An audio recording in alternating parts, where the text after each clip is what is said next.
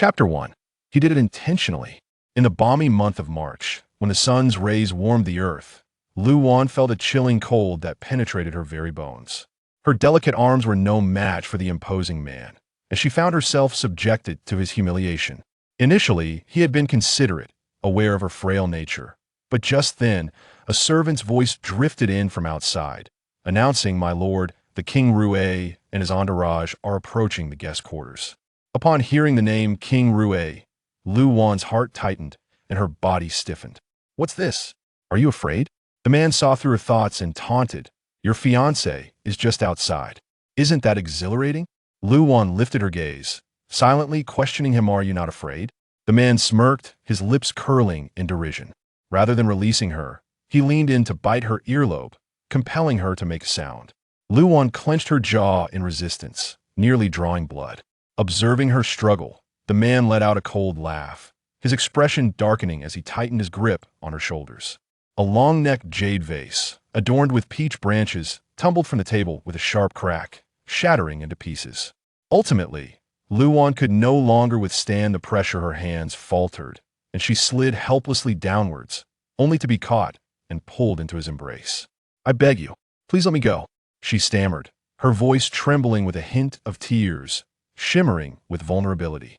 Yet, her pleas only served to heighten her allure, resonating in the man's ears with a different melody. He cast a chilling glance at her, his elongated eyes deep and inscrutable, seemingly brimming with potent desire, but upon a closer look, they were as clear and calm as a still lake. His voice was frigid, starkly contrasting his actions. "You ignited this fire, it is not yours to extinguish." In that moment, Lu Wan grasped the true nature of the man before her, cruel and unrelenting, exceeding the rumors that had preceded him. Regret washed over her. Had she made a grave mistake in provoking him? Yet, reflecting on it, who in the entirety of the Great Gene would dare to offend King Rui or to sleep with a woman destined to be his consort? With that thought, Lu Wan relinquished her resentment and resignedly closed her eyes. Time slipped away, and finally, the man released her, sated. Without support, she slid off the table's edge, gasping for breath like a fish out of water. A silver ingot clattered beside her, and the man looked down at her from his lofty position, his thin lips parting coldly to utter 3 words. "It is settled." To him, she was no more than a courtesan for hire. Only he would dare to treat the daughter of a prominent lord with such disdain. At Qinghuai Pavilion, the maid Lan Chao searched frantically for her mistress, nearly driven to madness. Today marked the 70th birthday of the Grand Princess of the town Duke, and guests thronged the estate, including high-ranking officials and princes, even the emperor himself.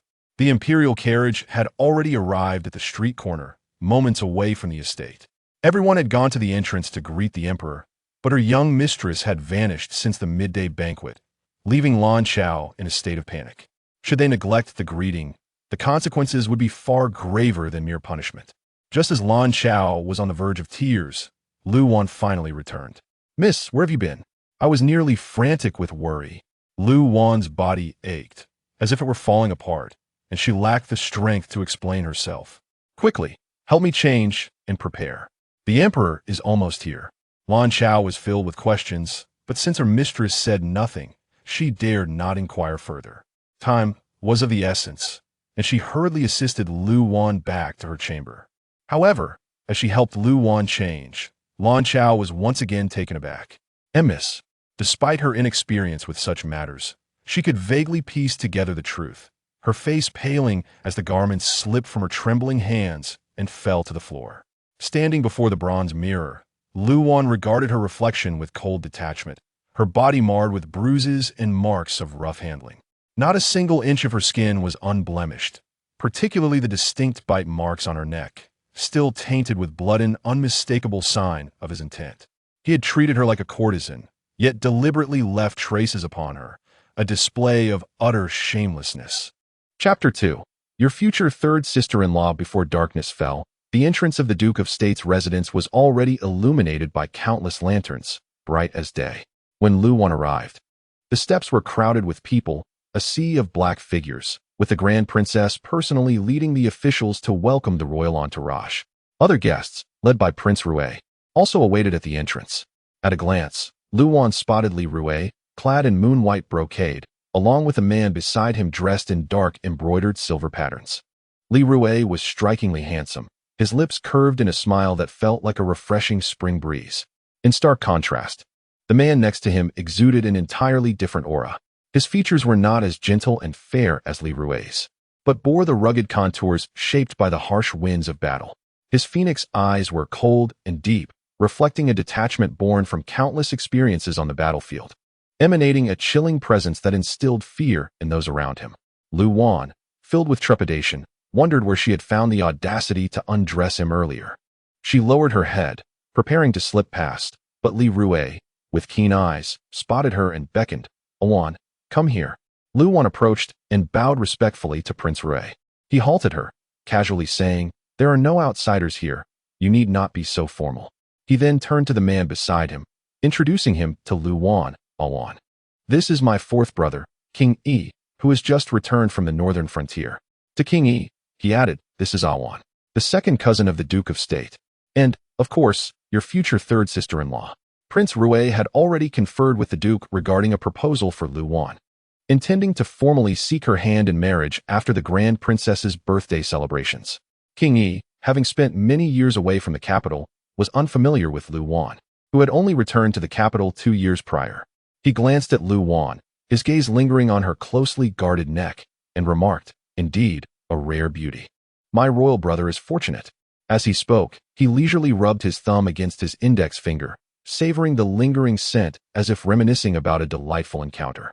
Lu Wan felt a flush spread across her cheeks, as though she could feel the weight of those large, calloused hands pressing against her, rekindling the memories of their earlier encounter. She stiffened, excusing herself from their presence.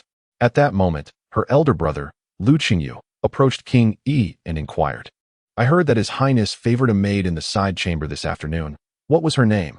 If His Highness desires, I can have her sent to your residence immediately." Despite his hushed tone, Lu Wan's heart tightened as she slowed her steps. King Yi scoffed. "Where did the young master acquire such keen ears?" Prince Rui interjected, "It was I who informed Qingyu. You have caused quite the stir in their residence. It's nearly impossible not to be noticed." A cold glint flashed in King Yi's eye as he turned to Prince Rui. "You heard about it, brother?" Assuming a protective tone, Prince Rui advised, "I understand you have endured hardships in the northern frontier, and indulging upon your return is only natural, but if you desire women, I could arrange for you to select from a bevy of beauties at the brothel. Do not act recklessly." Lu Qingyu, eager to curry favor with the celebrated King Yi, quickly added, "Merely a maid. It would be her fortune to be favored by the king." King Yi interrupted coldly, dismissing Lu Qingyu's words and silencing Prince Rui, his voice laced with frost. The young master was keen on pushing a maid onto King Yi's bed, yet the latter showed no interest, leaving Lu Qingyu feeling embarrassed and awkward. Lu Wan, relieved, took her leave, her posture relaxing as she distanced herself from the scene. Observing her visibly relieved demeanor, King Yi turned back to Lu Qingyu with a congenial expression. "However, given your generous offer, I cannot refuse. But I typically avoid complications. If I am inclined on that day, I shall request your assistance then." Lu Qingyu was taken aback by the swift change in King Yi's demeanor, momentarily stunned before eagerly agreeing and instructing his servants to find the maid favored by King Yi. Unaware of the ensuing developments, Lu Wan stood at the entrance, where the royal procession had finally arrived at the Duke of State's residence. All present bowed deeply towards the direction of the approaching dragon carriage, including the Grand Princess, who leaned on her tiger-headed staff. In the crowd, Lu Wan felt a chill wash over her as she gazed at the imposing royal carriage drawing nearer, an overwhelming sense of suffocation engulfing her. The dazzling yellow of the dragon carriage pierced her eyes, transporting her back to that opulent, gold-threaded coffin, where she lay helplessly, watching the lid descend, the sound of nails sealing her fate echoing in her ears. From the moment she entered to the time she reached the banquet, Lu Wan was in a daze, as if her spirit had drifted away. She nearly stumbled at the threshold, only to be caught by Lan Chao's quick reflexes. Behind her, laughter erupted. The second daughter of the Duke of State is indeed charming, but alas, she is a wooden beauty. Just look at her dazed expression. She must be exceedingly dull company. Little do you know, this second daughter is of illegitimate birth, cast into the cold chamber at birth. It was only 2 years ago, following the engagement of the Duke's legitimate daughter to the Crown Prince, that she was brought back to the residence. Prince Rui's willingness to marry her is merely a means to leverage the influence of the Duke of State. Otherwise, what does a wooden girl know of romance and intimacy? It is truly a pity for Prince Rui. Wooden beauty? That afternoon, she drained him of all vigor. Her methods and tactics were anything but ordinary. Was it possible that this wooden figure had transformed into a siren? Chapter 3. Caught in the act, Li Yifeng's gaze swept across the opposite table, untraceable and discreet. Over the years, although stationed at the border, various women had crossed his path. Compared to the women of the Central Plains, those from the northern frontier exhibited a bolder spirit. He had encountered many passionate souls, yet none possessed the audacity and cunning of her. Returning to her senses, Lu Wan heard the scornful remarks with clarity. Lan Chao's eyes reddened with indignation, yet she dismissed the mockery, choosing instead to remain silently in her seat, her head unraised. As the banquet progressed, the maid Lan Ning quietly entered, leaning close to Lu Wan to whisper a few words. Upon hearing, Lu Wan's gaze flicked across the room. And indeed, she spotted Li Rui's attendant, Yuan, slipping in through a side door, avoiding the crowd, as he stealthily handed a note to Li Rui. Upon receiving the note, Li Rui's brow furrowed unconsciously, and he found himself gazing in Lu Wan's direction, feigning interest in the lotus cake on her celadon plate. Lu Wan kept her head down. After a moment's hesitation, Li Rui rose and departed. The moment he left, Lu Wan steadied herself with Lan Chao's arm and declared, "Accompany me to the garden for some fresh air." Upon exiting, Lan Ning urgently reported, "Miss, your suspicions were correct. That Xin Yuan is quite the restless spirit, daring to venture out during her confinement. I witnessed her donning a cloak and sending a message to Prince Rui. She is currently in the stone cave at the eastern end of the garden." Xin Yuan was the biological niece of Yi Shi, the matriarch of the Lu family. Due to her fragile health from an early birth, she had been sent to the capital for treatment and had resided in the Duke of Zhengguo's residence, raised by Yi Shi as her own daughter. Despite Yi Shi's affection, Xin Yuan was meticulous, never overstepping her bounds, dutifully remaining by Yi Shi's side. Who could have guessed that this sheltered girl, living under the mercy of others, had secretly engaged in an affair with Li Rui? In a previous life, shortly after Li Rui officially proposed, he had taken Xin Yuan's hand and confessed that she was with child, insisting on marrying her first to avoid scandal. Caught off guard, she felt a deep sense of anguish, but, under the dual pressure of the Lu family and Prince Rui, had no choice but to comply. Now, in this second chance at life, she would not yield to their desires. Her eyes turned icy, and she cast a cold glance towards the garden, sneering, "Let us investigate. As the saying goes, seeing is believing. Let us catch them in the act, lest we wrong them." The night deepened, enveloping the back garden in silence, occasionally interrupted by the chirping of insects. Lan Ning led Lu Wan until they reached the outskirts of a stone mound. The three of them slowed their pace, inching closer. To obscure their actions, Li Rui had instructed Yuan to guard the guest room, creating the illusion that he was resting there due to inebriation. Who would have imagined that the virtuous prince, who had publicly chastised Yi Wang for his indiscretions, was now engaged in illicit activities within the damp confines of the stone cave with Xin Yuan? The two were rather noisy, fueled by Li Rui's intoxication and the knowledge that everyone else was preoccupied with the banquet in the front hall, allowing them to indulge freely. Xin Yuan, consumed by jealousy since Li Rui's betrothal to the unassuming Lu Wan, sought revenge and endeavored to charm Li Rui, her voice rising higher with each passing moment. Chapter 4. There is still time. The two young maidservants, Lan Chao and Lan Ning, were already flushed with embarrassment, feeling a mix of shame and anger. In contrast, Lu Wan remained remarkably composed, revealing not a trace of emotion on her face. She overheard Xin Yuan quaveringly ask Li Rui, "Your Highness, when will you take me as your wife? My body has long been entrusted to you." Li Rui replied, "Did we not agree that as soon as the betrothal gifts arrive, I would ask my uncle for you?" He added, "For now, focus on your own affairs and do not provoke her." Xin Yuan felt a surge of grievance. The last time Lu Wan fell, it was clearly her own misstep, and had nothing to do with Xin Yuan. However, at that moment, she was the only one present, and Lu Wan had accused her of pushing her, leaving Xin Yuan unable to defend herself.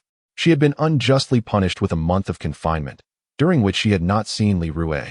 Terrified that his interest in her might wane, she dared to invite him to a clandestine meeting in the garden that night.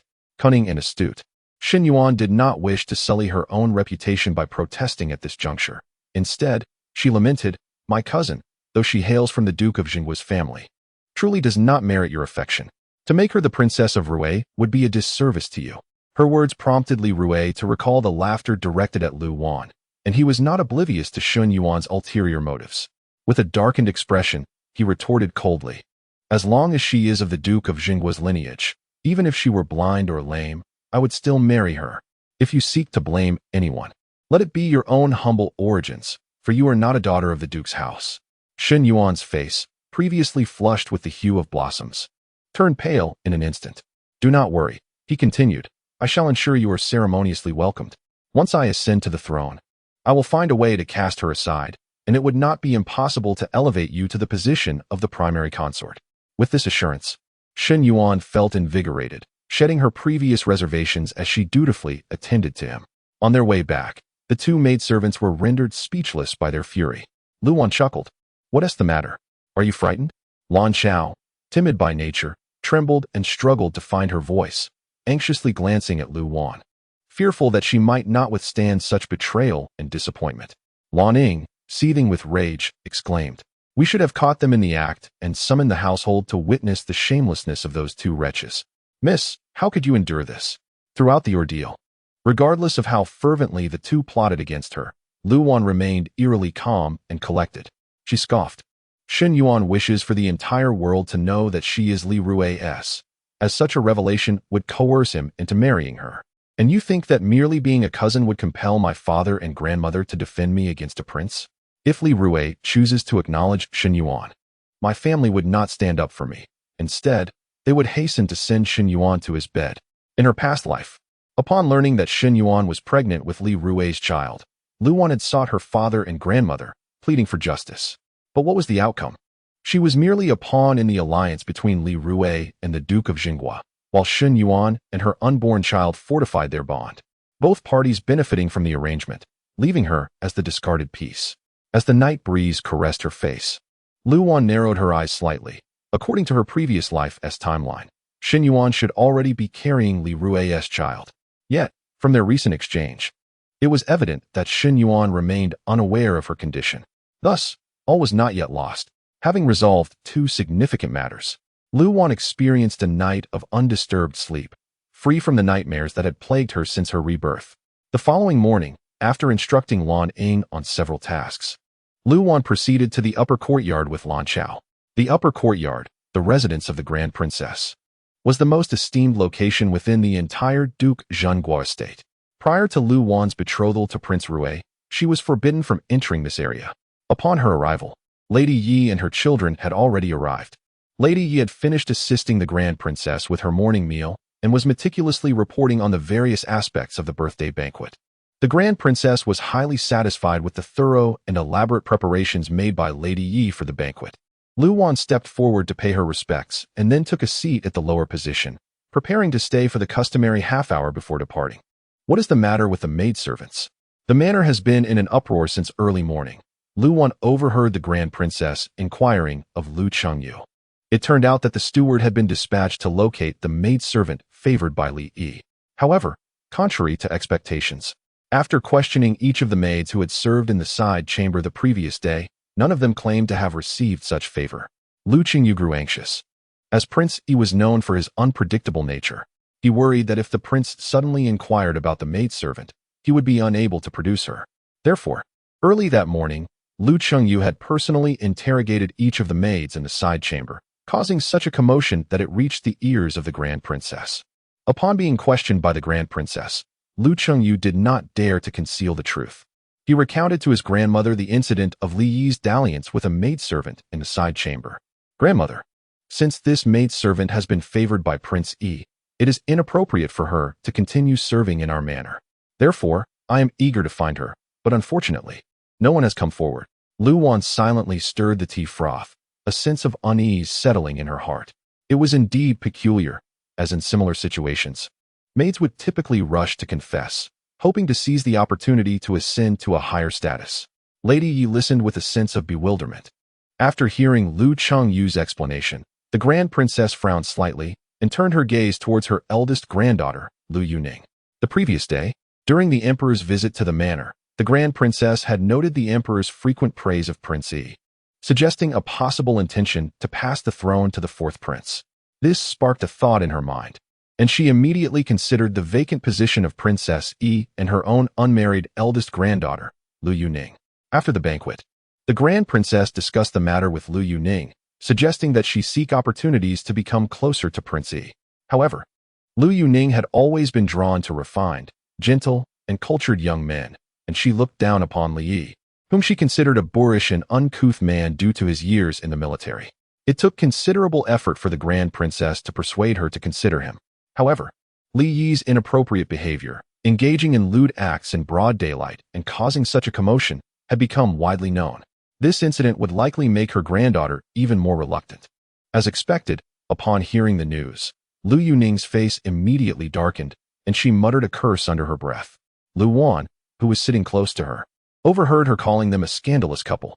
She pretended not to hear and continued to sip her tea. Hearing Lady Ye's words, Lu Chengyu frowned and said, "It is likely that Prince Yi, in a moment of drunken impulse, desired a maidservant of unsightly appearance. Upon regaining his senses, he found her repulsive and gave her money and benefits, coercing her into denying the encounter." Upon hearing this, Lu Wan couldn't help but recall the disdainful look on Li Yi's face when he threw the silver at her. Lu Chengyu's words seemed to hit the mark. The Grand Princess, with her seasoned wisdom, stated, "Every action leaves a trace. Instruct Steward Li to have experienced matrons examine the maids' quarters. They may very well find the person." Lu Chengyu understood and immediately expressed his delight, accepting the instructions and taking his leave. Seeing that it was almost time, Lu Wan also rose to bid farewell to the Grand Princess. Lu Yuning, noticing her profile, suddenly spoke, "Lu Wan, I saw you on the small path in the East Wing's backyard yesterday at noon.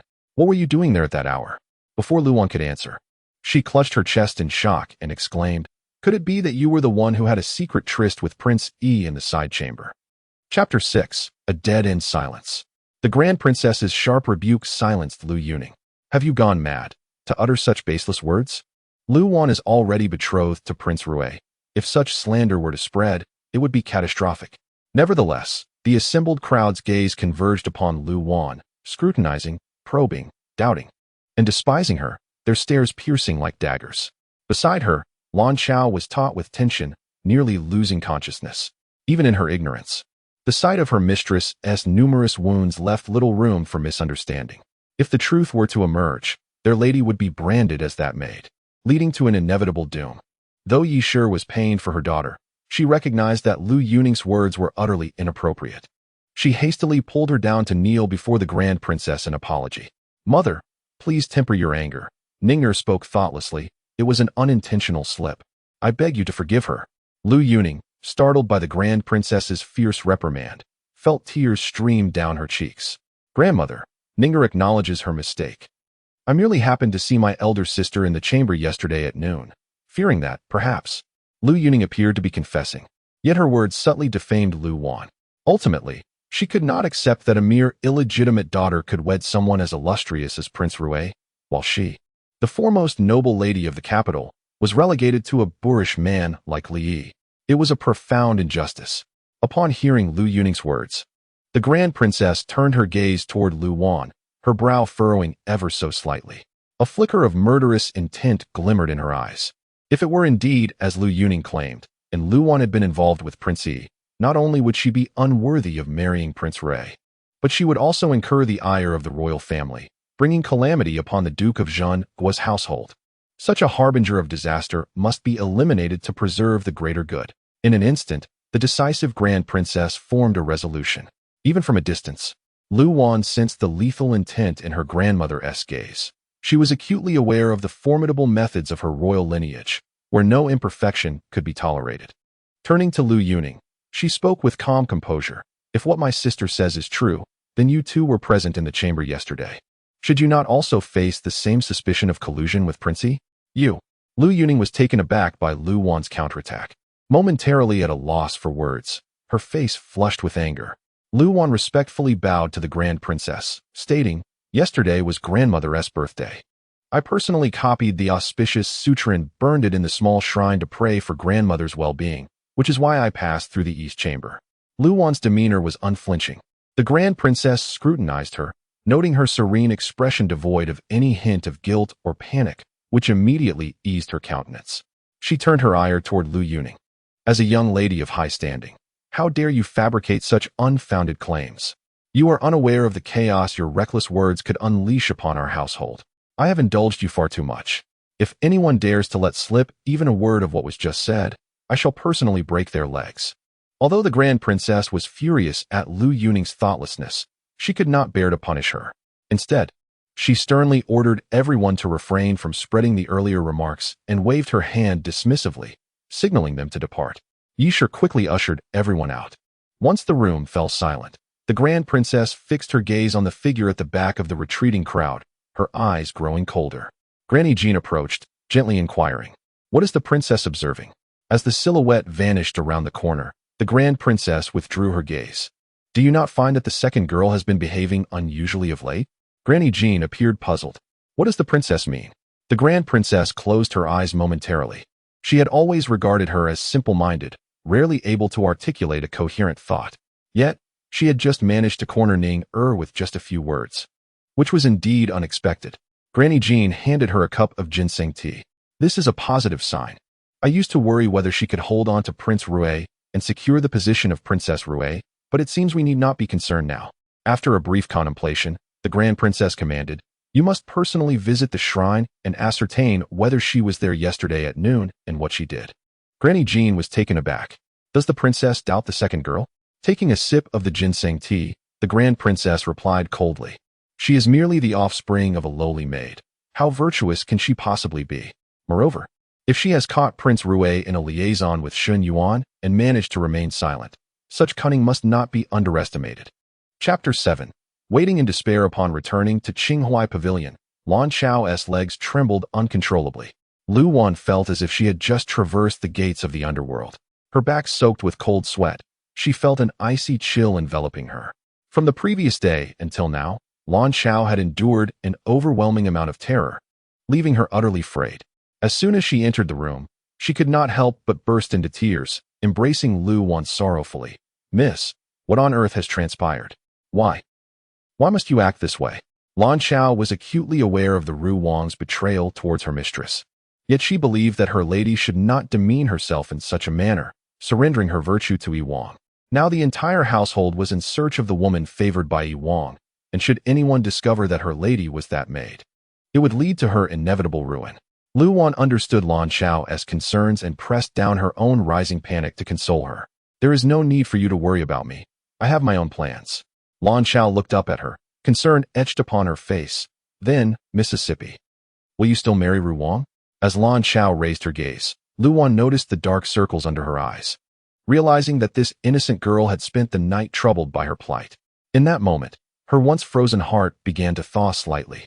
In her past life, she had been cast aside by the Lu family, tormented by Li Rui, with only Lan Xiao and Lan Ying by her side, ultimately sacrificing their lives to protect her. The pain of those memories surged anew, and Lu Wan grasped Lan Xiao's icy hand tightly, bitterly expressing, "The matter of my marriage to Ru Wang is beyond my control. However, as you witnessed yesterday, he is not a man to entrust with a lifetime." Currently, her only recourse was to devise a way for him to initiate the dissolution of their engagement. Lan Xiao gazed at her mistress with deep concern, tears flowing more freely. Her lady had endured a lifetime of misfortune, abandoned at birth by the Duke of the State of Tranquility. Subsequently, Ru Wang had intervened, taking her away from the place of abandonment back to the Duke's residence. She had believed he genuinely cherished her mistress, only to discover that he was merely exploiting her to curry favor with the Duke's family, shamelessly entangling himself with her cousin, and planning to discard Lu Wan once his objectives were met. Wiping her tears, Lan Xiao choked on her words, "Miss, Yi Wang does not appear to be a benevolent man. I fear he may betray you." Having witnessed Yi Wang's indifference towards Lu Wan firsthand, she recalled the coldness in his demeanor and the utter lack of compassion or respect in his words. How could one expect such a heartless man to assume any responsibility towards her mistress?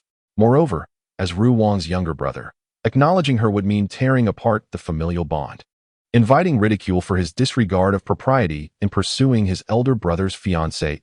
He would never risk such disgrace for Lu Wan. But what would become of her now that she had lost her virtue? Reflecting on her past life, Lu Wan felt a chill enveloping her heart, declaring, I never anticipated that Yi Wang would bear any responsibility towards me. Furthermore, in this lifetime, I shall never marry into the royal family. Lan Chao could not fathom her mistress's intentions. Then why must you? Lu Wan's expression grew grave. In my contest with Ru Wang, can I be without a pawn?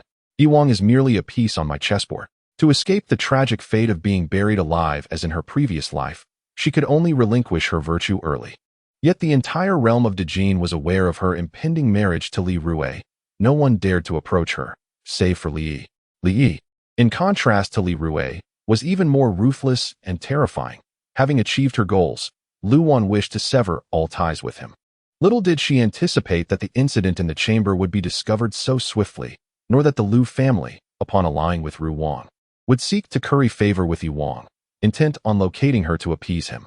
Recalling the murderous glint in her grandmother's eyes moments ago, Lu Wan felt a chill in her chest. With just a word from Lu Yuning, her grandmother had harbored intentions of harm against her.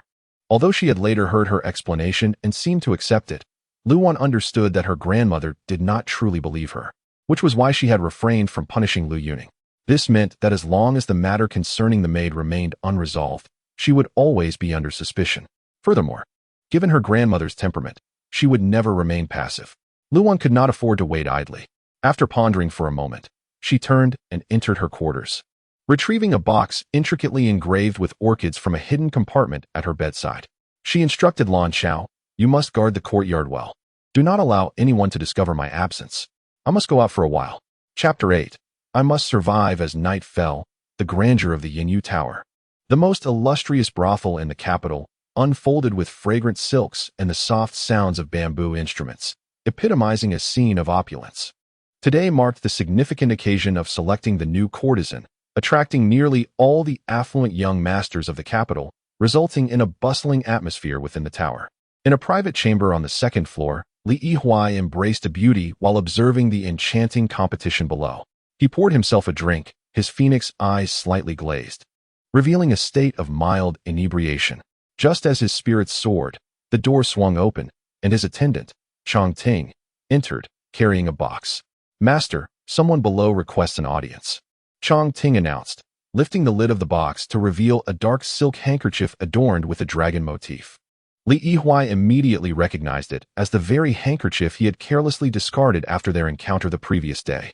Chong Ting gestured towards a corner of the hall, where he spotted Lu Wan, dressed in men's attire, seated alone at a small table, her gaze intently fixed on the private chamber. Li Yihuai averted his eyes, his demeanor turning cold. I do not wish to see her. Chong Ting hesitated, holding the box. Master, I have heard that the Lu family has been searching for that maidservant these past few days. I suspect she fears exposure and wishes for you to resolve this matter. Li Yihuai, fully aware of Lu Wan's intentions, smirked indifferently. What concern is it of mine? We are already estranged. Burn the handkerchief and return the box to her.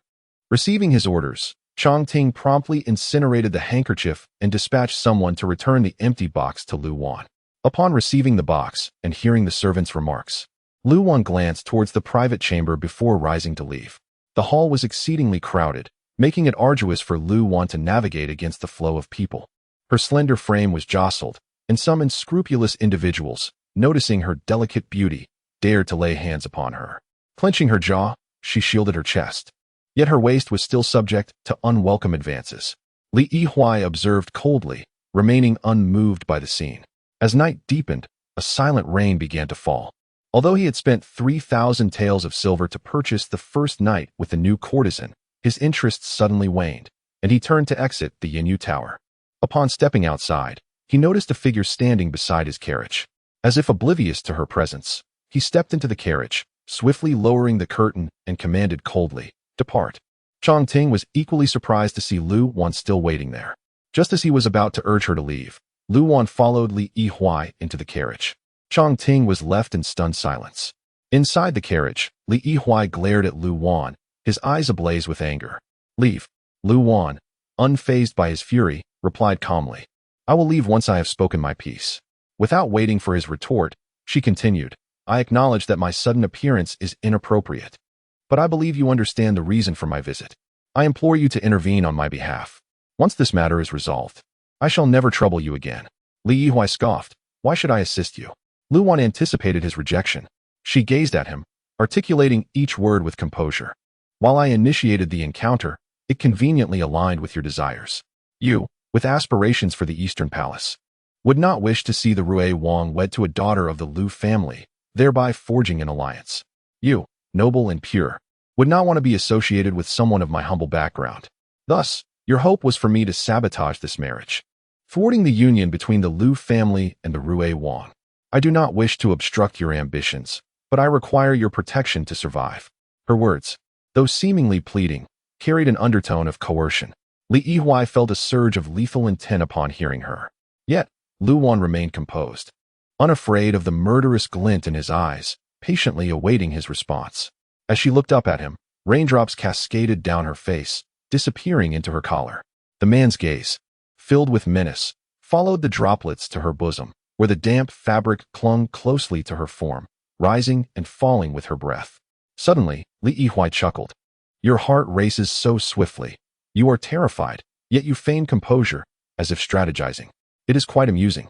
In an instant, he leaned forward, seizing her body, and coldly remarked, Cousin, you are remarkably astute. At this moment, can you guess what I intend to do? Chapter 9. A thought arises. The flickering lantern cast an orange glow, illuminating the shadows of two figures against the carriage wall. As the interplay of light and shadow danced, the atmosphere within the carriage shifted from tense to intimate. Lu Wan gazed into the man's eyes, clearly perceiving the orange flames reflected within them, gradually morphing into a terrifying crimson hue. It was the desire within him that burned fiercely. A tremor coursed through Lu Wan's heart. She had believed that after their encounter in the chamber, he would harbor disdain for her, and that it was impossible for him to have any further inclinations. She grasped his slipping hands, negotiating with him. I can satisfy you, but you must also agree to my request. He let out a scoff, as if he had heard the most ludicrous joke. Li Yi couldn't suppress a chuckle. You dare to set conditions? Do you think you can escape? In an instant, he flipped her hands, pinning them behind her back, rendering her immobile. He had long mastered the nuances of her body, with just a few deft movements. Her complexion flushed a vivid crimson, her breath became erratic. Lu Wan reminded herself of her purpose for seeking him, striving to maintain her composure, and persisted. What must I do for you to assist me? Her voice, once steady, now carried a hint of allure. Li Yi held her firmly, taunting her. I detest women who presume too much. If you plead properly, perhaps I might be inclined to grant your wish. The flickering light cast mottled shadows across his face, rendering him almost ghostly. In a fleeting moment, Lu Wan found herself transported back to her past life. A similarly opulent carriage had once borne her away from the depths of the palace.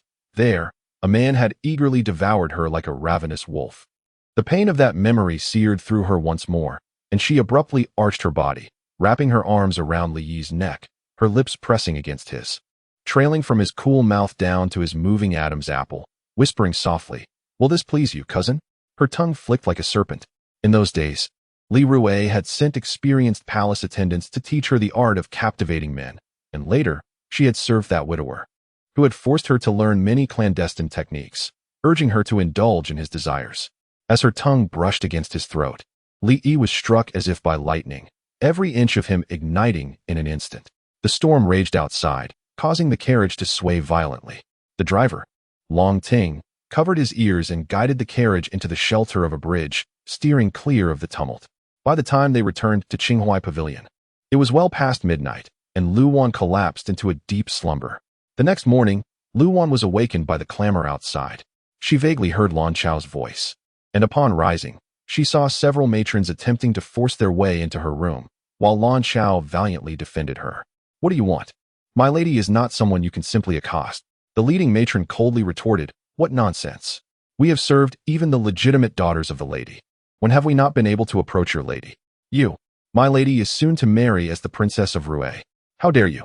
Lan Chao's eyes brimmed with tears. Lu Wan bore fresh marks from the previous night. If anyone were to see, all secrets would be laid bare. Ah, little girl. Let me tell you, nothing in this world is certain. Who knows whom the Prince of Rui will ultimately marry? The matrons, all from the Yi family, had come with a dual purpose, to avenge Lu Yuning and to gauge Li Rui's true feelings towards Lu Wan. It turned out that during the birthday banquet, when everyone had mocked Lu Wan, Li Rui had been nearby, listening intently, but had not stepped in to defend her.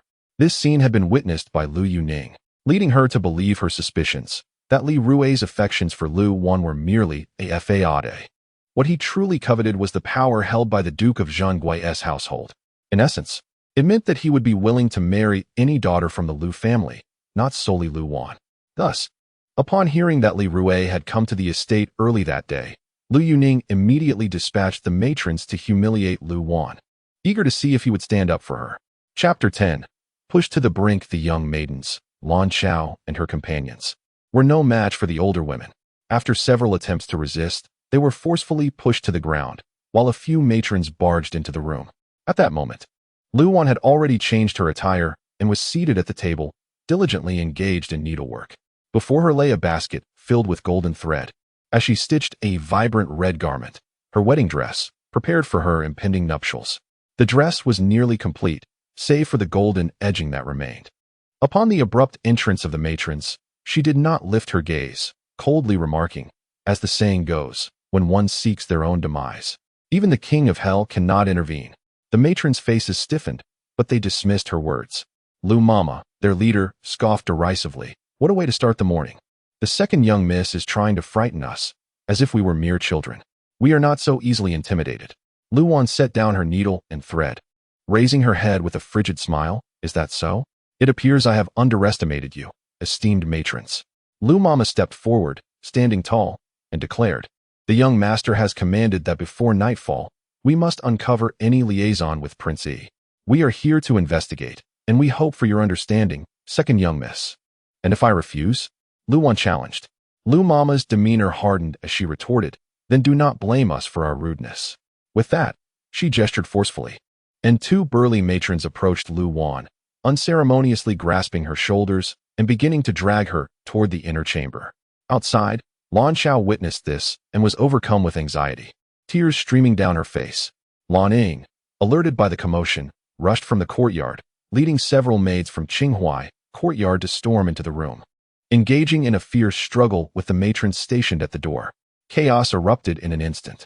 At that moment, a sudden poof resonated as thick smoke erupted from the brazier positioned in the center of the room, swiftly followed by a pungent odor of burning. Lu Mama turned back, her face paling as she realized that the wedding dress, lying in the basket, had fallen into the brazier and caught fire. It was evident that the two matrons had accidentally knocked it in while grappling with Lu Wan. The matrons stood frozen, their earlier bravado replaced with dread, knowing that they, along with everyone in the Duke of Zhangguo's household, had looked down upon this illegitimate daughter, born of a lowly mother. They felt emboldened to humiliate her. Yet the wedding dress, crafted from exquisite materials and adorned with gold and silver bestowed by the King Rui, was precious. They were, in essence, destroying the king's gift. Lu Wan exclaimed, the first to react. She broke free from the matron's grasp and lunged toward the brazier, disregarding the flames that leapt from within, reaching in with her bare hands to salvage the garment. Unfortunately, the fabric was highly flammable, and it quickly ignited, engulfing her hand in searing heat. She recoiled, her hand blistering from the flames. Miss Lan Ying and Lan Chao managed to escape the matron's hold and rushed into the room, blocking Lu Wan from reaching into the fire again, while Lu Mama, regaining her composure, seized the teapot from the table and aimed it at the brazier. The room was soon filled with swirling smoke, the brazier tipped, and ash scattered everywhere, creating utter disarray. Clutching the charred remnants of her wedding dress, Lu Wan wept as she cried out to Lu Mama and the others, you may humiliate and torment me, and I shall endure. But why must you destroy my wedding dress and push me to the brink of despair, without allowing anyone a moment to react? She hurled herself toward a nearby doorpost with the remains of her dress. In a flash, a figure darted in, intercepting her and blocking her path. It was Yuan, a confidant of Li Rui. Following closely behind were Li Rui, with a composed expression, and Lu Yuning, who wore an expression of astonishment. Chapter 11. My cousin does not believe me. Upon seeing Li Rui, the already panicked Lu Momo and the others were instantly paralyzed on the ground, repeatedly bowing their heads in supplication. Li Rui, with a darkened expression, stepped into the room, instructing Lan Chao to assist Lu Wan in resting on the couch, while leaving Lan Ying to inquire about the events that had transpired. Lan Ying, articulate and quick-witted, succinctly recounted how Lu Momo had intruded into the courtyard to capture individuals and destroy the wedding attire. In conclusion, she cast a glance at the silent Lu Yuning and coldly remarked, if there were no instigator, even these individuals would not dare to humiliate our young lady in such a manner. I implore your highness to uphold justice for our young lady. Otherwise, she may truly perish under the weight of false accusations. Li Rui's expression was inscrutable, revealing no trace of joy or anger. Lu Yuning, casting a glance at Li Rui, spoke through clenched teeth, it is because my sister visited the East Chamber that rumors have arisen within the residence. I brought Lu Momo here for my sister's honor. Upon hearing this, Li Rui's pupils constricted sharply, his gaze suddenly turning icy. In the next moment, he approached the couch, abruptly grasping Lu Wan's chin, his eyes fixated on her face, half smiling. You went to the East Chamber? For what purpose? The malice reflected in his eyes was all too familiar to Lu Wan. A vision of another figure loomed before her, clad in bright yellow princely robes. He had once gripped her chin, addressing her in the same tone. You are with child. How careless of you. Since her rebirth, Lu Wan had been haunted by nightmares, repeatedly envisioning Li Rui forcefully administering the red flower concoction into her belly, ruthlessly terminating the life of her unborn child. No matter how she pleaded or struggled, he remained unyielding, only relenting when he witnessed the blood cascading from her between her legs. This man was truly ruthless towards her. Suppressing the surging tide of hatred within her, Lu Wan met his gaze, her expression mournful. Cousin does not believe me. Tears streamed down her face. Li Rui was momentarily taken aback. She had never appeared so delicate and timid, just as the outside crowd had remarked. Although she was endowed with beauty, having grown up in the confines of the family estate, her mannerisms were akin to that of a wooden puppet, failing to evoke any interest or pity. Yet at this moment, she seemed transformed, her delicate brows knitted, her nose flushed, her starry eyes brimming with tears, resembling a flower drenched in rain. The more she cried, the more fervently she wiped her tears, revealing the blister on her hand from the fire, which caught Li Rui's attention. Recalling her earlier display of selflessness in protecting the wedding attire, his suspicions began to dissipate. He softened his expression, grasping her hand, gently blowing on her wound, and coaxed, I certainly believe you. However, what were you doing in the chamber? As he drew nearer, the scent of dragon's saliva wafted towards her, and Lu Wan bit her lip, stifling the nausea rising within her, and sobbed, I merely copied scriptures to burn at the small shrine, as I passed by. I was misunderstood. Li Rui smiled slightly, I see. However, he turned to Yuan and commanded, summon the young master. He must resolve this matter today. After all, she is merely a maidservant, and I refuse to believe we cannot uncover the truth. After issuing his command, he turned back to Lu Wan and remarked, Cousin's earlier words have merit. Perhaps we should allow Momo to examine you to clear your name. Lu Wan's heart tightened, and a chill coursed through her. This was Li Rui. He would never easily trust anyone, a trait reminiscent of the Grand Princess. Such was the nature of the royal family. Even if she resorted to self-harm in front of him, he would remain unconvinced. This meant that until the maidservant from the chamber was found, he would never truly believe her. Nearby, Lu Yuning's eyes brightened upon hearing Li Rui's words, and she immediately exclaimed, Cousin is wise. Let Lu Momo verify my sister's condition, thus allowing her to redeem herself. Kneeling anxiously outside, Lu Momo, upon hearing Lu Yuning's suggestion, quickly rose and entered the room, advancing towards Lu Wan. Second miss, I have wronged you. As she approached, Lu Wan was engulfed in despair.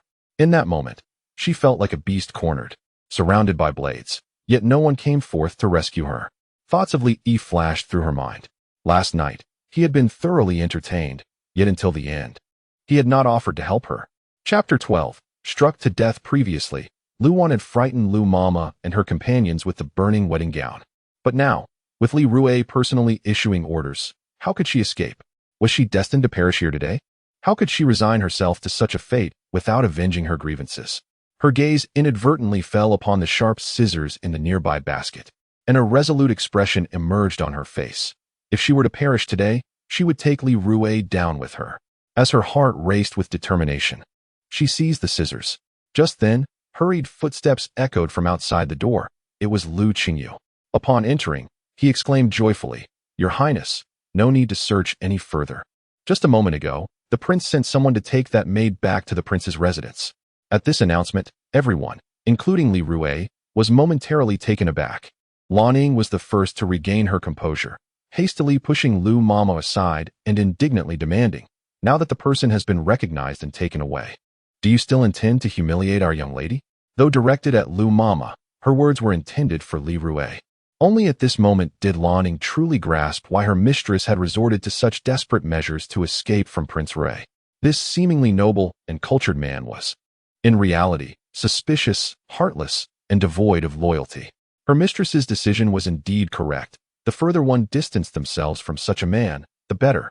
Li Rui's expression darkened as he gravely inquired of Lu Qingyu regarding the situation. Lu Qingyu explained, "Just now, Prince Rui sent Chanting to request the girl. It turns out she was not the maid from the side room, but rather a lower-ranking girl from the kitchen named Lang. We did not search the kitchen, hence we missed her." Li Rui's gaze deepened with contemplation. Was it indeed her? Lu Qingyu, aware of the events that transpired at Qinghai Pavilion during his journey, recognized Li Rui's agitation and quickly added, "It has been confirmed." The girl herself acknowledged it. Initially fearing that Prince Yi would not recognize her, she was hiding in the room, quietly weeping. At this juncture, Li Rui finally felt a measure of relief. He pointed coldly at Lu Mama and declared, "These old crones have offended a Wan, burned her wedding gown, and caused her injury. Since they are your people, deal with them as you see fit." When Li Rui personally demanded retribution, Lu Qingyu dared not defy him. Moreover, he was acutely aware that all this turmoil had been instigated by his own sister. Now that Li Rui had merely pointed out Lu Mama and her companions without implicating Lu Yuning, it was a gesture of goodwill towards the Duke of Xinghua. Thus, he had no choice but to punish these women severely, providing Li Rui with a satisfactory resolution while also avenging Lu Wan. Consequently, with a single command, he ordered the servants to drag Lu Mama and several other women away to be beaten to death. Their agonizing screams resounded throughout the courtyard of Qinghai Pavilion. Lu Yuning stood pale and frozen, watching as Li Rui commanded someone to fetch burn ointment for Lu Wan and personally applied it to her wounds, her silver teeth nearly shattering from frustration. She had initially hoped to exploit the incident in the East Chamber to sow discord between Prince Rui and Lu Wan, thereby sabotaging their marriage. Little did she expect that the sudden uproar regarding the burning of the wedding gown would occur, and that Prince Yi would recognize the maid he had favored at such a critical moment.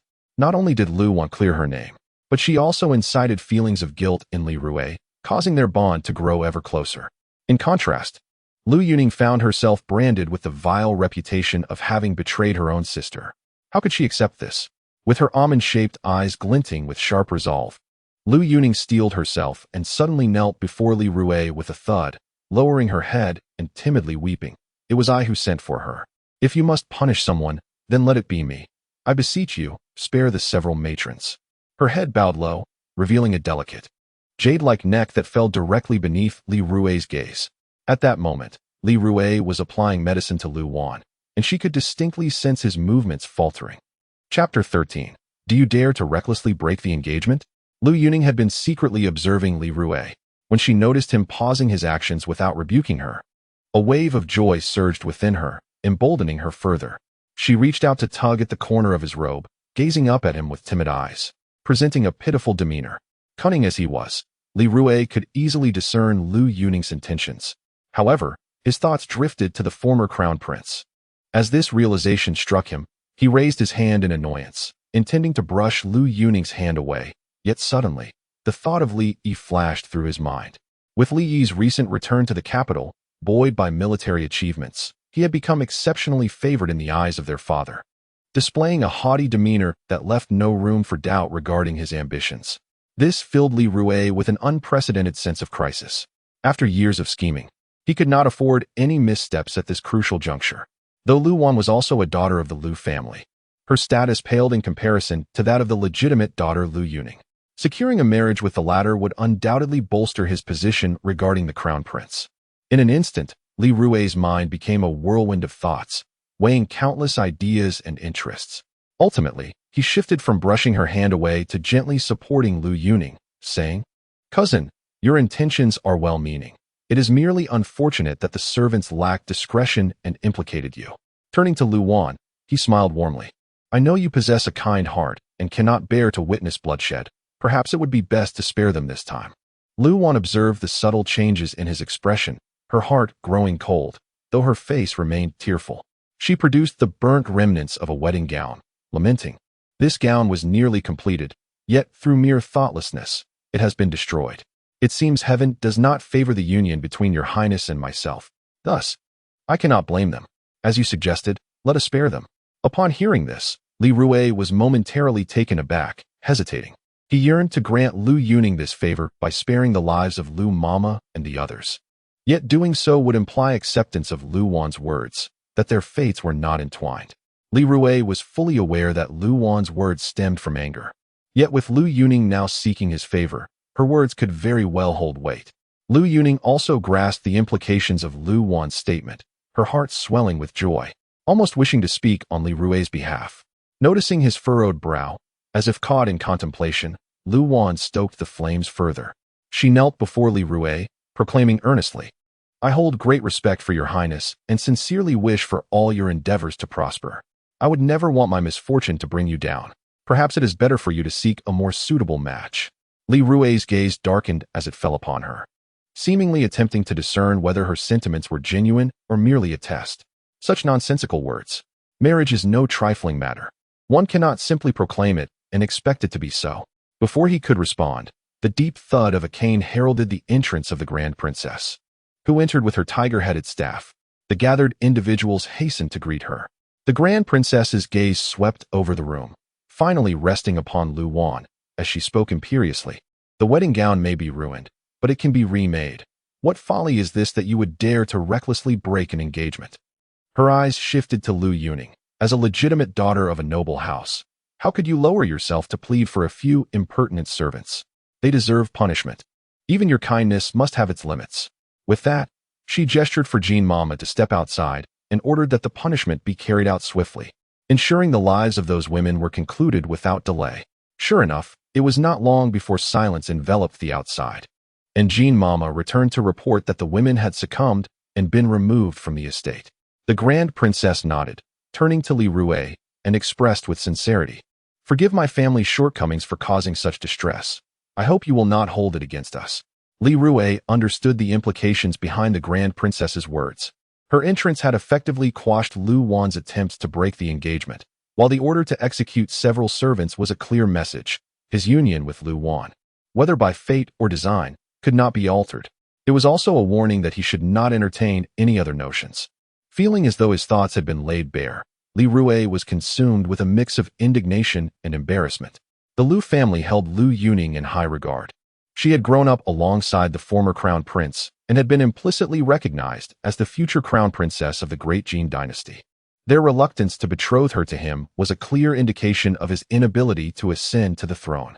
With a frosty gaze, Li Rui addressed the Grand Princess with utmost respect. I shall heed my esteemed aunt's words. In this lifetime, I am determined to marry Wanner, and none other. With that declaration, he affectionately grasped Lu Wan's hand and added, Indeed, as you mentioned, the wedding gown may be lost, but it can be remade. My household possesses ample fine fabrics, and I shall personally see to it that one is delivered to you tomorrow. As their hands touched, Lu Wan felt as though she had brushed against venomous scales, her heart heavy and cold. Her grandmother's presence made it increasingly difficult to extricate herself from the grasp of this formidable serpent, Li Rui. Chapter 14. The princess' desire. After the crowd dispersed, Lu Wan felt as though she had survived a calamity, utterly exhausted both physically and mentally. Leaning against a soft pillow, she allowed Lan Chao to apply medicine to her hands. Reflecting on the earlier peril, Lan Chao expressed her relief, stating, Miss, fortunately, Princey still possesses a shred of conscience. In the end, he came to our aid. Lu Wan inwardly scoffed, recognizing that it was not a matter of conscience, but rather his desire to sever all ties with her. Now that the matter of the maid was resolved, there was no longer any connection between them. With this thought, Lu Wan felt a noticeable lightness in her heart. Upon seeing Lanning enter after securing the door, she inquired, Has there been any news from the Qingxing courtyard these past few days? Lanning, who had been tasked with observing Xun Yuan, had suddenly returned, leading Lu Wan to suspect that there was significant news from that direction. However, to her surprise, Lanning shook her head and leaned closer to whisper, The item you asked me to find has been located. My cousin said it is in their shop. and they have arranged for you to come by for inspection tomorrow afternoon. Lu Wan had not anticipated such smooth progress and could not help but praise. Your cousin is truly capable. Tell him that I shall certainly make my way there tomorrow. Early the next day, Li Rui indeed sent a considerable amount of fabric to Lu Wan, which she instructed Lan Chao to collect. Subsequently, under the pretext of purchasing embroidery thread, she requested a leave of absence from the Yi family and, after midday, set out with Lan Ying and Lan Chao towards Zhuke Street. They first visited the embroidery thread shop. Lu Wan asked Lan Chao to remain there while she discreetly exited through the back door with Lan Ying, making their way to the neighboring Linglong Pavilion. In her previous life, Li Rui's ascension to the throne had been aided not only by the Lu family's support in court, but also by his acquisition of a secret map of iron mines, crafted by Deng Gao during the reign of the founding emperor. This map encompassed the distribution of all iron ore within the realm of Dejin. At the time of the founding emperor's death, Deng Gao had not yet completed the full exploration and mapping, and after the Lu family was implicated and exiled, the map fell into obscurity, ultimately finding its way into Li Rui's possession. With this map, he stockpiled weapons, intimidated rival princes, and amassed wealth and support through the trade of raw iron with neighboring nations, ultimately securing his throne. In her rebirth, Lu Wan had a clear objective: to thwart Li Rui's rise. She aimed to dismantle his alliance with the Lu family and cut off his financial resources. While she had Lan Ying keep an eye on Shun Yuan, she also instructed her to seek out the iron mine map, intending to intercept it before Li Rui could. Lan Ying's cousin worked as a servant at Linglong Pavilion, and upon her inquiry, she discovered that the coveted map was indeed housed there. Upon their arrival at the back door, before Lan Ying could knock, the door swung open, revealing her cousin Wu Ji, who appeared visibly apologetic. Second Miss, cousin, I sincerely apologize, but a distinguished guest unexpectedly reserved the entire pavilion this afternoon, and we can no longer accommodate anyone else. Lu Wan had come filled with anticipation, only to be met with disappointment, a feeling of discontent swelling within her. Moreover, she feared that Li Rui would seize the opportunity to acquire the map before her. Until she possessed it, her heart would remain unsettled. Glancing at the tightly shut Linglong Pavilion, Lu Wan addressed Wu Ji, cousin Wu. It is indeed a challenge for me to step out. Since I have come through the back door, let us enter quietly. I will inspect the goods and leave immediately, causing no disturbance to your esteemed guest. What do you think? Lan Ying joined in, urging, cousin, please assist us.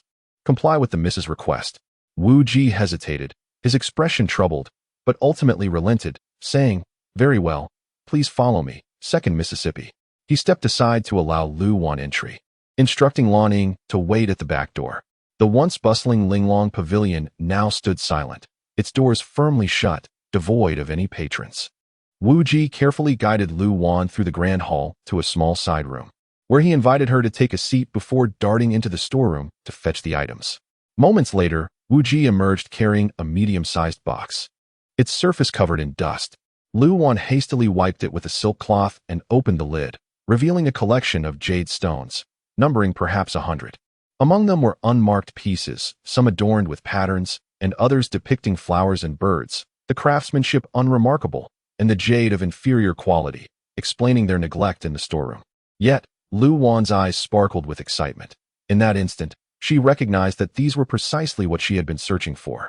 Suppressing her exhilaration, she inquired of Wu Ji, what price do you sell these for? Wu Ji hesitated. These stones are merely used as packing material in the storeroom. Are you truly interested, second miss? I want them. I shall take them. Lu Wan's declaration was abruptly interrupted by a voice that resonated like thunder from the heavens. Chapter 15. Fear I would devour you? Lu Wan's gaze followed the sound, and unsurprisingly, she saw Li Yi. Adorned in a profound black brocade robe embroidered with golden dragon motifs, he stood with his hands clasped behind his back near the second-story window, gesturing towards the bowing shopkeeper. That one, he declared, I shall take it. The shopkeeper promptly beckoned Wu Ji, exhorting, why do you stand there dumbfounded? Present the item at once. Wu Ji cast a troubled glance at Lu Wan. He closed the lid, and as he was about to ascend the stairs with the box, Lu Wan intercepted him. She lifted her gaze to meet the man's, her voice crystalline and cool. Does your highness comprehend the concept of first come, first served? I was the first to express interest in this item. Li Yi disdained even a glance at her, retorting frigidly, Let us not forget that I have reserved this establishment for the day. Anything within these walls that captures my interest is mine. Even on an ordinary day, would you dare contest my desires? Wu Ji, having already transgressed the establishment's regulations by permitting someone's entry during a private reservation, now felt the weight of Li Yi's words. With a remorseful bow to Lu Wan, he hastily carried the box upstairs. Lu Wan watched helplessly as the coveted item slipped through her fingers. Resentment surged within her. Yet she dared not reveal too much, lest it aroused Li Yi's suspicion. Feigning indifference, she addressed Li Yi. Your Highness speaks rightly. How could I possibly vie for something that has caught your eye? My apologies for the presumption. With that, she turned and departed from the side hall, intending to leave. Ascend. The two words, uttered with glacial detachment, caused Lu Wan to halt abruptly. She regarded him with bewilderment. Li Yi raised his eyelids, casting a fleeting glance her way. A tremor of unease ran through Lu Wan. She inwardly cautioned herself against approaching him, reminding herself that their accounts were settled, and there should be no further entanglement. Yet, this man possessed an innate and formidable power of intimidation. With a mere glance, he could override her resistance, compelling her legs to ascend the stairs against her will. The shopkeeper and Wu Ji had discreetly withdrawn. Lu Wan stood at the doorway, inquiring, Does your Highness have any instructions? What? Are you afraid to enter? Li Yi toyed with a piece of jade in his hand, and upon seeing Lu Wan's wary demeanor, he could not help but chuckle. Fear I would devour you. Do not forget, it was always you who initiated, while I merely responded. Such words dripped with feigned grievance. Was he not the insatiable glutton who had tormented her until her body was devoid of unmarked skin? Only a beast could utter such words. Lu Wan had no desire for idle chatter. She regarded him with icy indifference. I made myself abundantly clear. The matter of the handmaiden is concluded, and my association with your Highness is irrevocably terminated. If there is nothing further, I must take my leave. Whether it was the rain outside or the absence of lamps within the room, Lu Wan felt an inexplicable sense of dread emanating from Li Yi, as if he were a predator lurking in the shadows, poised to consume her. She turned to flee down the stairs, but a sharp sound pierced the air.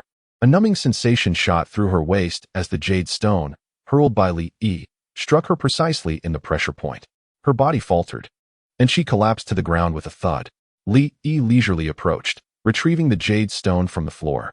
He enunciated each word with chilling precision near her ear. Your betrothed is en route. Imagine his conjecture upon discovering you prostrate in this manner. As he spoke, his fingers toyed with the crimson silk handkerchief at her waist, causing her skirt to loosen.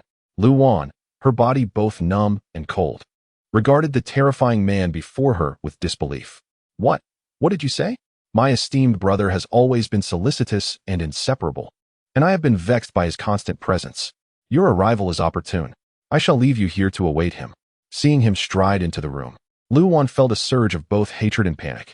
She clenched her jaw, demanding, What is it that you truly desire?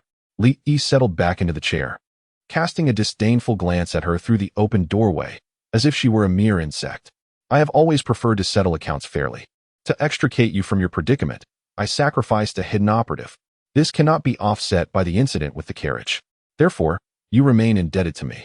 To achieve complete severance, you must first settle this debt. Lu Wan stared at him, dumbfounded, scarcely believing her ears.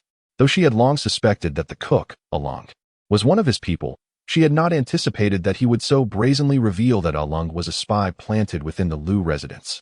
This man was terrifyingly audacious. In order to extricate herself from his clutches as swiftly as possible, Lu Wan gritted her teeth and conceded, Very well, I agree. I shall repay you in the future when the opportunity arises. Now, release me. Li Yi offered a mirthless smile, yet showed no intention of releasing her. His phoenix eyes swept over the jade stone on the table before settling on Lu Wan. His profound gaze swirled with a chilling intensity. Li Yi inquired casually, There is no rush. First, tell me, how did you come to recognize this map of the iron mine? Chapter 16. Testing her lord, he had reserved the establishment for the express purpose of acquiring the iron or map. It turned out that the so-called iron or map was not the conventional blueprint that people imagined, but rather a compilation of 108 jade pieces meticulously arranged by Deng Gao. This ingenious design ensured that its true nature remained concealed from the world. Lu Wan had learned this secret in her previous existence. However, she was taken aback that Lord Yi, who had always kept his distance from the capital, was also aware of it. Lord E had previously inquired with the proprietor of the exquisite pavilion, but the proprietor was unaware of the item's significance, as it appeared to be an ordinary collection of jade materials when it was received into the pavilion by one of his assistants. Fortunately, Lu Wan had enlisted the help of Wu Ji in her search. Wu Ji happened to be present when the assistant received the goods and had taken a cursory glance, which left him with a faint impression. This allowed him to locate the item after some searching. Lord E cast a frigid gaze upon Lu Wan, his voice as cold as frost and snow. No more than 5 people in this world are privy to this map. How did you, a maiden confined to the inner quarters, come to know of it? Lord E had long recognized that the woman before him was no ordinary individual. Her actions had consistently surpassed the expectations of a typical woman, and her audacity in certain matters even exceeded that of women of the night. However, he was particularly astonished that she possessed knowledge of such confidential matters and could even identify the item in question. What was this woman's true identity? What other secrets did she harbor? Lu Wan felt beads of perspiration forming on her brow, but she maintained a composed facade. I am not aware that this is an iron or map. I sought it out merely because I had a friend in the past who entrusted me with this task. What was your friend's name? Where is he now? Lord Yi's eyes bore into her, scrutinizing every nuance of her expression. Lu Wan replied, I met him while begging for alms. I do not know his surname, but everyone called him Huanji. He is no longer among the living. He sold this item when he was in dire straits, but he always told me that it was his family heirloom and that I must retrieve it in the future. Deng Huanji was Deng Gao's direct grandson. After the Deng family was exiled, nearly all of their descendants perished. Lu Wan did not know him personally, but she had heard Li Rui mention him in her previous life, so she fabricated this story to deceive Lord Yi. This explanation was plausible, and the mere fact that she knew Deng Huanji's name should have been enough to convince Lord Yi. After all, there were fewer people in the world who knew of him than those who knew of the iron or map. However, Lord Yi did not believe a word of it. Slowly rotating the blood jade ring on his finger, Lord Yi said with a profound expression, since he was a dear friend, you must know the secret of these jade stones? With a single glance, Lord Yi had discerned the unusual nature of the jade stones. Each one was unremarkable, lacking any identifying marks. How difficult it would be to piece them together into a complete map. Lu Wan curled her lips into a mocking smile. In my current state, how can I be expected to enlighten your highness? Lord Yi chuckled. Cunning individuals were not uncommon, but a woman who had been raised in the tranquil confines of a nunnery and yet possessed such a devious nature was indeed a rarity. It seemed that even daily recitations of Buddhist scriptures could not reform her, suggesting that it was simply her innate disposition. He rose to his feet and approached her, releasing her pressure points. His tone was laced with threat as he said, if you dare to deceive me, I will make your life a living hell. Lu Wan feigned a frightened tremor. She steadied herself against the doorframe and, dragging her numb body, walked to the table. She frowned as she gazed at the jade stones. I once saw Huanji arranging them like chess pieces, but it has been so many years. I need to think carefully. Perhaps you would like to take the jade stones back with you to study at your leisure? Lord Yi watched her with an air of leisurely amusement. He was still testing her. Lu Wan sneered inwardly, but her expression remained candid. I sought it out earlier only to fulfill a long-cherished wish for a deceased friend. Now that I know it is extraordinary, how dare I continue to occupy it? I harbor no designs on it. Your Highness need not test me. Lu Wan had sought the iron or map to prevent it from falling into Li Rui's hands. Now that Lord Yi had seized it, her goal had been achieved. As such, the jade stones were of no further use to her. However, she would never reveal the method of piecing together the map to him so easily. Since there is nothing else, I shall take my leave. Lu Wan bid farewell once more.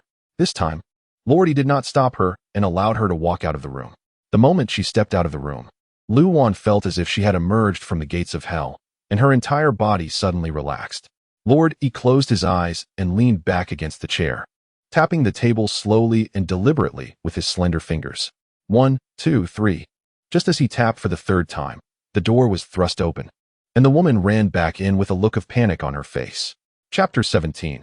Achieving amicable separation. Darting back into the chamber, Lu Wan's gaze swiftly traversed the room, but alas, the furnishings and ornaments offered no sanctuary, save for the divan draped with emerald silk curtains against the east wall. Without a second thought, Lu Wan intended to seek refuge upon the divan, yet after 2 steps, a realization struck her. She retraced her steps to the table, seized the box of jade stones, and with haste, approached the divan, clambering onto it without even removing her shoes. Throughout her actions, Li Yi remained seemingly oblivious, until she embraced the jade stones and concealed herself within the divan. A flicker of suspicion then danced within his profound phoenix eyes. Could it be that she truly wished to shield the iron mind map from Li Rui's discovery? Could her earlier assertions be genuine, and not a ploy orchestrated by Li Rui? In that instant, a torrent of thoughts flooded Li Yi's mind. Even in the distant northern frontier, he had heard tales of Li Rui and Lu Wan. Lu Wan, enamored with Prince Rui, had defied her mentor's wishes, allowing her hair to grow long and returning to the capital with him. Li Rui, despite his princely status, did not scorn her status as a concubine's daughter, and was devoted to her. Their betrothal was not merely a matter of parental decree or matchmaker's words, but a lifelong pledge of unwavering love. If that were the case, why would she betray Prince Rui? In the side chamber, Li Yi had assumed her initial surrender was an act of vengeance for Li Rui's affair with Shen Yuan.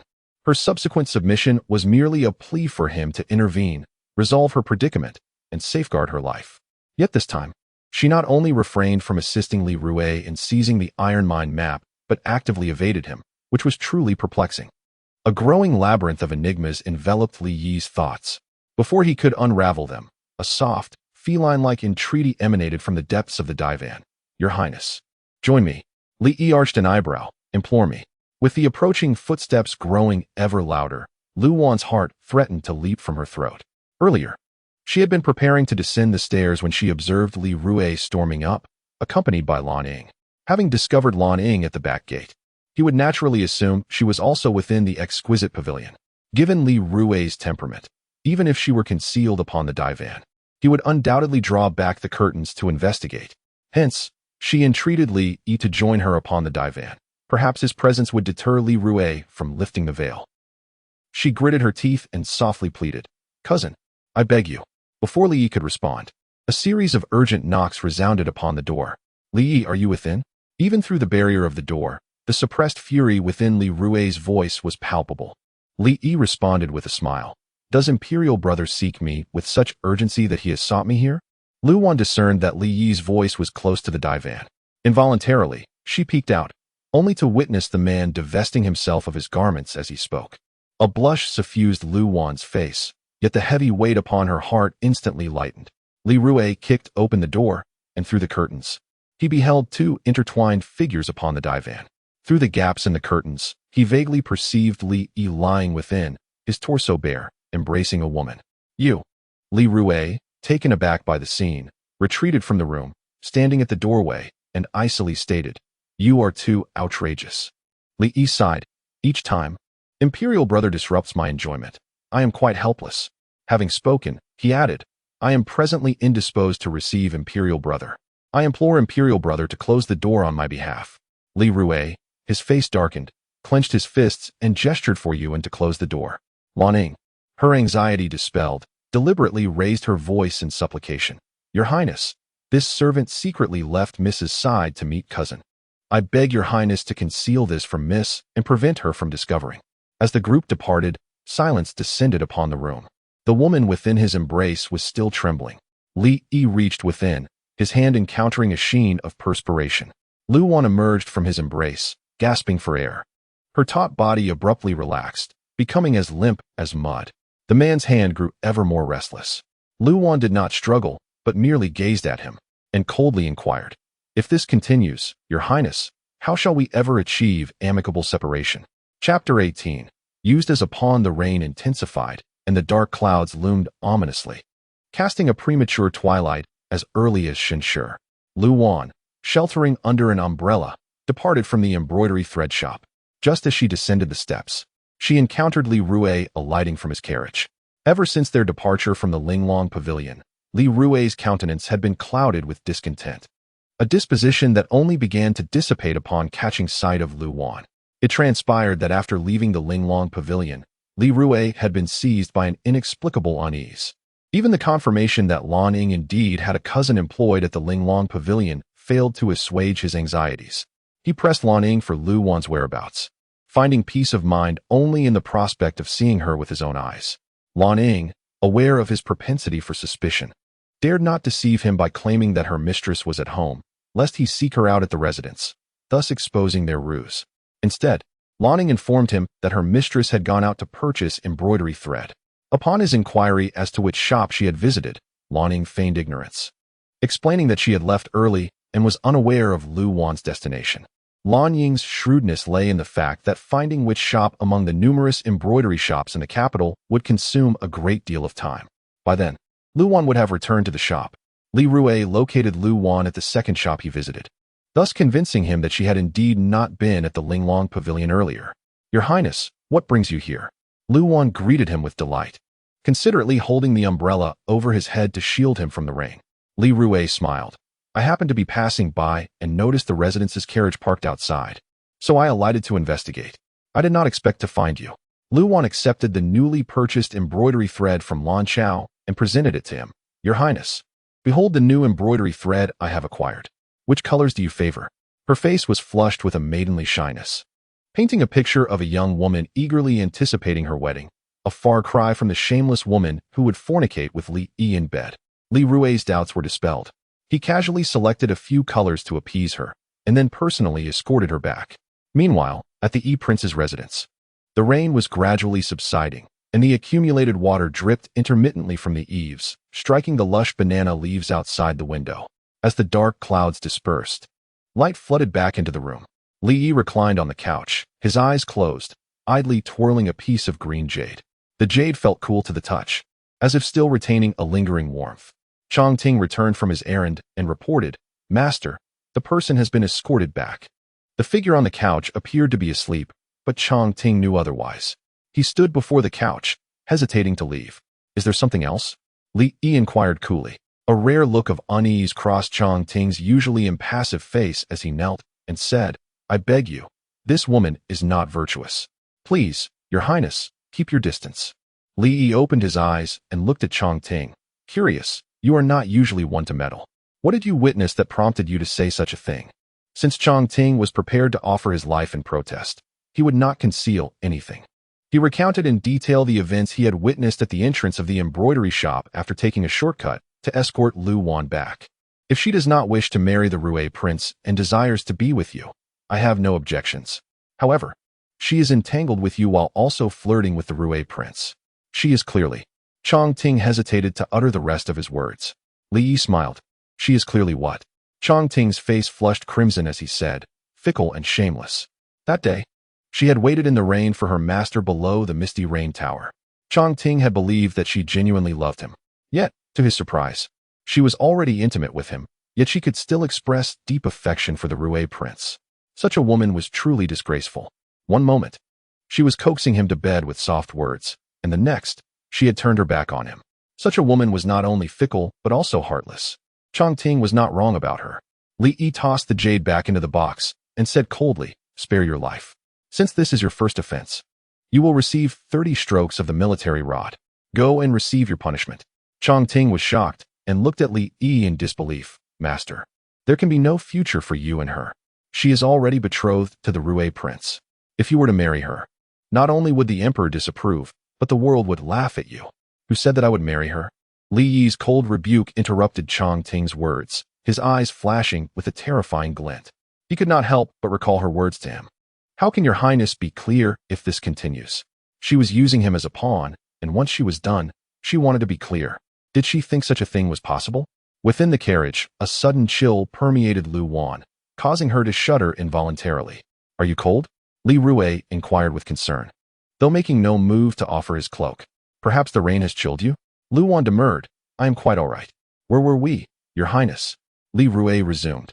"I was conversing with my grandaunt, who is considerably vexed regarding the matrimonial prospects of your third cousin. Indeed, she is of a similar age to yourself. Yet her betrothal remains unaddressed, which understandably causes the elder lady concern." Lu Wan listened attentively, awaiting his subsequent remarks. Li Rui cast a glance in her direction before continuing. "I imagine my grandaunt is already making arrangements for your third cousin's marriage. Should she favor any particular gentleman, pray inform me, and I shall gladly facilitate matters, as it is hardly customary for the bride's family to initiate proposals." "Ah," she mused, "he is here to glean information about Lu Yuning's marital prospects. His interest is piqued indeed." Lu Wan offered a faint smile, nodding with a touch of melancholy. "Your Highness's benevolence is appreciated, Yet the matter is fraught with difficulty. Pray elaborate, Li Rui urged, his interest piqued. Lu Wan hesitated momentarily before confiding. During a recent visit, I overheard my grandmother expressing a fondness for Prince Yi. Li Rui's clasped hands tightened imperceptibly. His suspicions were confirmed. On the occasion of the Grand Princess's birthday, he had been seated below the Emperor and overheard his father discussing Prince Yi with the Grand Princess, which had stirred within him a sense of unease. Coupled with the Grand Princess's remarks the previous day, he was now convinced that she had already designated Lu Yuning's future spouse. Hence her attempts to sever the connection between himself and Lu Yuning. A woman of such discernment as the Grand Princess could hardly be oblivious to Lu Yuning's affections for him. Having spent her formative years within the inner palace and managed her household for decades, she was far from the naivete of the unsophisticated young lady before him. In essence, the Grand Princess and the House of Lu had concluded that Prince Yi was destined to become the future crown prince, and thus sought to secure the position of princess consort for their most cherished granddaughter. Li Rui's mind reeled, and a flash of ruthless determination flickered in his eyes. Lu Wan observed him keenly, adding, however, the incident involving the maidservant has caused my third sister considerable distress. As you are aware, she is a woman of noble birth and unyielding principles. I believe she may already harbor affections for another. Li Rui's eyes widened with renewed hope, recalling Lu Yuning's affectionate gestures towards him. An irrepressible surge of excitement coursed through him. If she truly favors me and refuses to wed Prince Yi, will the Grand Princess and the Duke's house still support Prince Yi? Without further hesitation, Li Rui turned to Lu Wan with an expression of remorse. Indeed, I sought you out today to discuss a matter of some import. Lu Wan smiled gently. Please, speak freely, Your Highness. Li Rui continued with a tone of regret. The betrothal ceremony was initially scheduled for the 18th of this month. However, upon visiting my mother in the palace today, she mentioned that my late younger sister passed away in the 4th month. To avoid causing her undue grief, I wish to postpone the ceremony to avoid the 4th month. Lu Wan feigned surprise and displeasure, lowering her gaze in silence. Li Rui patiently coaxed her. You have always been dutiful and would not wish to cause my mother pain. I shall select another auspicious date. The delay shall not be prolonged. Lu Wan nodded with feigned reluctance, her heart pounding with exhilaration. The serpent is beginning to slither away from me. Recognizing that postponing the ceremony was a significant decision beyond Lu Wan's authority, and that the Grand Princess was too astute to be easily swayed, Li Rui proposed a meeting with Duke Lu Jizhong. Lu Wan offered to accompany him, suggesting that she could assist in persuading her father should he prove resistant. The pair alighted from the carriage and proceeded directly to Lu Jizhong's study. As dusk approached, they entered the study and were immediately greeted by the fragrance of gardenias. Li Rui's nostrils flared, and a flicker of curiosity crossed his gaze. Chapter 20. The bond between father and daughter. Lu Wan remained outside, while Li Rui entered the inner chamber. In less than the time it takes to brew a cup of tea, Lu Jizhong personally escorted him out, and the expressions on both their faces indicated that matters had been settled. After bidding farewell to Li Yi, Lu Jizhong glanced at Lu Wan and said, You arrived just in time. I have matters to discuss with you. Lu Wan lowered her head and sipped her tea. Please speak, father. Observing her indifferent demeanor, devoid of the warmth and charm expected of a daughter, Lu Jizhong felt a flicker of displeasure arise within him, causing his expression to harden slightly. Your cousin pushed you down the steps last time. Although it was her fault, it is fortunate that you were unharmed. However, she is a guest in our home, and it would be inappropriate to impose restrictions on her. Perhaps, it would be better to send her back to her family. Lu Wan nonchalantly accepted his words, raising her gaze to meet his with sincere intent. Cousin is of the same age as I, reaching the age for marriage. I believe it is prudent to send her home, allowing my aunt and uncle to find her a suitable match, lest she be delayed. Lu Jizhong's expression stiffened, and he instinctively cleared his throat. Yuana has been in poor health since childhood. The arid climate of Yanbei is not conducive to her recovery, which is why your mother decided to keep her in the capital and arrange a marriage for her here. Yuana? Such an affectionate name. Lu Wan interjected abruptly. Father, what is my aunt's name? Lu Jizhong was taken aback by her sudden inquiry and replied sternly, Why do you ask this? Lu Wan continued, A few days ago, I dreamt of my aunt. She lamented to me, saying that she has passed away for many years without even a tablet to honor her. She brought me into this world.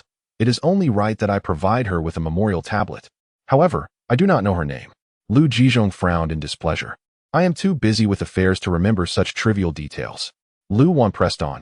If you cannot recall her name, surely you remember her surname? Lu Jizhong was still unable to recall. He detected the mockery in Lu Wan's tone and, filled with indignation, retorted, You are about to become the princess of Rui. Yet you still cling to that wretch. Moreover, you have already made Lu Mama pay with her life. What more do you want? Lu Wan's mother had perished at Lu Mama's hands, suffocated and bound in a woodshed, left to burn alive. Although Lu Mama acted on Ye's orders, she was still an accomplice. Unable to suppress her hatred any longer, Lu Wan tossed her teacup aside with a cold smile.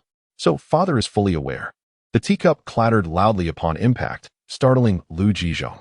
In a fit of rage, he turned and struck Lu Wan across the face, bared his teeth, and scolded. What do you think you are? How dare you throw a cup in my presence?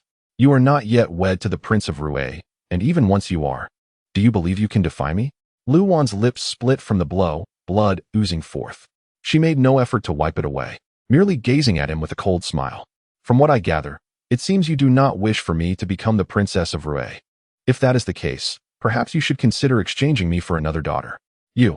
Lu Jizhong had never anticipated that she would dare to use her marriage as leverage against him. Enraged, he advanced several steps, grasped her by the throat, and spat. Let me make this clear.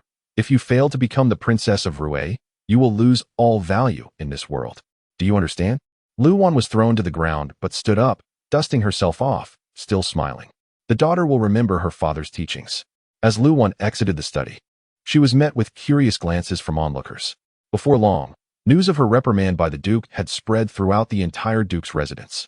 Everyone was aware that the illegitimate second daughter was not favored by the Duke, but few had expected his disdain to reach such depths, even striking her before her marriage. Upon returning to Qinghuai Pavilion, Lan Ying and Lan Chao could not help but weep at her condition. However, Lu Wan found their tears unwarranted. Compared to the injustices she had endured at Lu Jizhong's hands in her past life, this slap was inconsequential. In fact, she felt it served a purpose, effectively severing the paternal bond they once shared. She instructed Lan Ying, You may now proceed with the tasks I previously assigned to you. Chapter 21. Tarnished reputation. Due to her swollen face, Lu Wan had not stepped outside for several days, even skipping her customary greetings in the upper courtyard. Gradually, the people in the residence began to hear about the Prince Rui's change of engagement date, compounded by her punishment from the Duke, which led to a flurry of rumors sprouting like mushrooms after rain, all emerging overnight.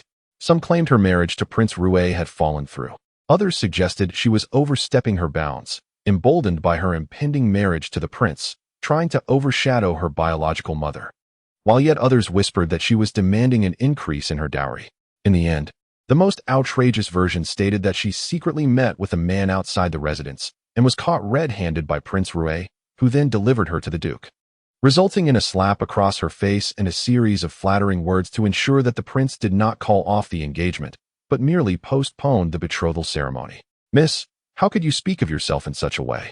Lan Chao exclaimed, her eyes nearly popping out in disbelief, utterly perplexed as to why her mistress would defame herself. As it turned out, this last rumor was not concocted by anyone else but Lu Wan herself. Seated at her desk, diligently copying scriptures, she appeared utterly absorbed, seemingly oblivious to Lan Chao's concerns. Mississippi. Lan Chao was on the verge of tears, astonished that anyone could so willingly ruin their own reputation. Without lifting her gaze, Lu Wan replied, Without a breeze, how can there be waves? Lan Chao pursed her lips in contemplation, suddenly struck by inspiration. Was her mistress doing this for the third miss to see? Lu Wan blinked and smiled. Our Lan Chao is quite clever. The more issues arose between her and Li Rui, the more restless Lu Yuning would become. If she were restless, then Xin Yuan, confined in the Qingxing courtyard, would also be unable to sit still. She had already instructed Lan Ying to send word detailing Lu Yuning's uproar at the Qinghuai Pavilion to Xin Yuan's ears. With Xin Yuan's intelligence, she would undoubtedly perceive Lu Yuning's growing affections for Li Rui. Xin Yuan did not regard her with much esteem. Her audacity in attempting to marry into the Prince Rui's household before her was merely due to the awareness that within this family, her status was even lower. However, should Lu Yuning become the Princess Rui, not only would Xin Yuan's ambitions be thwarted, but she might even find herself without a place to call her own. How could she remain calm then? One bait could lure two big fish. Tarnishing her reputation held little consequence, for she had never intended to marry in this lifetime. Having finished copying the scriptures in one breath, Lu Wan washed her hands and was about to have her breakfast when footsteps approached from outside. Someone had come from the upper courtyard to summon her, stating that the Grand Princess had something to discuss. Lu Wan changed into a fresh outfit and accompanied Lan Chao to the upper courtyard. By this time, the hour for greetings had passed, and aside from Madame Yi, there was no one else in the Grand Princess's chamber. As soon as Lu Wan entered, the Grand Princess fixed her gaze upon the left side of her face, where faint fingerprints could still be discerned even after several days. The Duke's slap had indeed been rather forceful. After all, she was to marry Prince Rui and deserved at least a modicum of respect from him. Yet, the Grand Princess then reflected that, despite the days that had passed, the prince had not once visited the residence to inquire after her well-being, allowing rumors to swirl unchecked. Had she not strictly ordered a halt to such gossip, it would have surely spread beyond the walls. Thus, it seemed that Prince Rui harbored little concern for her. "What do you think of Prince Rui changing the engagement date?" the Grand Princess inquired, her brow furrowed. Lu Wan replied, "It is but a delay. It allows Prince Rui to express his filial piety, which is commendable." Seeing her nonchalant demeanor, the Grand Princess let out a cold huff, while Madame Yi stifled a laugh nearby. Truly a naive fool. How could one treat such a significant matter as casually as changing a date? It was a disgrace to speak of it so lightly. Enough, since he has invoked filial duty, we cannot refuse him. However, you must not remain cooped up in your room, doing nothing. Although you are already betrothed, it is essential to cultivate your relationship, the Grand Princess admonished. Lu Wan stood there, dazed and perplexed. Observing her ignorance, the Grand Princess felt exasperated and declared, "I have arranged for Chung Yu to invite Prince Rui to go boating today. You shall accompany him." Just as Lu Wan was about to voice her aversion to boats, Madame Yi interjected, "The spring weather is delightful. It is indeed a perfect time for boating." "Yes, Chung Yu has also invited Prince Yi. We should include Ning Er as well. More people make for a livelier gathering," the Grand Princess remarked casually. Hearing this, Lu Wan let out a cold laugh. This was merely a pretext for her to meet Prince Rui, while providing an opportunity for Lu Yuning and Li Yi to rendezvous. Chapter 22. Lake Excursion. The carriage ambled towards Qinchuan Lake, and Lu Wan leaned against the soft pillow, her thoughts drifting far away, recalling certain events from her past life. On that day, she had spoken to Li Rui, revealing that the Lu family indeed intended to betroth Lu Yuning to Prince Yi. And it was not merely a deceitful pretense. In her previous life, the Lu family had indeed sought to unite Lu Yuning with Prince Yi, and upon hearing that the emperor was also inclined towards this match, everyone believed it was a matter of time before it would come to fruition. Yet, unexpectedly, Lu Yuning resolutely refused to marry Li Yi, causing quite the uproar within the estate. Subsequently, Prince Yi departed from the capital, returning to the northern border, and the engagement fell into oblivion in her past existence. She had remained confined within her boudoir, preoccupied with stitching her wedding gown, never stepping outside. At that time, she had not perceived any impropriety in her situation. Now, reflecting upon it, the world had proclaimed that Prince Yi's return to the capital was aimed at securing the title of Crown Prince. If that were indeed the case, how could he abruptly leave the capital, relinquishing the position of Crown Prince to Li Rui? Based on her understanding of Li Yi, he was fearless and would not be compelled to vacate the capital by anyone but himself. What, then, could have prompted him to forsake such a pivotal moment in the struggle for succession? Before she could unravel her thoughts, the carriage had arrived at Qinchuan Lake. Just before disembarking, Lan Chao took out a powder compact to touch up the handprint on Lu Wan's left cheek, her voice laced with concern. "Miss, once we set sail, both Prince Rui and Prince Yi will be present." What if? Lu Wan understood her fears. Prince Rui was suspicious by nature, and Lan Chao worried that a careless moment might reveal the connection between her and Prince Yi. Lu Wan reassured her, "Do not fret. Today, the focus is on Lu Yuning. Once we board the boat, I shall feign seasickness and retreat to the cabin, thus avoiding them entirely. Whether it be Li Rui or Li Yi, I wish to encounter neither. They are but two venomous serpents, and a bite from either could prove fatal." Upon alighting from the carriage, Lu Wan immediately spotted the grand two-story pleasure boat docked at the lake's edge, alongside Li Rui and others who had arrived before her. At that moment, Li Rui was engaged in conversation with Lu Yuning beneath the willow branches. Whatever they discussed seemed to amuse Lu Yuning greatly, as she giggled and playfully wielded her lotus leaf fan toward Li Rui. Under the bright sunlight, amidst the bustling crowd, They appeared utterly unconcerned about discretion. As Lu Yuning's fan nearly struck Li Rui, he caught sight of Lu Wan, his face stiffening as he quickly stepped back to avoid her fan and approached her instead. "Awan has arrived. We have awaited you for quite some time." Lu Wan feigned ignorance of the earlier scene, smiling apologetically. "There are many travelers today, and the carriage journey was quite congested. I apologize for keeping His Highness waiting." "Not at all. Let us board the boat." Lu Wan swiftly scanned her surroundings, relieved to find no sign of Li Yi. Since their last encounter at Linglong Pavilion, she had grown increasingly wary of him. His absence was indeed welcome. However, once aboard the vessel, her spirits dwindled. Inside, the atmosphere was already filled with the melodious sounds of bamboo flutes and the flurry of dancing maidens. A group of elegantly dressed dancers surrounded Li Yi, who lounged languidly on a couch, adorned with several beauties draped around him like fragrant pouches and jade pendants. Lu Wan walked past, pretending to ignore them, while Lu Yuning's face flushed with anger, turning away in a huff. Li Rui, however, seemed to relish the scene, for the first time not interrupting, as he followed Lu Wan and the others to the second floor of the boat. The second floor offered a panoramic view, embracing the entirety of Qinchuan Lake. True to its name, the lake shimmered with crystalline blue waters, framed by exquisite scenery along its banks. Had it not been for the company she kept, Lu Wan would have relished the opportunity to explore the waters leisurely. As the three settled in, attendants served tea and an array of delicacies. The sound of footsteps approached from behind, and Lu Qingyu arrived, accompanied by Li Yi. Lu Qingyu, mindful of his grandmother's advice, quickly seated Li Yi next to Lu Yuning before he could settle down, exclaiming, "Thanks to your highness's presence, we siblings have the rare opportunity for this gathering. How about we find an amusing pastime to enjoy?" Li Yi reclined languidly, displaying little interest. Yet, Li Rui, intrigued, inquired with a smile, "What delightful scheme have you conjured this time?" Chapter 23, A Change of Game. Lu Qingyu was well prepared. He suggested, "I have heard that the recent fishing in Qinchuan Lake has been quite bountiful. How about the two princes team up with their respective sisters for a friendly fishing competition? The third prince shall partner with Awan, while the fourth prince will team up with Ninger. The winning side shall receive a reward, and the losing side will host lunch at the island in the lake. I shall serve as the judge." As he spoke, he produced a redwood box inlaid with gold and placed it before the four of them. Upon glancing at the contents, Lu Wan recognized a pair of exquisite jade dragon and phoenix ornaments, which she had previously seen in the dowry of the Grand Princess. This pair of jade ornaments, crafted with exceptional skill and of remarkable quality, was indeed a treasured secret of the Grand Princess. The symbolism of the dragon and phoenix pair suggested the union of two souls, making Lu Qingyu's intentions, as well as those of the Lu family, abundantly clear. Should Li Rui and Lu Wan emerge victorious, regardless of any underlying tensions between them, the Grand Princess hoped to use this treasure to mend their rift and restore their relationship.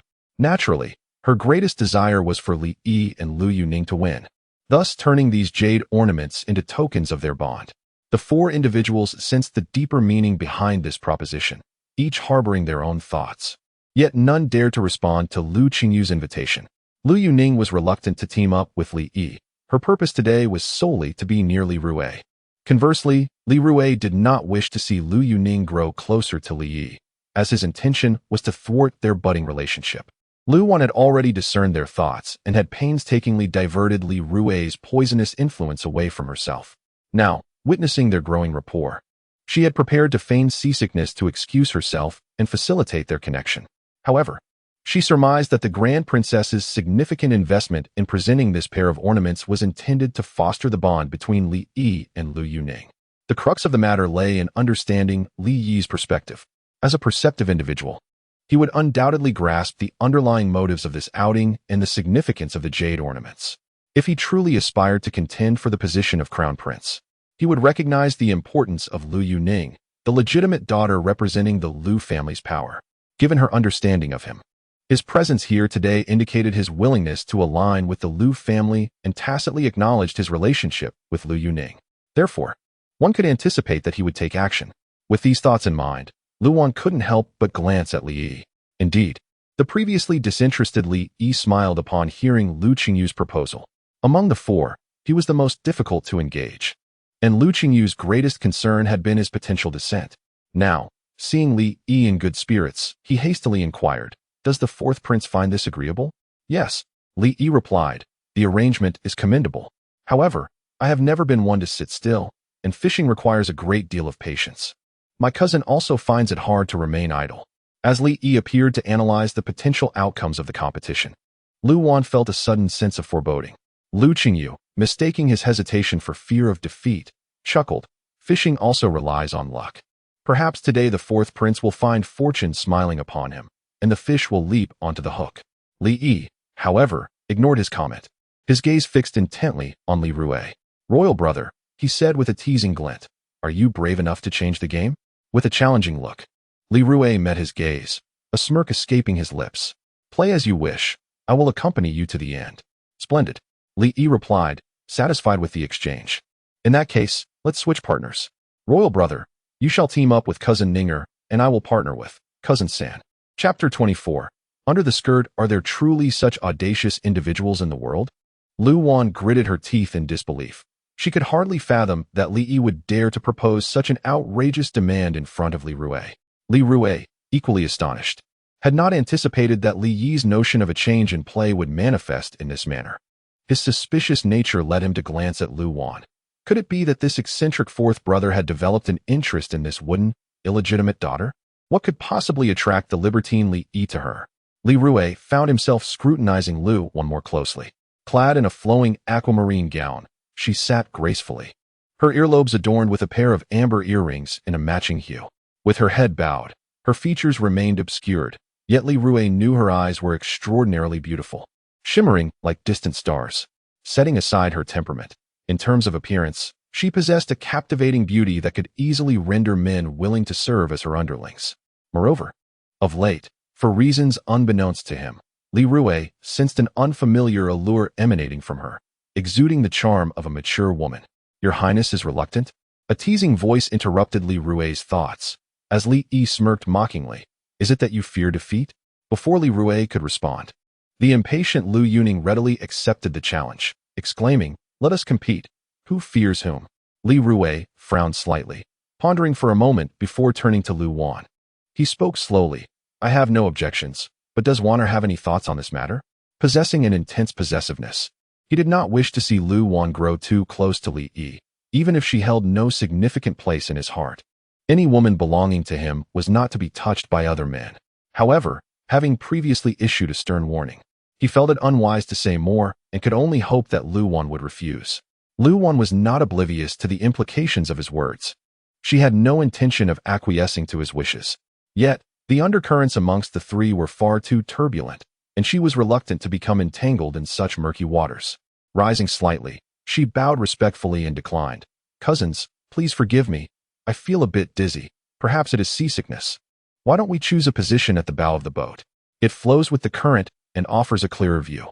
Perhaps the third imperial sister-in-law will not suffer from seasickness there.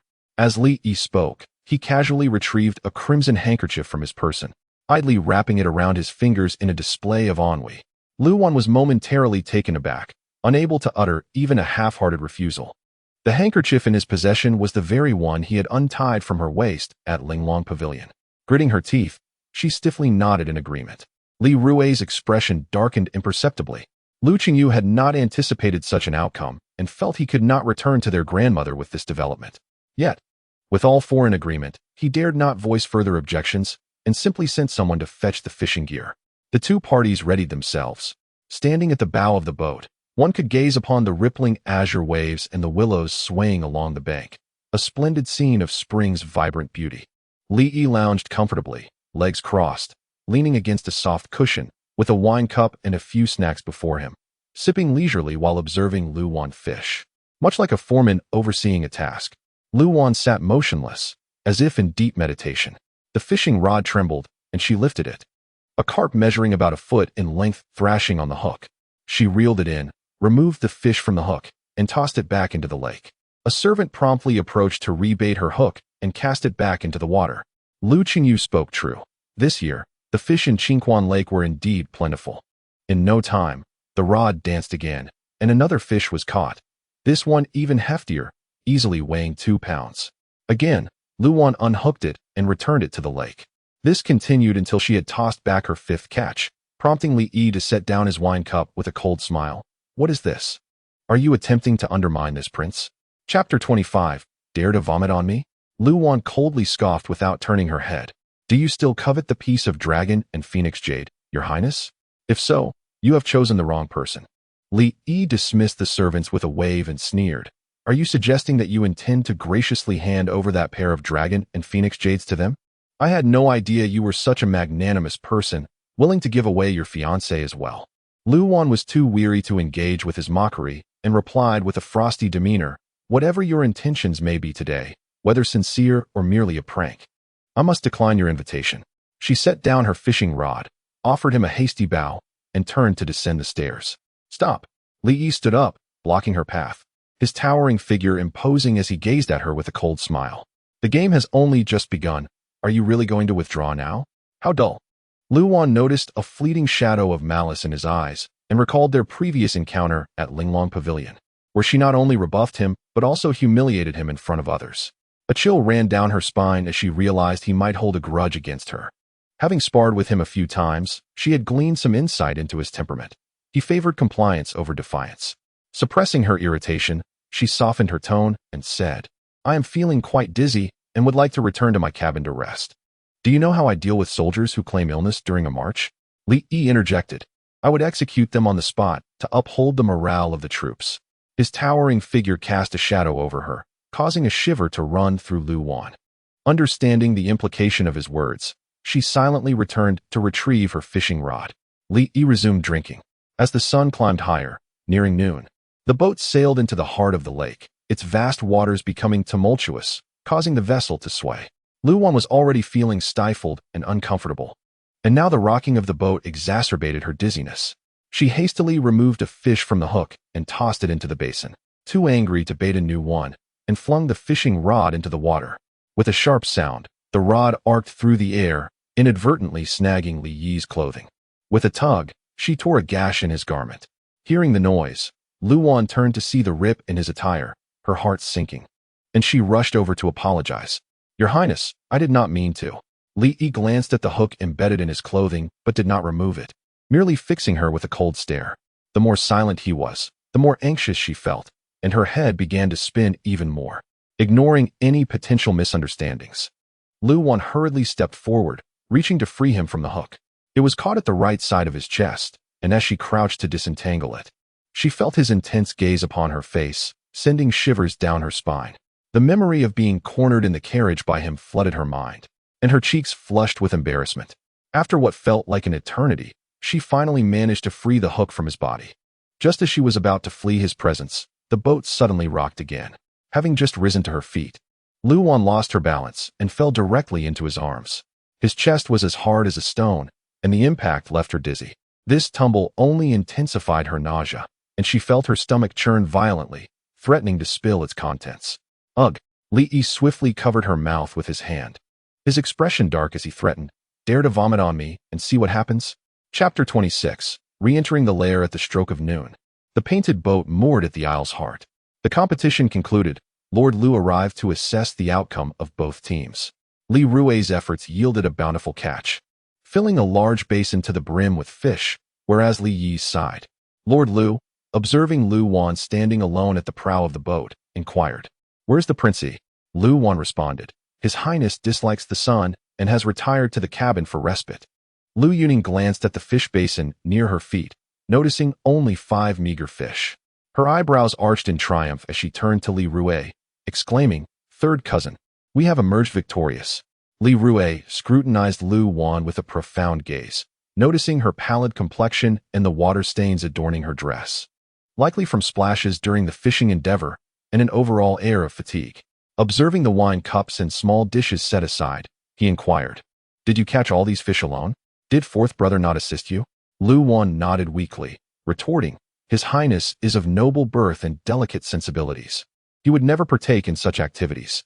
Li Rui felt a surge of satisfaction, lamenting, Had I known fourth brother would shirk his responsibilities, I would not have proposed this competition, lest it burden you. Lord Lu also deemed the day's scheme a failure, offering an awkward smile. Enough, enough, it is getting late, and everyone must be famished. Let us disembark for a meal, with Prince E as our host. What have I lost? Li Yi sauntered over leisurely. Lord Lu turned to see him. Oh, you have changed your attire? I inadvertently spilled wine on myself earlier, Li Yi replied casually, turning to Li Rui, bowing and smiling. Congratulations, Imperial brother and third cousin. Lord Lu recalled the dragon and phoenix jade pendants and promptly instructed his men to retrieve them and present them to Li Rui. The dragon and phoenix jade pendants, 2 pieces of jade, 1 dragon and 1 phoenix, were crafted to symbolize a celestial union and felicitous marriage. Li Rui held them in his hands, weighing them, before turning to Lu Yuning, who was blushing and smiling. These pendants should be given to third cousin. They symbolize auspiciousness, and I hope third cousin finds a suitable husband soon, so she and her husband can wear them together. After spending the morning alone, with Li Rui teaching her how to fish, his gentle affection had thoroughly captivated Lu Yuning, her heart irrevocably drawn to him. She yearned to share the dragon and phoenix jade pendants with Li Rui, but as he was still Lu Wan's fiancé, she had to suppress her unwillingness and accepted the jade pendants with gratitude. The party disembarked and ascended the Isle. The island housed tea houses, restaurants, and guest rooms for respite. The Lu family had reserved the entire place in advance, so no other tourists were present on the island today, catering solely to their group. With lunchtime upon them, Lord Lu instructed the cooks to prepare a feast. Soon, a variety of delectable dishes adorned the table. The fresh fish they had caught were transformed into several fish dishes, their exquisite flavor beyond compare. Throughout the meal, the group was in high spirits, engaging in lively conversation, except for Lu Wan, who lacked enthusiasm and appetite, sitting quietly by herself. Indeed, everyone had gained something from today's outing except her. Lu Yuning had become certain of her feelings for Li Rui, solidifying her resolve. And Li Rui had successfully thwarted the Grand Princess and the Emperor's plans, firmly capturing Lu Yuning's heart. Lu Wan was unaware of Li Yi's intentions. She only knew that she had damaged his clothes and vomited on him, and knowing his vengeful nature, he would not let her off easily. As such, their relationship was like a tangled ball of thread, becoming increasingly chaotic and difficult to unravel. At this thought, Lu Wan's spirits plummeted, feeling as though she had just left the tiger's den only to step into a wolf's lair. She lost all appetite for the meal. Lord Lu, mindful of his grandmother's instructions, glanced across the table. Seeing Li Yi drinking alone, Lu Wan sitting listlessly, and Lu Yuning chatting merrily with Li Rui, he winked at Lu Yuning, signaling her to speak with Li Yi as well. Lu Yuning glared at him, shaking her head and ignoring him, unable to direct Lu Yuning. Lord Lu turned to Lu Wan. Just as a servant presented a bowl of fresh fish soup, he instructed Lu Wan to serve soup to Li Rui. As a gesture of goodwill, Lu Wan knew that Lord Lu would report everything to the Grand Princess upon their return. To avoid arousing her suspicion, she had no choice but to rise and serve soup to Li Rui. As she reached for the bowl, Lu Yuning preempted her, placing the bowl of soup in front of Li Rui.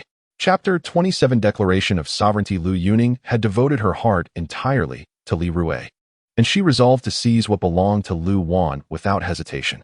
With a radiant smile, she presented a bowl of soup, sweetly proclaiming, "Today, thanks to my third cousin, I have acquired the dragon and phoenix jade. This bowl of soup is my humble offering, a token of gratitude." Lu Wan merely smiled coldly within, saying nothing, and silently returned to her seat. Unlike Lu Yuning, Li Rui felt constrained in front of others. Thus, he properly thanked Lu Yuning and, glancing at Li Yi, personally served a bowl of soup to Lu Wan. "Wan, you have worked hard today. Have some fresh soup to replenish yourself." The fish soup was rich and sweet. Yet Lu Wan could barely conceal her disdain as she frowned subtly, revolted by the thought of consuming anything that had passed through this man's hands. Instinctively, she wished to push it away, but upon raising her gaze, she encountered Lu Yuning's furious, narrowed eyes, which radiated jealousy. Suddenly enlightened, Lu Wan realized that if she wished to prompt Li Rui to decisively break off their engagement, Lu Yuning could serve as a valuable ally. With this thought, she shed her earlier stiffness and sweetly thanked Li Rui, picking up her chopsticks to serve him some of his favorite dishes. "Cousin, this dompa pork is quite exquisite. Do have a taste." Her voice was melodious, like a lark emerging from the valley, and her call of cousin was particularly enchanting. Whether it was an illusion or not, Li Rui seemed to notice a slight pause in Li Yi's chopsticks. However, upon closer inspection, Li Yi had already lifted food to his mouth, his eyes lowered, his expression indifferent as he sipped his wine, seemingly oblivious to their actions. Li Rui turned his gaze back to Lu Yuning, who was visibly irritated, her eyes reddening with anger. Logically, in an attempt to please Lu Yuning, he should have distanced himself from Lu Wan. Yet inexplicably, he felt compelled to assert his claim in front of Li Yi and provoke Lu Yuning further, curious about the extent of her feelings for him. Thus, before both of them, he rose and seated himself beside Lu Wan, squeezing onto the same bench. Leaning closer to her ear, he affectionately whispered, "I am utterly exhausted from fishing today. Dear sister, have pity on me and feed me." Though it was a whisper, his voice was loud enough for the others to hear. As he drew near, his breath brushed against her face. The warm and fragrant sensation enveloping her like an impenetrable web, threatening to ensnare Lu Wan completely. In that instant, she felt as though she could scarcely breathe, the man's insincerity filling her with revulsion, almost prompting her to retch. Yet, if she wished to elicit a response from Lu Yuning, she had no choice but to endure the disgust and feign compliance. Struggling to muster a semblance of a smile, she stiffly picked up a piece of chicken and bamboo shoots, feeding it to him in an effort to create some distance. After finishing, Li Rui pointed to another dish of rosy goose breast, signaling her to serve him again. As Lu Wan extended her chopsticks to serve, her gaze fell upon Lu Yuning, who was viciously stabbing a small piece of stewed chicken in her bowl, her expression suggesting that she intended to obliterate not only the chicken, but perhaps even the delicate blue and white porcelain bowl itself. Just as Lu Wan was about to withdraw her gaze, she inadvertently locked eyes with Li Yi. At that moment, he was engaged in conversation with Lu Qingyu, who seemed to have shared something amusing, a hint of a smile gracing his lips. Yet the chill in his eyes as they swept towards her was enough to instill fear. A sudden wave of cold washed over Lu Wan, causing her hand to tremble, and the piece of goose breast she held slipped from her chopsticks. Chapter 28. Walking into a trap after their meal. The group took a brief respite on the island in the lake before returning by boat. Whether it was the discomfort caused by her role in the act with Li Rui or the chilling gaze from Li Yi that left her unsettled, Lu Wan found the meal exceedingly unpleasant, resulting in a feeling of queasiness. Just as she boarded the vessel, dizziness overwhelmed her, and her stomach churned uncomfortably, prompting her to lean over the railing and vomit. Lan Chao, patting her back anxiously, remarked, "Miss, are you suffering from seasickness? Perhaps it would be best to rest in the cabin." Lu Yuning, irritated by her presence, unexpectedly showed concern and suggested, "The second floor is high and sways considerably. It would be steadier below. Sister, you should rest in the inner cabin. It might ease your discomfort." With that, she summoned the maidservants to escort Lu Wan downstairs. Li Rui intended to accompany Lu Wan, but she halted him, saying, "Your Highness, you are usually occupied with state affairs and have taken precious time to be here. I wouldn't want to ruin your enjoyment." Turning to Lu Yuning, she called out, "I would appreciate it if you could keep my third cousin company." Lu Yuning was more than willing and promptly took Li Rui back with her. Li Rui, aware that remaining would be inappropriate, recognized it was an opportune moment to appease Lu Yuning, who had shown signs of jealousy earlier on the island.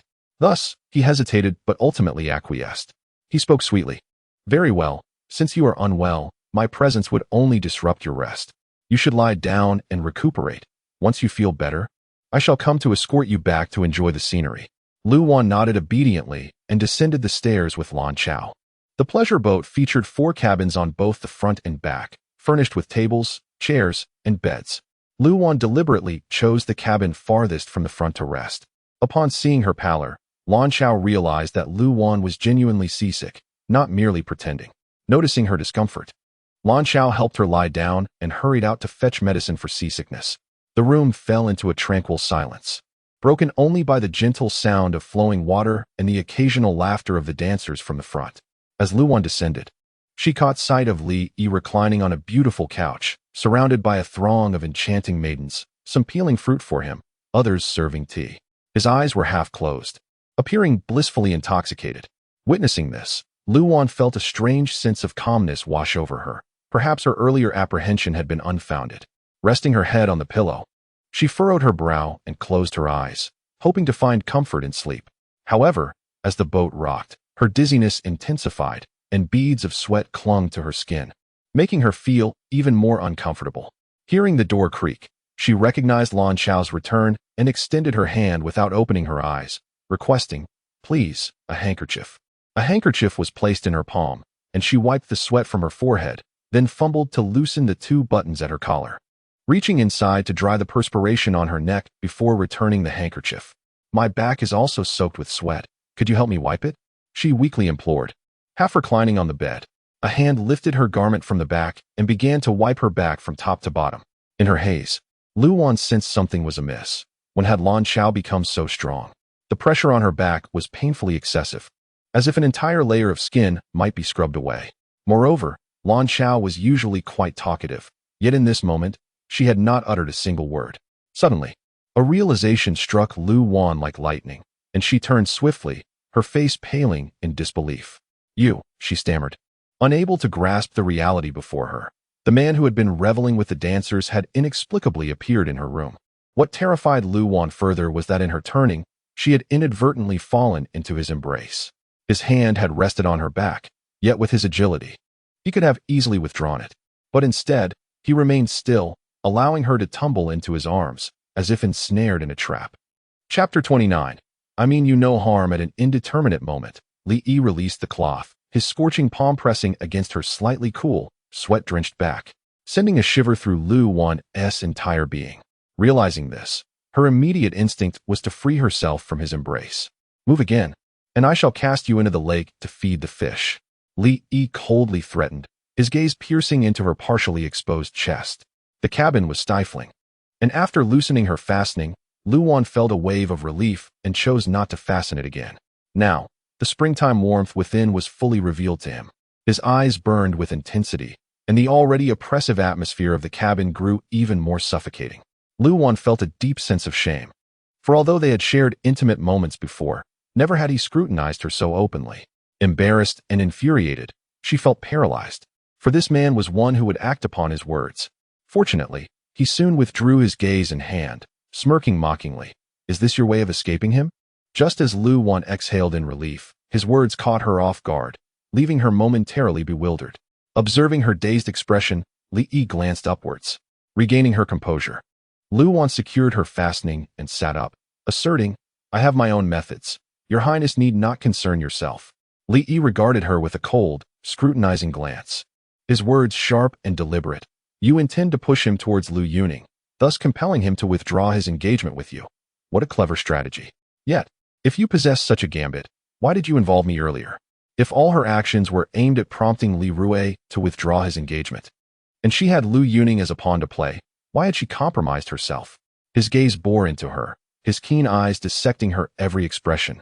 "What exactly are you plotting?" Lu Wan had not anticipated his keen perception, which had unraveled her intentions so thoroughly. Indeed, if her goal was to end the engagement, she was currently using Lu Yuning to divert Li Rui from her side. Thus, her earlier surrender seemed questionable. With a pale face, she hastily clarified, "Your Highness need not worry. I mean you no harm. I merely learned of Prince Rui's deception and, in a fit of rage, sought to retaliate." Regardless of the circumstances, she would never disclose that she was a reincarnated soul who had offered herself to him to avert the greatest calamity of her past life. Even if she were willing to reveal this, would he believe her? It was evident that Li Yi would not. He scrutinized her further, probing with another question that lingered in his mind. "How did you come to know that Prince Rui was also seeking the Iron Mine map?" Just half a month prior, his spies had reported that Prince Rui was discreetly sending people to search for the map urgently.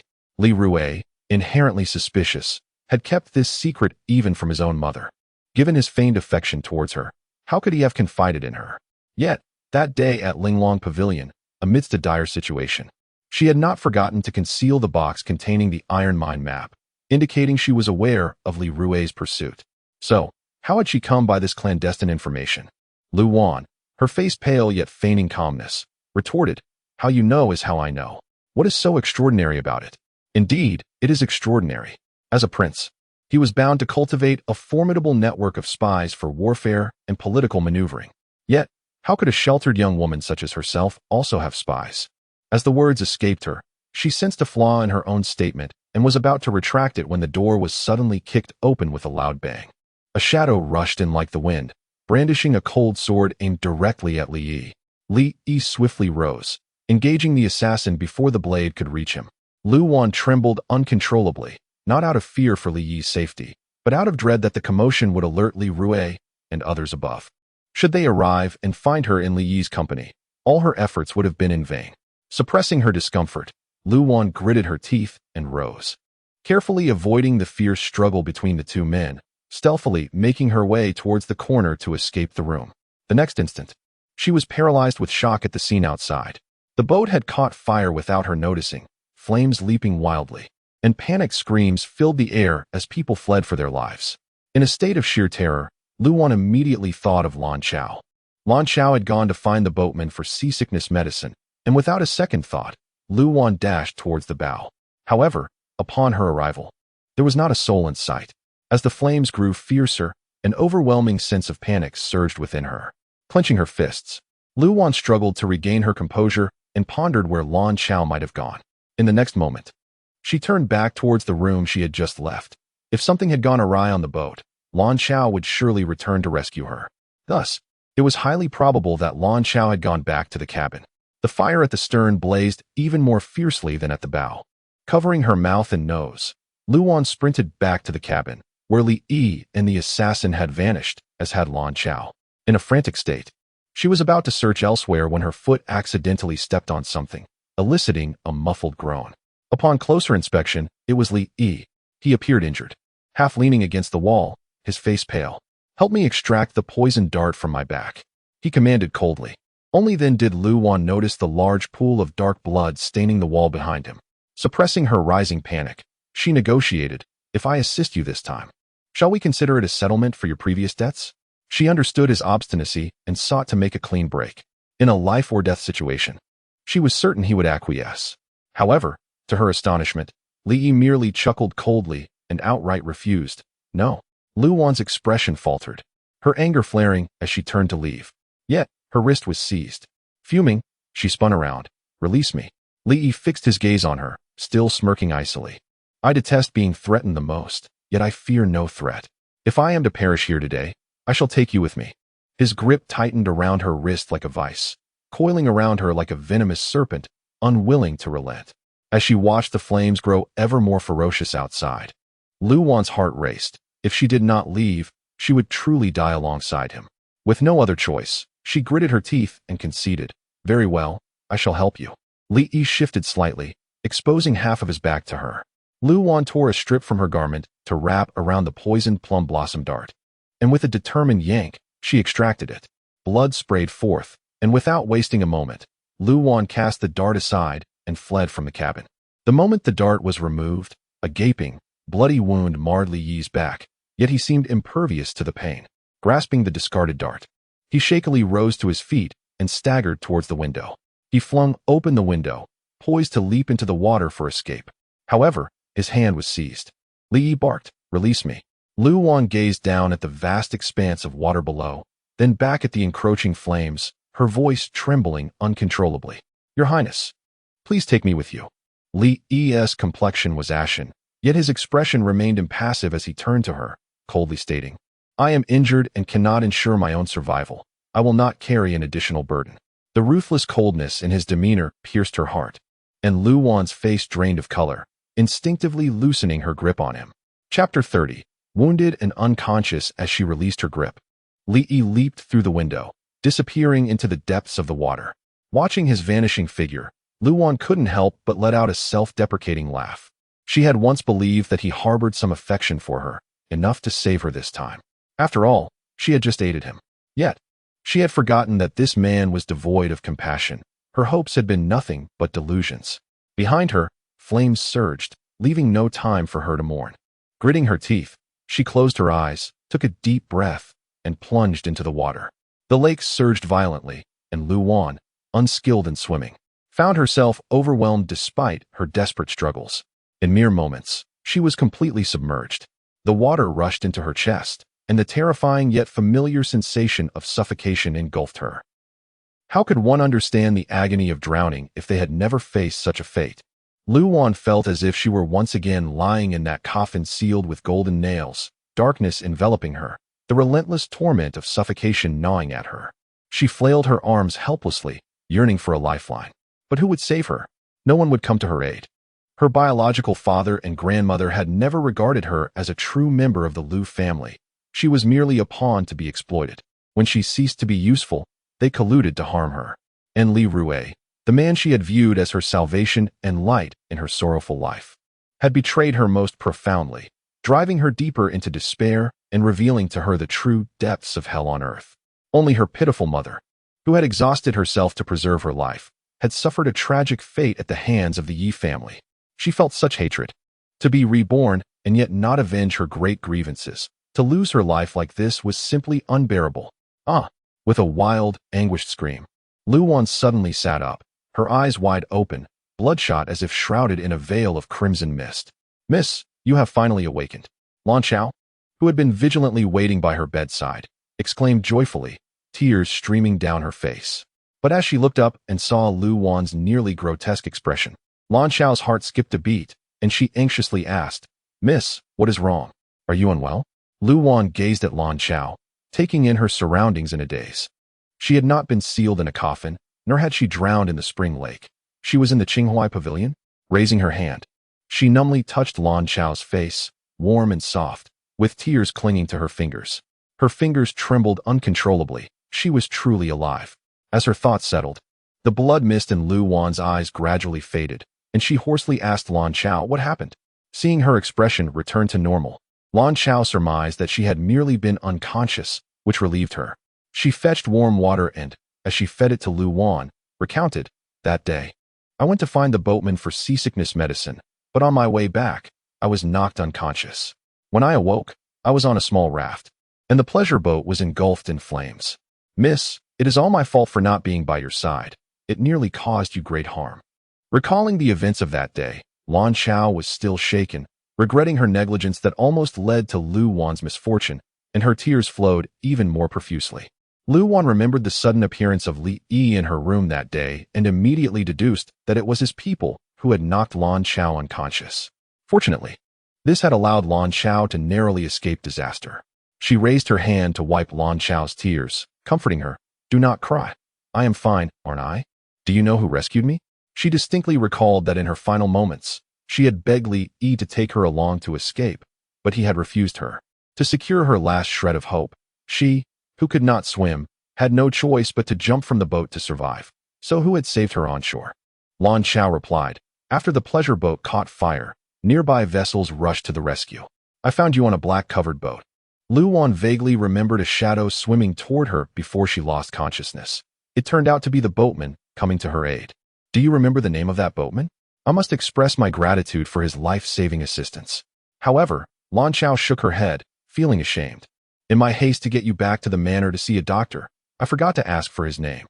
By the time I found you, it was already late, and the shore was crowded with boats and people. I was so frightened to see you unconscious that I hurriedly took you back for treatment, forgetting everything else. But to show my gratitude for his saving you, I lost my purse, and I gave him the white jade bracelet you had given me. Perhaps that could help us trace him." Lu Wan nodded. Since he was the boatman from the spring lake, he could certainly be found. What about Rui Wang and the others? Are they all well? Thinking of the masked assailants from that day, Lu Wan wondered who the target of this calamity had truly been. When she inquired about Li Rui, Lan Chao felt a surge of anger but concealed her feelings to spare Lu Wan further distress, replying casually, "Everyone is well. It's just that His Highness Yi Wang was injured and was sent to the palace overnight. I heard that he has remained unconscious with a high fever, causing the noble consort to faint twice from worry. The palace is in chaos." At the mention of this, Lu Wan recalled the poisoned plum blossom dart she had removed from him, realizing the toxicity must have been severe. It seemed that the fire on the pleasure boat and the assailant were both aimed at Yi Wang. It was not surprising that someone of his stature would attract the vengeance of enemies. Yet, she wondered if he would survive this ordeal and reclaim his life. But whether he lived or died mattered little to her now. She had owed him a debt, which she had settled by removing the poisoned dart, even if he refused to acknowledge it. At that moment, Lu Wan felt a sense of relief that he had not agreed to take her along to escape. Otherwise, she would have found herself indebted to him once more. Now that everything was settled between them, they were finally free of ties. After 2 days of recuperation, Lu Wan felt much better. However, the atmosphere within the manor had grown tense and oppressive, as if overshadowed by dark clouds, with everyone afraid to breathe. The incident had stemmed from a lake outing arranged by the Lu family, which had led to Yi Wang's injury and subsequent unconsciousness, inciting the royal family's fury. who aimed to hold the Lu family accountable, although the Grand Princess was mediating since the incident with Yi Wang. Duke Lu Jizhong and heir Lu Qingyu had been kneeling in the palace awaiting punishment. The Grand Princess, despite her frail condition, had been making daily trips to the palace to personally attend to the matter. Yishur did not dare remain idle either, leading the women of the household to kneel in the ancestral hall day and night, burning incense and praying for the ancestors' protection for Yi Wang's swift recovery and for the Lu family to be spared from disaster. On the third day, good news finally arrived. Yi Wang had awakened. The family members were finally relieved of their kneeling in the ancestral hall. Lu Wan, with difficulty, assisted Lan Chao as they made their way to the Qinghuai courtyard. After kneeling for 3 days, her knees had swollen like buns, and she felt exhausted, longing to collapse into bed and sleep. But before she could exit the ancestral hall, Granny Jean hurried toward her, saying, "Second miss, please follow this old servant to the palace immediately." Chapter 31. Entering the palace inside the carriage. Lu Wan anxiously inquired of Jean Mama about the purpose of her summons to the palace. A sense of dread filled her heart, as she firmly believed that it was Li Yi who had called for her, for no one else in the palace recognized her. Li Yi was a man of unpredictable temperament, and if he still harbored resentment from their previous encounter, when she had threatened him and refused to help him extract the poison dart, what retribution might he seek? Seeing her in a state of agitation, Jean Mama, aware of her naturally timid disposition, reassured her, "Do not fear. The Imperial Medical Bureau has reported that His Highness, the Prince of Yi, has been spared from death thanks to the timely extraction of the poison dart from his back, preventing the venom from seeping into his bones. The prince claims it was you who extracted the dart, and both the Emperor and the Empress wish to reward you." Lu Wan was taken aback. This was a turn of events she had not anticipated. Jean Mama, mindful of the precarious situation of the Lu family, continued, "Though the prince has escaped danger, the blame cannot be shifted from our family. The Duke and the young master are still awaiting judgment in the court. If His Majesty offers you a reward, do you know how to respond?" Was she expected to plead for leniency on behalf of Lu Jizhong and his son? The memory of Lu Jizhong's slap was all too vivid in her mind. A chill washed over her as she remained noncommittal, merely nodding slightly. Jean Mama took this as agreement.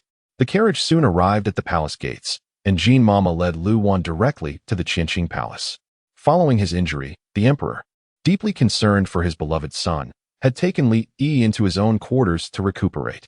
As they entered the palace, a familiar sense of oppression enveloped Lu Wan, causing her limbs to stiffen. As she ascended the steps, she nearly stumbled. Jean Mama quickly steadied her, internally shaking her head.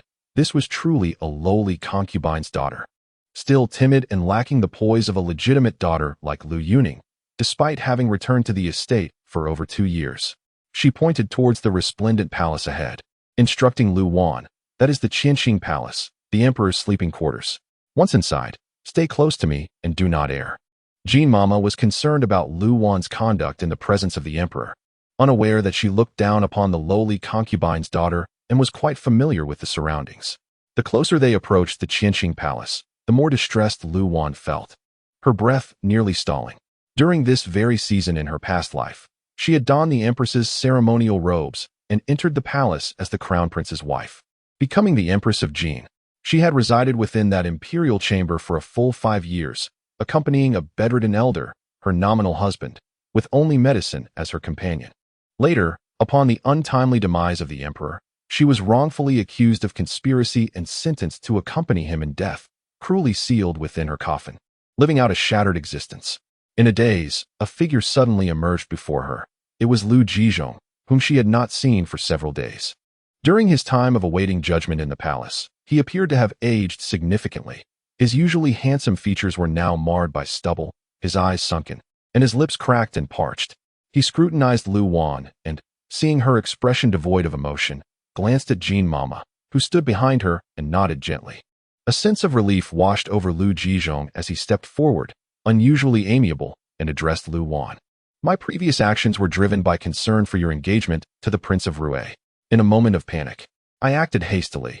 There should be no lingering animosity between father and daughter. When we meet the Emperor, remember to ask for no rewards, but merely to plead for our family's mercy." Lu Wan coldly smiled, interrupting him without hesitation. "I seek an imperial favor to grant my mother a proper title, lest she haunt me in dreams, so I cannot comply with my father's wishes. You. Lu Jizhong was instantly enraged. He had humbly admitted his fault, yet she dared to speak such ungrateful words? His hand rose, ready to strike her. But Lu Wan stood her ground, defiantly awaiting the blow. Jean Mama, though startled by Lu Wan's words, remained rational and quickly interposed herself between the seething father and daughter, urgently advising, Duke, exercise caution. This is the palace, and you must not lose your temper. Lu Wan was about to face the emperor and the empress. Should Lu Jizhong strike her now, it would only provoke the emperor further. Jean Mama recognized Lu Wan's cold demeanor and understood she was not one to easily yield. She might very well divulge Lu Jizhong's instigations to the emperor. Hearing Jean Mama's words, Lu Jizhong felt as though cold water had been thrown upon him, reluctantly retracting his hand. Jean Mama comprehended the implications of Lu Wan's words and interjected, "The second young lady wishes to secure a title for Aunt Ming, showcasing your filial piety. How can the Duke refuse such a request? However, this is a matter we can resolve privately. The Emperor is preoccupied with state affairs and has been laboring tirelessly over the prince's incident. Such trivialities need not trouble him. The second young lady is wise. Do you not agree?" As she spoke, Jean Mama cautiously observed Lu Wan's expression. Recalling the earlier conversation with the princess, this second young lady had skillfully uncovered the affair between the Prince of Rui and Xin Yuan, revealing a mind not to be underestimated. In an instant, Jean Mama's gaze towards Lu Wan shifted, her demeanor becoming more respectful, her posture unconsciously lowering. Lu Wan cast a cold glance at Lu Jizhong, demanding, "What do you have to say?" Lu Jizhong had never been threatened in such a manner, especially not by a daughter he had always dismissed. His fists clenched tightly. He ground his teeth. "What title do you wish to secure for her?" Lu Wan leisurely tucked a loose strand of hair behind her ear and spoke deliberately. "She is the mother of a daughter who is to marry as a princess. She deserves the status of a rightful wife." "What did you say?" Lu Jizhong could no longer contain his fury, glaring at Lu Wan with venomous eyes, wishing he could consume her whole. Meng had merely been a scapegoat he had chosen years ago, never held in regard, and now she aspired to become his legitimate wife? He had reserved that position for many years. Lu Wan met his fierce gaze without flinching, her voice resolute. "Yes, a legitimate wife. If you refuse, I shall petition the emperor myself." With that, she bypassed them and strode directly towards the Qianqing palace. Duke Jean Mama hurriedly urged Lu Jizhong to acquiesce while rushing to intercept Lu Wan. Observing Lu Wan's determined demeanor, Lu Jizhong's expression darkened. This defiant daughter dared to act so brazenly before him even before marrying into the Prince of Rui's household. Once she became the prince's wife, would she not cause chaos? He had initially believed her to be a simpleton, easily manipulated, only to discover she was a wild horse, unbridled. It seemed this pawn could be destroyed with a cold smile. He addressed Lu Wan. "Very well, your father consents." He intended to placate her for now, and once this calamity had passed, a mere concubine's daughter would not escape his grasp. Chapter 32. Imperial Concubine Lawn. Qianqing Palace East Chamber. Emperor Jin and Imperial Concubine Lawn sat side by side, their gazes assessing Lu Wan, who knelt before them. "So, you are the second daughter of the Lu family?" the emperor inquired. "Raise your head." Lu Wan complied, her composure unruffled. Emperor Jin had initially doubted Li Yi's claim that it was the second daughter of the Lu family who had extracted the poison dart. He knew her to be timid. Yet, upon seeing her poised demeanor, he secretly lauded her. No wonder Prince Rui favors her. This second daughter of the Lu family possesses exceptional qualities. "We are deeply indebted to you for your timely removal of the poisoned dart, which spared Yi a great ordeal," the emperor expressed. "Tell us what reward you desire, or if there is any wish you harbor." Lu Wan replied, "I acted out of a sense of duty and dare not accept any reward.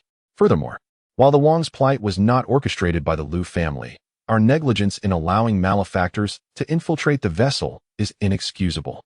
Emperor Jin was further impressed. "Lu Qing has begotten a remarkable daughter, one who is both courteous and discerning.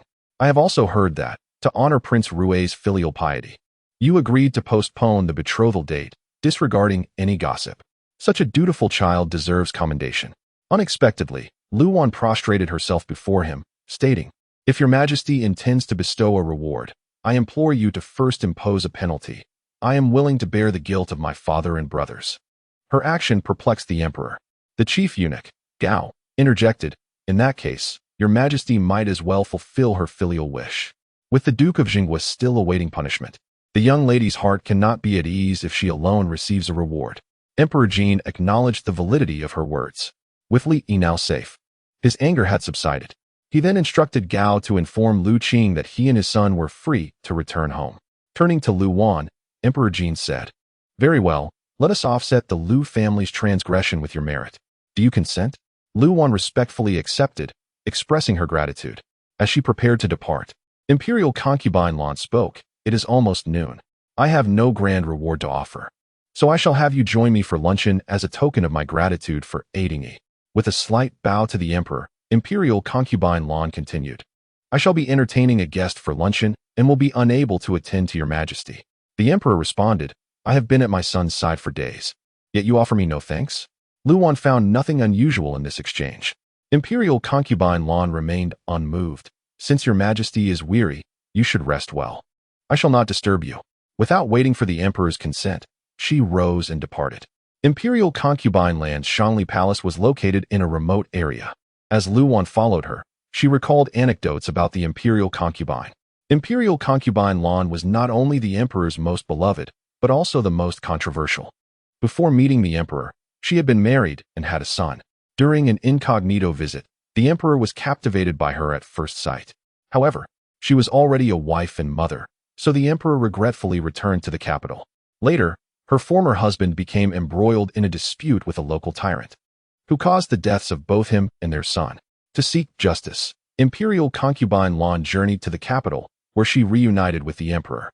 Unable to suppress his affection, the emperor defied the empress dowager and ministers, bringing her into the harem as consort Lan. 2 years later, she bore him a son, the fourth prince, and was elevated to Imperial concubine Lan. In her previous life, after marrying Emperor Jin as a bride to ward off misfortune, Lu Wan rarely encountered Imperial concubine Lan in the harem. It was said that after Li Rui became crown prince, his mother, consort Rome, confined Imperial concubine Lan to Shangli Palace out of jealousy. Soon after, news of her death spread. Rumor had it that Wang's rebellion was to avenge Imperial concubine Lan. However, Lu Wan knew that their relationship was strained.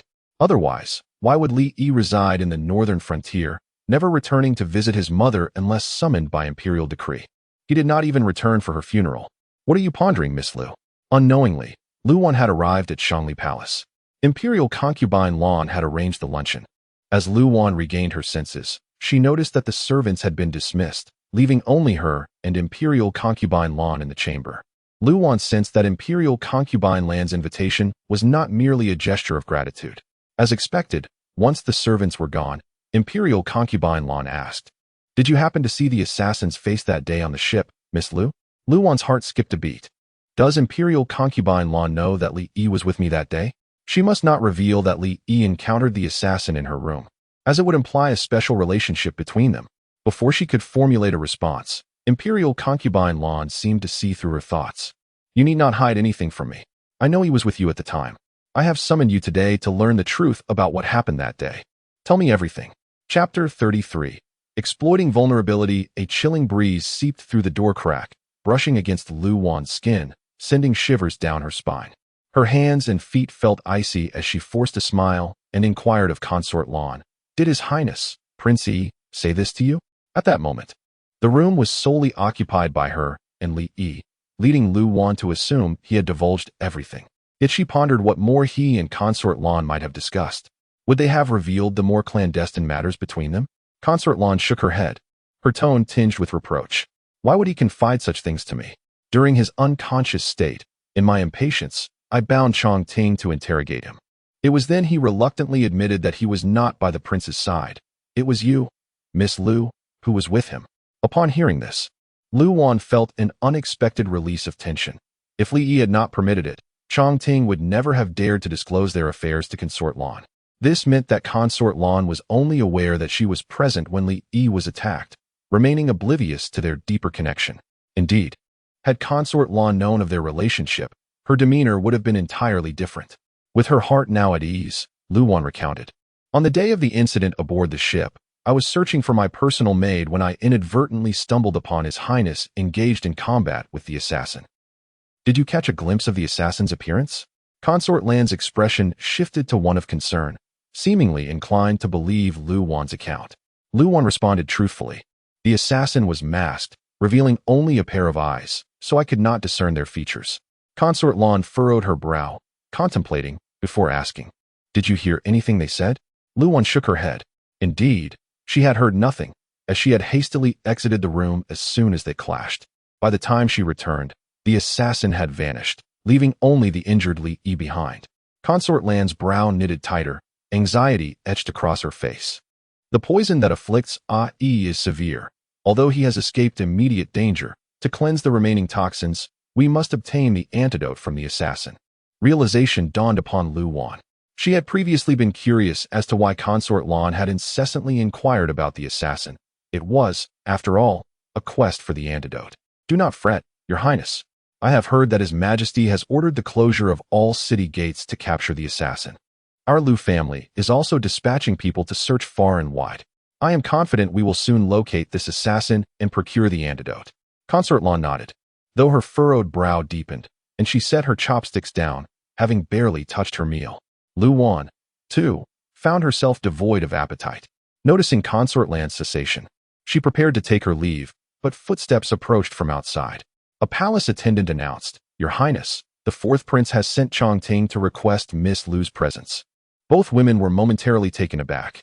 Lu Wan had not anticipated that Li Yi wished to see her, while Consort Lan scoffed. "He must know I am inquiring about him and is deliberately sending you away." Lu Wan stood awkwardly, hesitant to interject. "Very well, you may go. We do not want him to cause a scene," Consort Lan finally permitted. Unsure of the dynamics between the mother and son, Lu Wan did not dare to insert herself amidst the tension and promptly agreed to depart. Just before exiting, Consort Lan called her back, removing an emerald and gold bracelet from her wrist and presenting it to her. "This is a token of gratitude for your earlier assistance, since you hardly touched your meal. Consider this a thank you gift." Lu Wan was reluctant to accept, but Consort Lan was insistent, slipping the bracelet onto her wrist and whispering, "If he asks what we discussed, simply say we dined together, and I did not inquire further." Lu Wan obediently acquiesced, stepping out of the room and exhaling a long breath. Upon seeing her exit, Chongting turned silently and strode purposefully away. His tall stature and martial prowess allowed him to move swiftly, and Lu Wan had to jog to keep pace. "Does your master truly wish to see me?" Lu Wan could not help but ask as Chongting headed directly toward Qianqing Palace. Like Consort Lan, she assumed that Li Yi's desire to see her was merely a ruse to separate her from Consort Lan. Chongting replied curtly without turning, "Yes," acknowledging her question. "Does the esteemed Prince Yi intend to discuss something with me?" Lu Wan inquired nervously, attempting to glean insight from Chongting regarding Li Yi's intentions. Chongting, noting her guarded demeanor and the distance he maintained from his master, could not suppress a cold snort. "He merely wishes to express his gratitude for your assistance the other day." At his words, Lu Wan's heart quaked, her legs feeling as if they were encased in lead. While outsiders believed she had aided the prince in extracting the poison dart and was being rewarded, she alone knew the truth of how she had threatened Li Yi that day. His warning echoed in her mind. This prince despises being threatened above all. Given his vindictive nature, how could he possibly let her off the hook? Dragging her weighted steps to the west chamber of Qianqing Palace, Chongting gestured for her to enter the inner room and closed the door behind her. Lu Wan lingered at the threshold, hesitant to step inside, palms slick with sweat. She cautiously peered in, discovering the spacious room devoid of any presence, save for a figure lying on the dragon bed, partially obscured by the golden curtains. "Come in." The authoritative voice of a man startled her, leaving her no room for retreat. Understanding that she must now submit and plead for mercy, Lu Wan gritted her teeth and advanced, kneeling before the dragon bed. "Your Highness, I acknowledge my wrongdoing. I should not have exploited your vulnerability. I beseech your forgiveness." "Exploiting vulnerability? Did you not assert your moral obligation?" The man's voice, though weak, dripped with sardonic derision. Lu Wan's face flushed with embarrassment. He had remembered her flattering words before the Jin Emperor. Caught in her own deception, she felt shame and panic overwhelm her, unsure of how to respond. The room fell into a heavy silence.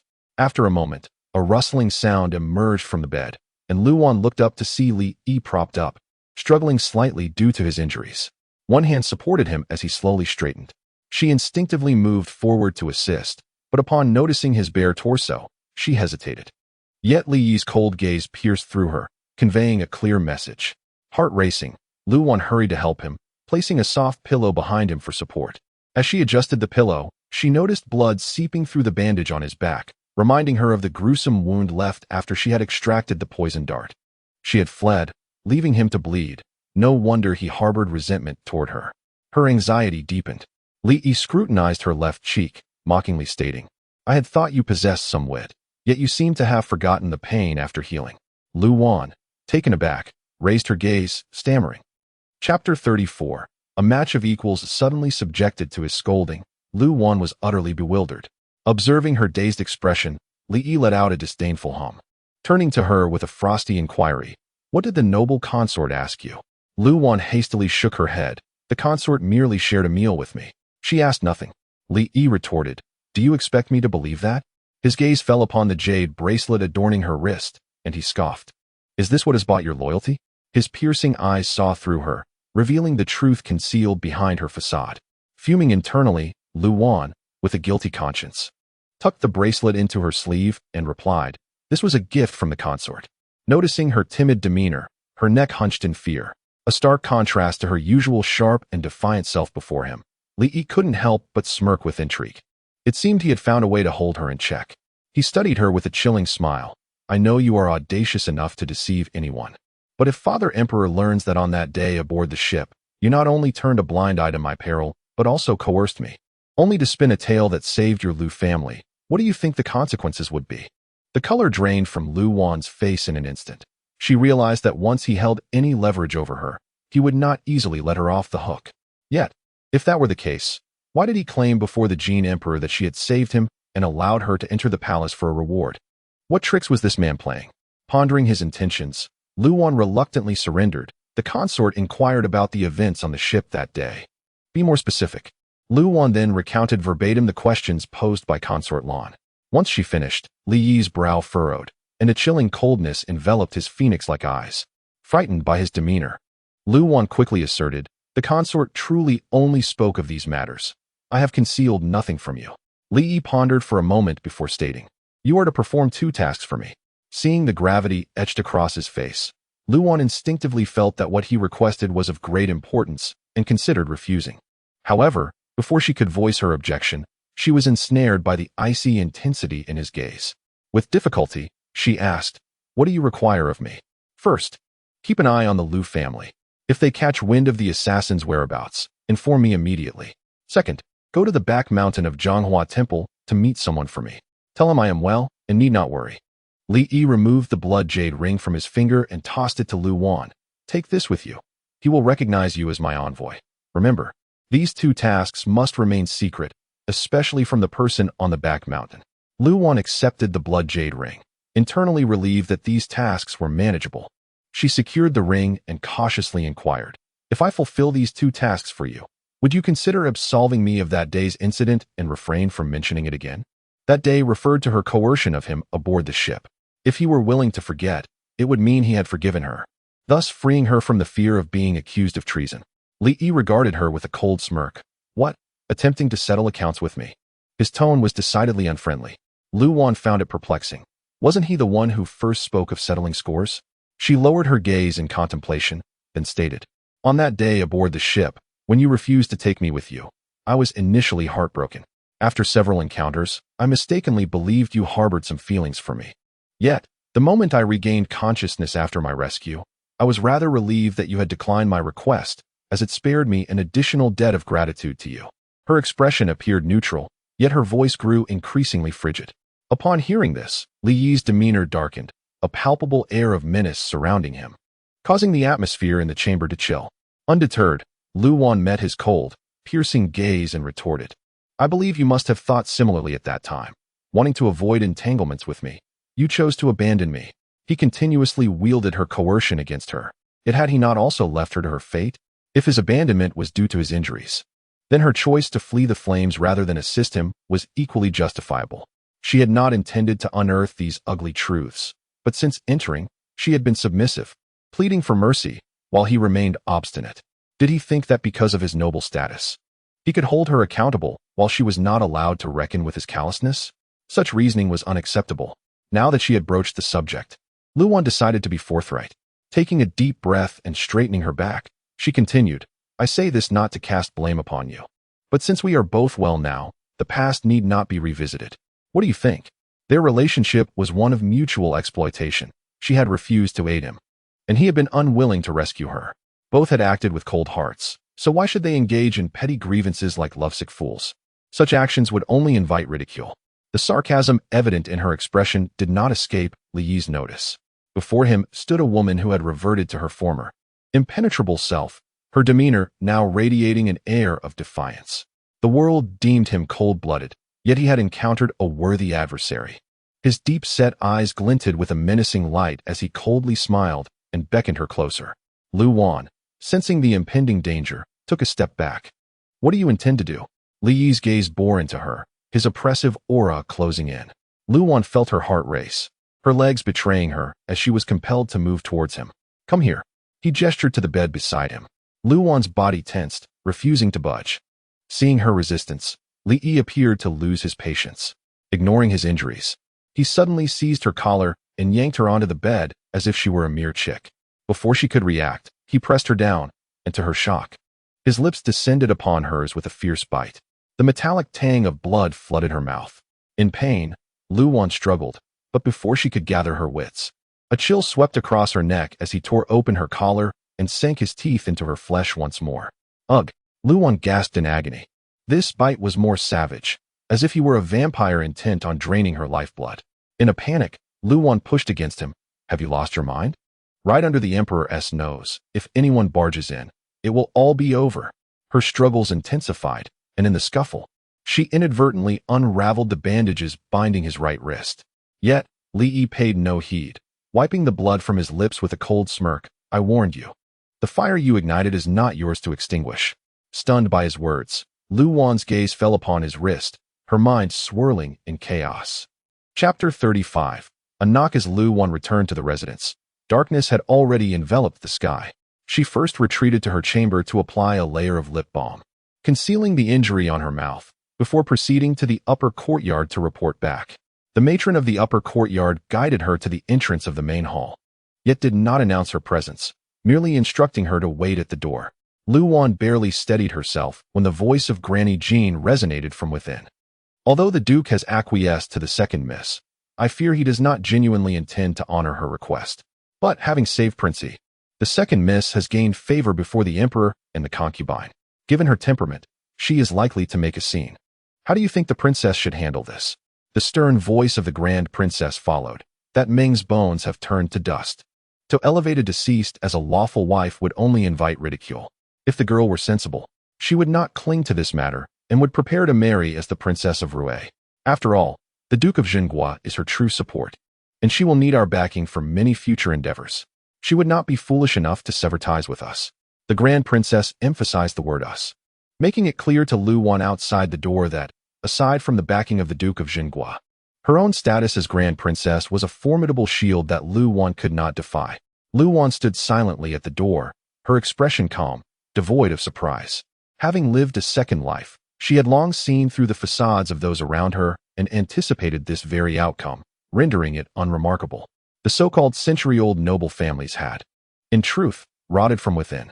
Since they had proven to be deceitful and unreliable, she would not be at fault for being heartless. Suppressing her inner sharpness, Lu Wan lifted the curtain and entered the room, respectfully greeting the Grand Princess. It was as though nothing had transpired within those walls. The Grand Princess promptly ordered Granny Jean to bring an embroidered stool, allowing Lu Wan to sit close to her. This was the first time Lu Wan had been so near the Grand Princess, a position that had always been occupied by Lu Yuning or Lu Chengyu. Even Xin Yuan had occupied that seat, but she had never had the opportunity. Once seated, the Grand Princess's gaze subtly fell upon her. The earlier remarks had been deliberately made for her ears. Even before returning from the palace, Granny Jean had reported Lu Wan's threat to the Duke regarding elevating Ming as a lawful wife to the Grand Princess. Upon her return, Lu Jizhong had also approached the upper courtyard, accusing Lu Wan of treason and repeatedly asserting before his mother that he would never support Meng's elevation. The Grand Princess, witnessing her son's resolute stance, was reluctant to press him further. However, if word of this situation were to leak, outsiders would brand the Duke as a fickle man, a person devoid of integrity. After much contemplation, She realized it was up to her to compel Lu Wan to relinquish such notions proactively. Should she remain obstinate and refuse to comply, as her son suggested, she would have her vanish from this world without a trace. Thus, she and Granny Jean conspired to convey these admonitions to Lu Wan upon her arrival. Indeed, once seated, Lu Wan, aside from reporting matters from the palace, refrained from mentioning Ming. Observing this, the Grand Princess understood that her earlier admonitions had borne fruit, prompting her to smile with satisfaction. She had anticipated that this young, illegitimate daughter, having been abandoned to a convent, harbored little affection for Ming. The sudden desire to elevate Ming's status likely stemmed from her own ambitions to shed the label of an illegitimate child and elevate her own worth, rather than a genuine wish to advocate for her birth mother. Now, having been sufficiently admonished, she would not dare to offend the Duke of Zhenghua or her own grandmother. Weighing the significance of each, it was clear she would retreat in silence. The Grand Princess reflected on her role in extricating the Lu family from peril, even if merely for the sake of the emperor and the concubine. She felt compelled to bestow some form of reward upon Lu Wan, a token of reassurance. The notion of striking a blow only to follow it with a sweet treat was, indeed, fitting. She instructed Granny Jean to retrieve a prepared box containing a complete set of resplendent hair ornaments. "You have accomplished a great feat. This is a reward from your grandmother. The gifts from your father and mother have already been sent to your courtyard. Accept them as part of your dowry." After a few polite refusals, Lu Wan timidly accepted. Observing her timid demeanor, the Grand Princess was reminded of Lu Wan's earlier threats against the Duke. The duality of her character left her perplexed. Yet, she would not tolerate any tricks played before her. The truth would reveal itself in time. Furthermore, your father has mentioned providing a memorial tablet for your aunt. What is your view on this?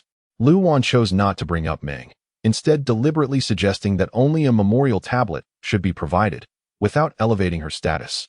Curious to gauge the Grand Princess's reaction. Upon hearing this, Lu Wan bowed her head in silence for a long moment, prompting the Grand Princess's gaze to darken with an ominous chill. Just as she was about to speak, she noticed Lu Wan kneeling before her, tears streaming down her face as she choked out, "Granddaughter is unfilial. Previously, out of resentment for my father's punishment, I was blinded by anger and sought to complicate matters for him." The Grand Princess raised an eyebrow, her understanding deepening. Wiping her tears, Lu Wan expressed her shame. "Just now, outside, I heard my grandmother's words. As if a divine revelation, it made me realize the grave error I had committed. My father's earlier punishment stemmed from concern for my relationship with Prince Rui, and my grandmother has always thought of my welfare. Regrettably, I momentarily lost my senses and committed an act worse than that of a pig or dog. I implore my grandmother to reprimand me." As the coldness in the Grand Princess's gaze gradually dissipated, a satisfied smile emerged. She gestured for Granny Jean to assist Lu Wan in rising, speaking kindly. "Is there such a thing as overnight enmity between father and daughter? Since you recognize your mistake, why would your grandmother wish to punish you? Just remember, we are family. We only wish the best for you and would never harm you." Lu Wan sniffled in response, respectfully stating, "Regarding the matter of my aunt's memorial tablet, I believe it improper to place it in the ancestral temple, as she bore no male offspring, which contradicts the rites. It would be more suitable to have her worshipped at Zhanghua Temple, a serene location that allows me easier access for visits." This suggestion aligned perfectly with the Grand Princess's thoughts, prompting her to nod with increasing satisfaction. "I knew you were sensible. The expenses for your aunt's worship will be covered by the household. I shall send someone to handle this matter tomorrow." Lu Wan expressed her gratitude profusely, and the Grand Princess generously rewarded her with additional gifts, instructing Granny Jean to personally escort her back. Upon returning to Qinghuai Pavilion, as soon as she crossed the threshold, Lu Wan's legs weakened, and she could not prevent herself from sliding to the ground. The day had been fraught with peril, first with Lu Jizhong, then with concubine Lan, followed by Li Yi, and finally the Grand Princess. Each encounter had proven more challenging than the last, leaving her utterly exhausted, her body unable to bear any longer, and she had merely sustained herself long enough to return home. "What is wrong, Awan? Your complexion is so poor. Did something happen in the palace?" Startled, she looked up to find Li Rui before her, his expression filled with concern, though a cold undertone lingered in his gaze. Lu Wan's heart seized. Chapter 36. No longer waiting, steadying her nerves, Lu Wan leaned against the door frame and smiled. "Cousin, what brings you here?" Li Rui fixed his gaze upon her, a a smile gracing his lips, yet devoid of warmth in his eyes. You have accomplished a great feat, saving the life of my younger brother. As his elder brother, how could I not come to express my gratitude? Though he claimed to be thanking her, his tone was frigid, lacking any hint of sincerity. In truth, after learning about the fire and the assailants targeting Li Yi that day, Luan had harbored suspicions about Li Rui. Such treachery among kin was not beyond him. Even if he were not behind the attack, he would hardly wish to see Li Yi thrive. With Li Yi's demise, his fiercest rival would be eliminated, ensuring the Eastern Palace would be within his grasp, easily obtained. Yet, she had intervened to save Li Yi. A chill settled within Luan's heart, and an expression of regret crossed her face as she murmured, "Cousin, I was left with no choice."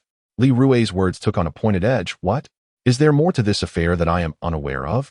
In a single day? Li Rui's suspicions surged like a flood, boundless and overwhelming. He never anticipated such events between the two, especially as Li Yi openly sought rewards from the emperor on her behalf. The more he pondered, the more he perceived their relationship as extraordinary, even imbued with an ambiguity that unsettled him. His breath grew heavier, and his hand, resting on the table's edge, formed a tight fist, veins bulging. Luan noticed his demeanor and, with trepidation, gazed at him, pleading, "This matter, I confide only to you, cousin. Please, do not speak of it to anyone else." Li Rui offered a reassuring smile. "I shall not reveal it to a third party." With that, he guided her to sit beside him and leaned in to whisper intimately, "Let it be our little secret, shall we?" The pungent scent of ambergris enveloped them once more, prompting Luan to shyly turn away. On that day, while resting in the cabin, Lan Xiao went to procure seasickness medicine for me. When she failed to return, I sought her out, only to encounter the injured Prince C. He asked me to help remove a dart from his back, but I dared not comply. When he saw my reluctance, he obstructed my path, threatening that if I did not assist him, I would perish there as well. Yet, after I helped him, he abandoned me to flee alone. As she recounted this, tears welled in Luan's eyes. As brothers, her cousin exhibited such forthrightness. Yet the princey acted in such a manner. Had it not been for the boatman's rescue, she feared she would never see her cousin again. Upon hearing this, Li Rui's expression softened slightly. Her account aligned with Li Yi's character. However, he still questioned, "If he coerced you, why then did he plead with the emperor on your behalf?" "How would I know?" When I entered the palace, Granny Jean instructed me to request leniency for the Lu family rather than rewards. I followed her advice, and to my surprise, the emperor acquiesced. She feigned ignorance. Yet Li Rui discerned the underlying implications in her words. Li Yi's actions were evidently a deliberate attempt to curry favor with the Lu family, seeking to strengthen their ties. "I have heard that the princey met with you privately. What did he say?" Luan fidgeted nervously, her grip tightening on her sleeve, nothing of consequence. Yet, something was clearly concealed within her sleeve. Li Rui's eyes narrowed, feigning an intention to take her hand, only to shake her sleeve vigorously, causing an object to tumble out with a soft thud. Luan gasped and rushed to retrieve it. But Li Rui had already recognized it as the blood jade thumb ring that Li Yi wore on his right thumb. "When did you learn to lie, my dear cousin? Your Highness has misunderstood. This item was not meant for me." The pent-up fury in Li Rui surged forth, his gaze icy as he fixed her with an unwavering stare. His right hand clasped his left wrist, slowly rotating it. Luan was all too familiar with this gesture. He had performed it when he executed Niajan and her unborn child in a past life. Undeterred, Luan stepped closer, frantically explaining, "Cousin, this was a token from Prince Yi for third sister. It was a private arrangement, inappropriate by etiquette, and to preserve third sister's reputation. I dared not mention it to you. But now that you have discovered it, please do not disclose it." Li Rui was momentarily taken aback. This was unexpected. Luan held the ring towards him, seeking his counsel. "This situation is quite complex, and I am troubled by it. Since you are aware, why not assist me with a solution?" Li Rui scrutinized her. "What is so difficult?" "Simply present it to third cousin." Luan frowned. "You are unaware. But when Princey fell into a coma, Mother suggested that third sister accompany grandmother to the palace to attend to him. To our surprise, third sister erupted in fury. From what I observed, she does not seem particularly fond of Princey. Therefore, I fear presenting this ring may provoke her ire against me. What should I do?" The matter of attending to the prince had already been disclosed to Li Rui by Lu Yuning, who had tearfully recounted her grievances and vowed never to marry Li Yi. Thus, this reaffirmed that Luan had not deceived him. Instantly, Li Rui's doubts receded like a receding tide. How could someone as arrogant as Li be interested in this simple and naive girl? His repeated approaches were merely manipulations. His expression finally brightened. Li Rui playfully tapped her nose, affectionately saying, "Since you know it cannot be delivered, then simply do not deliver it." Returning to the Rui Wang residence, the night had deepened. Li Rui entered his study, where strategist Su Ji presented a list of auspicious dates for marriage. "Your Highness, these are the dates selected by the Imperial Astronomical Bureau. Which do you find suitable?" Without so much as glancing at the list, Li Rui raised his hand and held it over the candle flame, allowing it to be consumed by the fire. "Your Highness." Su Ji was perplexed. "Assign someone to expedite the annulment of this engagement," Li Rui commanded. He could no longer afford to delay. Previously, when Lu Yuning sought him out in tears, she had not only lamented her family's insistence on her entering the palace to attend to the prince, but had also revealed her feelings for him, urging him to dissolve his engagement with Lu Wan in favor of marrying her. Though Lu Yuning swore she would never marry Li Yi, Li Rui feared the emperor's favor. His affection for that mother and son duo was palpable, and should Li Yi plead with him, the emperor would undoubtedly comply. Thus, he resolved to secure the marriage with Lu Yuning before Li Yi could act. Consequently, Lu Wan, this discarded pawn, would need to be disposed of. Chapter 37. Mother and daughter. Within 3 days, the memorial tablet for Meng had been prepared. Early in the morning, Lu Wan set off in a carriage to Zhonghua Temple, carrying the copied scriptures. An hour later, upon reaching the temple, she was introduced by the abbot to the front of Meng's tablet. The paint on the tablet was still wet. Lu Wan burned the scriptures and silently vowed, "It won't be long before I can clear your name. If you know from the underworld, please help me find Ashi quickly." Indeed, after giving birth to Lu Wan, Meng had waited 10 long years before conceiving again.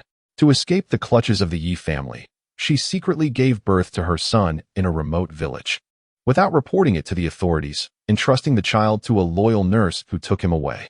This secret had weighed heavily on Meng until her dying breath, when she finally revealed it to Lu Wan, granting her the chance to seek out her brother, Meng Shi. In her previous life, in her naivety, Lu Wan had confided in Li Rui about this matter, asking for his help to find her brother, only for him to ultimately use her brother's life as leverage, coercing her into becoming the concubine of that widower. Now, Lu Wan had entrusted someone to search for him in Yin and Hung provinces, recalling that in her past life, Li Rui's men had located Shi in those very places. Having failed her mother's dying wish in her previous existence, she was determined to protect her brother in this life.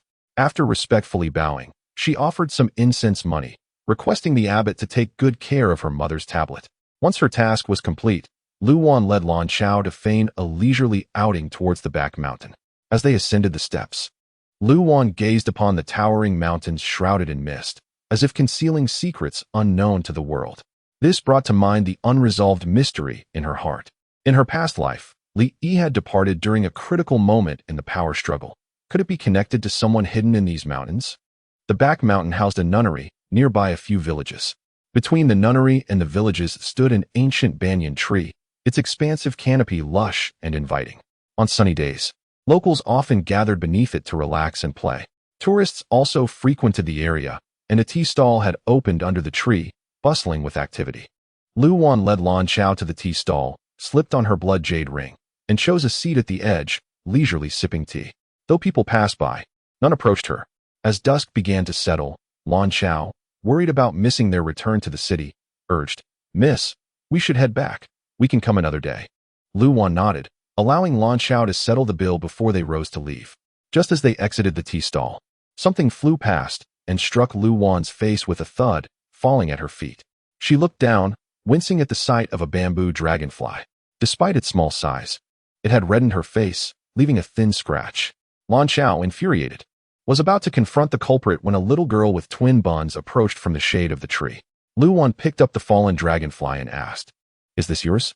The girl nodded, her gaze fixed intently on Lu Wan's blood jade ring, and with a serious expression, demanded, "Why do you have my father's thing?" Her father? Lu Wan was taken aback. "You recognize this?" she asked incredulously, to which the girl nodded earnestly, tilting her head and extending her hand. "Give it back to me." Lu Wan glanced around and asked, "Are you alone? Where are your parents?" The girl pouted in silence, her small eyes wary. Lu Wan proposed, "Take me to see your parents. and I'll return this to you. Really? Indeed. All right. The girl turned and headed towards the nunnery, with Lu Wan following her. They entered a courtyard on the eastern side of the nunnery, and before even stepping inside, the girl called out, "Mother, I'm back." A frail woman in her 20s emerged from within, her elongated features framed by flowing black hair cascading over her slender shoulders, dressed in simple white garments. Resembling a beauty stepped out of a Jiangnan misty landscape. Upon seeing Lu Wan, the woman startled, grasping the girl and retreating into the house, hastily shutting the door. Lu Wan called out from the entrance, "Madam, do not be afraid. His Highness sent me. He fears you worry about him. So he asked me to assure you of his safety." The door creaked open slowly, the woman gazing at Lu Wan with tearful eyes, her silence betraying her emotions. "Is he, well?" Those few words barely concealed her heartfelt concern. Lu Wan smiled reassuringly. "He is fine, but he needs to recuperate and cannot visit you. He doesn't want you to worry, so he sent me to tell you." Overjoyed, the woman wept, suddenly realizing she hadn't invited Lu Wan inside. She hastily wiped her tears and repeatedly urged her to enter. Lu Wan declined, reminding herself that she was merely a messenger. Having fulfilled her task, she could now return in peace. As she took a couple of steps away, she heard the woman behind her inquire, "May I ask which esteemed family you hail from? If there is an opportunity, I would certainly like to express my gratitude." Feigning ignorance, Lu Wan led Lan Chao down the mountain, boarding the carriage back to the city. Lan Chao, holding back her curiosity, finally burst out as they approached the city gates. "Miss, what do you think is the relationship between that mother and daughter and His Highness? Is that girl truly his daughter?" Lu Wan leaned against the soft cushion, sighing. "How would I know? If she were his child, why wouldn't he bring them directly to the princess residence instead of hiding them here? Yet, if she isn't his daughter, their feelings towards him seemed far from ordinary." Lan Chao observed her expression. "Miss, are you upset?" Despite Lu Wan's insistence that her relationship with the prince was purely transactional, Lan Chao was convinced he thought differently. These past few days, as she tended to Lu Wan's neck injuries, she felt a strange joy for her mistress. If he didn't care, why would he act so possessively around her? Lan Chao, though not entirely pleased with the prince, considered that since her mistress had become involved with him, a little compromise wouldn't be too much to ask. However, the sudden appearance of the mother and daughter made Lan Chao believe her mistress had every right to feel jealous. Lu Wan was initially taken aback by Lan Chao's remark, but as she grasped the implication, she couldn't help but chuckle softly. "Why would I be angry? I'm quite pleased, in fact." Lan Chao suspected her mistress was being disingenuous. Otherwise, why did her smile seem so forced? Lu Wan had neither time nor inclination to address her maid's thoughts, as her mind was preoccupied with the mother and daughter. Although she could not discern their true connection to Li Yi, it was clear he held them in high regard, given the lengths he went to protect them. Furthermore, it was evident that someone was searching for them, and Li Yi's trusted associates had already been compromised, which was why he had sent her. With knowledge of her vulnerabilities, he wielded power over her, making her do his bidding without concern. This realization filled Lu Wan with resentment. Li Yi had initially been her pawn, yet, at some point, she had become ensnared in his web, coerced into aiding him in various endeavors. Thus, she resolved to uncover the identities of that mother and daughter, seizing control of his weaknesses and liberating herself from his grasp. Chapter 38. A prick of the fingers after the carriage entered the city, Lu Wan instructed the coachman not to return to the residence just yet, but to take a detour to Shuaizhai. This renowned pastry shop was the most famous in the capital, and Lu Wan purchased an assortment of delicacies. After enjoying dinner, she carefully packed the pastries into a food box and made her way to the study to find Lu Qingyu. Upon her arrival, Lu Qingyu was quite taken aback. Previously, Lu Wan had never ventured into the study, nor had she ever sought him out. She would typically remain within the confines of her own courtyard, rarely stepping outside. "What brings you here, Awan?" he inquired. Lu Wan opened the food box with a smile, saying, "Elder brother, you have been working tirelessly to capture the assassin these past few days. I happened to pass by the pastry shop today and bought some of your favorite treats to reward you." Recognizing the pastries from Shuaizhai, and knowing that her route to the temple did not lead there, Lu Qingyu felt a warmth in his heart, realizing she had gone out of her way for him. He set aside his work, washed his hands, and began to indulge in the delicacies. Lu Wan poured him a cup of tea and casually asked, "How's the situation with the assassin?" He shook his head, troubled. With the vastness of the capital, Locating a single individual is no easy task. Is there not a single lead? She pressed. Given that Lu Wan had previously helped the Lu family evade punishment, Lu Qingyu felt closer to her and did not shy away from sharing. All I know is that he was injured during his confrontation with Prince Yi, but beyond that, I have no information. Lu Wan sighed. If that's the case, it seems quite difficult. What if we are unable to find the assassin? Will the emperor not blame us again? Lu Qingyu reassured her with a smile. That will not be the case. Not only do we lack information about the assassin, but the Dali Temple and the Ministry of Justice are equally at a loss. His Majesty cannot solely blame our family. As he held a position in the Ministry of Justice, he was privy to various pieces of information. Furthermore, Prince Yi has returned to his residence today. When I saw him, he seemed intent on personally investigating this matter, so I believe we will soon be relieved of our involvement. That is good to hear. Lu Wan replied with a smile. Noticing her innocent demeanor, Lu Qingyu felt compelled to offer her some guidance.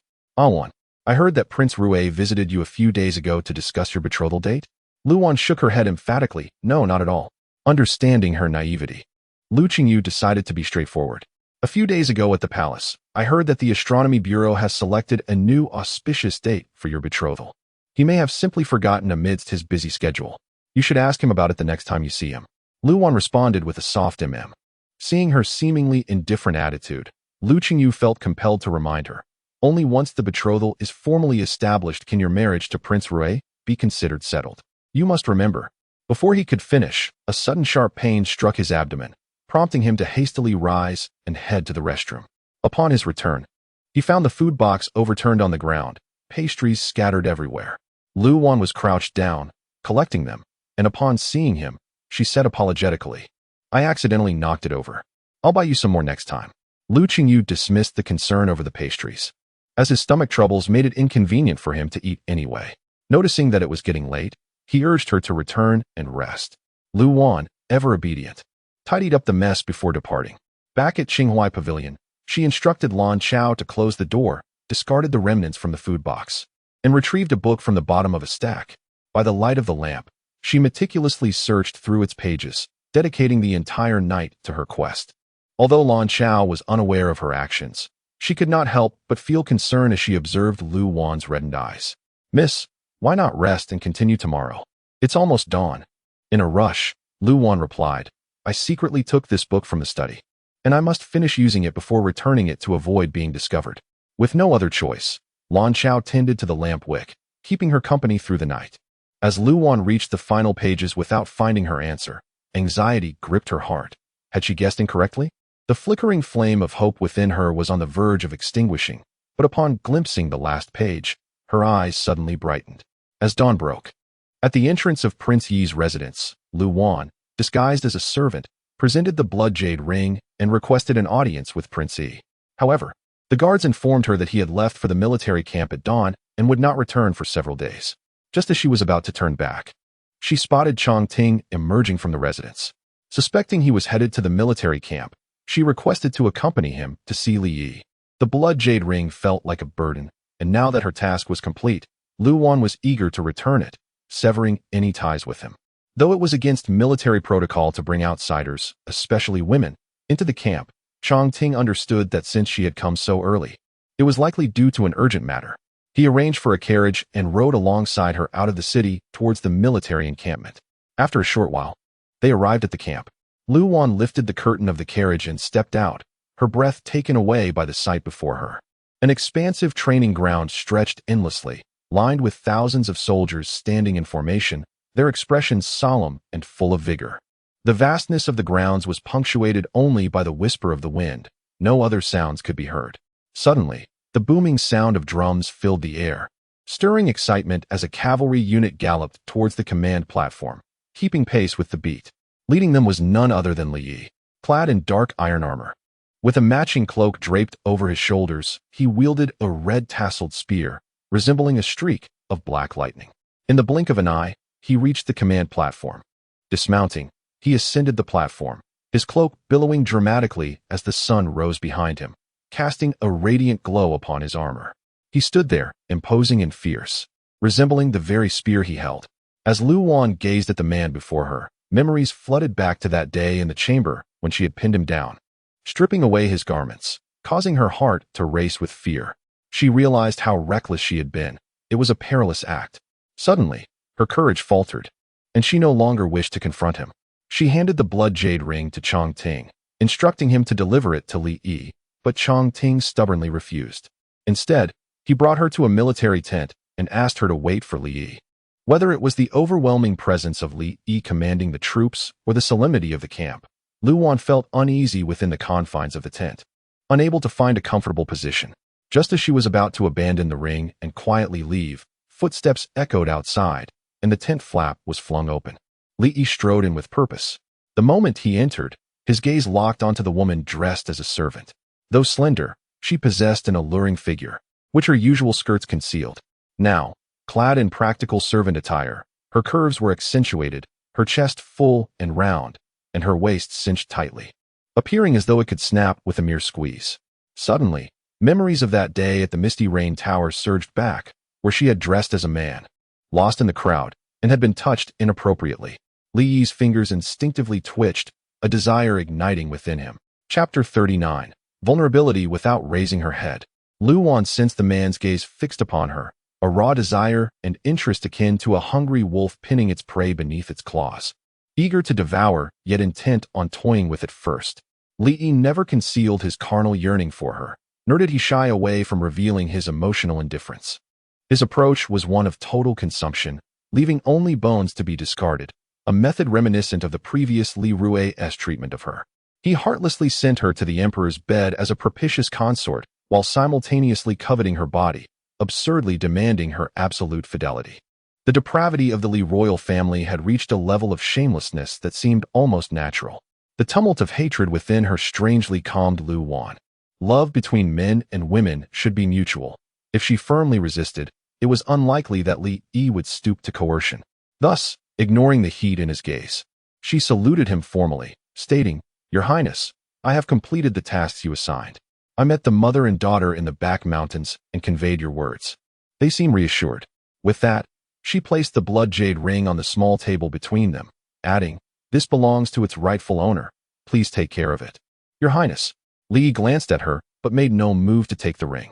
She continued, "As for the assassins, the Lu family has found nothing, and neither has the Court of Judicial Review nor the Ministry of Justice. There are no leads. I hear that you intend to take charge of this matter personally. Thus, the Lu family will no longer interfere, and I need not keep an eye on them anymore." The implication was clear. They could finally sever their ties.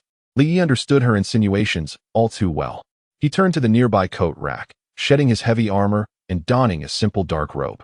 Lu Wan caught a glimpse of the bandaged wound on his back, but recalling his valiant demeanor while riding earlier, she concluded that the injury was not severe. "With matters concluded, I shall take my leave." Lu Wan did not wait for his response and rose to exit the tent. "You came all this way just to say such a few words?" Li Yi sat on the cool couch, pouring himself a cup of tea, his cold gaze fixed upon her. Indeed, Lu Wan's visit was not solely to convey these matters. She intended to exploit his vulnerability and negotiate terms to extricate herself from his grasp. Yet, witnessing his formidable presence during the training, an inexplicable timidity welled within her.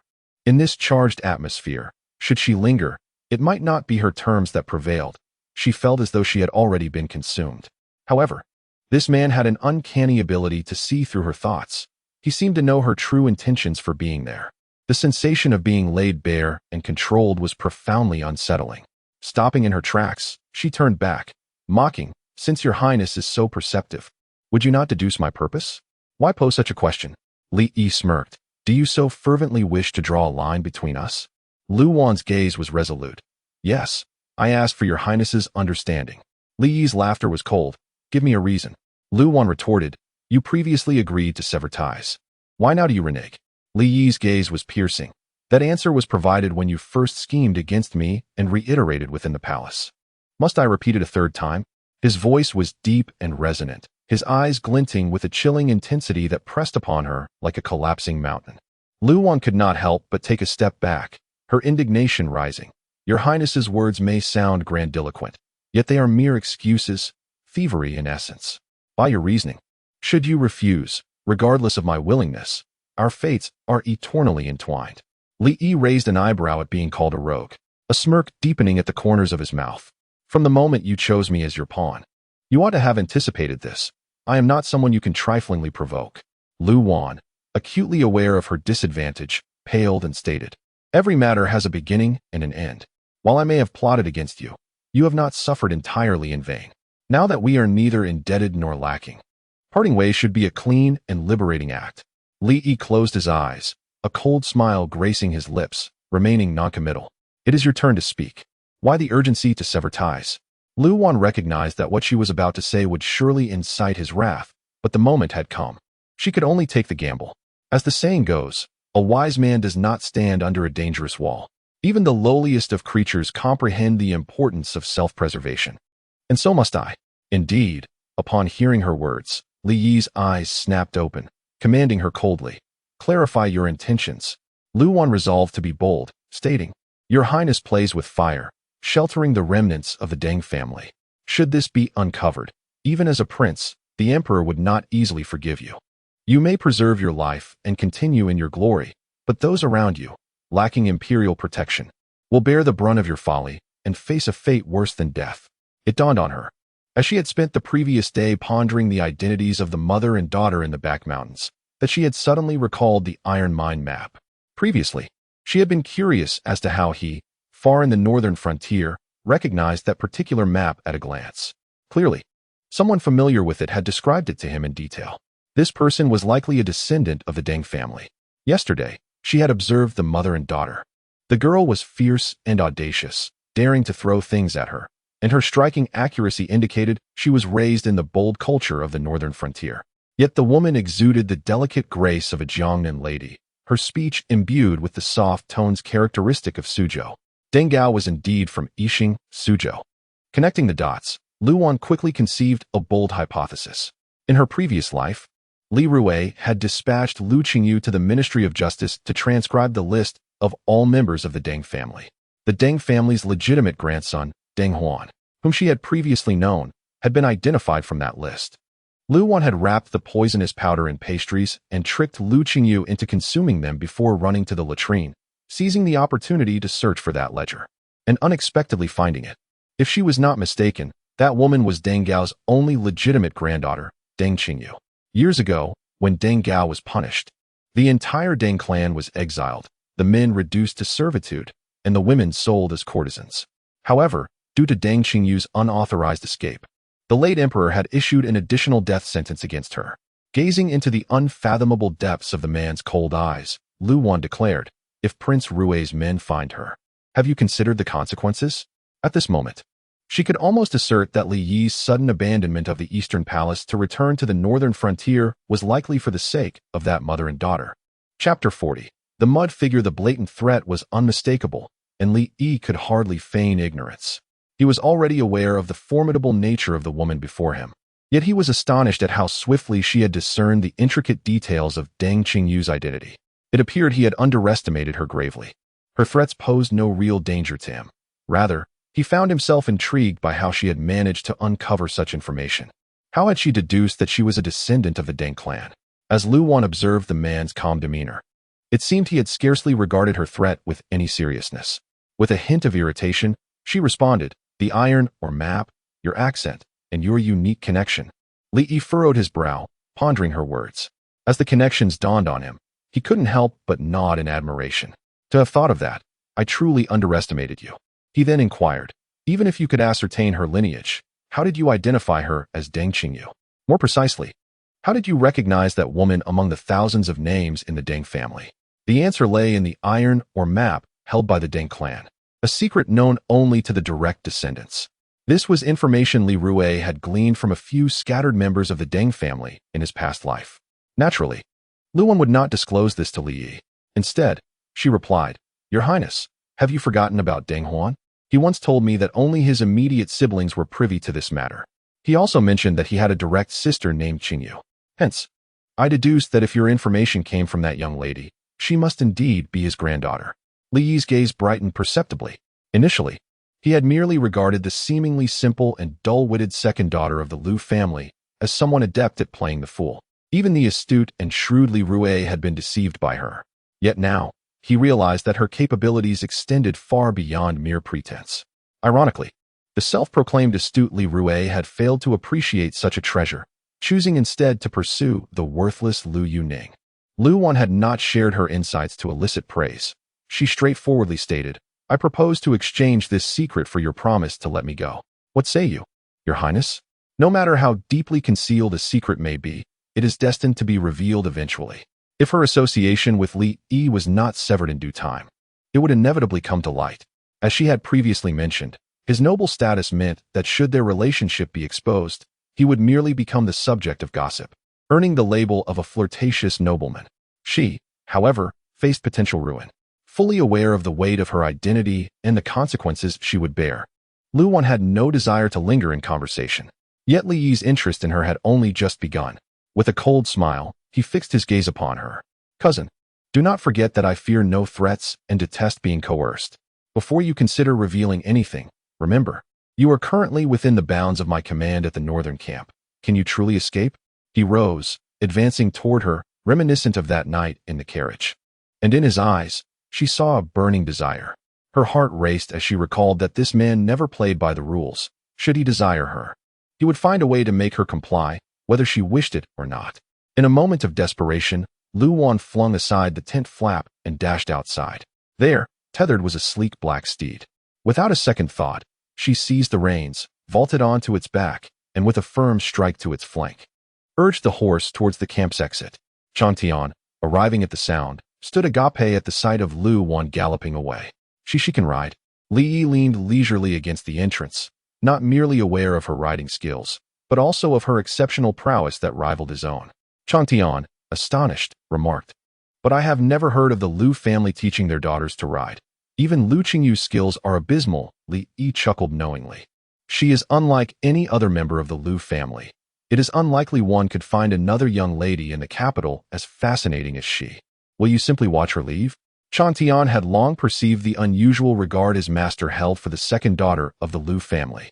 Having learned of her visit to Zhonghua Mountain yesterday, he had intentionally delayed his departure from the estate to await her arrival, only to let her slip away without any action. Lu Wan burst out of the camp and headed straight for the city. The moment she crossed the threshold, a sigh of relief escaped her, feeling as though she had narrowly escaped a perilous fate. Yet, in the next instant, a series of sharp whistles pierced the air, and the black horse, upon hearing them, abruptly halted, its ears perked in attention. Before Lu Wan could react, the horse turned and galloped back towards the origin of the sound. Panic surged through her. This horse was specially trained to respond to commands.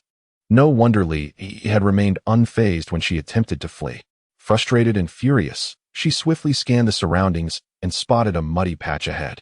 Without a second thought, she leapt from the horse's back, landing in the mire. She rolled several times in the muck before managing to gain her footing, now completely covered in mud, resembling a true figure of clay. Ignoring the pain coursing through her body, Lu Wan scrambled out of the mud pit and sprinted towards the capital. However, it wasn't long before the sound of hoofbeats echoed behind her, and soon, Li Yi and his entourage were upon her. Staring at the muddy figure before him, Li Yi was momentarily taken aback, while his companions stifled their laughter. Even someone as resilient as Lu Wan, ultimately a woman, could not help but feel humiliated in this moment, especially in front of the one person she despised most. Tears began to well up in her eyes. Before the tears could fall, she felt herself lifted. Li Yi had pulled her onto his horse, disregarding her muddy state, and wrapped her in his embrace, turning the horse around to gallop forward. "Let go of me," Lu Wan protested, feeling utterly aggrieved. This man had truly pushed her to her limits. "Move again, and I will toss you off this horse and leave you crippled."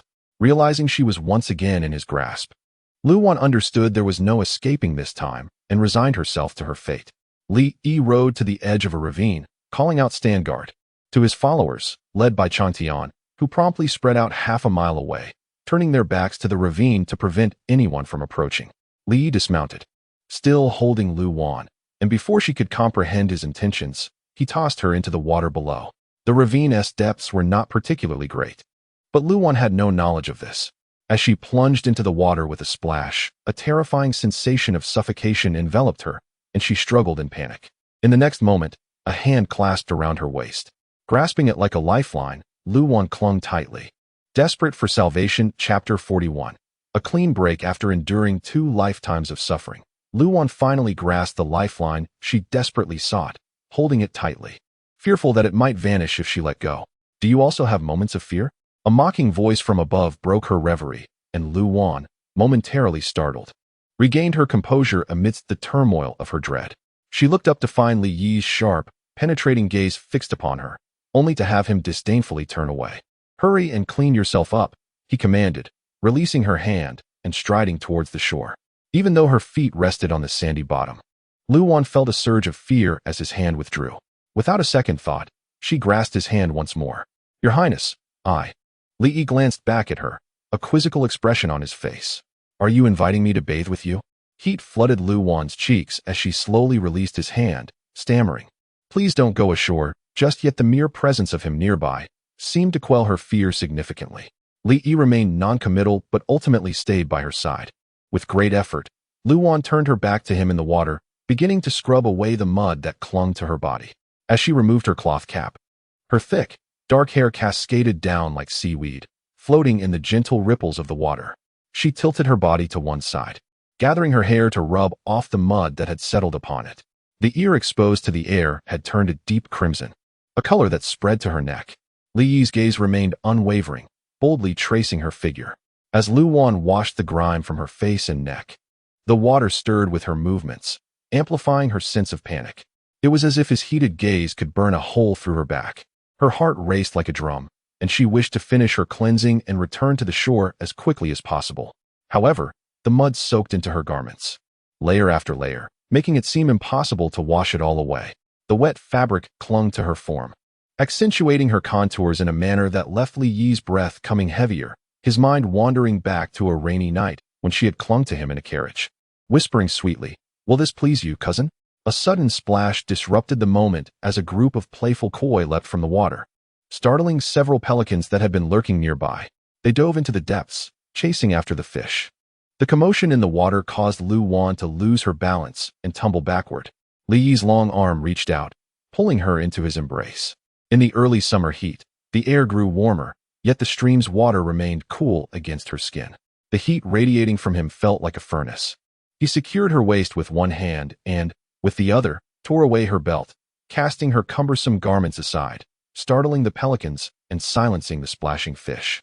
The stream fell into a serene hush, allowing Luan to hear the heartbeat of both herself and Li Yi. Now, how shall we proceed? He inquired, his deep eyes swirling with desire as he slowly traced the outline of her body with his hand, his voice husky. Frozen in place, she could neither move nor escape. She stared back at him with wide, wet eyes, her lips trembling as she attempted to articulate words of protest, but before she could speak, her lips were silenced. When tranquility returned, the sun hung high in the sky. Li Yi carried her ashore, where a black horse awaited, saddled with a bundle. He unfurled it to reveal 2 sets of clean clothes and shoes. Blinded by the sunlight, Luan squinted as he set her down and tossed her the garments. With trembling hands, she donned the clothes, her mind a tangled mess. We will return to the camp first. After lunch, I will have Chongting escort you back to the city. Li Yi was already dressed and mounted, waiting for her. Luan glanced at the black horse, taking a step towards it. Just as she prepared to mount, she let out a soft moan. Li Yi called to the horse, which obediently knelt, allowing her to mount. Luan was astounded. She had never encountered such a remarkable horse. Li Yi noticed her surprise and, in good spirits, remarked, "His name is Treading Wind. If you like him, I shall give him to you." Ignoring him, Luan urged Treading Wind forward, but the horse slowed its pace, matching the rhythm of Li Yi's steed. Frustrated, she gave it a gentle nudge, while Li Yi's cool voice drifted from beside her. "Who taught you to ride?" From her style of mounting and handling the horse, Li Yi deduced that she did not ride like those from the Central Plains, but rather like someone from the northern frontier.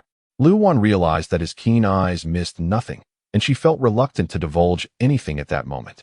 Upon arriving at the military camp's entrance, Luan dismounted and instructed Chongting to take her back to the city. It was already lunchtime, and her meal had been prepared.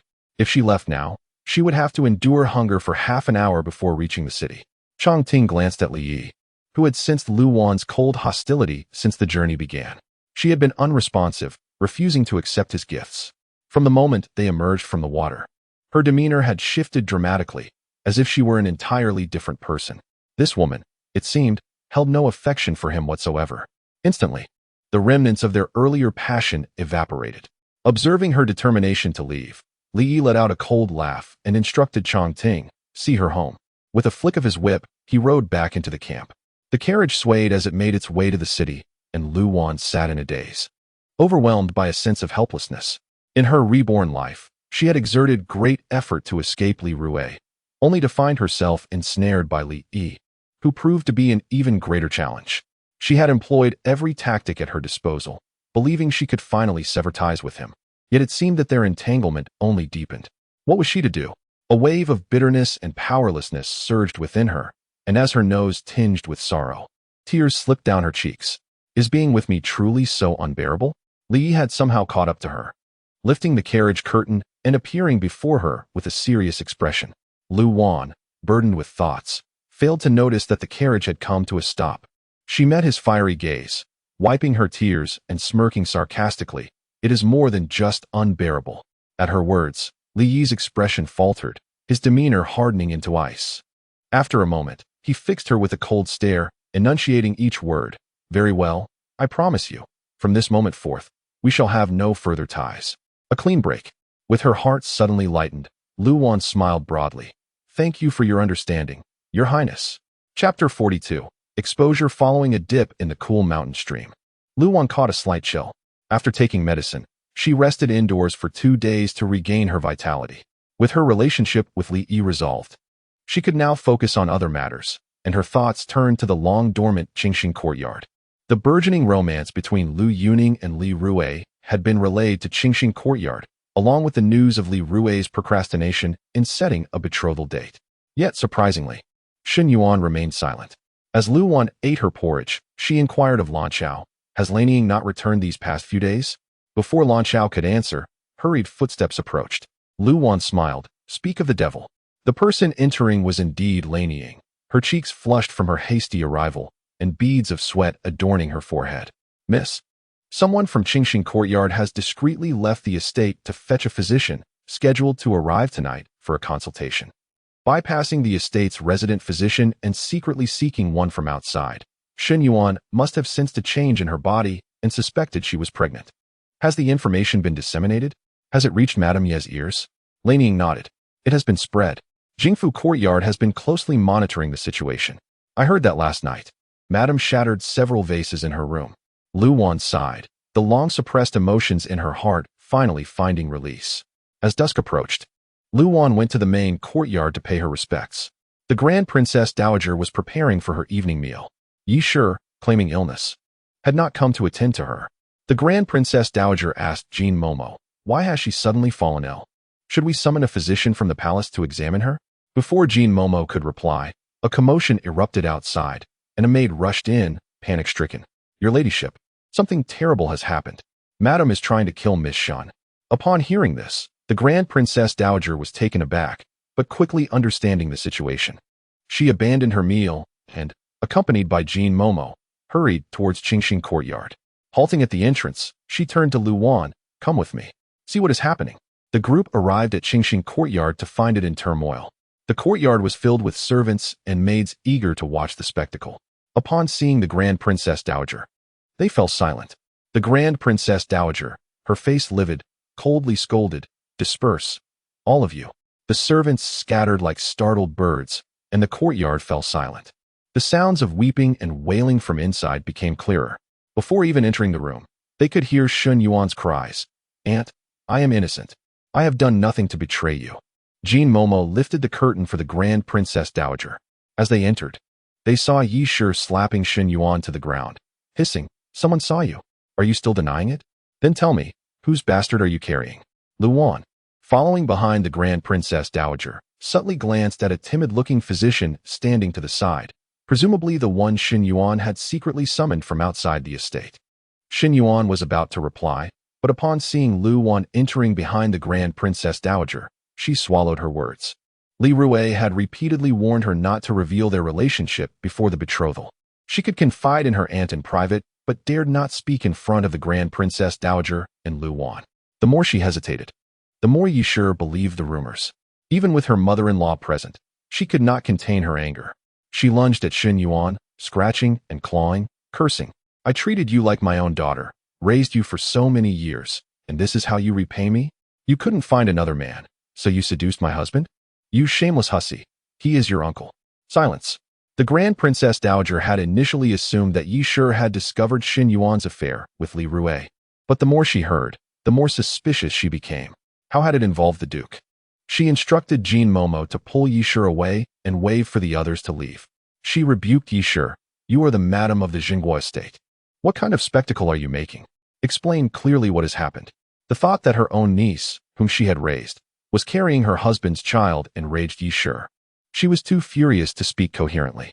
Her headmaid, So-hwan, stepped forward and said, Your ladyship, a few days ago, Madam received a secret report that Miss Shun and the master were having an affair. Madam did not believe it. But the master has been reeking of gardenia fragrance lately and often sneaks into Qingxing courtyard at night. I have witnessed these things myself. Sui-hwan produced a man's robe, a casual garment often worn by Lu Jizhong, and handed it to Jin Momo. Jin Momo sniffed it and confirmed that it was indeed filled with a faint gardenia fragrance.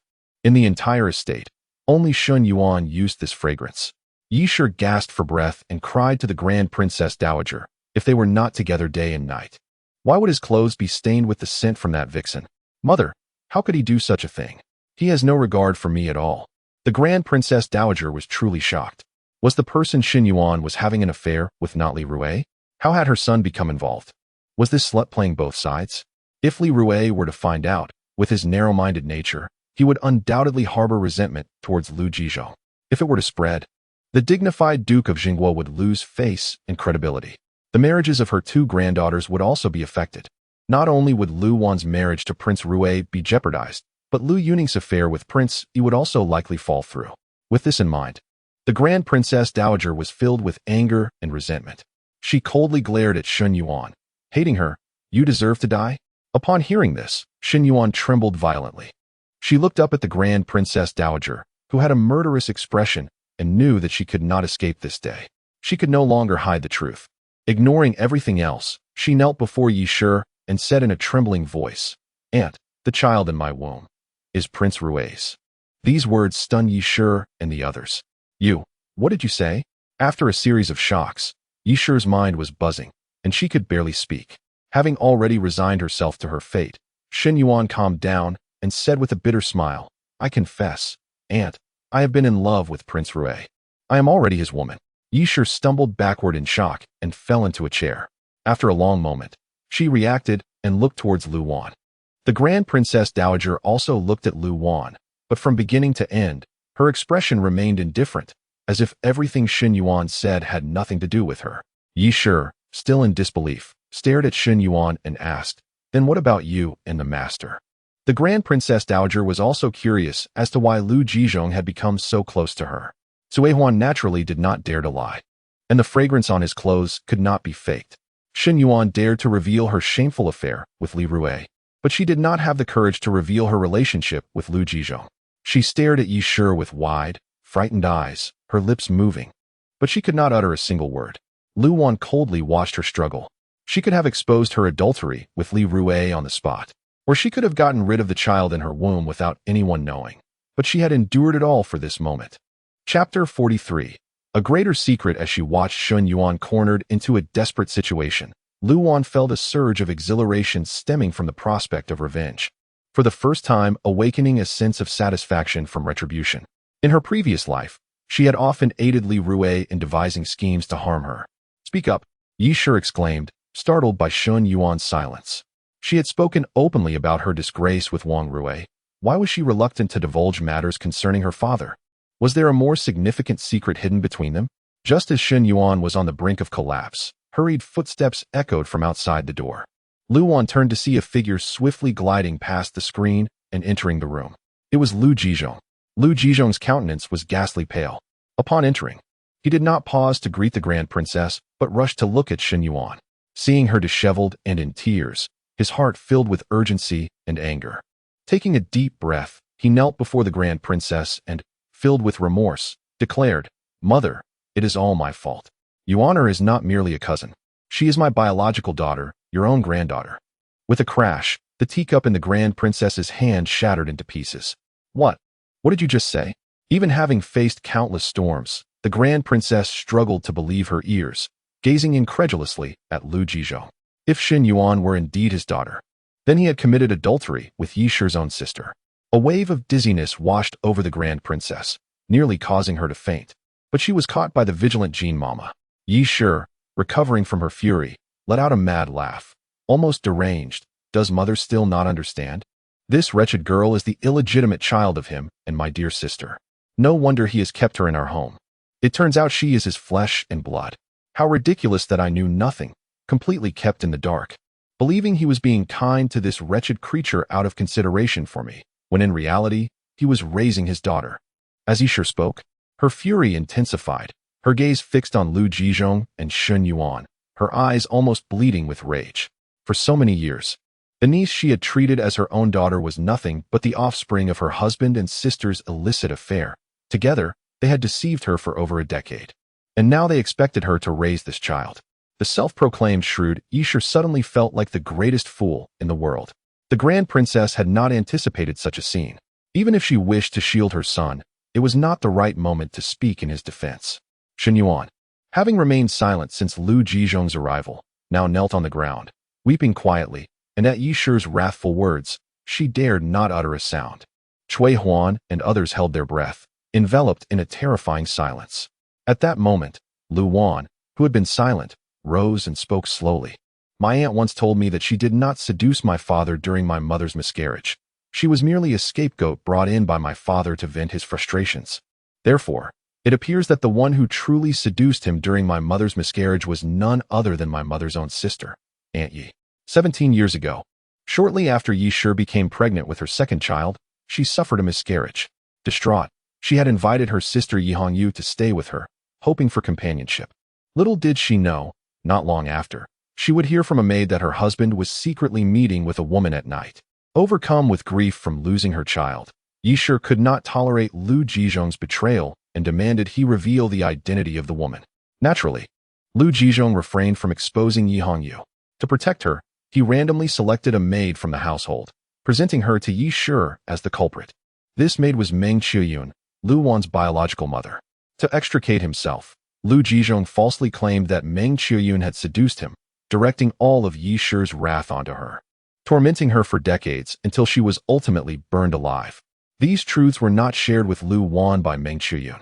The poor woman died unaware that she had merely been a scapegoat for Yi Hongyu.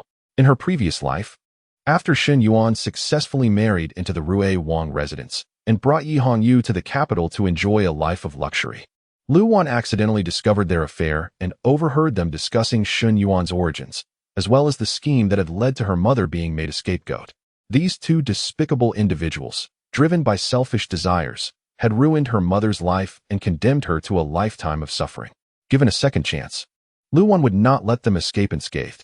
If Lu Jizhong wished to protect the Yi Hongyu mother and daughter, she would force him to confess this long-buried scandal, exposing their ugly truths. She would also ensure Yi Shi realized that it was her own blindness that had allowed her most trusted sister to conspire with her lover to deceive her for years. Indeed, upon hearing Lu Wan's words and recalling past events, Yi Shi's mind grasped a crucial detail. With reddened eyes, she pointed an accusatory finger at Xin Yuan. Her teeth clenched in rage. Yes, I remember now. The servants told me that the vile couple met beneath the irises in the eastern courtyard. No wonder you are named Xin Yuan. Her own sister had not only betrayed her during her miscarriage, but had also named their love child after the place of their clandestine meetings, ensuring that Lu Jizhong would forever be reminded of their past. As she recalled how Lu Jizhong affectionately called out Yuaner, Yi Shi's fury reached its zenith.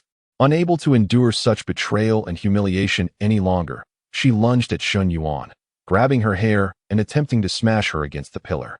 Ah! Xin Yuan screamed, trying to evade her grasp, but Lu Jizhong reacted swiftly, catching Yi Shi and delivering a fierce slap across her face, gritting his teeth as he admonished. Have you lost your mind? Do you not realize she carries the royal air within her? Yi Shi, already pushed to her limits, was taken aback by the slap from Lu Jizhong. Overwhelmed, she could no longer maintain her composure, her vision darkening as she fainted from the sheer fury. Yi Shi was taken back to Jingfu Courtyard, where the Grand Princess, her face grim, confronted Lu Jizhong. How do you intend to resolve this chaos? Glimpsing Shun Yuan's pleading eyes, Lu Jizhong replied solemnly, "This matter has lingered for over a decade. If Yi Shi wishes to create a scene, let her. Our priority now is to ensure Yuan marries into the Rui Wang residence as soon as possible. Once she leaves the Lu family, Yi Shi's anger will surely dissipate with time." At this juncture, the Grand Princess reluctantly agreed that this was the only feasible solution. After contemplating, she turned to Shun Yuan and warned, "If you wish to preserve your mother's reputation and secure your own marriage into the Rui Wang residence, you must understand that you will forever be regarded as a proper daughter of the Shin family. An illegitimate child born of an affair will only be scorned by society. How could you ever aspire to marry into royalty?" Shin Yuan comprehended this truth all too well, thus she bit her lip to endure the humiliation and replied, her voice trembling, "Yuan is most grateful for the Grand Princess's grace." The Grand Princess glanced at Lu Wan, who remained silent, unable to fathom her thoughts. She cautiously probed, "As the future Rui Wang consort, you must have a say in Yuan's marriage. What is your perspective on this matter?" Chapter 44. Dog bites dog. The mother and son had already settled their decision and came to question her, clearly coercing her into compliance. Shin Yuan, fearing that Lu Wan might refuse, hastily knelt before her, trembling and pleading, "Cousin, I am truly sorry. I implore you to show mercy and allow me to enter." Lu Wan remained silent, and the Grand Princess, assuming her disapproval, began to advocate for Shin Yuan. "Dear girl, your grandmother knows you are suffering, but a man having multiple wives is commonplace. You should be grateful that this person is your sister. Once she enters the Duke of Rui's residence, united as sisters, with Yuan's assistance, your position will be solidified, will it not?" In truth, upon hearing of the incident at Qingxing Pavilion, the Grand Princess immediately suspected that Shun Yuan's affair with Li Rui had been discovered. Thus, she brought Lu Wan along to publicly pressure her into agreeing to Shun Yuan's entry. In stark contrast to the affection shown to Shun Yuan, Lu Jizhong held a contemptuous view of Lu Wan. Seeing her reluctance to permit Shun Yuan's entry, he became irate. "What if you refuse? Do not forget, you have yet to be wed, and cannot truly claim the title of Duke of Rui's consort. As long as the Duke consents. Indeed, father speaks wisely. As long as the Duke acknowledges you, who can stand in your way? Rather than beseeching me, why not seek the Duke's favor?" Lu Wan coldly interrupted Lu Jizhong. Her words were directed not only at Shun Yuan, but also at the Grand Princess and Lu Jizhong. Observing Lu Wan's composed demeanor, devoid of anger, an inexplicable sense of unease grew within Shin Yuan. She quickly turned to Lu Jizhong, anxiously calling out, "Uncle." Lu Jizhong, protective of her, reassured her, "Do not fear. I shall personally approach the Duke tomorrow and advocate for your marriage." With this assurance, Shin Yuan felt a surge of confidence. The Duke harbored feelings for her, and if he learned of her pregnancy, coupled with her father's intervention, her entry into the Duke's residence would be imminent. Once she successfully married the Duke and bore a son, she vowed to reclaim the dignity she had lost today. Lu Wan, observing the barely concealed triumph in Shun Yuan's expression, could not help but smirk coldly.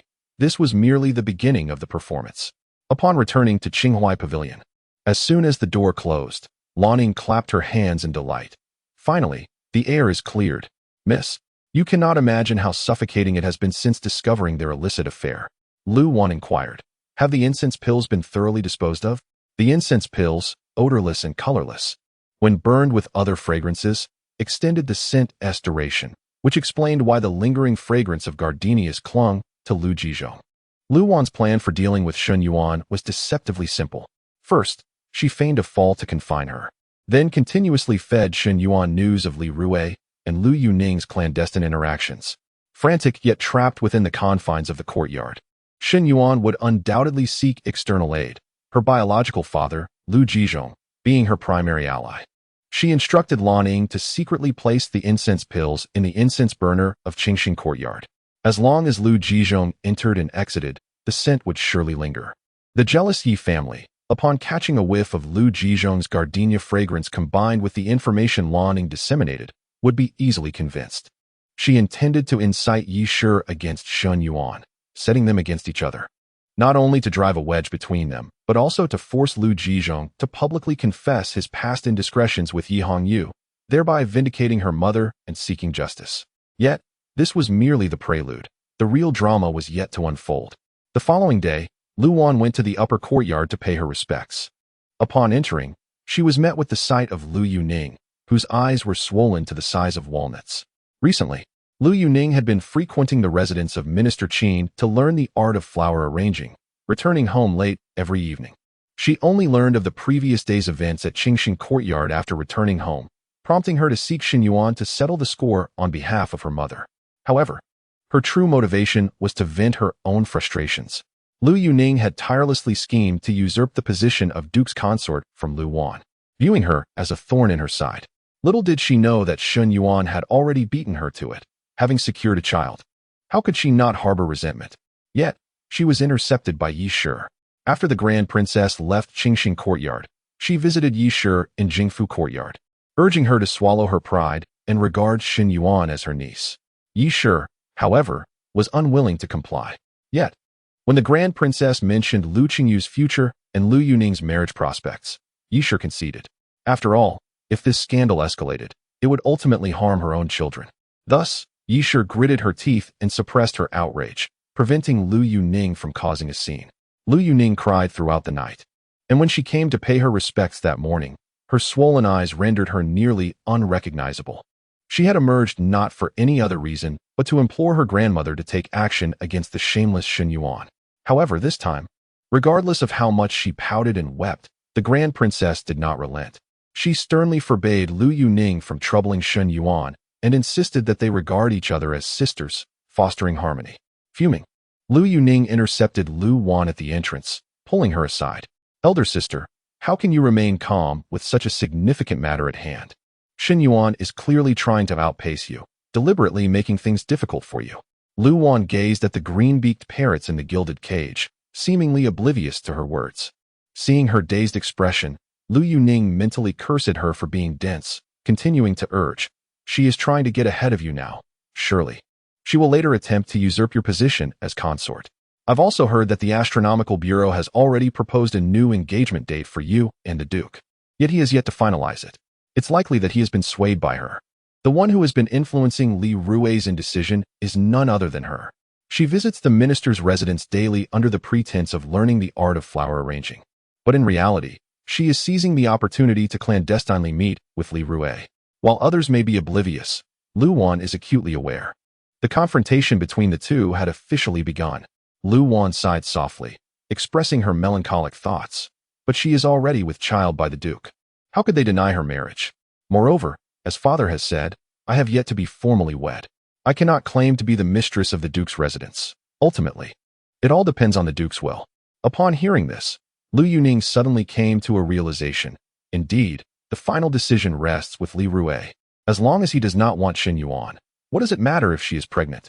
With her mind made up, Lu Yuning prepared to seek out Li Rui, but just then, the Grand Princess sent someone to summon her, stating that the Duke had arrived and requested her presence. It was only fitting. Given the uproar, he must provide a satisfactory explanation to the Lu family and to her. The future Duke's consort. Chapter 45. The power of motherhood. When Lu Wan arrived at the flower hall, she witnessed Li Rui personally serving tea with utmost respect to the Grand Princess. Lu Jizhong was also present, and the expressions on their faces radiated harmony, suggesting that they had reached an understanding before her arrival. Upon seeing her enter, Li Rui approached her warmly, taking her hand and gazing at her with a face full of remorse. "Awan, I have wronged you. I seek your forgiveness." This man was utterly hypocritical and repulsive. Feigning sorrow and anger, Lu Wan withdrew her hand from his grasp and sat silently to one side. The Grand Princess quickly interjected. "The prince has stated that it was a foolish act done inebriated. Do not take it to heart." A foolish act after drinking? This was indeed the same excuse as in her previous life. Having heard the identical lie before, she felt no surprise, yet the sensation of disgust lingered. On the surface, Lu Wan seemed to heed the Grand Princess's advice. After a moment of hesitation, she resignedly replied, "If that is the case, how could I not forgive?" Upon hearing her words, not only did Li Rui visibly relax, but the Grand Princess and Lu Jizhong also breathed a sigh of relief. As long as she did not create a scene, the subsequent matters would be manageable. The Grand Princess, feeling gratified, praised her in front of Li Rui. Truly deserving of becoming the prince's consort, this girl is growing increasingly sensible. Lu Wan turned to Li Rui. "Cousin, My younger cousin is now with child. Her belly is quite prominent. It would be best for her to enter the household sooner rather than later. I wonder what your highness intends to do." Upon hearing this, both the Grand Princess and Lu Jizhong were taken aback, astonished that she willingly spoke on Shun Yuan's behalf. Lu Jizhong quickly echoed her sentiment. "Indeed, your highness. Shen Yuan's situation cannot be delayed. It would be prudent to discuss it promptly." Li Rui cast a fleeting, cold glance at Lu Jizhong and replied with a smile. "I shall confer with my uncle privately on this matter." Lu Jizhong had no objections and immediately rose to invite him to the study for a detailed discussion. Lu Wan also took her leave from the Grand Princess. Returning to Qinghuai Pavilion, Lan Ying, filled with indignation, questioned Lu Wan, "Miss, why did you not seize the opportunity to create a scene and annul your engagement with the prince? Why did you instead advocate for Shen Yuan? Have our previous efforts been in vain?" Lu Wan grasped her hand and sat her down, offering a wry smile. "Do you think merely voicing my desire to annul the engagement would suffice? I am but a pawn in the interests binding the Lu family and the prince. My movements are not mine to dictate." Lan Ying, discontented, asked, "Is there truly no way to extricate yourself?" "Of course there is, but the time is not yet ripe." Having lived a second life, Lu Wan aimed to sever the ties between Li Rui and the Lu family, striving to prevent his ascension to power and ultimately liberate herself from his grasp. If she allowed him to become the crown prince, a figure of absolute authority, she would become a mere fish on the chopping block, devoid of any means to resist. At present, before either Li Rui or the Lu family's forces, she felt as fragile as a thin shell, unable to confront them directly. Thus, she could only temper her brilliance and continue playing the role of the Na'vi second daughter of the Lu family. After the recent events, Lan Ying had come to trust her mistress, and upon regaining her composure, she recalled what Lu Wan had sent her to do the previous day. "Sing, miss. Your anticipation was accurate. After the physician left our residence last night, he was taken away by men from the prince's household." Lu Wan smiled coldly. This was Li Rui. He would never easily trust anyone. Lan Ying inquired, "Miss, do you think the prince will agree to marry Shen Yuan?" Lu Wan nodded. "He currently seeks to curry favor with the Lu family, so he certainly will." Lan Ying was puzzled, but he knows that Lu Yuning is unwilling. Wouldn't that offend her? Lu Wan replied quietly, "Historically, women have always been the subordinate party in marriage. Even a headstrong and spoiled woman like Lu Yuning must yield and endure in the face of matrimony. She may cause a scene for a few days, but as time passes, she will still hope for Li Rui to marry her. Such is the tragedy of womanhood."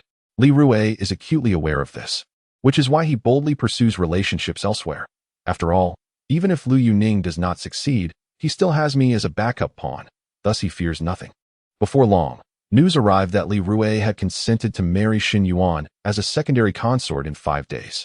The suddenness of the events set the household into a flurry of activity. With Shen Yuan's parents absent, all arrangements for the marriage were managed by the Lu family. Lu Jizhong, feeling guilty for not being able to acknowledge Shen Yuan's status, brought forth valuable gifts to serve as her dowry, leading to yet another quarrel with Yi Shi over the matter. Lu Yuning, furious that she could not prevent Shen Yuan's marriage, smashed items throughout the house. Upon learning that her father intended to allocate half of her dowry to Shen Yuan, she could no longer restrain herself. The day before Shen Yuan's wedding, she stormed into Qingxing courtyard with her maidservants and publicly slapped Shen Yuan twice. Shen Yuan did not retaliate or show anger, instead caressing her belly and provocatively meeting the furious gaze of Lu Yuning with the poise of a victor. "Consider these slaps as a repayment for the care you've shown me over the years, dear cousin. I am aware of your thoughts. Compared to the one in Qinghuai Pavilion, you would prefer not to see me wed into the prince's household. But what can be done? The prince would never abandon his offspring. Thus, if you wish to secure the position of the prince's consort, it is better to act than to dream. Just as I have, bearing the prince's child, everything will naturally fall into place." In the days that followed, the household openly mocked her for being pregnant before marriage. Yet what of it? As long as she achieved her goal, what was there that could not be done? Moreover, they seemed to forget an important adage: a mother's worth is elevated by her child. Shen Yuan was aware that the whispers behind her back were instigated by Yi Shi and her daughter, so in front of Lu Yuning, she chose to mock her instead. You have no shame, having served the Lu family for many years." Shen Yuan had always flattered and obeyed Lu Yuning, the legitimate daughter of the Lu family. Thus, witnessing her now arrogant demeanor and daring to insult her infuriated Lu Yuning, causing her to tremble with rage. She attempted to strike Shen Yuan again, but was restrained by her maidservants. Hearing the commotion, the Grand Princess, fearing an escalation, promptly sent Grandma Jean to escort Lu Yuning away. In the dead of night, a torrential downpour began, accompanied by the rumbling of thunder. Lu Wan awoke from a nightmare, the air in her room stifling. Just as she was about to rise and open the window for some fresh air, she suddenly heard the commotion of footsteps outside, along with distant cries. Lan Chao, drenched, rushed in from outside, panicked. "Miss, the cousin has miscarried." Chapter 46. A troubled conscience. When Lu Wan arrived at Qingxing courtyard, the Grand Princess and Lu Jizhong were already present. Lu Yuning knelt in the middle of the hall, her eyes red and her voice frantic. "I did not administer the poison. It has nothing to do with me." Lady Yi knelt beside her, her face pale as she pleaded with the Grand Princess. "Mother, although Ninger is impulsive, she would never commit such an act. I implore you to see the truth." Before the Grand Princess could respond, Lu Jizhong, gritting his teeth, spat out, "If it wasn't her, then who could it be? Ever since Yuaner was to marry the Rui Wang, she has caused more ruckus than anyone else. This afternoon, she came here and caused a scene. She insists she had no part in it, but we are not blind. Everyone knows her true intentions towards Rui Wang." Lu Jizhong nearly accused Lu Yuning of harboring feelings for Rui Wang herself, thus fueling her jealousy towards Shen Yuan. Lu Yuning's face turned an unsettling shade of red and white, while the Grand Princess's expression grew increasingly grim. Lady Yi, taken aback by Lu Jizhong's slander against her daughter for the sake of an illegitimate child, sprang to her feet and pointed an accusing finger at him. "How dare you speak of my daughter? This is all you're doing. If you hadn't committed such acts in the past, this would never have happened. I believe she must have caused the child to be lost herself, framing Ninger for it." Before Lady Yi could finish her words, a heart-wrenching sob broke through the tension, and Shen Yuan emerged from the inner chamber, leaning on her maid. Her face was ashen, and her body trembled as she wept towards Lady Yi. "I know you despise me, but you cannot say such things. What kind of mother would poison her own flesh and blood?" With the wedding set for the following day, Qingxing courtyard had been adorned in festive red, accentuating her pale visage, resembling a ghostly figure. Lu Jizhong, heartbroken, recalled receiving a personal letter from Yi Hongyu just the day before, in which she expressed her inability to attend the wedding and entrusted him to take care of her daughter, insisting that she must not be wronged. Yet, in less than a day, their child was lost, and this calamity left him with no face to present to Hongyu. The more he pondered, the angrier he became, and Lady Ye's accusations only fueled his rage, prompting him to glare at her fiercely. "I have already sent someone to notify the Rui Wang. Let us see if he will spare you." Amidst the chaos, Lu Wan stepped forward and approached the Grand Princess, astonished. "Grandmother, what has transpired?" The Grand Princess was so enraged that she could hardly utter a word. Granny Jean pulled Lu Wan aside and whispered, "It seems the prenatal medicine the second young lady took was inexplicably swapped for safflower soup. A single dose of this potent concoction has not only resulted in the loss of the child, but it may also jeopardize her ability to bear children in the future." Granny Jean sighed heavily after speaking, casting a subtle glance at Lu Wan. Lu Wan was taken aback. She had anticipated that someone would target Shen Yuan's unborn child, but had not expected such severity. How could she possibly marry into the Rui Wang's household now? It was as if a critical piece of her fate had been sacrificed. Granny Jean inquired, "Do you also believe that the third young lady is responsible?" Lu Wan shook her head, her expression bewildered. "How would I know? However, this matter must be thoroughly investigated to provide an explanation to the Rui Wang. Otherwise, we risk incurring the Emperor's wrath, as this concerns royal blood." Granny Jean found her reasoning sound, and, seeing her sincere demeanor, her lingering doubts gradually dissipated. She remarked pointedly, "The second young lady certainly has a clear mind and does not burden the princess with such troubles." As the night wore on, despite Lu Yuning being the prime suspect, no concrete evidence implicated her. Ultimately, the Grand Princess ordered Lu Yuning to be confined to Jingfu courtyard and commanded Lu Qingyu to investigate the matter thoroughly, strictly forbidding anyone from uttering a word about it outside. "Who do you think is responsible?" The Grand Princess, having spent a sleepless night, accepted the tea from Granny Jean and wearily inquired. Granny Jean pondered carefully before responding. On the surface, the third young lady appears to be the primary suspect. Yet the princess knows that what is most apparent is often the least trustworthy. Thus, I suspect the person who administered the poison is very likely not the third young lady. If not her, Then it must be the second young lady. The Grand Princess's gaze turned icy. Besides these two, it would be challenging to identify anyone else with a motive to harm Shen Yuan. Granny Jean shook her head. The second young lady does not seem to fit the profile. If she could not tolerate the third young lady, she likely would have acted long ago upon discovering their secret, rather than waiting until now. Upon hearing this, the Grand Princess found her reasoning compelling, and a headache began to form, prompting her to furrow her brows and ask Granny Jean to massage her temples. Do not worry, Your Highness. Since the matter has been entrusted to the young master, the truth will surely come to light. What of the rumors you were tasked to investigate? Have you discovered who whispered those tales into Lady Ye's ears? Following the previous incident at Qingxin Courtyard, the Grand Princess had instructed Granny Jean to uncover the source of the slander that tarnished the Duke's reputation. Ultimately, they found that apart from Lady Yi, no one else in the Duke's household had heard even a whisper of the rumors accusing him of having an affair with Shen Yuan.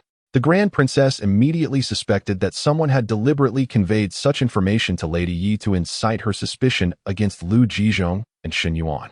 If that were the case, then the events at Qingxin Courtyard were not mere coincidence. Granny Jean replied, I have discovered that a maid named Zuohuan, who serves the lady, revealed this information. When I searched for her at Qingxin Courtyard, I learned that she has recently returned to her hometown and will not be back until tomorrow.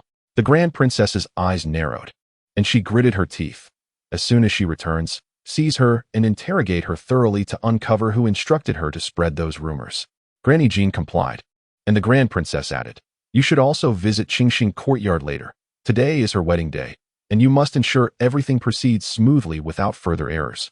As dawn broke, the servants in Qingxin Courtyard began to assist Shen Yuan in changing her attire and preparing her for marriage. Despite her frail condition, she gritted her teeth and sat before the dressing table, applying her makeup. Yet, as she worked, memories of her deceased child flooded her mind, and tears streamed down her cheeks uncontrollably. The maid, Su Qing, offered comfort. Miss, do not be so sorrowful. Today is your joyous day. Once you are married, there will be more opportunities to conceive. Shen Yuan was unaware of the dangers posed by the safflower soup. Wiping her tears, she forced a smile. Yes. As long as I can marry into the Rui Wang's household, there will be plenty of chances ahead. However, just as she finished speaking, a servant rushed in to announce that someone from the Rui Wang's household had arrived, stating that upon hearing of Shen Yuan's miscarriage, the Rui Wang was inconsolable and had cancelled the wedding. The news struck Shen Yuan like a thunderclap. Her fragile body could no longer withstand the shock, and as darkness enveloped her vision, she collapsed from her chair. In the rear courtyard of Qingxin Pavilion, Lu Wan burned the copy of the Earth Store Sutra she had transcribed by hand, in memory of the deceased. How could the second young lady have caused the demise of her cousin's unborn child and still bear a tranquil conscience? A low voice suddenly echoed out as a hunched figure emerged from the shadows. Chapter 47. I promise you at dawn. The sky was shrouded in a misty light, yet Lu Wan discerned the visitor, a woman in her 50s, garbed in the attire of a servant, though her visage was unfamiliar. She gazed at the newcomer and inquired, Who are you? The woman, her eyes tinged with crimson, replied, The second young lady does not recognize me. But Miss Lan Ying by your side surely does. Upon hearing Lan Ying's name, Lu Wan immediately surmised the woman's identity and said, In that case, please come inside to speak. The woman hesitated for a moment before nodding and following Lu Wan into the room. Lu Wan directed her to rest in a side chamber while she went to find Lan Ying. Lan Ying, upon hearing the news, grew alarmed. Miss, she is a servant from the Qingxin Courtyard, surnamed Zhao. Initially, she assisted me with tasks, and I promised her 100 taels of silver. However, she visited me last night and returned the money, insisting we rescue her grandson from the prison of the Ministry of Justice. This matter is grave, and I dared not agree to her request. I was about to consult you when she unexpectedly sought you out. Lu Wan asked, Do you know what crime her grandson has committed? Lan Ying replied, Her grandson served under the fourth young master. According to her, he was coerced into taking the blame after the fourth young master forcibly took a girl, intending to settle the matter with some silver. Unfortunately, the girl's brother works in the patrol camp and is a formidable figure. He stormed into our residence with men to apprehend the fourth young master, who, fearing the incident would reach our father, forced her grandson to take the fall. The fourth young master referred to by Lan Ying was Lu Qi, the illegitimate son of the Lu family. Unlike Lu Wan, who was also born out of wedlock, Lu Qi's mother, concubine Lu, had once served as a maid to the Grand Princess and was favored by Lu Jizhong, capitalizing on her favoritism and Lu Jizhong's sparse offspring. Lu Qi led a life of utmost indulgence. He had recently returned from the ancestral home where he had been tasked with renovations, just in time for the Grand Princess's birthday celebration. The mention of this brother darkened Lu Wan's expression. How could she have forgotten this wretch? In her previous life, she had been sent by Li Rui to become a concubine. Lan Xiao had fled back to the Duke of Zhenggui's residence for help. Yet the Lu family not only failed to rescue her, but also detained Lan Xiao in the woodshed to conceal this shocking scandal for Li Rui, leading to her falling into Lu Qi's hands. That beast had tortured Lan Xiao to death, and in a bid to escape detection, discarded her body in a mass grave for wild dogs to feast upon. Lan Xiao had grown up beside her in the Lu residence, timid yet devoted. She had never regarded her as a mere servant, but rather as a younger sister. The news of Lan Xiao's death had sent her into a spiral of despair. To this day, she vividly remembers the night of torrential rain, alongside Lan Ying, searching inch by inch for Lan Xiao's broken body in the graveyard. "I promise you," Lu Wan said, her gaze icy as she addressed Madame Zhao, "as long as you keep your lips sealed, I shall find a way to rescue your grandson. Even if it were not for your sake, I would not let Lu Qi escape unscathed for Lan Xiao's sake." Lan Ying sensed the cold determination in Lu Wan's demeanor, the first time she had felt such a heavy and intense aura from her mistress, even more so than when she discovered Li Rui's betrayal. However, Madame Zhao did not immediately agree. "I know the second young lady possesses means, but the old madam has already grown suspicious of me. She has dispatched Jean Mama to inquire about my whereabouts. Should I appear, I will surely be captured and interrogated. Yet, I cannot remain hidden. The fourth young master is using me to threaten my grandson. If he does not see me, he will assume I have fled, and my grandson will perish in prison. If the second young lady lacks absolute certainty or merely seeks to placate me, I shall have no choice but to confess before the old madam." Lu Wan regarded her with an unusual calmness and declared, "A 10-day period. If I do not rescue him within 10 days, you may go before the old madam and expose me. Surely you still possess the incense pills, so there is no need to fear being restrained." Upon hearing this, the elderly woman's eyes brightened, and tears streamed down her cheeks as she knelt before Lu Wan, saying, "I take payment for my services and should be held accountable. If not for the dire circumstances, I would not dare threaten you, young lady. If you can save my grandson, whether the old madam wishes to kill or punish me, I shall endure it. Even sacrificing my life would be worth it." Lu Wan pondered for a moment and replied, "There is no need for such sacrifices. Should the old madam interrogate you, simply claim you were acting on behalf of Prince Rui." She leaned in closer and whispered a few instructions in her ear. Madame Zhao's expression shifted, and she hastily waved her hands. "That will not do. What if the old madam confronts Prince Rui? Wouldn't that expose everything?" Lu Wan chuckled coldly. "Rest assured, the old madam will never confront Prince Rui. Merely follow my instructions. This method will safeguard both your and your grandson's lives, and perhaps even grant you your freedom." Madame Zhao hesitated, but Lu Wan continued, "You are a servant, even if you save your grandson. The fourth young master would likely not spare you.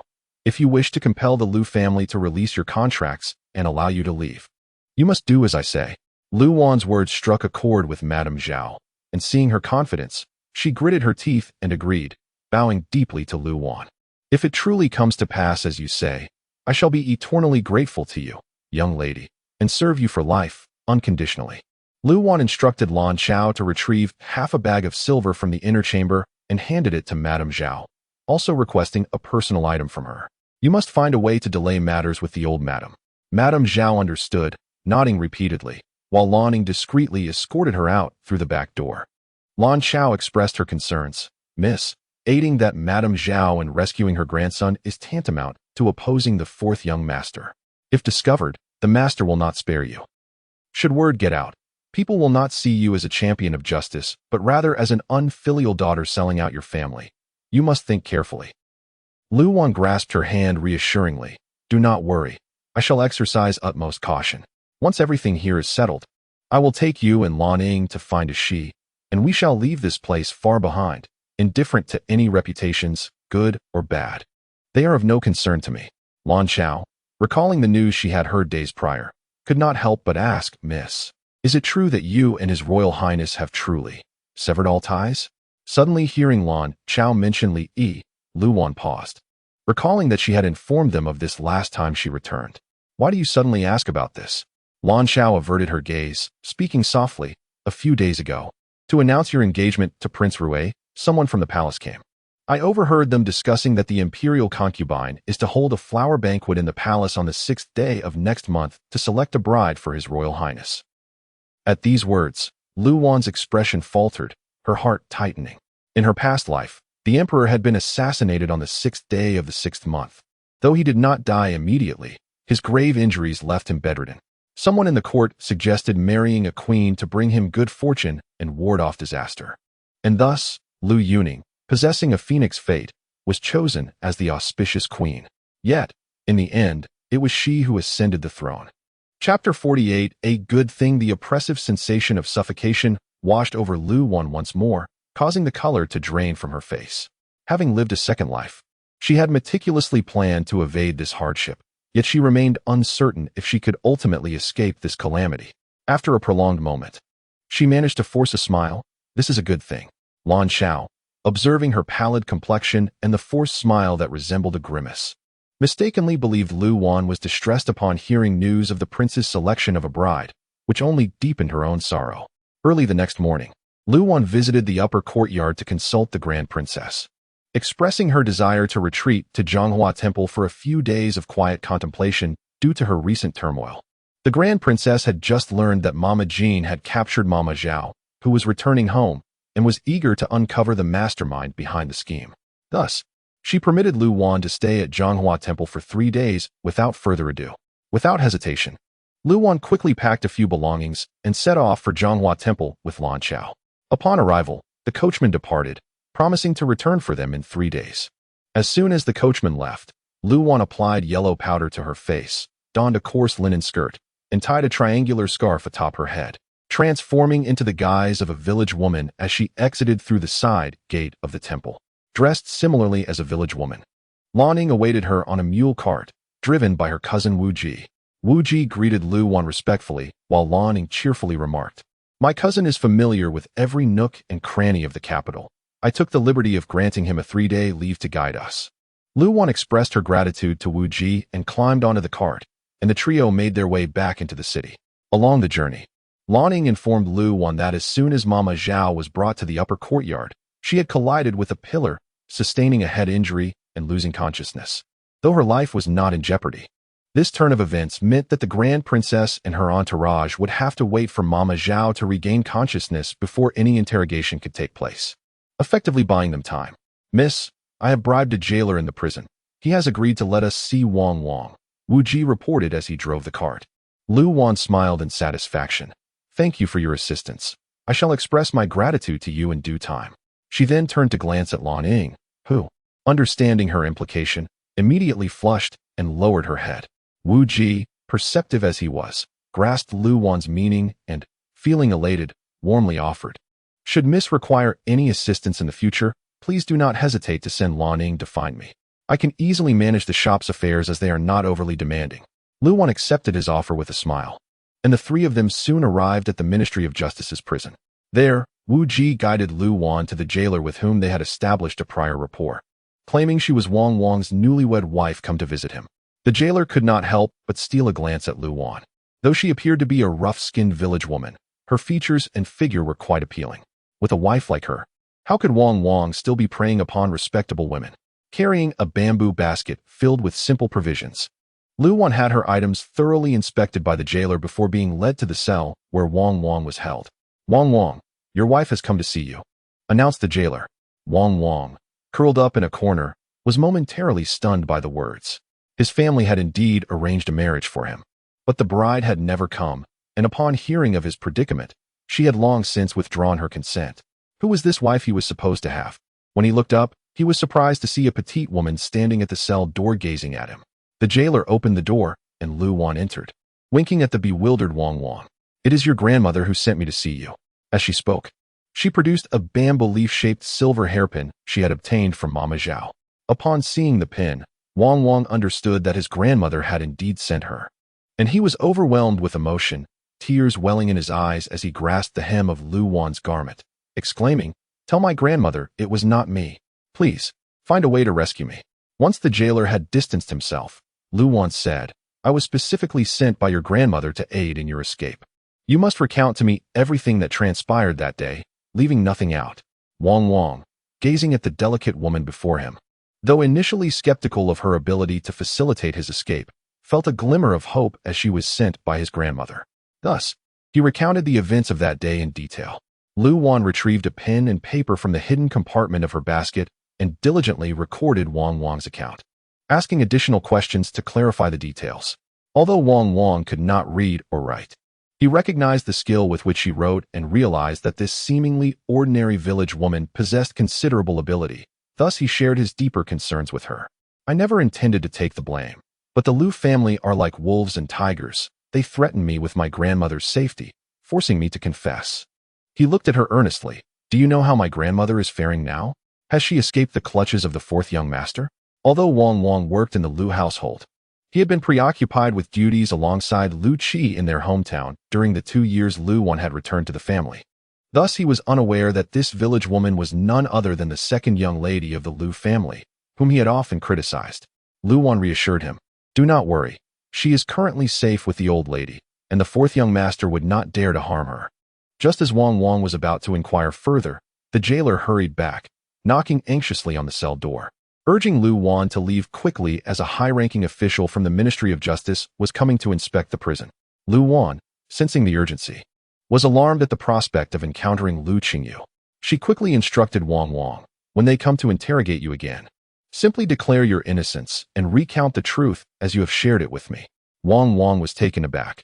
He had already confessed and signed the papers, and soon he would be sent into exile. How could there be another interrogation? As Lu Wan exited the cell, she expressed her gratitude to the jailer and hurried towards the exit with her basket. However, just as she approached the prison door, a group of imposing figures strode in, each one bearing a commanding presence, clad in military attire with swords at their sides. Their approach dimming the light in the corridor. The jailer knelt as they passed, and seeing that she could not escape, Lu Wan hastily knelt against the wall, lowering her head in submission. Leading the procession was Lu Qingyu, the Deputy Minister of Justice, slightly turned to guide a man in a purple robe behind him. As they passed by, Lu Wan's heart raced. She recognized Lu Qingyu's voice, and if he were to discover her presence, not only would her plan to rescue Wang fail, but her own life would be at stake. Fortunately, the group seemed oblivious to the kneeling figure in the corner, swiftly moving deeper into the prison. With a sigh of relief, Lu Wan seized the opportunity to rise and hasten towards the exit. As she drew nearer to the door, the light brightened and her heart lightened. But in the next instant, a cold, commanding voice rang out behind her. Stop! Lu Wan recognized the voice instantly, and her entire body froze, as if plunged into an ice chamber. The exit was within sight, a mere 10 paces away, yet with guards stationed both inside and out. Escape was impossible. The sound of hurried footsteps approached her, and Lu Wan felt a chill envelop her, immobilizing her. In the next moment, a hand seized her and turned her around, and she found herself staring into the icy gaze of the man before her. Chapter 49. Consort? Li Yi initially thought his eyes were deceiving him, but upon closer inspection, the features were undeniably familiar. Yet, disbelief lingered. Hadn't Lu Qingyu stated she had retreated to Zhonghua Temple to recuperate from her grief? Why was she here, adorned in peasant attire? Lu Wan's mind reeled. Never in her wildest dreams did she imagine encountering him again under such circumstances. Your Highness, what seems to be the matter? Through his shoulders, Lu Wan discerned Lu Qingyu leading the entourage in their direction. A shiver coursed through her as she instinctively sought refuge in the shadows cast by his imposing figure. Her palpable anxiety did not escape Li Yi's notice. His gaze, laden with a chilling indifference, pierced through her. Lu Wan deciphered the meaning in his eyes in an instant. Without a moment's hesitation, she clutched at his belt, shaking her head frantically, her face paling. His stature was commanding, usually inspiring an unspoken sense of intimidation. But at this moment, he was her only shield. Li Yi's gaze lingered on her, traveling from her ashen face down to her trembling fingers clutching at the jade pendant on his belt. Her body quivered with fear, yet her grip remained steadfast. The flickering lamplight in the sconces cast dancing shadows upon his face, obscuring his expression. Lu Wan strained to discern his emotions. Yet, beyond the icy facade, she found nothing but a cold, unwavering gaze. Lu Wan was abruptly reminded of their encounter on the carriage ride back to the city when he had confronted her, asking if being with him caused her such pain and distress. Back then, his anger had not frightened her. Now, under his frigid gaze, her heart palpitated wildly. As Lu Qingyu's footsteps drew nearer, Lu Wan's eyes grew bloodshot with desperation. Just as she resigned herself to releasing his belt, Li Yi abruptly raised his hand, signaling a halt. Lu Qingyu, upon seeing the gesture, ceased his advance, not daring to proceed further. The jailer who had escorted Lu Wan in, now seized by fear, prostrated himself, begging for mercy. "Your Highness, she is the wife of Wang Wang. As Wang Wang is scheduled for exile in a few days, I took pity on her and allowed her to meet with him one last time." "Wife?" Li Yi paid little attention to the jailer's explanation, but the word wife resonated clearly. His gaze darkened, and his calloused thumb roughly caressed her cheek, dislodging the yellow powder that adorned her face. Lu Wan's face flushed, but she dared not utter a sound. "Changting," Li Yi summoned. Changting immediately stepped forward. "This individual is acting suspiciously. Take her away and conduct a thorough investigation." Changting acknowledged the order. Upon recognizing Lu Wan, he paused momentarily, then subtly positioned himself to shield her as he escorted her away. Li Yi approached Lu Qingyu, his towering frame obstructing the view of the others as he resumed his inspection of the prison. Changting led Lu Wan out of the Ministry of Justice prison. It was then that Lu Wan realized that, to facilitate his pursuit of the assassins, Li Yi had been granted authority over the Ministry of Justice, the Court of Judicial Review, and the Censorate. No wonder Lu Qingyu treated him with increasing deference. Despite the pretense of an investigation, Changting did not make things difficult for Lu Wan. He escorted her directly out of the Ministry of Justice, cautioning her, "Miss Lu, these 3 departments are unlike any other. It would be wise for you to exercise restraint." Although he had witnessed her audacity before, her brazen entry into the Ministry of Justice under Lu Qingyu's nose was simply reckless. Lu Wan's sole purpose in coming today was to glean the truth about Lu Qi's case from Wang Wang. Having obtained his confession, she had no intention of returning, nor did she dare to. She thanked Changting and departed in the mule cart. Only after traversing 2 blocks did Lu Wan's tense nerves begin to relax. The strength seemed to drain from her body. Seeing her pallor and the perspiration on her brow, Lanning assumed she was exhausted. As it was nearing lunchtime, she suggested that Wu Ji find a restaurant. But with time of the essence, Lu Wan could not afford a proper meal. She settled for a bowl of noodles at a roadside stall before directing Wu Ji to the patrol camp to find Yin Yin, the wronged maiden's brother. Yin Yin was a well-known figure in the capital. Wu Ji had heard tales of his fiery temper, his strong sense of right and wrong, and his ruthless methods. His iron fists had reportedly knocked out countless teeth, earning him a reputation as a tough character. Yet, this crude brute doted on his sister, Chunyang, treating her as a precious treasure. Thus, after Chunyang was violated, he disregarded the Lu family's imperial connections and immense power. He stormed into the Lu residence with a group of his brothers, intending to apprehend the culprit. Lu Qi, in desperation, had devised the scheme to have Wang Wang take the blame. Lanning knew that her mistress sought to persuade him to drop the charges and demand a retrial of Wang Wang's case. But how would her mistress negotiate with such a stubborn man? What if they clashed? Lanning voiced her concerns. "Miss, perhaps we should speak to Chunyang directly." Lu Wan disagreed. "That would be unwise. She has suffered greatly. To approach her with this matter would be akin to rubbing salt in her wounds. It could further enrage Yin Yin, making the situation even more difficult." Lanning conceded the point. Wu Ji led them to the patrol camp to request an audience with Yin Yin. But upon learning that they had come regarding his sister's case, Yin Yin had them bound without a word. Lan Ying and Wu Ji were thrown into a holding cell, while Lu Wan was taken to the courtyard. Yin Yin ordered her bonds to be released, and, gesturing to the wine jars before him, said coldly, "If you can please me and my brothers, I will hear what you have to say about that beast. Otherwise, get out of my sight. I don't want to see anyone with the Lu name." Lu Wan was taken aback. "You know me?" "Huh?" Yin Yin scoffed, glaring at her. "During the incident at the Lu family's lake excursion, our patrol camp was kept busy. I was the one who helped your tearful maid find you. For that outing, my brothers and I toiled away, expecting no gratitude. Yet, while I was away, your family members dared to violate my sister. How am I supposed to bear this?" Recalling the past, Yin Yan's anger surged. He slammed the bowl onto the ground before Lu Wan, sending shards of porcelain flying. Some of the fragments grazed Lu Wan's ankle, drawing blood. Ignoring the pain, Lu Wan picked up a wine jar and addressed the enraged Yin Yan. I will do as you say. Once you are satisfied, I will discuss the matter with you. When Li Yi rode into the patrol camp, he found Lu Wan pouring wine for a group of bare-chested soldiers. Chapter 49. What is it to her? Yin Yan deliberately humiliated Lu Wan, expecting that she, a young lady from a prestigious family, would be unable to endure such an affront. However, to his astonishment, she maintained an air of tranquility, busily attending to the rough men around her without a hint of embarrassment. The onlookers recognized the village woman guise of the woman before them as the second daughter of the Duke of Zhenghua and the future Princess Rui Wang, which rendered them hesitant to underestimate her. Yet, among the younger, less experienced soldiers, a few were captivated by Lu Wan's extraordinary beauty, despite her coarse attire. Their hearts raced, and they found themselves entranced, unable to tear their gazes away. One bold soldier, having emptied his bowl, grinned and asked her, "Good sister, may I trouble you for another bowl?" Lu Wan glanced at him, feigning ignorance of the longing in his eyes, and casually poured him more wine from the jar.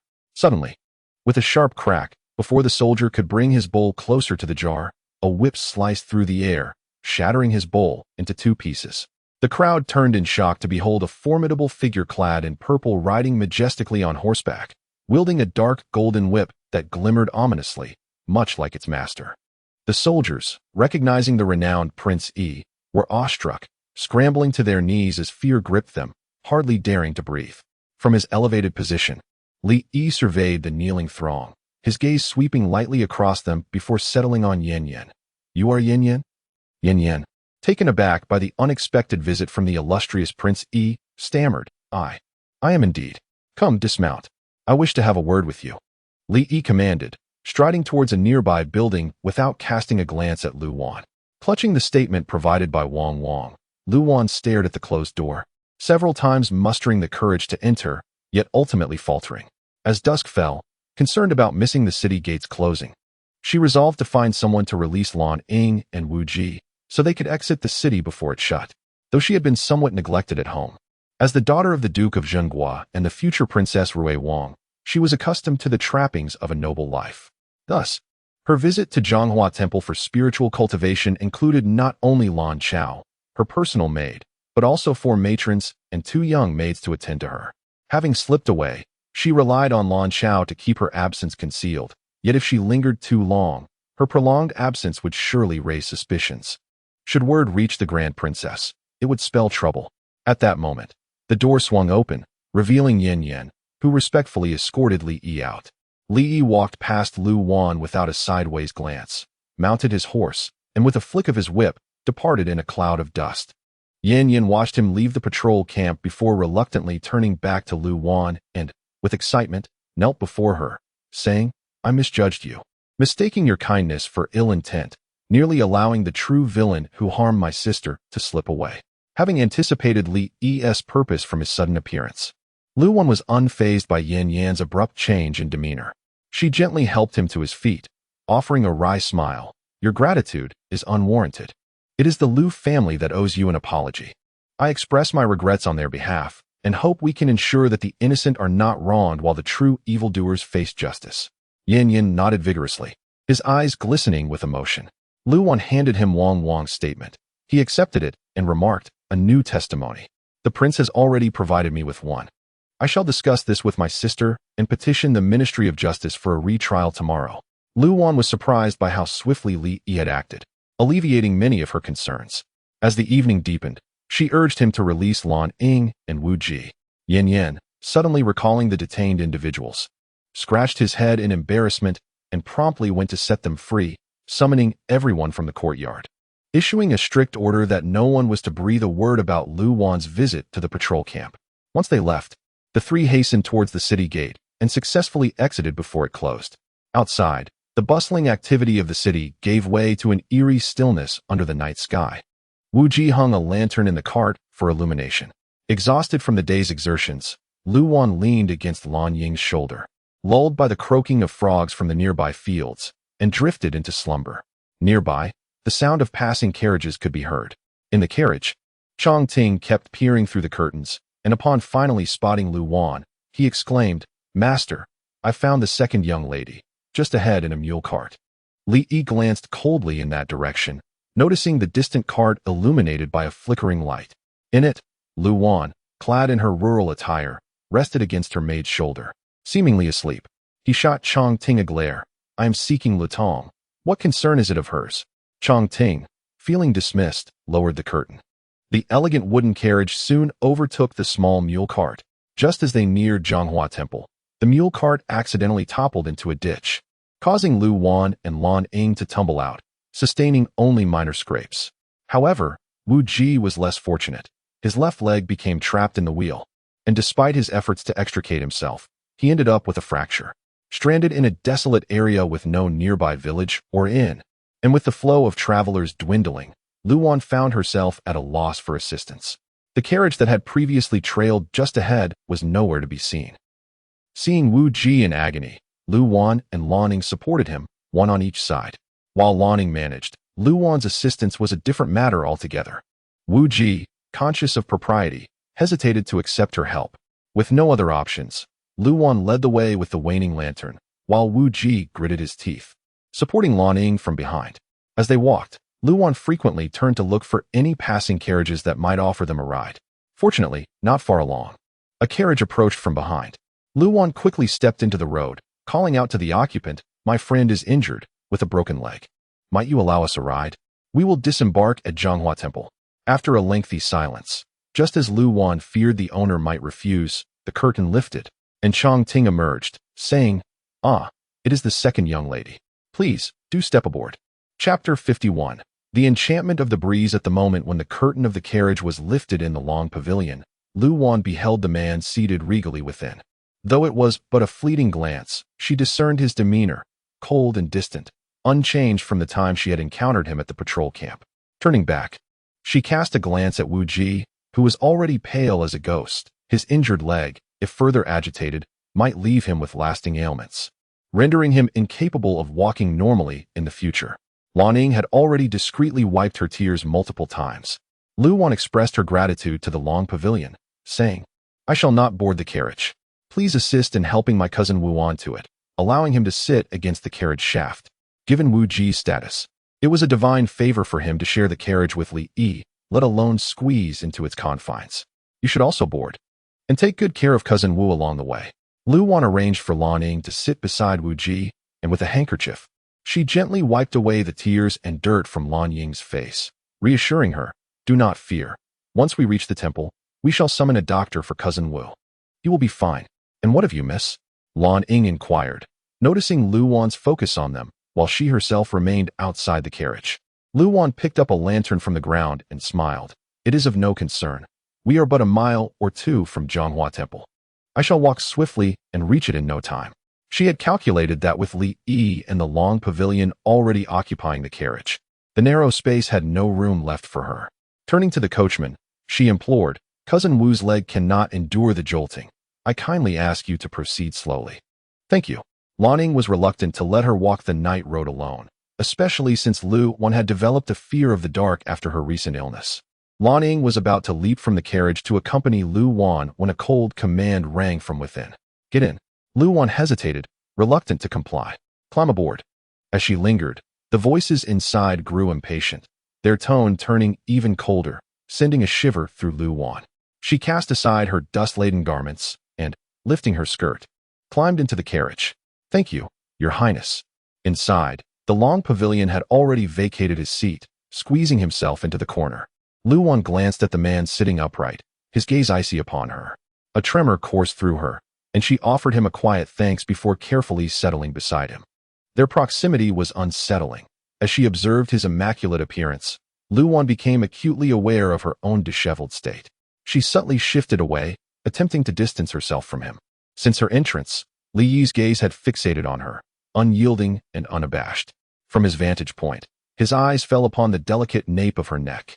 Having journeyed through turmoil, her attire was wrinkled and smeared with tears and dirt, yet her nape gleamed like fresh snow, luminous against the dark night. He recalled vividly the small, vermilion birthmark just below, which, under the cover of night, appeared even more vibrant. Li Yi felt an urge to reach out. Indeed, from the moment she had grasped his belt in that dim cell, his heart had begun to stir. They had vowed to sever ties, yet upon seeing her, The scent of her essence and the exquisite sensations of her body seemed to infiltrate him like a spell. But the next moment, he recalled her tear-streaked visage as she departed in the carriage, and the hurtful words she had uttered. Is it not more than mere pain? His blood surged, then cooled abruptly. Countless women had offered themselves to him, yet here he was, losing composure over a mere illegitimate daughter. Such a confession would be met with disbelief. Li Yi scoffed, averting his gaze. The carriage soon arrived at Zhonghua Temple. Just as Lu Wan was about to thank Li Yi once more, he and the Long Pavilion disembarked as well. The Long Pavilion glanced at Wu Ji's injury and remarked, "Do not hurry to descend. Let the coachman take a detour to the back mountain. There resides a doctor named Zhai, whose skills are commendable." Lu Wan initially hesitated to impose further, but considering the late hour and the difficulty of finding a doctor, along with her inability to bring Wu Ji into the temple, the Long Pavilion's suggestion was fortuitous. She expressed her gratitude to him and instructed Lan Ying. "Cousin Wu requires assistance. You must accompany him. I will visit you tomorrow." Lan Ying nodded, helping Wu Ji back into the carriage. The Long Pavilion retrieved a lantern, accompanying Li Yi along the small path to the back mountain, which conveniently led Lu Wan back to the temple's rear entrance. However, Li Yi casually took the lantern from him, stating, "You should go with them." Indeed, with Wu Ji's limited mobility, it would be insufficient for Lan Ying to manage alone. The Long Pavilion, realizing this, promptly agreed and led Wu Ji on a detour to the back mountain. Li Yi, lantern in hand, ascended the stone steps, and Lu Wan hurried to follow. The mountain path was densely shaded, shrouded in darkness where the moonlight scarcely penetrated. The winding stone steps were treacherous, obscured from view. Lu Wan, plagued by a fear of the dark, found herself compelled to follow him, despite knowing he might disdain her presence. Listening to the echo of her footsteps behind him, Li Yi suddenly halted and turned, looking down at her with a cold disdain. "Miss Lu, you once proclaimed that we are not kindred spirits. What is the meaning of your following me now?" Lu Wan's cheeks flushed with heat, rendered speechless by his accusation.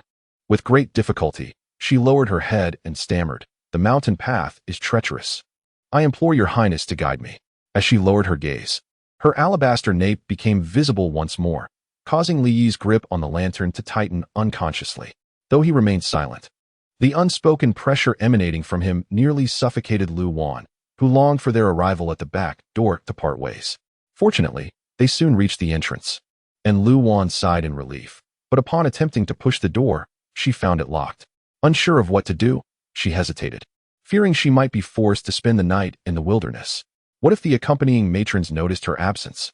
Lu Wan gazed at the moss-covered high wall, realizing her only option was to climb over it. Yet the temple's walls were steep and tall, and her attempts to scale them proved futile. As she found herself at an impasse, she suddenly noticed the flickering light behind her. Turning, she saw Li Yi standing not far off, holding the lantern and observing her frantic movements with a cold stare. Lu Wan hesitated, then called out, "Your Highness, please help me."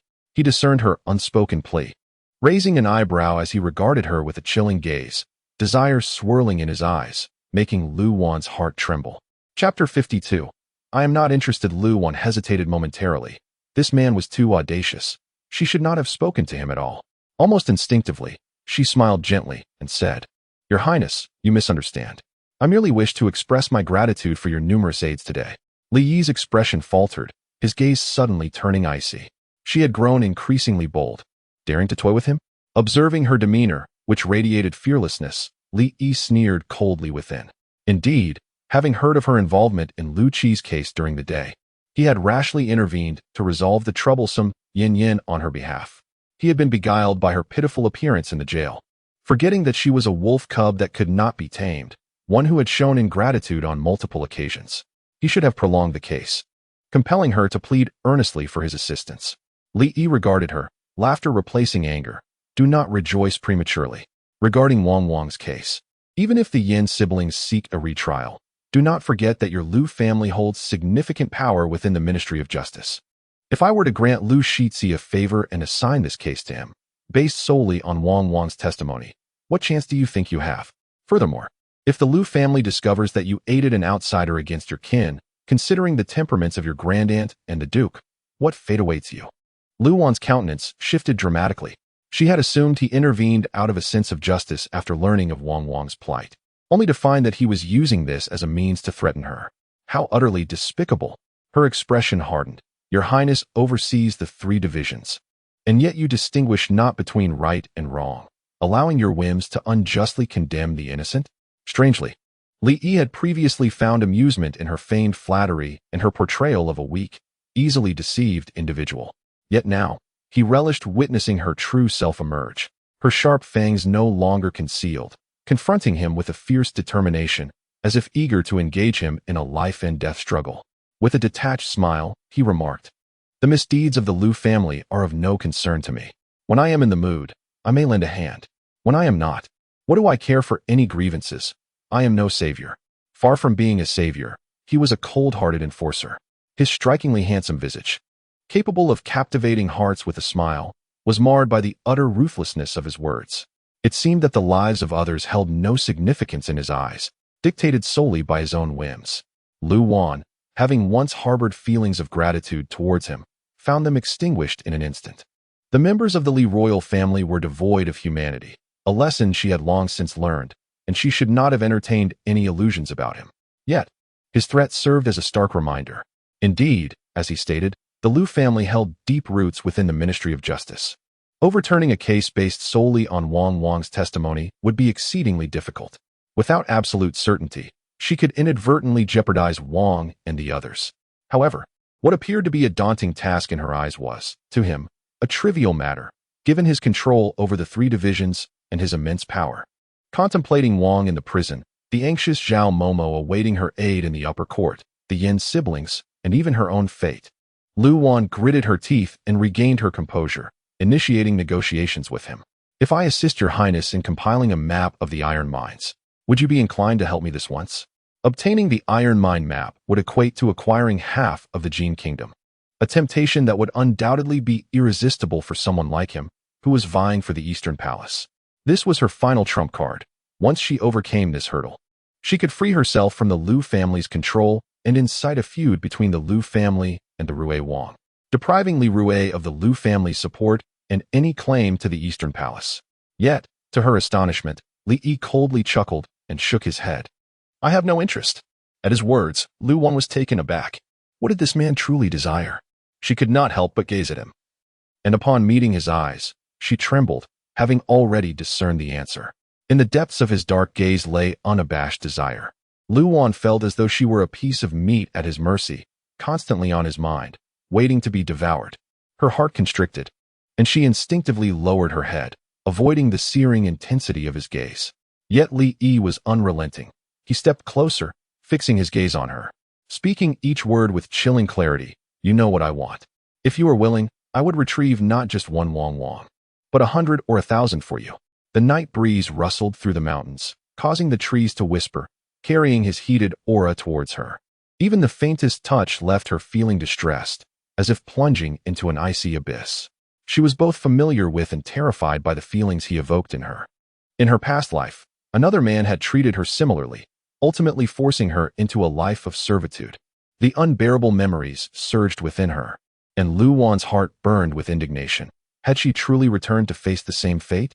Raising her eyes to him, she gritted her teeth and demanded, "With so many women in the world, why must it be me?" Did he forget that, thus far, she was still the nominal princess consort of Rui, his elder brother's wife? On the way here, Li Yi had pondered this very question. He considered himself not a man driven by greed. Over the years, women had merely been disposable playthings to him, less valuable than a well-crafted weapon or a fine steed. He had never lingered on any woman for so long. Yet, she alone consistently captured his attention, awakening within him his most primal desires. Only moments ago, he had begun to comprehend this. His gaze bore into her, revealing his ruthless intentions. "No woman has ever begged to leave me, but you are the first. The more unattainable something is, the more interest I have." The color drained from Lu Wan's face, her eyes turning fierce.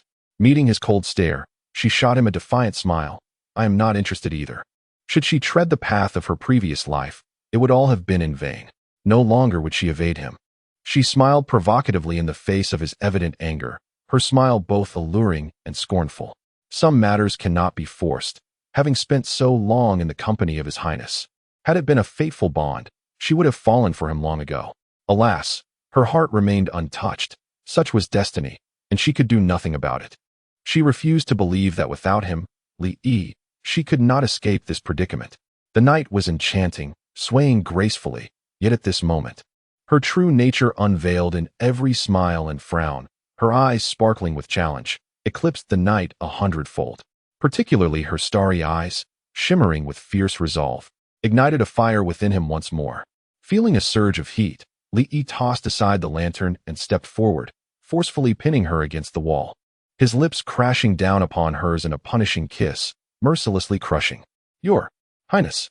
Time became irrelevant, and just as Luwan felt herself suffocating, a delicate voice echoed from the nearby mountain steps, weak yet tinged with fear and hesitation, as if it could vanish with the wind. Chapter 53. Half a year deadline. Li Yi released Luwan and turned to glance back. There, on the mountain steps, Deng Qingyu stood with a lotus lantern in hand, her fragile figure swaying like a delicate willow, as if unable to withstand the night breeze, trembling as though she might collapse at any moment. What brings you here? Li Yi interposed himself protectively in front of Luwan. It is far too dangerous for a woman to traverse the mountain path at this late hour. Having narrowly escaped with her life, Luwan felt a flicker of disbelief at the gentle tone of the man before her. Could it be that he was speaking so amiably? Deng Qingyu instantly discerned that Li Yi was shielding the woman behind him from her view. A pang of sorrow welled up within her, and she forced a smile. Tuntong has been coughing intermittently these past few days, and I was worried. I took her to see Dr. Zhai for some medicine. I happened to run into Chong Ting, who informed me that you had ascended the mountain tonight. Here. Her voice faltered, tinged with a hint of helplessness. Tuntong heard you were here and insisted on seeing you, refusing to sleep. I had no choice but to come and have a look. Is Tuntong still awake? Please tell her that I will visit her tomorrow morning. Deng Qingyu had thought that mentioning her daughter would prompt Li Yi to follow her, but to her surprise, he flatly refused. The heartache she had been suppressing spilled forth, and the corners of her eyes began to redden. She had believed him to be indifferent to all women, a cold soul uninterested in love. Thus, after Jing Yang's departure, she had entrusted herself to him, yet he had kept his distance and had not brought any other women into his life. However, just moments ago, though the dim light obscured the details, she had witnessed his fervent embrace of the woman against the wall, an insatiable hunger she had never seen before. Had he truly been uninterested in women, or was it merely her that failed to captivate him? Swallowing the bitterness rising in her throat, Deng Qingyu bid him farewell and silently retreated with her lantern. Once she departed, silence enveloped the surroundings. Li Yi turned to face the woman leaning against the wall, her eyes glistening with tears as she stared at him like a wounded wolf cub. He licked his lips, feeling the sting of the place where she had bitten him. The pain in his tongue was sharp. Had he not reacted quickly, it could have been severed. Yet, the pleasure intertwined with the pain was dangerously intoxicating. You claimed you cannot harbor feelings for me, yet is there someone else in your heart? He trapped her between the wall and himself, his fingers brushing over her lips to wipe away the blood. It was unclear whose blood it was. Theirs mingled together. Luwan gritted her teeth, holding back tears. Li Yi, your treatment of me will only breed hatred. This was the first time she had called him by name, albeit through clenched teeth, and he found it oddly gratifying. I fear not your hatred. I desire you to be my woman. Li Yi leaned closer, their faces mere inches apart, his breath warming her skin. Luwan recoiled, turning her face away from him. Do not forget, I am to be the future Princess Rui. A scoff escaped him, as if he had heard the most ludicrous joke. Do not ever dream of becoming the Princess Rui in this lifetime. My royal brother harbors a profound sense of cleanliness. He would never take back a woman who has lost her virtue. Wasn't it this very reason that led you to scheme against me in the chamber? Recalling that day, the flames of anger reignited within him, fueled by the memory of their kiss. And which man would dare to touch a woman I have already bedded? His eyes glinted like a wolf's, fierce and commanding. A single statement sealing her fate. It was clear now, she would forever remain his. At this moment, Luwan felt a deep sense of regret. She had believed they could mutually benefit and part ways, never anticipating that he would entangle himself so thoroughly, unwilling to let go. Her heart was a tumult of confusion and sorrow, grappling with the betrayal of their agreement to sever ties. Instead, he had returned, increasingly shameless in his pursuit. Unable to contain her tears, they flowed freely as she began to stack stones, building a makeshift barrier in silent defiance. Li Yi observed her coldly, arms crossed, unyielding. Once she had piled the stones, she climbed atop them, stretching to grasp the top of the wall. But the stones were unstable, and as she reached for the wall, they crumbled beneath her, sending her tumbling backward. Seeing her risk climbing the wall without a plea for help, Li Yi initially thought to ignore her. Yet, as she began to fall, his instincts took over. He surged forward, wrapping his arms around her waist. With a deft leap, he lifted her effortlessly over the high wall, setting her down gently in the courtyard behind Zhonghua Temple. His hands were scorching, the heat seeping through the fabric of her clothes, causing Lu Wan to tremble slightly. Once on solid ground, she quickly wriggled free from his grasp, fleeing as if from a predator. Li Yi's voice drifted to her, calm yet firm. I recognize your capabilities. But to oppose the Lu family, challenge the Prince Rui, and confront the two great powers of the Jin dynasty, this is a perilous venture, even for someone of my stature. You, a solitary girl with nothing, what do you possess to contend against them? Do not presume that your past tricks have gone unnoticed. The moment you reveal a weakness, you will face utter ruin. If you are truly wise, you will see that I am your only ally and greatest support. Like this wall, it may seem insurmountable to you. Yet for me, it is but a simple task. Lu Wan hesitated, slowly turning to face him. Bathed in the soft moonlight, he stood with his hands clasped behind his back, gazing down at her coldly. Lu Wan, while I still find you somewhat intriguing, I do not mind continuing to use you as a pawn. However, should my interest wane, or should I grow weary, even if you kneel and plead, I will not spare you a glance. With that, he flicked his sleeve and departed. Half a year. Lu Wan felt her voice tremble as she spoke. For half a year, I shall offer you this body, but only this corporeal form. As for everything else, you have no right to interfere. Furthermore, our relationship shall remain a secret from the outside world. After 6 months, I will have no further ties with you, and you must let me go. Li Yi turned to regard her, a satisfied smile gracing his lips. Very well, I accept your terms. Chapter 54. Deliberate intent. Lu Wan was not mistaken. Li Yi was indeed a person who climbed the ladder of success with ease. Consequently, he decided to remain, taking refuge in Lu Wan's chamber. Lan Xiao, who had been anxiously pacing due to Lu Wan's prolonged absence, was stunned into silence upon seeing Li Yi return with Lu Wan, believing her eyes were deceiving her. It was only when Li Yi sat down and asked her for tea that realization dawned upon her. It was not an illusion. The living embodiment of Prince Yi stood before her. Lu Wan's day had been tumultuous and truly exhausting. She had no desire for dinner and merely requested Lan Xiao to bring her water for a bath, wishing to wash away the dust and fatigue that clung to her. After bathing, she made a round to greet the 4 matrons.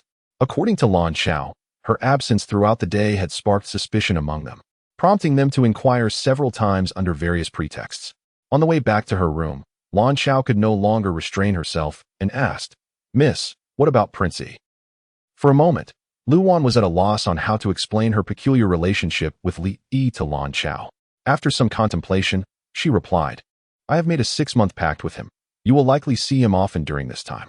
Lan Xiao was unaware of the specifics of their agreement, but upon witnessing her mistress reconcile with Prince Yi, she felt a great joy in her heart. Standing beneath the corridor, Lu Wan gazed up at the luminous moon, her emotions tumultuous.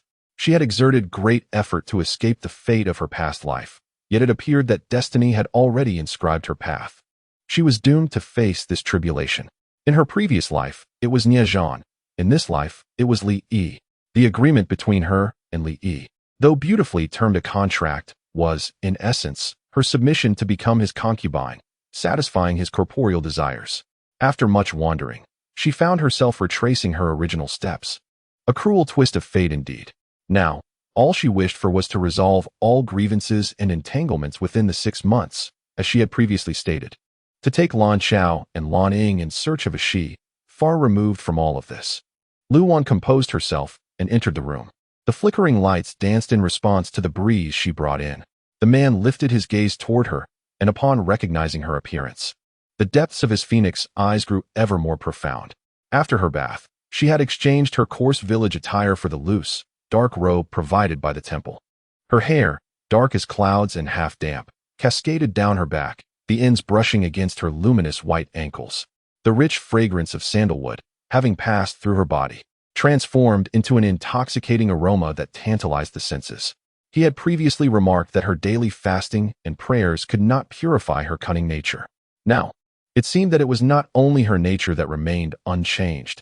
Even the drab dark robe could not conceal her innate allure. How could a temptress of the mundane world ever truly belong to the realm of the sacred? His gaze remained fixed upon her, desire swirling within his depths. Lu Wan obediently approached him. Having been a concubine in a past life, she understood her role well. Standing at the bedside, she began to shed her garments, only to have him grasp her wrist. Not so fast. In previous encounters, he had been ravenous, but now, with her as his prize, he appeared relaxed. Unbeknownst to her, a plum blossom-shaped jade box had appeared in his hand. He placed her legs upon his lap, lifting the hem of her robe to reveal several scratches on either side of her ankles, marks from the porcelain shards that had injured her when she was struck by the reckless yin. The wounds had long since scabbed over, and she had paid them little heed, yet he had remembered. He took out ointment from the box and began to apply it to her wounds. His fingers, coarse and calloused, caused even the previously mild pain to intensify. Lu Wan instinctively recoiled. This intimacy was unfamiliar to her. It was not something they ought to be doing. Yet his hand continued to traverse upward, tending to where she had fallen from the mule cart. The situation was overly suggestive, prompting Lu Wan to avert her gaze, desperately seeking to shatter the awkward tension. "Your Highness, were you not visiting Madame Deng and her daughter? Where were you truly headed?" From the moment he had disembarked with her at Zhonghua Temple, she had assumed he was stealthily visiting the mother and daughter in the back mountains. However, after overhearing his conversation with Deng Qingyu, it seemed that was not his intention at all. Li Yi appeared to have disregarded her inquiry, as if he had not heard her.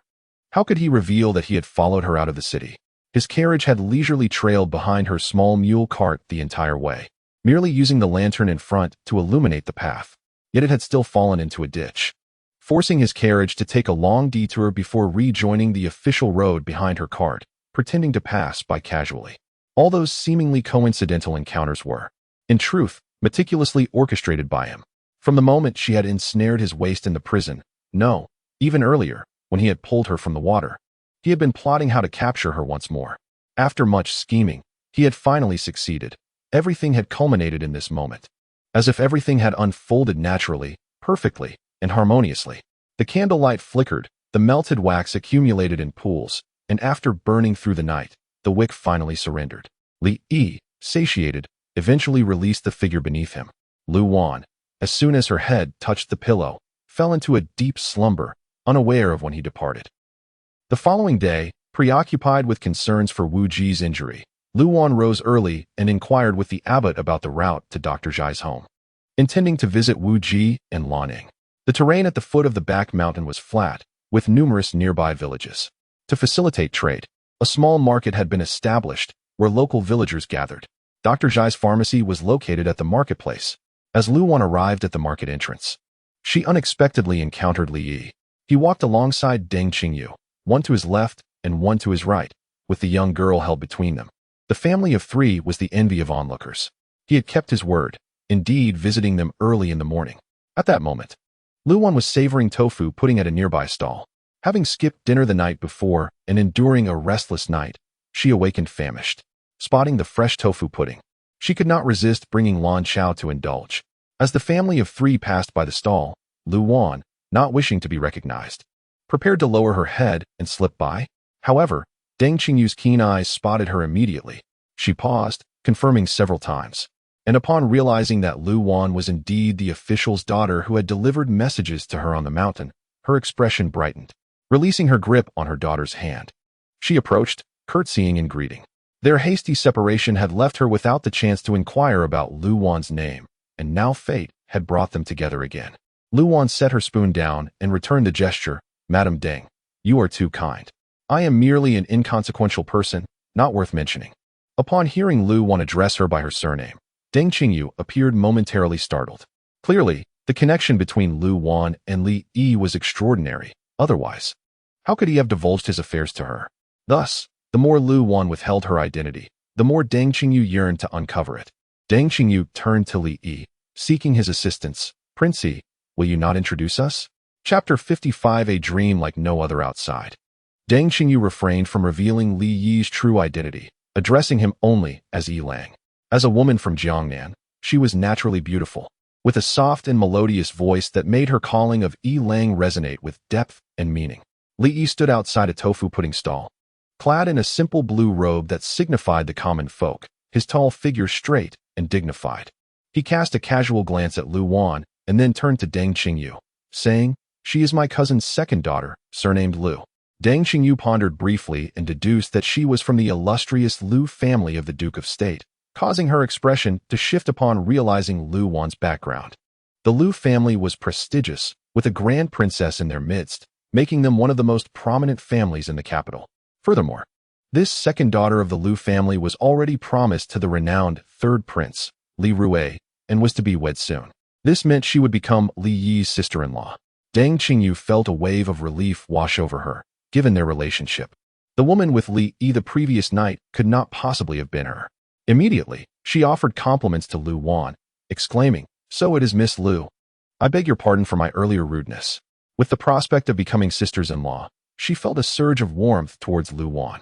Her own humble status would leave her isolated upon entering the Yi Wang residence, and this familiar-looking Miss Lu, soon to be the legitimate wife of Prince Rui, could be a valuable ally. With this thought in mind, she gracefully settled beside Lu Wan and smiled. "What a coincidence that we have yet to have breakfast. Shall we dine together?" She then beckoned for Li Yi and her daughter to join them. Despite his common attire, Li Yi exuded an undeniable air of nobility that no garment could conceal. His mere presence had already attracted curious glances from those around them. Lu Wan, wishing to avoid being recognized in such close proximity to him, glanced at the enthusiastic Deng family and, with a gentle smile, said, "This tofu pudding is delightful. Please enjoy your meal. I must take my leave for a prior engagement." With that, she settled her bill and, accompanied by Lan Chao, disappeared into the bustling crowd. Deng Qingyu sat there, feeling awkward as tears streamed down her cheeks, large drops falling into her bowl of tofu pudding. Li Yi furrowed his brow, asking, "What troubles you?" Before she could respond, her daughter pouted and exclaimed, "Father, that wicked woman must have bullied Mother." Deng Qingyu quickly silenced her, wiping her tears and forcing a bittersweet smile. "It is not others' fault. It is my lowly fate. With such a status, I am unworthy to be with His Highness. It is no wonder they look down upon me." Li Yi's gaze lingered on the departing figure of Lu Wan, his tone calm as he replied, "Do not think ill of her. She is not that kind of person." She did not wish to share a table with Deng Qingyu out of fear of their connection being discovered. Li Yi recalled the agreement made the previous night, which stipulated that their relationship must remain a secret. Ultimately, she was still resistant to the notion of being with him. Hearing Li Yi defend Lu Wan, Deng Qingyu hesitated before responding with a smile. "Indeed, Miss Lu seems to possess a noble character, deserving of the esteemed Prince Rui." Li Yi withdrew his gaze and said, "I will arrange for you to return to Beijing soon. Once matters are settled, I will bring you back." Deng Qingyu paused, her grip on the spoon faltering as she gazed at Li Yi with a depth of emotion. "Do you blame me for taking Tang Tang back to find you?" Li Yi replied, "It is not you I blame. It is simply not the right time." After a moment of contemplation, Deng Qingyu added with a bittersweet smile, "Tang Tang's birthday is approaching. Might His Highness allow us to celebrate it before we leave? She has longed for you to be with her on her special day." With that, she lowered her head, humbly promising, "We will remain in the back mountains, not causing any trouble for you." Lu Wan's earlier actions inadvertently reminded Li Yi that hiding them here was not a permanent solution. Moreover, Li Rui's men were already searching for them. The longer mother and daughter stayed, the greater the danger. However, seeing Deng Qingyu's earnest and humble plea, Li Yi held back his initial response and nodded in agreement. After visiting Wuji, Lu Wan returned to Zhonghua Temple with Lan Chao. Although she was aware of Deng Qingyu's existence, Lan Chao could not help but express her frustration regarding Deng Qingyu's reference to Li Yi as Yi Lang. "Miss, what exactly is the relationship between that Deng lady and Prince Yi?" Seeing Lan Chao's indignant expression, Lu Wan chuckled lightly. "Have you ever seen the lofty Prince Yi accompanying someone to the market? Their bond is certainly extraordinary." Lan Chao paused, stepping on a small stone in annoyance. "Then does that mean Prince Yi intends to take her as his wife in the future?" Lu Wan feigned ignorance, but understood in her heart that Li Yi would indeed pursue that path, if her assumptions were correct. His sudden return to the capital to vie for the crown prince's position against Li Rui was partly for the sake of this mother and daughter duo. Deng Qingyu's sensitive status as a fugitive meant that if he did not wield supreme power, he could not guarantee their safety. A pang of bitterness welled up within Lu Wan. It was not that she was envious of Li Yi's care for Deng Qingyu. Rather, it was the memory of Li Rui, who once professed his undying love for her, only for it to dissolve into nothingness. But she knew Li Yi would not treat Deng Qingyu in such a manner, as she observed him in his humble attire, accompanying the Deng mother and daughter through the market. His ethereal grace now mingled with the mundanity of life. She realized this seemingly indifferent man had offered his most cherished qualities to them. That evening, Li did not come to her chambers, nor did he appear the following day.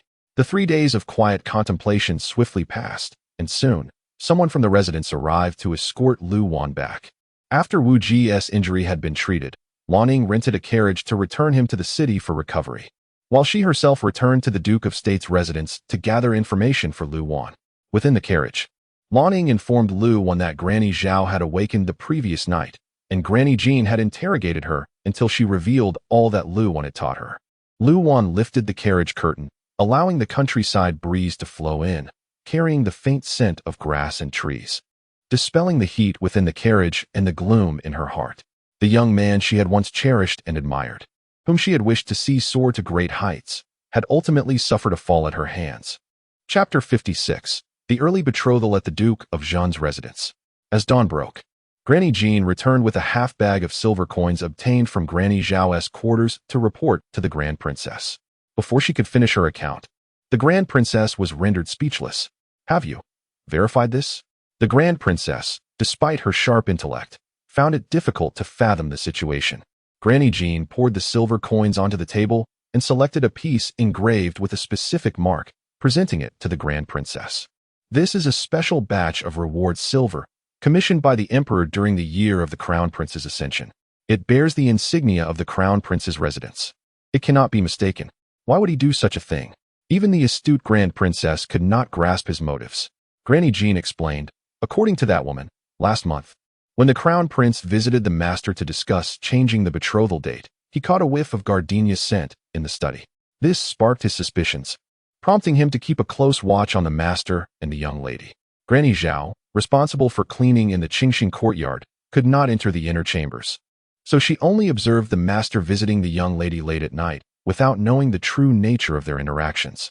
However, these rumors naturally reached the Crown Prince's ears, distorting the reality of their relationship.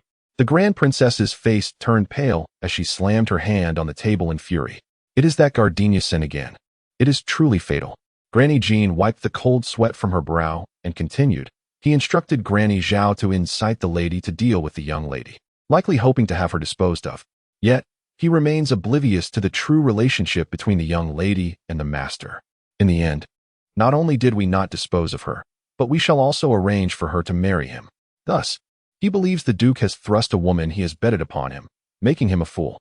He superficially agreed to marry Shen Yuan, only to poison her child the night before the wedding, subsequently using that as an excuse to cancel it. Even the seasoned Grand Princess, who had witnessed many storms, was taken aback by this revelation. As Lu Wan orchestrated the scheme to use the incense to provoke Yi Shi into exposing Shen Yuan, she simultaneously planted a seed of doubt in Li Rui's heart. Just as Li Yi had remarked, while Li Rui was a notorious libertine, he harbored a severe obsession with cleanliness concerning his partners and possessed a naturally suspicious disposition, rarely trusting anyone easily. Therefore, upon detecting the gardenia scent in Lu Jizhong's study, he began to suspect Shen Yuan's involvement with Lu Jizhong.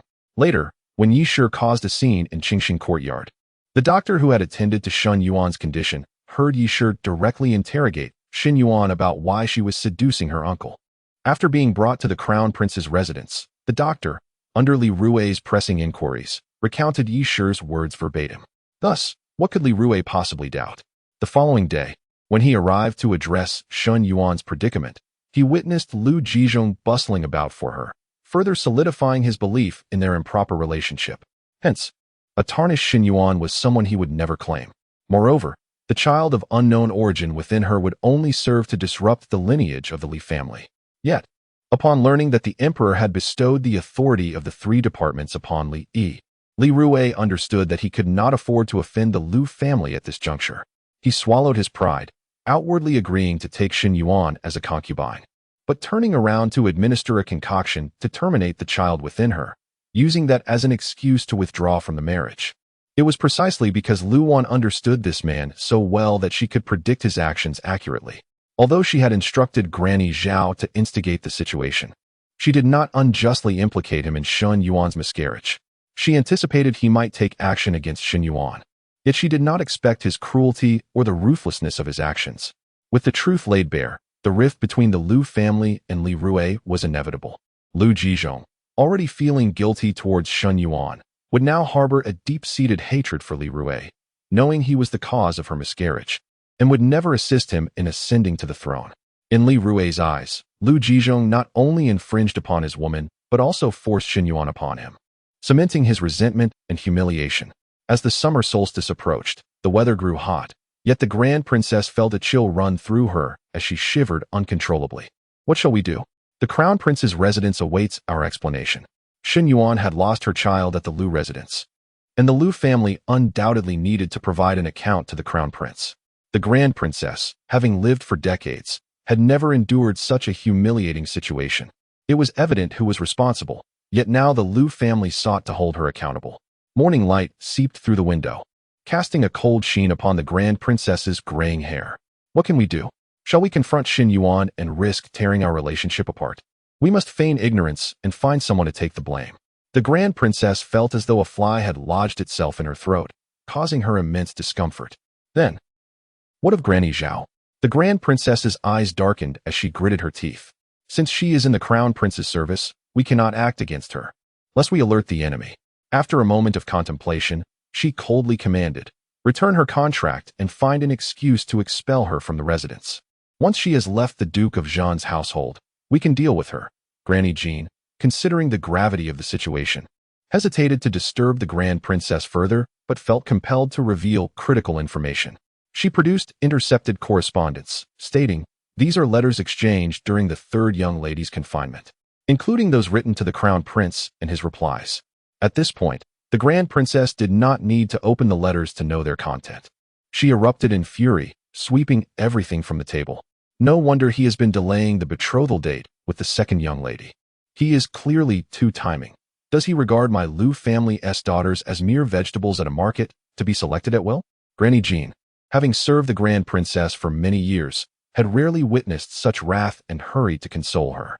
Fortunately, we discovered this early. It has not escalated into a grave error. Once his engagement with the second young lady is confirmed, the third young lady may relent and perhaps even willingly attend the flower banquet hosted by the imperial concubine. The Grand Princess was acutely aware of this logic, yet she refrained from mentioning it. The Lu family could not press him for a betrothal. However, time was of the essence. The imperial concubine's flower banquet would not wait for anyone. Furrowing her brow, the Grand Princess smiled coldly. Isn't the Crown Prince distressed over Shun Yuan's miscarriage? Let the second young lady send him some fine wine to help him drown his sorrows. Granny Jean immediately comprehended and went to make arrangements. At dusk, not long after returning to the residence, Luan was tasked by the Grand Princess to deliver wine to the Crown Prince's residence. Meanwhile, in the study of the Crown Prince's residence, Li Rui frowned as he reviewed the confidential reports delivered by his shadow guards. What does the master mean by this? The shadow guard lowered his head and replied, the master has divined that the one who can assist your highness in ascending is not the third young lady, but rather the second young lady. He urges your highness to finalize the betrothal at the earliest opportunity, as further delay is inadvisable. Chapter 57. Yield to me. Upon hearing the words of the shadow guard, Li Rui found himself caught in a web of skepticism. He had always held great faith in Master Luo Heng's counsel, yet this time he hesitated. One was a precious daughter, nurtured by the Grand Princess since childhood, while the other was a frail, illegitimate daughter, cast aside to fend for herself. The disparity was glaringly obvious. How could the latter possibly be of assistance to him? She was akin to a clay idol crossing a river, hardly able to safeguard herself. Noticing his indecision, the shadow guard relayed further words from Master Luo. It was precisely because the prince had recently chosen the wrong allies and taken the wrong paths that he faced a series of misfortunes. Missing out on the Iron Mine map and allowing Prince Yi to seize every opportunity. This struck a chord with Li Rui, who began to reflect on the recent events in his life, which had indeed been fraught with difficulties. His relationship with the Lu family had inexplicably soured as well. At last, he nodded and asked, does the master have anything else to convey? The shadow guard replied, The master knows well what you lack compared to Prince E. He has been laboring at the border, gathering talented generals to serve you in due time. Moved by this, Li Rue instructed the Shadow Guard to inform the master of his commitment to heed his advice and to take good care of him as he awaited his return.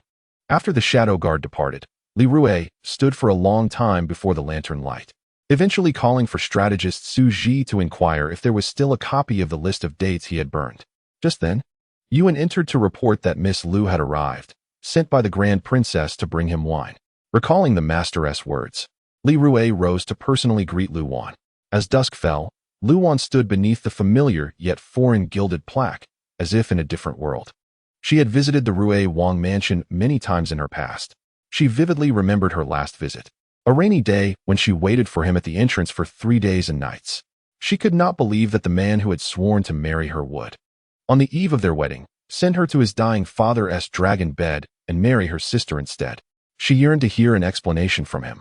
Yet after 3 days of waiting, exhausted and heartbroken, she fainted at his doorstep without him ever coming to see her. When she awoke, she found herself in a palanquin heading to the palace, while he ascended to the eastern palace as he had wished. Awan, what brings you here? Luwan snapped back to reality as Li Rue approached, clad in a silver brocade robe, exuding grace and charm. She smiled faintly. Grandmother feared you might feel lonely, so she sent me with wine. Li Rue lowered his gaze upon her, noting her peach blossom-like complexion, radiant as jade, her eyes sparkling like the stars.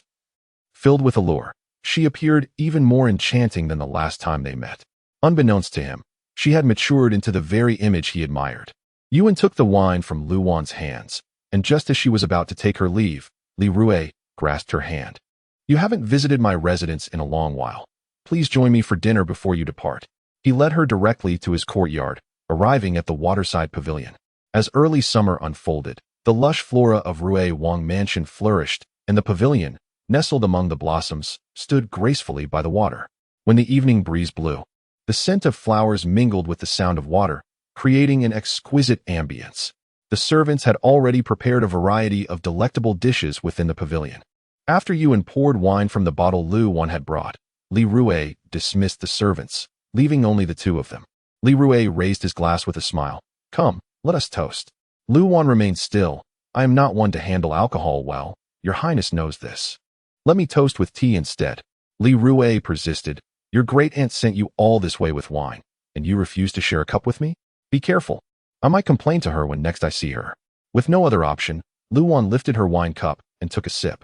Li Rue, however, drank his cup in one go, his enchanting peach blossom eyes narrowing as he gazed at her. Awan, you have become even more beautiful lately. Luwan turned her gaze toward the flowing water below the pavilion. Your Highness isn't drunk yet, and already you're speaking nonsense. Li Rue's eyes traced her profile, from her brows to her chin, down her slender neck, settling upon the gentle curves of her form. He had encountered many women, and without needing to measure, he could surmise the fullness of her figure, a tempting sight indeed.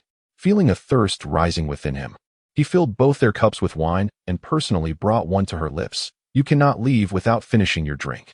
Luwan glanced at the darkening sky. It's getting late. I shall drink this cup and then take my leave. Li Rue nodded in agreement. Very well. Luwan, wishing to avoid lingering, downed the wine in one go. However, as she set down her cup to depart, Li Rue seized her hand. Awan, stay and talk with me a while longer. Luwan, unable to break free, shot him a cold glance. What is the matter with you today, Your Highness? You have never been so insistent before. Li Rue held her hand tightly, his gaze hazy as he looked into her eyes. When did you begin to distance yourself from me? No longer calling me cousin, but merely Your Highness, as if I were a stranger? As he drew closer, the scent of dragon saliva mingled with the incense wafting from the burner, overwhelming Luwan's senses and making her stomach churn. She attempted to withdraw her hand, but he tightened his grip, pulling her into his embrace. His body radiated warmth, and Luwan instantly sensed something amiss. She pushed him away with all her strength. Your Highness, please conduct yourself with dignity. Dignity? Li Rue smirked, a wicked smile curling his lips as he shook the wine jug beside him. You brought this wine. Did you not know it contained something else? Luwan's complexion shifted drastically. She had assumed her grandmother merely wanted her to foster a connection with Li Rue through the wine, never anticipating such treachery. It seemed they had grown anxious due to Li Rue's delay in proposing. Without a moment's thought, Lu Wan sprang to her feet, attempting to flee, but Li Rui blocked her path, ensnaring her once more in his embrace. He tightened his hold around her waist and whispered near her ear, "We are already betrothed. Marriage is simply a matter of time. Why must we adhere so strictly to propriety? You see, your great-aunt feels the same. Otherwise, why would she send you with this wine? Surely, she wishes to see us united." His hands began to wander restlessly over her form, and Lu Wan felt a chill run down her spine, struggling desperately against him. "Release me. Awan, have I been neglectful of you lately, causing you to harbor resentment? Fear not. I shall propose to your family tomorrow. For now, yield to me." As Li Rui's hands explored, he discovered that a woman's body held far more allure than he had ever envisioned, soft and intoxicating. Little did he know, she was such a remarkable person, and he nearly missed her. Chapter 58. Please help me. The moment she heard the words, "You have acquiesced to me," Lu Wan was abruptly transported back to the terrifying memories of her past life. From the instant she entered the imperial palace as a bride, her heart had succumbed to despair. She thought to herself that even if she were to be eternally imprisoned within that cage, it would be acceptable. To live and die without joy or sorrow within the palace seemed preferable. However, 3 months later, on the very night the crown prince Li Rui wed Lu Yuning, he unexpectedly entered her chamber, tearing away her imperial robes and robbing her of her innocence. That night, he cornered her against the bed and uttered the same words, "Awan, the emperor is but a half-dead man. You might as well yield to me." As her body ignited with a feverish heat, Lu Wan's mind became clouded, rendering her unable to distinguish between past and present. She clutched Li Rui's arm tightly, tears streaming down her cheeks as she screamed in anguish, "You no longer want me. Having married Lu Yuning, why then do you torment me?" The wedding gown she had painstakingly sewn for 6 months, day and night, now adorned Lu Yuning instead. He was the light in her life, the one who rescued her from the desolation of that well-like chamber, guiding her into the splendor of the world and teaching her the meaning of love and longing. Yet ultimately, it was he who cast her into the abyss. Li Rui stared in disbelief at the suddenly unhinged Lu Wan, his pupils widening in shock as he grasped her awareness of his affair with Lu Yuning. No wonder she had been so distant lately. It seemed jealousy had taken hold of her. Observing her heart-wrenching sorrow stirred an inexplicable sense of pity within him, prompting him to embrace her and comfort her. "It's not true. I shall marry no one but you. I would never abandon you. Do not heed those baseless rumors." A cool breeze swept through, causing Lu Wan to shudder and abruptly regain her senses. Fearing that Li Rui might detect her turmoil, she gritted her teeth to steady her emotions and replied, "In that case, cousin, you must respect me. The matter of impropriety must not occur." Li Rui was already experiencing discomfort, while her body began to burn with fever, her cheeks blushing a delicate shade of peach. Her starry eyes grew misty, igniting a hunger within him that was difficult to contain. He understood her nature. With a gentle coaxing, she would undoubtedly find it hard to refuse him. In the past, whenever he had made a request, she had never once denied him. Just as Li Rui contemplated how to further ensnare her, and Jing rushed in, panic-stricken, pointing toward a distant building and exclaiming, "My lord, something is amiss. The study is on fire." Following his gesture, Li Rui turned to see thick smoke billowing from the direction of the study. His heart sank. Most of his important possessions were stored there. How could he allow them to be consumed by flames? Instantly, his fervent desires were extinguished as he disregarded Lu Wan and dashed toward the study in a flurry. Lu Wan felt a feverish heat enveloping her. Her body weakened to the point of unsteadiness. She clenched her teeth and took a few steps. But before she could exit the pavilion, she collapsed onto the ground. A shadowy figure seemed to descend from the heavens, landing beside her. Lu Wan looked up in a daze to find Li Yi gazing down at her with a stern expression. With a resigned smile, she extended her hand. "Please, your highness, take me away from here." Her fingertips burned with heat, but Li Yi did not take her hand. Instead, he grasped her garment, lifting her into the air. Leaping over high walls, they quickly reached the back gate of the Rui Wangfu. Lan Chao, she thought, she is still inside. The pavilion had gone to fetch her and would escort her back to the Lu residence. Hidden in the shadows at the back gate were 2 horses. He untethered one, holding Lu Wan as he mounted it, draping his cloak around her before urging the horse to gallop swiftly away. The wind howled past her ears, and encased in the cloak, Lu Wan could not see the path ahead, uncertain of where he was taking her. Waves of heat coursed through her body, while Li Yi remained oddly cold. In that moment, nestled in his embrace, Lu Wan felt an unexpected sense of security. Time passed, though she could not tell how long. Before they finally came to a halt, Li Yi lifted her off the horse and continued onward, carrying her toward the bathing chamber behind his bedroom. As he prepared to immerse her in the water, Lu Wan clung tightly to his neck. Li Yi's body stiffened, his voice icy. "Let go." Raising her head to meet his gaze, Lu Wan softly pleaded, "Your Highness, you want me, don't you?" Her body ached, and her heart ached even more. She was at a loss for how to express her turmoil, standing precariously on the edge of a precipice. Teetering between life and the abyss below, a fall that could lead to her utter destruction. Trembling, she reached out to him, her burning fingertips brushing against his cold, stern face. Her voice hoarse with suppressed sobs, reminiscent of a wounded creature. "I am in such pain, please help me." No one could fathom the depths of her despair. Even in this second chance at life, she remained haunted by the betrayal and anguish of her previous existence.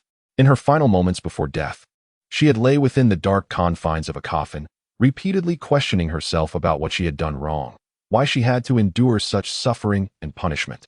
Even though she had done nothing at all, Li lowered his gaze, coldly observing the woman in his arms.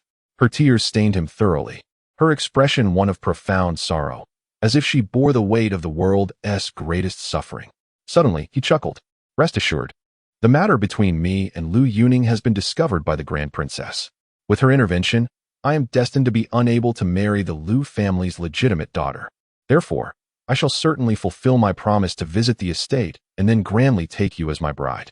With that, he released her, casting her aside near the edge of the pool before turning to leave. The cool moonlight filtered through the sparse leaves, casting a hazy silhouette upon Lu Wan. She rose slowly, descending into the water, biting her lip to suppress her inner terror as her feverish body submerged into the icy depths. After Long Ting returned Lan Chao to the residence, he reported back to Li Yi, finding him alone in the corridor, drinking wine. Yet Lu Wan was nowhere to be seen. Curiosity sparked within him. "Where is the second young lady? Did you send her home, Your Highness?" Li Yi shot him a cold glare, his eyes sharp as blades. Long Ting immediately sensed the shift in atmosphere and fell silent, fearing to speak further. A breeze swept past, echoing with her cries to Li Rui, "You no longer want me." Li Yi's frustration mounted, and he closed his eyes. Yet the vision of her disdainful smile from that day at the back gate of Zhonghua Temple resurfaced. Some things cannot be forced, despite spending so long with the prince. If it were meant to be, he would have fallen for her long ago.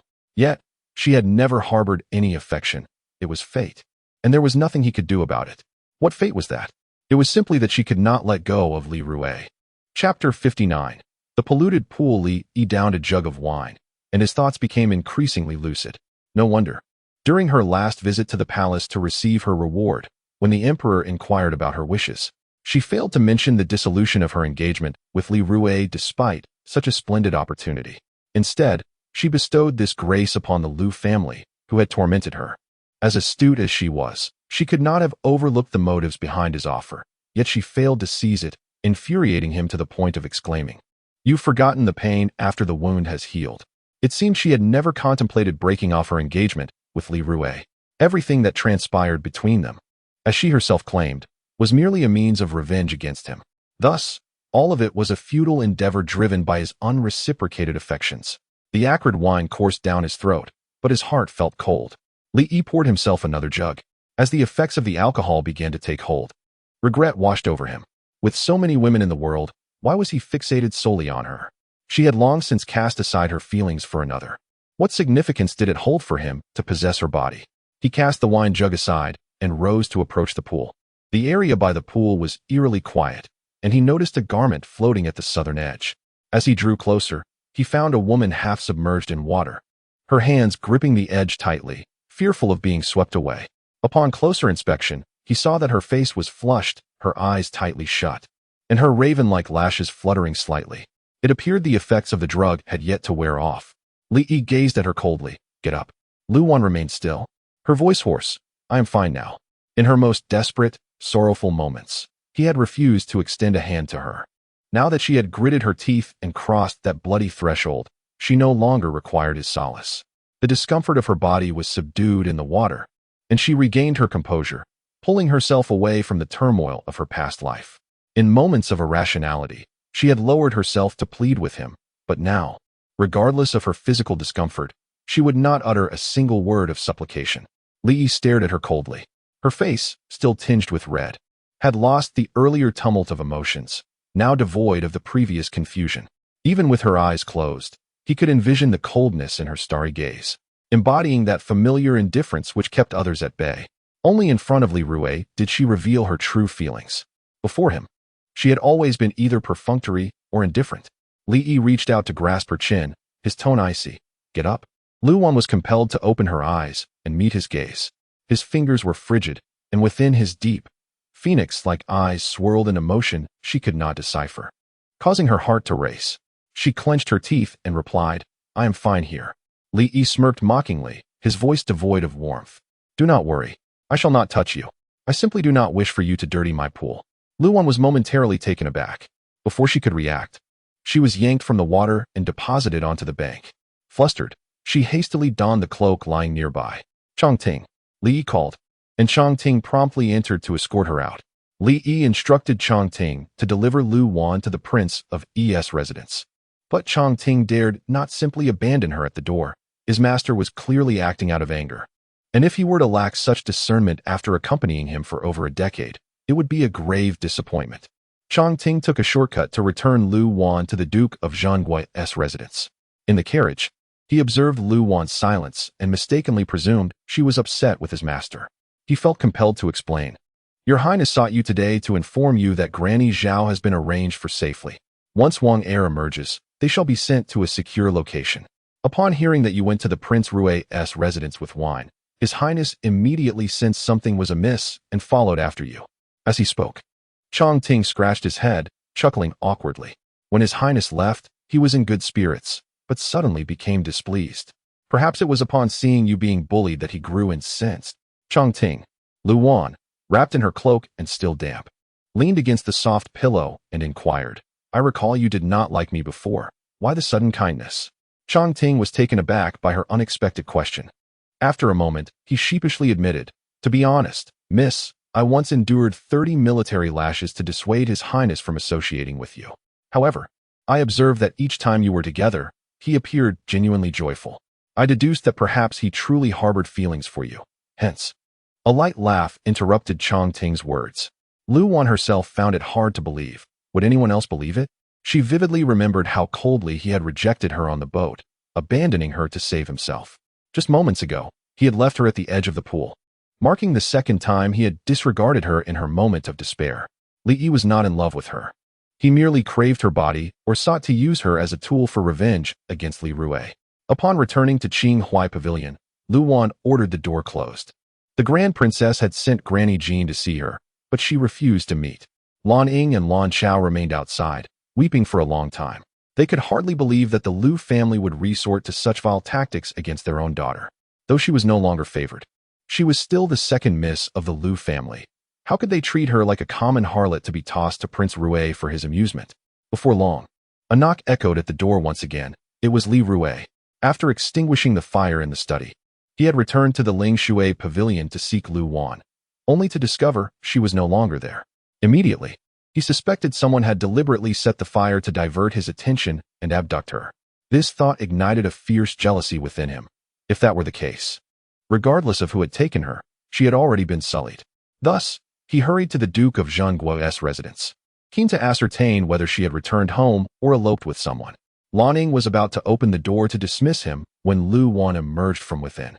Personally unfastening the courtyard door, Li Rui stood outside, and upon seeing her, he scrutinized her from head to toe, questioning, Cousin, you left without a word. If anything were to happen, how would I explain it to the Duke's residence? At that moment, the last person Lu Wan wished to see was him. His voice made her feel sick. Yet, she had no choice but to face him. His suspicions ran deep. If she did not dispel his doubts, he might treat her as he had with Shen Yuan. Until she was absolutely certain of her escape from his grasp, she could not afford to err. Suppressing her distaste, Lu Wan blushed and retorted, In such a situation, if I did not leave, would you have preferred I remain there for your amusement? Li Rui, observing her innocent demeanor, felt much of his suspicion dissipate. Recalling the words of his mentor, he smiled and replied, I shall go seek my grandaunt shortly to discuss the engagement. Chapter 60. The betrothal in the main courtyard. The Grand Princess Dowager smiled contentedly after seeing Li Rui off. Lu Wan surreptitiously returned to the manor, immediately closing her gates to visitors. However, Prince Rui soon followed, hastily arranging the betrothal ceremony for 5 days hence. It was evident that their union was practically consummated. Indeed, only by making the matter a fait accompli could Prince Rui's other aspirations be quelled, compelling him to focus on the nuptials. I just hope the second daughter understands my painstaking efforts. The Grand Princess Dowager sighed with resignation.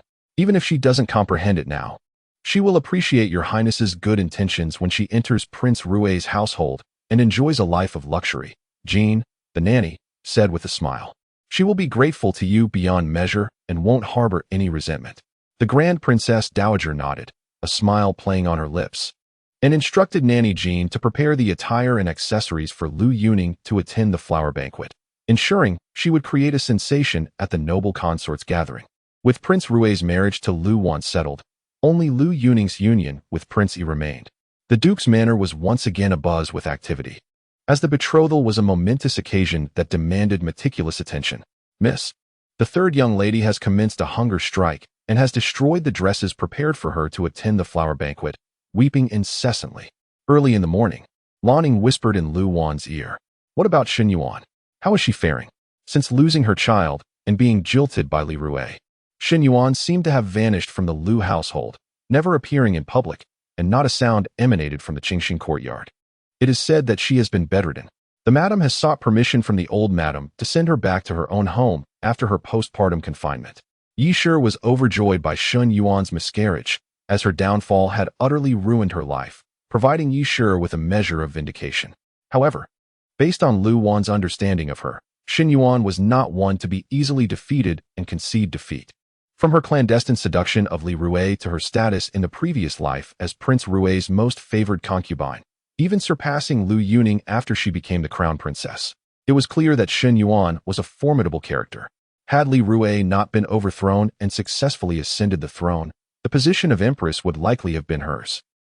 Lu Wan collected her thoughts and instructed Lan Ying, continue to have someone monitor the Qingxin courtyard, but exercise extreme caution. Shen Yuan must have grown suspicious of the previous events. Do not let her discover any clues. Lan Ying carefully acknowledged her instructions, and Lu Wan inquired about the situation at the Ministry of Justice. Since their unpleasant parting that night, Li Yi had neither sought her out nor sent her any messages. As Lan Ying was about to speak, Lan Chao entered, her brow furrowed. Miss, concubine Lu has come with the fourth young master to present congratulatory gifts. Due to Lu Wan's impending marriage to Li Rui, ladies from various households and courtyards had been sending congratulatory gifts, seeking to ingratiate themselves with the Duke's manor and Prince Rui's residence. Upon hearing this, Lu Wan's eyes darkened, and she said with a cold smile, I didn't seek him out, yet he has come to my door. Invite him in. Shortly, concubine Lu and Lu Qi arrived before Lu Wan. Lu Qi personally placed a rosewood box on the table beside Lu Wan and said with a smile, Congratulations, elder sister, on your auspicious union. May you and Prince Rui enjoy eternal bliss and everlasting love. This was Lu Wan's first time meeting Lu Qi. In her previous life, Lu Qi had lived in the west courtyard with concubine Lu, and she had rarely left her residence. So she had only heard of this half-brother, but had never formally met him. Today, she realized that Lu Qi bore a striking resemblance to Lu Jizhou. Outwardly, he appeared to be a talented individual, which explained why he was so favored by Lu Jizhou. Lu Wan invited them to sit and instructed the maidservants to serve tea. After sitting down, Lu Qi's eyes darted around, surreptitiously gazing at Lu Wan, his expression revealing a hint of frivolity. He had always heard that his family had a wooden beauty for an elder sister, but upon seeing her today, he found that this elder sister was incomparably alluring, possessing not a trace of dullness, but rather a captivating charm. Lu Qi, accustomed to his dissolute ways, would try to flirt with any attractive young woman he encountered on the street. Over time, he had even developed a shameless desire for his own sisters and female relatives. Concubine Lu, sensing this, discreetly pinched him twice and stepped forward to flatter Lu Wan. We have come today not only to congratulate the second young lady, but also to beg for your assistance with a small matter, to save your useless brother. Lu Wan put down her teacup and feigned surprise. What has happened? Concubine Lu quickly explained, one of his servants forcibly took a girl. The case was initially closed, but the girl's brother suddenly caused a stir at the Ministry of Justice a few days ago, attempting to implicate your brother, claiming that Chier was responsible and demanding that he be imprisoned and exiled. Luan smiled. Isn't elder brother at the Ministry of Justice? What is there to fear? At worst, our father and grandmother are here. Anyone who steps forward can resolve this matter with ease. Concubine Lu's face paled. This was not a matter to be proud of, and she dared not alarm the master and old madam. Moreover, Prince Yi was personally presiding over the case at the Ministry of Justice, making it difficult for the heir to intervene. The main reason was that Lu Jizhong was preoccupied with Shun Yuan's matter and had not visited her recently, preventing her from seeing him. Luan said, "If elder brother cannot resolve it, what can I do?" Concubine Lu moved closer, opened a rosewood box, revealing a fine jade rui, and then pulled a handful of silver notes from her sleeve, placing them in Luan's hand. She said with a smile, "Aren't you about to become Prince Rui's consort? Prince Rui is Prince Yi's elder brother. If Prince Rui is willing to speak on his behalf, Prince Yi would likely listen." Luan smiled with satisfaction as she looked at the silver notes. "In that case, you can wait with peace of mind." Pleased with her response, Concubine Lu thanked her effusively and left with Lu Qi. Luan instructed Lan Ying to have Wu Ji sell the jade rui and deposit the silver notes in the bank. Once she escaped the Lu family, these funds would be essential for her livelihood. Lan Chao looked at her in surprise. "Does Miss really intend to help him?" Luan smiled coldly. "I only told them to wait with peace of mind, but I never promised to plead on their behalf." She estimated that the Ministry of Justice would come to arrest him within the next few days. However, 2 days passed without the arrival of the Ministry of Justice, and the day of the betrothal finally arrived. May 18th, an auspicious day according to the almanac, suitable for all endeavors. Before dawn, the entire capital was bustling with activity. From Prince Rui's residence to the Duke's manor, a continuous stream of chests and gifts filled the streets, drawing gasps of amazement from onlookers. Royal weddings were indeed extraordinary. Only a daughter from a family like the Duke's manor could command such a spectacle. Luan arrived at the main courtyard early in the morning. The women of the household, along with duchesses closely related to the Lu family, had all gathered, filling the room with laughter and cheerful greetings. Everyone congratulated Luan, except for Lu Yuning, who sat to the side with a cold expression, her fingernails digging into the tassels of her sachet. Chapter 61. Wishes fulfilled. The lively sounds from the front courtyard occasionally drifted into the back. Luan sat obediently beside the Grand Princess, her face adorned with a gentle smile as she graciously returned greetings, her demeanor poised and measured. Today, she wore a gown of misty floral patterns, a hue as delicate as a wisp of smoke, enveloping her in an ethereal charm that was both refined and striking. The Grand Princess, observing her, nodded in satisfaction. It appeared that, compared to Lu Yuning and Shun Yuan, this young girl was far more obedient and worry-free. As the hour approached for the feast to commence, the Grand Princess prepared to lead everyone to the banquet hall when a servant reported that the Rui Wang had arrived at the upper courtyard to personally propose marriage to the second miss. This declaration sent a wave of astonishment throughout the room. Traditionally, a woman's marriage was dictated by her parents and arranged through matchmakers, with no precedent for a man proposing directly in person. This moment underscored the Rui Wang's regard for Lu Wan. Instantly, everyone in the room cast envious glances at Lu Wan, marveling at her fortunate fate. Even the Grand Princess could not help but set down her teacup, gazing at Lu Wan with a smile. Meanwhile, Lu Yuning clenched her teeth, tears threatening to spill. Everything Li Rui was doing for Lu Wan was what he had promised her. He had assured her that he would break off the engagement with Lu Wan to marry her instead, but during a secret meeting last night, he had explained that due to his prior engagement with Lu Wan, should he withdraw, he would be seen as a villain if anything were to happen to her, and the emperor would be the first to hold him accountable. Li Rui's words were clear. Lu Wan was unwilling to break off the engagement, using her very life as a threat. Lu Yuning's hatred boiled over. Her mother was right. This base-born daughter of a concubine was indeed her nemesis, having usurped her status as the eldest daughter at birth, and now stealing the happiness that should have been hers. As Lu Yuning's gaze fell upon Lu Wan, the hatred in her eyes was palpable, even from across the crowd. Lu Wan maintained her composure, her lips curved into a modest smile, yet her heart felt icy, unable to suppress a laugh at the absurdity of it all. This was the power of Li Rui. He was acutely aware that others mocked him for marrying a base-born girl as his legitimate wife, yet he endeavored to display profound affection. silencing critics and crafting an image of a devoted man. If not for her rebirth, who could escape the clutches of his hypocritical and sentimental facade? Taking a deep breath to quell the nausea rising within her, Lu Wan followed the Grand Princess outside, where Li Rui awaited in the courtyard. He first greeted the Grand Princess and then, before everyone, approached Lu Wan, his voice dripping with affection. "Wan, do you wish to marry me?" Lu Wan raised her gaze to meet his, finding the scene before her steeped in irony and absurdity. She was merely a pawn in the game of interests between him and the Lu family, standing here to perform in their charade for all to witness. If she were the greatest fool in this performance, he was certainly one of the jesters as well. She longed to expose the hypocrisy and ugliness of it all. Yet she could not. On that day by the waterside pavilion, when Li Rui informed her that the wine she had brought was tampered with, Lu Wan had suddenly awakened. She struggled desperately to free herself from the Lu family and Li Rui, but to them, her struggles were laughably insignificant. Her own grandmother, knowing full well Li Rui's indifference, still treated her as a plaything to be handed over to him. And Li Rui, aware of the treachery in the wine, had still charmed her into drinking it.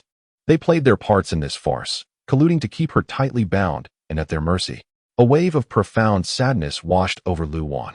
As Li Yi had said, not only could she not contend with them, but should she reveal even a hint of weakness, they would show her no mercy, leading her to an irreversible fate.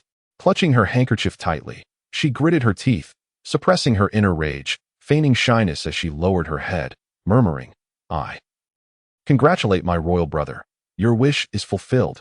Just as she was about to utter a yes, a clear voice suddenly interrupted her. She looked up to find Li Yi, clad in a dark robe embroidered with golden dragon motifs, approaching them with a measured gait. His cold features bore a hint of a smile, yet upon closer inspection, that smile did not reach his eyes, which were as deep and cold as a secluded pond. He did not divert his gaze. But as he uttered the words "your wish is fulfilled," his eyes cast a chilling glance at Lu Wan. From the moment he appeared, Lu Wan felt an involuntary tension coursing through her, and his gaze sent an inexplicable wave of panic through her heart. Li Rui, irritated by his untimely arrival, which had just interrupted Lu Wan, forced a smile and remarked, "You two shall soon select a consort. I hear the roster of eligible young ladies has been delivered to the imperial concubine. Have you found anyone to your liking?" Li Yi smirked, "Indeed. There are a few who are quite remarkable, their portraits painted with exquisite beauty. Yet I hope they are not mere wooden dolls inside, for that would be quite dull." This remark clearly referenced Lu Wan, who was famously known as the wooden beauty of the capital. Lu Wan feigned ignorance. But Li Rui's expression shifted as he realized the implication. Was this a mockery of his choice to marry a wooden beauty?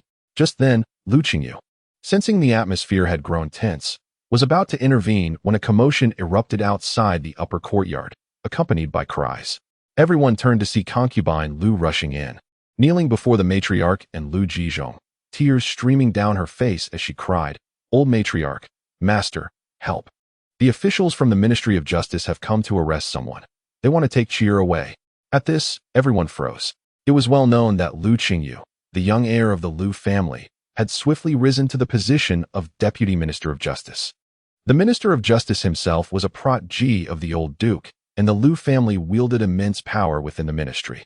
No official would dare set foot in the Duke's residence without cause, especially today, the day of the Rui Wang's proposal to the Duke's family. Except, of course, for the Prince Li Yi. As everyone came to this realization, their gazes instinctively turned to Li Yi. Yet he remained unfazed, devoid of any guilt for disrupting the occasion, as he calmly inquired of the head official, "Have the offenders been apprehended?" The official nodded. Li Yi shrugged on his robe and strode outside, declaring, "Take them back." Commenced the interrogation immediately. The Grand Princess and the entire Lu family stood dumbfounded. Lu Jizhong, struggling to suppress his fury, stepped forward to speak, but Li Rui's cold voice rang out first. "What is the meaning of this, Prince Yi? Today, all of the capital knows this is the day of our engagement with the Duke's family. Who dares to disrespect you?" Li Yi turned back, meeting Li Rui's furious gaze with a cold smile. "Royal brother, attend to your matters, and I shall handle mine. What is unclear about that?" With that, he led away the wailing Lu Qi, leaving the rest in stunned silence. Chapter 62. Reward. Li Yi's immediate seizure of Lu Qi undoubtedly disrupted the entire betrothal ceremony. Upon witnessing his son's arrest, Lu Jizhong could hardly attend to matters at home and hurried after the officials to the Ministry of Justice. Lu Qingyu, being the Deputy Minister of Justice, could not stand by in such a significant crisis. Thus he accompanied Lu Jizhong to the ministry as well. On the side of the Grand Princess, despite her fervent attempts to maintain order, she could not withstand the mournful wails of concubine Lu, transforming what should have been a joyous occasion into a lamentation. Li Rui, feeling thoroughly insulted by Li Yi, wore an extremely grim expression and, in a fit of rage, stormed into the palace to report the incident to Emperor Jing. The guests present, sensing the unfolding chaos, took their leave under various pretexts. In an instant, what should have been a celebratory betrothal turned into a cacophony of disorder. Among the throng, none was more delighted than Lu Yuning. She had never anticipated such a turn of events. With this, the engagement between Lu Wan and Li Rui had been thwarted, resulting in a farcical situation. Truly, the heavens had opened their eyes, allowing the disruptive Li Yi to emerge. With the situation escalating, Lu Wan felt she could no longer remain. After escorting the Grand Princess back to her quarters, she departed with 2 maidservants, her heart heavy with discontent. Upon returning to Qinghuai Pavilion and shutting the door, Lan was the first to burst into laughter. She had not expected Prince Yi to arrive at their residence at such a moment. It was unclear whether his actions were intentional or merely coincidental. Previously, Lan Xiao had expressed concern that if Lu Wan truly became engaged to Li Rui, it would become increasingly difficult for her to extricate herself from him. Thus, witnessing Li Yi's interference at the betrothal only increased her admiration for him. Covering her mouth with a smile, she remarked on how it made sense that he had delayed his intervention until now. Clearly, he had his reasons. Yet, Lu Wan felt a vague sense of unease. This incident had irrevocably aligned Li Yi against the Duke of Jinghua and Li Rui, and she could not fathom how the situation might evolve. Would the suspicious Li Rui, in his doubts, eventually turn his scrutiny upon her? She solemnly instructed her 2 maidservants, "Let us rejoice in silence. Do not let our delight show, or we may find ourselves unjustly implicated in this scandal." Lan Xiao and Lan Ying, sensing her seriousness, quickly agreed. After a moment's thought, Lu Wan instructed Lan Ying, "You shall leave the manor and spread word in bustling tea houses and taverns that my fate is ill-fated, that my marriage to Prince Rui is doomed to conflict." Hence the chaos on this betrothal day. Lan Ying's eyes brightened with understanding. "Miss, you intend to use today's events to completely dissolve your engagement to Prince Rui?" Lu Wan nodded. "Such a rare opportunity must not be squandered. Seek out trustworthy individuals for this task, and ensure that our scheme remains concealed." Lan Ying complied and promptly exited. Indeed, by evening, the entirety of the capital was abuzz with news of this farce. Surprisingly, the populace was more engrossed in the rumors surrounding Lu Wan's ill-fated marriage with Prince Rui than the scandal involving the Duke of Jinghua's illegitimate son seizing a commoner. As the gossip reached the Duke's residence, Lu Wan, feigning distress over her supposed heartbreak, fell ill from the strain. The Grand Princess, bursting with fury, watched a marriage she had painstakingly orchestrated teeter on the brink of collapse. With such rumors circulating, what if Prince Rui believed them and treated Lu Wan as he had Shen Yuan, demanding a cancellation of their engagement? Would not Lu Wan's virtue be tarnished in such a manner? Simultaneously, the Grand Princess had to contend with Lu Qi's predicament. Following Lu Jizhong to the Ministry of Justice, he ultimately found himself unable to even enter its gates, hearing only that Lu Qi had been brutally beaten and had confessed everything within mere moments. The Grand Princess was so enraged that she fell ill herself. The entire Duke of Jinghua's household was thrown into chaos. By the 3rd day, news arrived that Lu Qi had been convicted and sentenced to 5 years of exile in Qinnan, while Wang was released without charges. The oppressive heat lingered as Lu Wan, having bathed, reclined on a cool couch by the window with a book. The gentle breeze lulled her into drowsiness, causing the book to slip from her hands and fall to the ground. Startled awake, she reached to retrieve it, only to find it in another's grasp. To her astonishment, it was Li Yi. She was unaware of when he had entered, and his gaze fell upon the medical text in his hand. His tone cool. "You possess knowledge of medicine?" Lu Wan sat upright. "Your Highness, do not jest. I know nothing of medicine, merely using it to swat away mosquitoes." Li Yi casually flipped through a few pages, finding them remarkably pristine, supporting her claim of using it for pest control. Yet, not a single word from this woman could be deemed trustworthy. He smirked coldly, placing a small brown pill before her. "Someone unversed in medicine should not know how to concoct an incense pill. Do not tell me it was prepared by a chemist for you." This recipe is not found in the mainland. It only appears in the northern frontier. At the moment he acquired the incense pill, Li Yi was undeniably astonished. As he stated, this formula was exclusive to the northern frontier, and it had never been encountered in the capital. Had she ventured there? However, he had previously investigated her background. She had been cast into a convent before she was 2 and was only brought back to the capital by Li Rui when she came of age, never having set foot in the northern frontier. Furthermore, those around her had been thoroughly vetted. Her 2 maidservants had grown up with her in the convent, and the others she had recently hired posed no suspicion. The more he scrutinized, the more suspicious she became. Lu Wan felt an unsettling tremor in her heart, but maintained her composure, asking, "Was it Zhao Mama who gave this to you?" Li Yi gazed intently at her, a cold smile gracing his lips. "She may be unaware of its origins, but I am not. It turned out that on the day he sent the grandmother and her grandson away from the capital, Li Yi had compelled Zhao Mama to surrender the incriminating evidence against Lu Wan. Only by doing so could he ensure she would not wield it as a threat against Lu Wan in the future, and to prevent any possibility of it falling back into the hands of the Duke of Jinghua, where it might be exposed again. Such items would serve him far better in his possession." Lu Wan understood the implications of his words. He now held yet another lever against her. How despicably shameless. She replied coldly, "Though I have never been to the northern frontier, I have spent my youth beside my master, who knows many monks and Taoist friends who travel the world. While I may not have ventured out, I have certainly heard tales and learned from their experiences." With that, she reached for the incense pill, intent on casting it into the incense burner. However, her hand was seized. Li Yi smoothly pulled her into his embrace, pressing her against the couch. Lu Wan gazed at him in a panic. "What do you intend to do?" She had assumed that after their last encounter at the Prince Yi's residence, he would find her repulsive and would not wish to touch her again. Li Yi bit down hard on her earlobe, a cold chuckle escaping his lips. "I have gone through great lengths to extricate you from that situation. Do you not owe me some form of gratitude?" Knowing that she harbored lingering feelings for Li Rui, he found it beneath him to claim her body.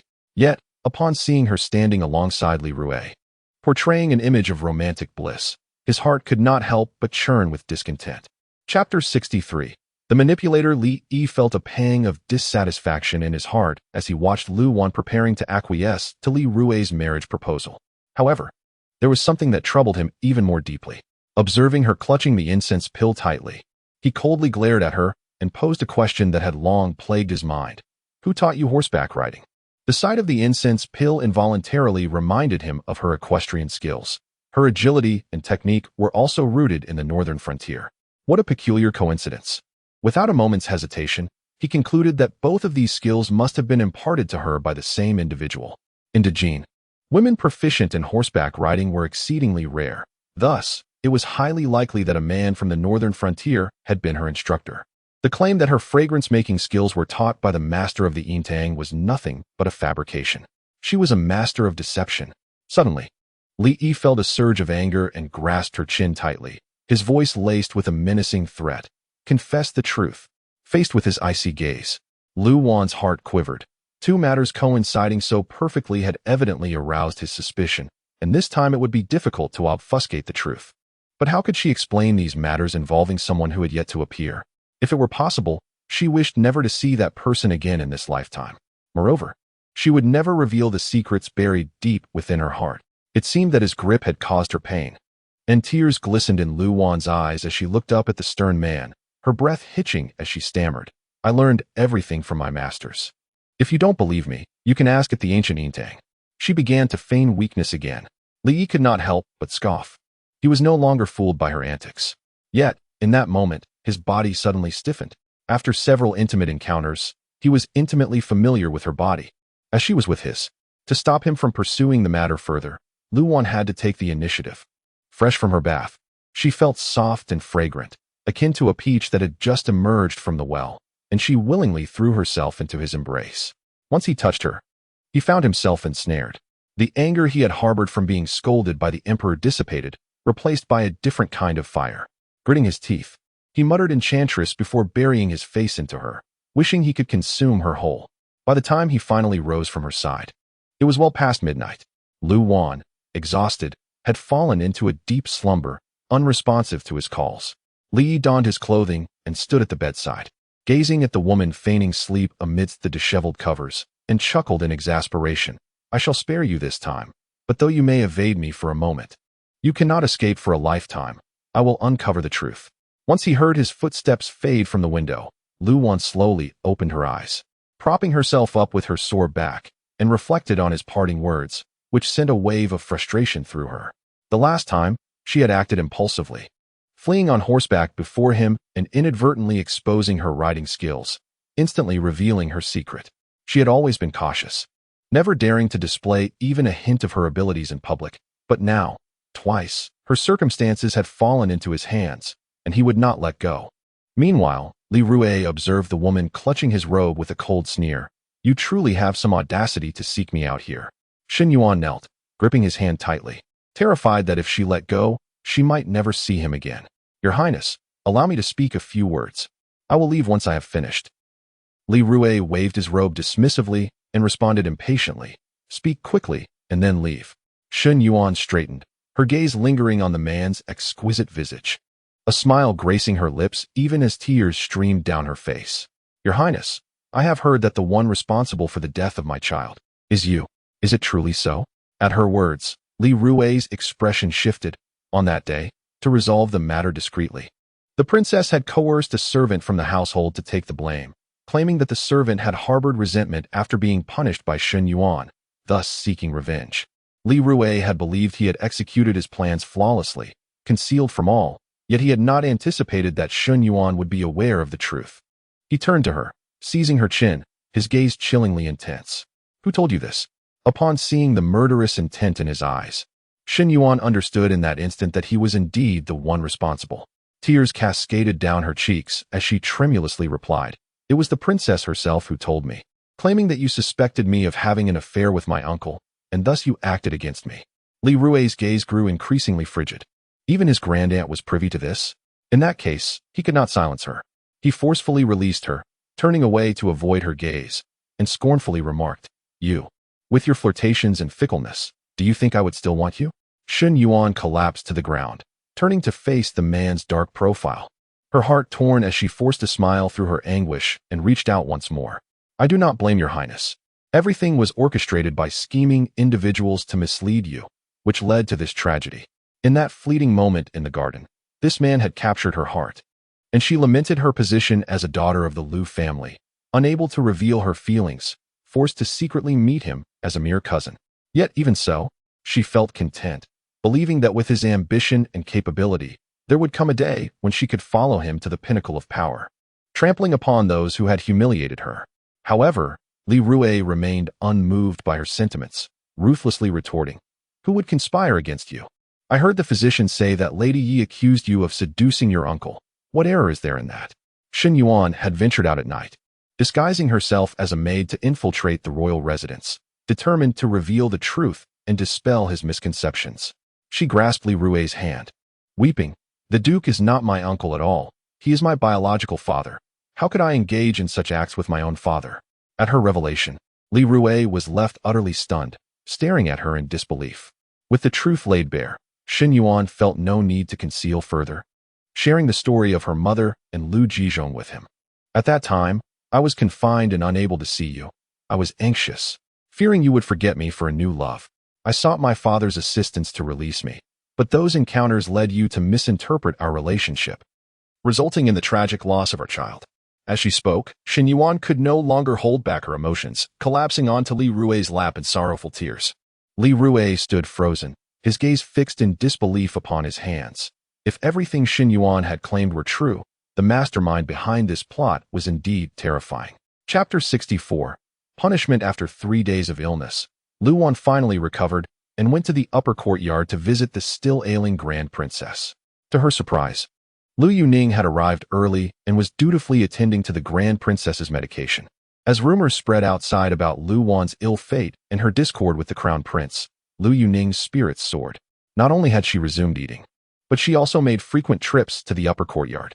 She understood well that the matrimonial prospects for the daughters of the Liu family lay entirely in their grandmother's hands, and if she wished to seize the opportunity to claim the position of Crown Princess, she must earn her grandmother's favor.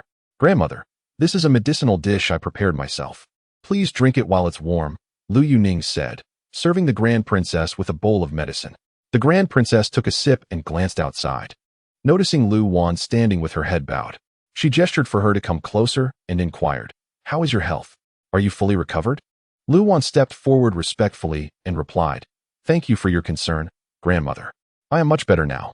The Grand Princess then cast a glance at Lu Yuning and asked, "What are your intentions regarding the Crown Prince?" In recent days, not only had rumors circulated about Lu Wan's incompatibility with the Crown Prince, but there was also much speculation about whether the betrothal gifts had been formally accepted or not. Logically, the gifts from the Crown Prince's manor had already been delivered to the Duke of Zhanggui's residence, thus solidifying their marriage arrangement. Yet, the Crown Prince had previously stated he would personally seek Lu Wan's hand. This meant that only upon her explicit consent could his courtship be deemed successful. However, Lu Wan had only spoken half of her words, interrupted by Li Yi before she could utter "I agree," leaving the matter unresolved. Several days had passed since this incident without any sign of the Crown Prince coming to provide clarity. The Grand Princess, increasingly anxious, had found several more gray hairs in her distress, prompting her to question Lu Wan about the matter upon seeing her.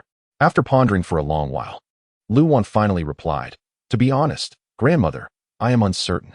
Seeing her display of helplessness, the Grand Princess felt a throbbing headache and reproached her sternly. "Do you not know to inquire further? You are familiar with the route to the Crown Prince's manor. If this drags on, this marriage proposal is doomed to fail." Lu Wan remained silent under the reprimand, only inciting the Grand Princess's ire further as she commanded, "If you prefer to sulk alone in your room, then go outside and transcribe scriptures to your heart's content." This was her form of punishment. Without protest, Lu Wan accepted her punishment. Granny Jean arranged a small desk in the corridor, and Lu Wan knelt before it, transcribing scriptures beneath the scorching sun. Inside, Lu Yuning, witnessing Lu Wan's punishment, felt elated and served the Grand Princess with even greater diligence. "Grandmother, do not be angry. Have some tea to calm your spirits." In Lu Yuning's eyes, even if Lu Wan were to become the Crown Princess, she would bring little honor to the Duke of Zhanggui's residence. The Grand Princess shot her a wary glare. "You must listen well. You must excel at next month's flower banquet. Only then will I feel truly at ease when you marry." At the mention of Li Yi, Lu Yuning's expression soured immediately. With a disdainful huff, she retorted, "That Li Yi barged into our residence in front of so many people to seize my fourth brother, clearly showing no regard for you or the Duke of the State. Such a heartless person is not worthy of my hand." The Grand Princess reached out as if to strike her, but instead gently pinched her cheek, scolding, "What do you understand? He has just taken charge of the 3 departments and is eager to establish his authority. Unfortunately, that illegitimate son committed an outrageous act, falling right into his hands, allowing him to take our Duke of Zhanggui's residence as a target. Yet, should he wish to marry you as his legitimate wife, I would gladly overlook even the presence of another illegitimate child." The Grand Princess's words were not entirely clear. Given the current circumstances, it was highly probable that Li Yi would ascend to the Eastern Palace, making him the future Crown Prince and potentially the Empress. Thus, if he were willing to marry Lu Yuning as his primary wife, what would a mere illegitimate child matter? Moreover, the Lu family was not one to be trifled with. Despite the public declaration to exile Lu Qi, with sufficient maneuvering during the journey, they could easily retrieve him. The Grand Princess was acutely aware of these calculations. Her recent illness was intentionally staged for the Emperor and the Crown Princes to witness. As expected, no sooner had she finished speaking than a servant arrived to report that His Royal Highness had come to visit. After Li Yi disrupted the betrothal gifts meant for Lu Wan, he had been furious enough to report to Emperor Jin, and the Grand Princess had fallen ill from the stress of it all. Yesterday, the Emperor summoned him, chastising him sharply and ordering him to visit the Grand Princess today to express his apologies. Upon hearing that Li Yi had arrived, the Grand Princess's face brightened, and she quickly lay down in bed, instructing Granny Jean to personally invite him in. As Li Yi entered, he spotted Lu Wan kneeling in the corridor. Along the way, maidservants and attendants bowed to him, but Lu Wan seemed oblivious, her head bowed as she diligently transcribed scriptures, beads of sweat rolling down her forehead. Her face flushed from the heat. Noticing Li Yi's gaze, Granny Jean explained, "It is the second young lady who has offended the Grand Princess and received punishment for it." Li Yi smiled casually and asked, "What has my second cousin done to incite such wrath from our esteemed grandmother?" Granny Jean could not disclose that it was indeed his doing and merely smiled silently. Noticing her reluctance to speak, Li did not press further and proceeded into the room. He stayed for less than a quarter of an hour before taking his leave, departing in a hurry. However, the mere fact that he came to inquire after her health brought immense satisfaction to the Grand Princess, affirming her esteemed status. As noon approached, Granny Jean reminded the Grand Princess, "Your Highness, the sun grows ever more scorching, and the second young lady remains outside enduring her punishment." The Grand Princess dismissed her concern. "Let her bear it. I have already instructed Chung Yu to inform the Crown Prince about her punishment. If he has any lingering affection for her and wishes to pursue this marriage, he will come to solidify their union." Granny Jean worriedly asked, "But what if he does not come at all?" The Grand Princess's expression hardened. "If he does not come, I shall have her kneel here daily."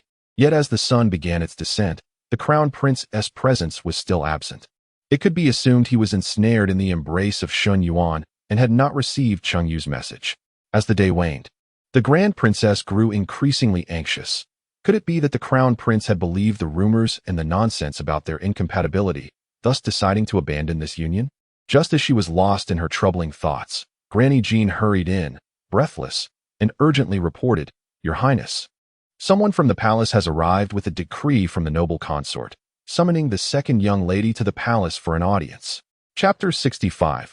Refuge. Upon hearing the report from Granny Jean, the Grand Princess glanced at the hourglass, convinced she had misheard. At this late hour, the imperial concubine summoned her to the palace? Was there any indication as to why? Granny Jean shook her head and lowered her voice, saying, "The eunuch did not specify. That lady has always acted in peculiar ways. Who knows what sudden summons for the second miss could entail?" The Grand Princess pondered for a moment and instructed someone to call in Luwan. Luwan had been kneeling for an entire day. Had it not been for her childhood training alongside her master in meditation, she would have found it impossible to stand. Granny Jean assisted her into the room, where the Grand Princess scrutinized her and advised, "When you see the lady, speak well of Ninger, so she may form a favorable impression of your sister. Consequently, at the next floral banquet, the lady will take notice of her." Luwan felt a chill within, yet nodded obediently on the surface. Granny Jean helped her out, and after Luwan changed her attire in the Qinghuai Pavilion, she followed the eunuch into the palace. Along the way, she inquired of the eunuch about the reason for the imperial concubine's sudden summons. The eunuch replied with a smile, "Do not fear, Mississippi. The lady mentioned that at the last dinner, she did not entertain you properly, and today she wishes to make amends." Luwan was taken aback. She was summoned for such a trivial reason at this hour? This only deepened her confusion and unease. Upon reaching the Shanli Palace, night had fallen. The imperial concubine awaited her in the same warm chamber as before. When she arrived, the table was already set with a simple meal. It was not the extravagant delicacies typical of the palace, but rather 4 dishes and a soup, all common fare found in the homes of ordinary folk. As Luwan prepared to kneel in greeting, the imperial concubine quickly stopped her, saying, "You have already knelt at home for a day. There is no need to kneel here." Luwan was momentarily stunned. How could the lady possibly know about her punishment at home? Seeing her puzzled expression, the imperial concubine smiled apologetically. "I acted impulsively and spoiled your betrothal gifts with Prince Rui. I have heard of this matter and have long wished to summon you to the palace to convey his apologies. Coincidentally, today I learned of your punishment from the Grand Princess, so I brought you here to give you refuge." In an instant, Luwan comprehended the situation, her face heating with embarrassment. She sat uneasily, fearing the imperial concubine might suspect her relationship with Li. Fortunately, the imperial concubine posed no further inquiries and invited her to dine. Having knelt all day and consumed only a few sips of water, Luwan was both exhausted and famished. The simple dishes were exceptionally flavorful and delightful, stirring her appetite to the point where she yearned for a second helping. Noticing her hunger, the imperial concubine was about to summon a servant to refill her bowl when footsteps echoed from outside, sounding distinctly masculine. Assuming it was Emperor Jin arriving, Luwan hastily stood aside. When the footsteps entered the room, she discreetly glanced up, only to find it was Li Yi. In the bright light, Li Yi strode in, illuminated by the moonlight.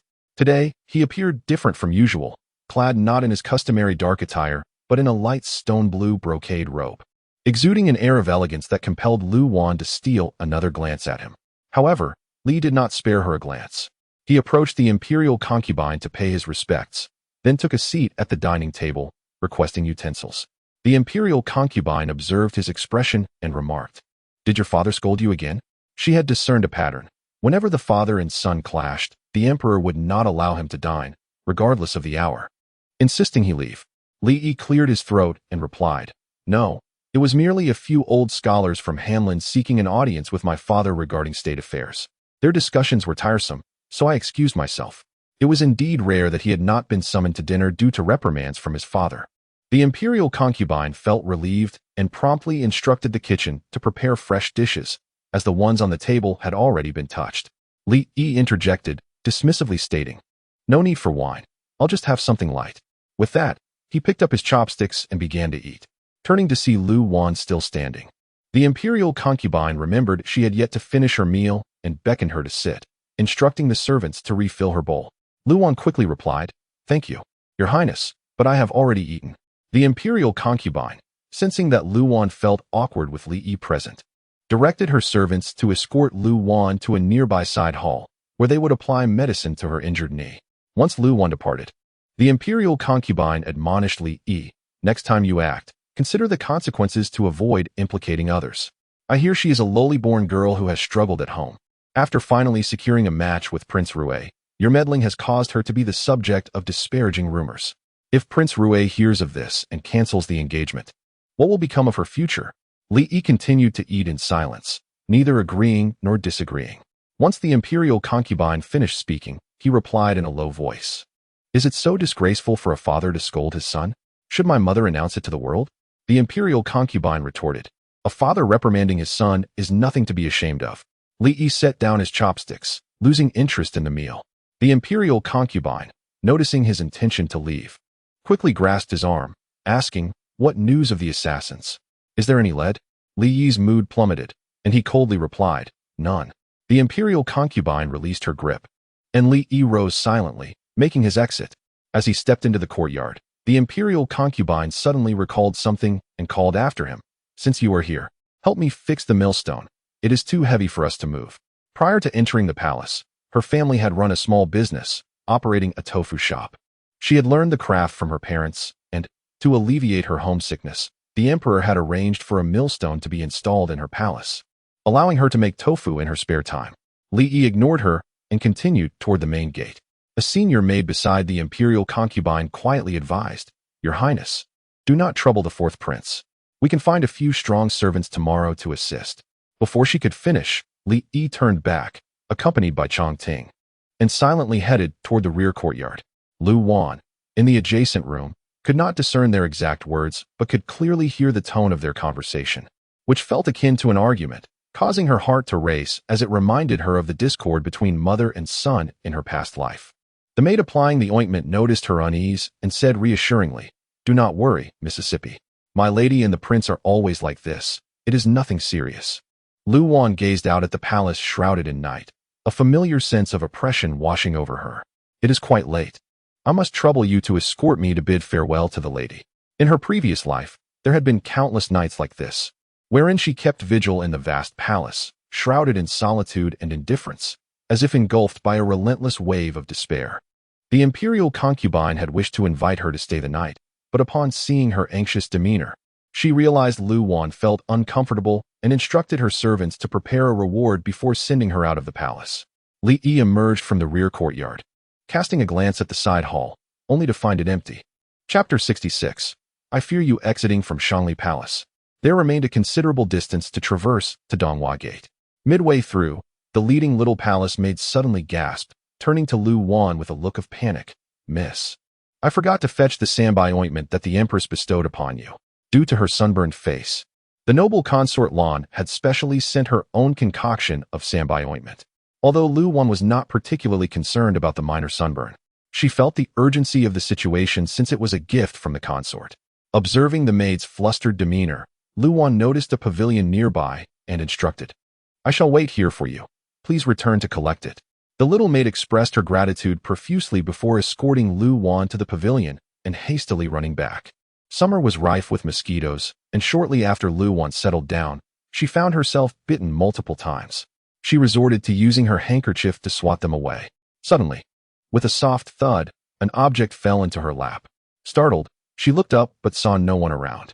Picking up the item, she discovered it to be an exquisitely embroidered sachet adorned with entwined lotus flowers, emanating a faint scent of mugwort and mint, an essential summer accessory for repelling mosquitoes. Lu Wan recognized the sachet and turned to glance beneath the dense shade of the trees behind her, where she indeed spotted Li Yi standing. "Your Highness." Upon noticing her gaze, Li Yi coldly scoffed. "You can't even make a sachet for yourself, aside from copying scriptures daily. Your grand aunt was not wrong in her reprimand." Lu Wan's face flushed with embarrassment as she explained, "Earlier, the Empress summoned me to the palace, and in my haste, I forgot to bring it." Li Yi, observing her still rosy cheeks, could not suppress his mocking laughter. "Had the consort not intervened today, would you have been prepared to kneel there to the death, martyring yourself for love? Or did you think that self-inflicted suffering would sway Li Rui?" Typically, she would counter his jests with her own wit, but today, feeling grateful for his help, she chose not to dwell on his barbs. With a respectful bow, she expressed, "Thank you, Your Highness, for your assistance today." She understood that without his intervention to have the consort summon her, she might have indeed faced a dire fate on the corridor floor. Since their acquaintance, their interactions had been rife with intellectual sparring and deceit. She had never uttered a sincere word to him, even when she had yielded herself to him. It had been a matter of utility. This genuine display of gratitude was a rare sight for Li Yi. Accustomed to her cunning demeanor, he found this sincerity somewhat unsettling. From a distance, the little palace maid returned with the item, and as Lu Wan prepared to return the sachet, Li Yi remarked, "Some corners are a bit loose. Mend it well before returning it to me." After taking a few steps, he added, "Ensure it is adequately sewn. Should it be damaged, you will not be able to compensate for it." Lu Wan merely responded with silence. The carriage from the Lu family awaited her outside, and the little maid handed the items bestowed by the consort to Lan Chao, informing Lu Wan, "Miss, the Empress instructed me to tell you that the Sambai ointment has skin-beautifying effects. Use it diligently upon your return, and within 3 days, your sunburn should heal." Once again expressing her gratitude, Lu Wan departed the palace gates with Lan Chao, making their way to the Duke of Jinggua's residence. Along the way, Lan Chao, filled with curiosity, inquired about the palace affairs. Upon learning that it was Li Yi who had requested the consort's intervention, Lan Chao remarked, "The fourth prince is indeed quite commendable. Though he appears cold and aloof, he still holds you in regard." Clutching the sachet, Lu Wan felt a mix of emotions and could not help but caution Lan Chao, "Do not harbor hopes for him. Ultimately, we are not on the same path." Recognizing her identity and circumstances, Lan Chao understood the wisdom in her words and felt a pang of sadness, wishing that Lu Wan had recognized Princey sooner. The carriage soon arrived at the Duke of Jinggua's residence.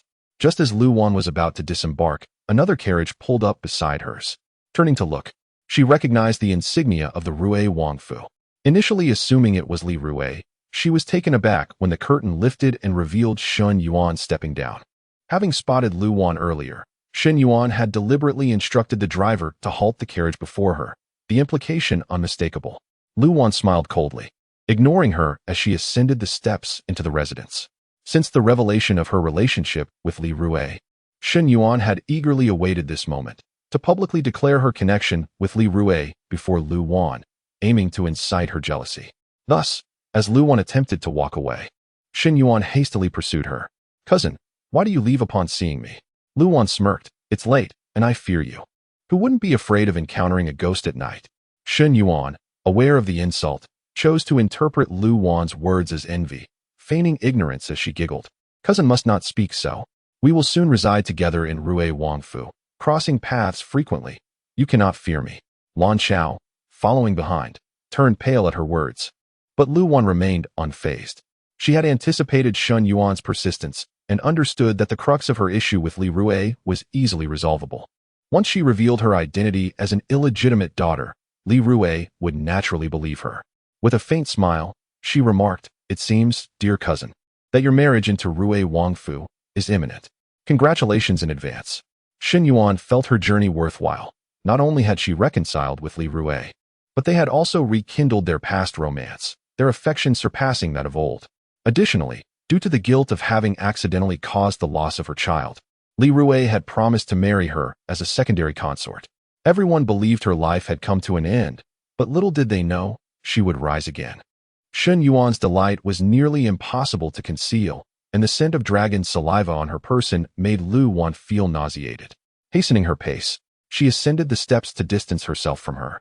Behind her, Shen Yuan's voice mingled with that of her maid, Su Qing, clearly audible. Li Rui truly shows no compassion. Like a ravenous wolf, disregarding my well-being. Well, the prince clearly fancies the young lady. Once he sees her, he cannot bear to part with her. Such nonsense. Watch me silence your tongue. Lan Chao could no longer restrain herself and was about to retort when Lu Wan grasped her arm, smiling.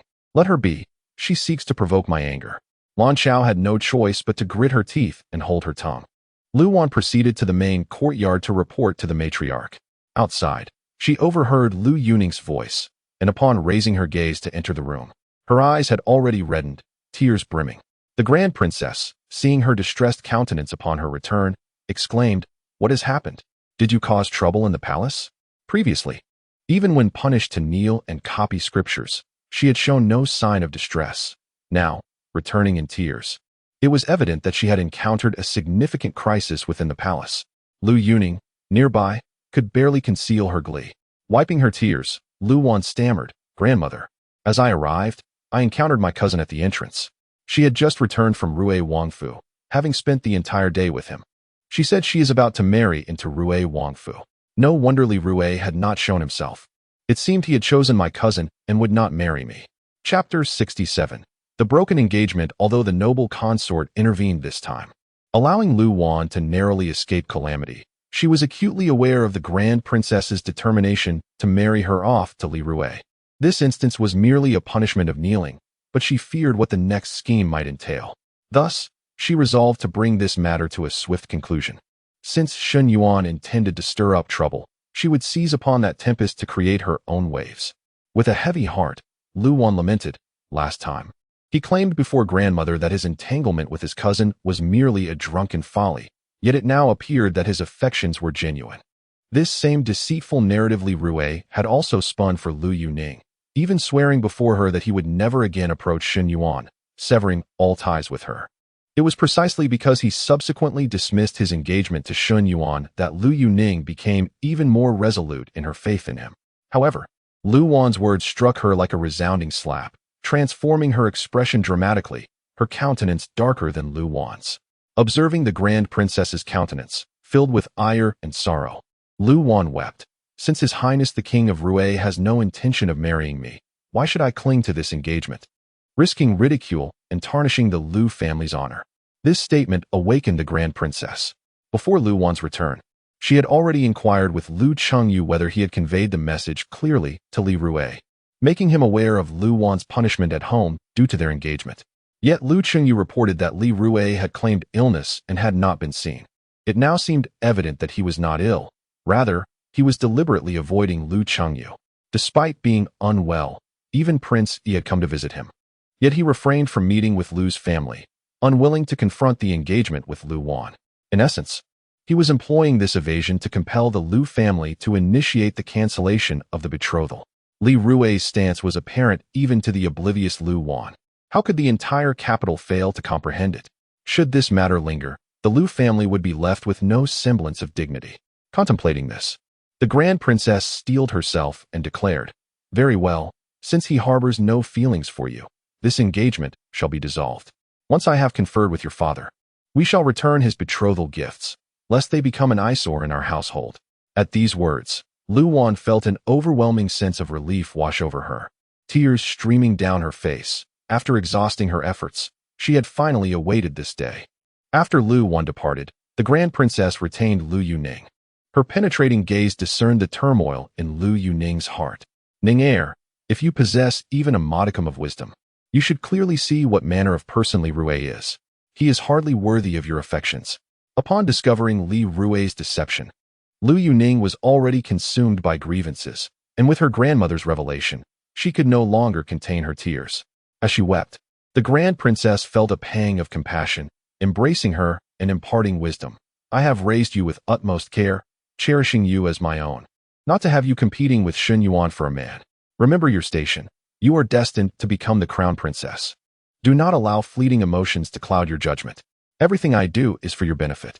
When you become the crown princess, the empress, You will understand that power is far more reliable than mere affection. Lu Yuning's heart was tumultuous. She oscillated between resentment towards Li Rui and an unwillingness to believe he harbored no feelings for her, all while loathing Xin Yuan for her seductive allure over him. In that moment, she was engulfed in despair, uncertain of her next course of action. The following day, upon returning from court, Lu Jizhong conferred with the Grand Princess regarding the proposal to return the betrothal gifts. Lu Jizhong had never taken Lu Wan's matters to heart. Thus, after hearing his mother's words, he readily replied, "I shall defer to my mother's arrangements." The Grand Princess inquired, "She is still a daughter of the Lu family. If we return the engagement to the King of Rui, she may find it difficult to marry again. What arrangements do you propose for her?" Lu Jizhong scoffed coldly. "She is but a product of the brothel. Had it not been for Li Rui's encouragement, she would be living peacefully in the ancient brothel, and none of this would have transpired."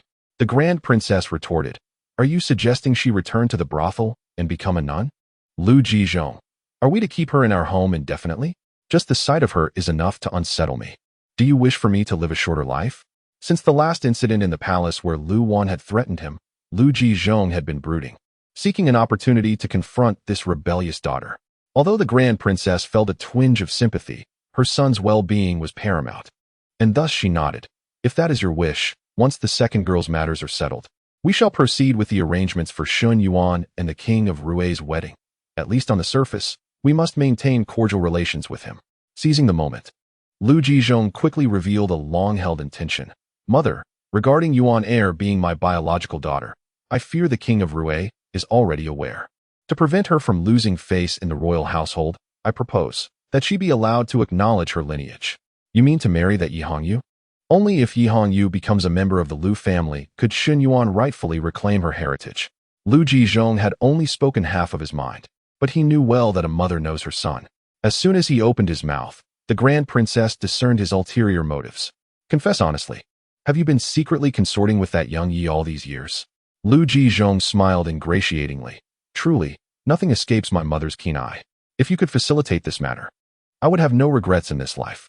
Yi Hongyu, after marrying, had clandestinely maintained ties with Lu Jizhong, and after becoming a widow, she had awaited his return. Lu Jizhong had previously refused to endorse Lu Wan's elevation of Meng to the status of a primary wife, for he had firmly resolved to reserve that position for Yi Hongyu. "You are not afraid of the Yi family causing a ruckus. Do you wish for my life to be cut short?" The Grand Princess glowered at him in exasperation, yet Lu Jizhong, overjoyed, quickly rose to bow before her. Expressing his gratitude, her words signified her acquiescence.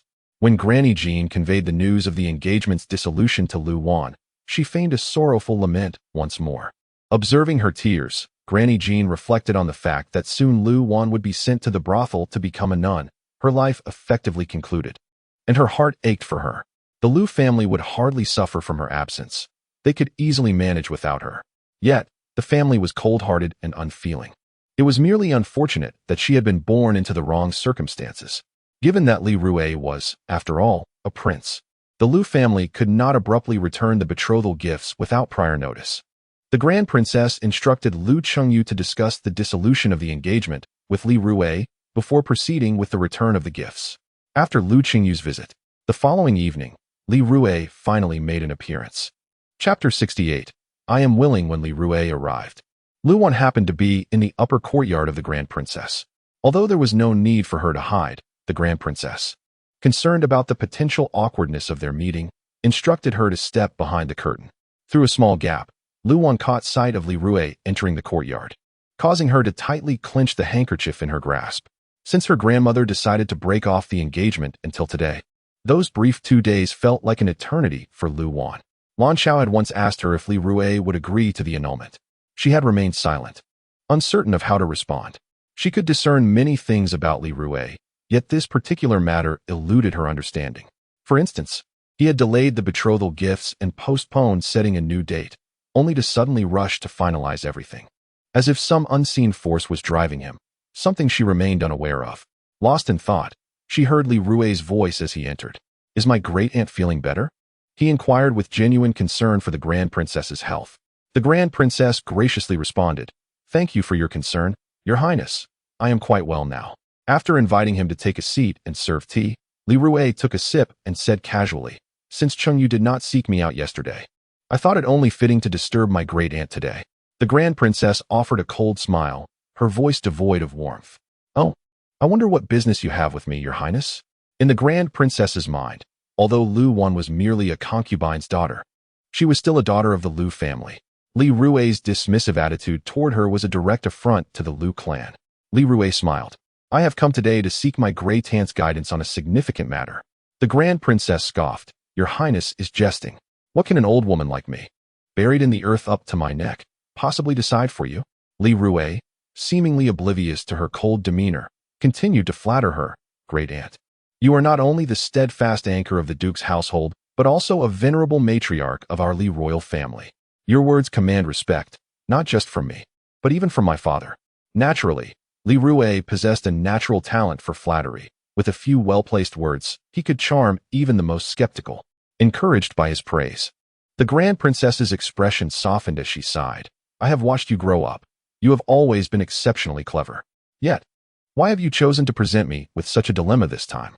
Without hesitation, Li Rui knelt and expressed his contrition.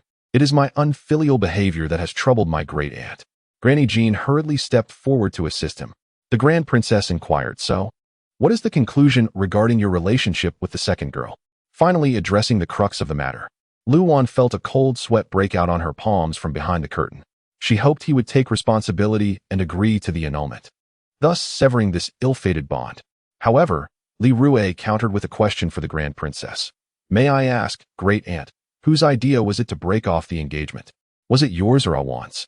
Lu Wan's heart sank, a foreboding sensation coursing through her. The Grand Princess replied honestly, "It was Awan who suggested it. She saw you entangled with Shun Yuan and, seeing your prolonged absence, concluded that you had no feelings for her, prompting her to propose the annulment." Li Rui's gaze darkened, yet his smile deepened. "I see. This makes things much easier." The Grand Princess looked at him, puzzled. Li Rui continued, "To be frank, I have not visited the estate recently because I sought out a master to compare the birth charts of myself and my cousin. I also dispatched someone to investigate the source of the rumors and discovered that someone has been deliberately tarnishing her reputation in an effort to thwart our union." The Grand Princess's eyes brightened with understanding. "Your Highness means to say," Li Rui affirmed, "the master stated that our birth charts are a perfect match. Someone has been intentionally spreading rumors to separate us, so I shall not withdraw from this engagement." Lu Wan felt a jolt throughout her body, as though struck by lightning. Yet the Grand Princess beamed with joy, saying, "You child, why did you not inform us of your thoughts beforehand? You have caused us unnecessary worry." Li Rui glanced towards the curtain. "Great. Do you know where Awan is? I wish to explain things to her in person, as she must be feeling quite distressed these past few days." The Grand Princess, smiling, gestured towards the curtain. "Come out, second girl. You should be pleased now." Li Rui stepped forward and lifted the curtain, revealing Lu Wan, who shyly lowered her head to conceal her emotions. Li Rui looked at her intently, a smile playing on his lips. "Cousin, you were hiding here? I trust you overheard my earlier words. Can you forgive me?" Suppressing the turmoil of despair and anger within her, Lu Wan managed to smile. "I have never held it against you for what you said." "Is that so?" Li Rui teased. "Yesterday, Chung Yu came to me about the annulment, and I thought perhaps my cousin had found someone new and no longer wanted me." His smile did not reach his eyes, and Lu Wan, entangled in their past, could sense the icy storm brewing within his gaze without even looking up. The Grand Princess, astonished by the unexpected turn of events, remarked, "It was merely a misunderstanding. Now that it is cleared up, there is no harm done." She then instructed Granny Jean to arrange a banquet in the upper courtyard that evening, inviting Li Rui to stay and drink. Li Rui interjected, "I took the liberty of inviting a guest on behalf of my great aunt." Just as the Grand Princess was about to inquire who it was, a servant announced that Prince Yi had arrived. Li Rui's gaze darkened as he looked at Lu Wan, a chilling smile on his lips. "Speak of the devil, and he shall appear." Lu Wan felt a wave of anxiety wash over her, nearly losing her balance. Soon after, footsteps approached, and Lu Qingyu entered alongside Li Yi. Li Yi first greeted the Grand Princess before turning to Li Rui. "I did not know my royal brother summoned me for guidance." Li Rui took Lu Wan's hand and brought her before Li Yi, smiling. "Last time, my royal brother disrupted my betrothal gifts with Awan. This time, I wish for you to bear witness to my successful proposal to marry her." Turning to Lu Wan, he earnestly asked, Wan, do you still remember the vow we made before the Bodhisattva? Lu Wan felt a chill run through her entire being, her mind going blank as Li Rui tightened his grip on her hand, reminding her word by word, you promised me, living as my wife and in death, you would still be mine. Do you remember? Lu Wan felt pain in her wrist from his grip, and the madness hidden in his eyes filled her with terror. She trembled as she responded, I remember. Li Rui glanced at the pale-faced Li Yi beside him, a triumphant smile forming on his lips. So, will you marry me? You were pregnant with his child. How could you be so careless? Why did you go to the Eastern Chamber? What were you doing there? Whenever Li Rui used this tone to intimidate her, Lu Wan felt as if her throat were being squeezed, suffocating her with despair and leaving her no escape. With a numbed voice, she stammered, I am willing. Chapter 69. Covetousness. As the summer season progressed, the heat intensified. Yet Lu Wan felt an unshakable chill enveloping her. Wrapped tightly in her quilt, she still could not shake the coldness that consumed her. Upon returning from the upper courtyard to the Qinghuai Pavilion, she had curled up silently on her bed, while Lan Chao, aware of her distress, hesitated to offer comfort. Unsure of how to begin, as the sun sank towards the horizon, the light gradually dimmed, and Lu Wan seemed to be transported back to the prison that had confined her for 5 long years.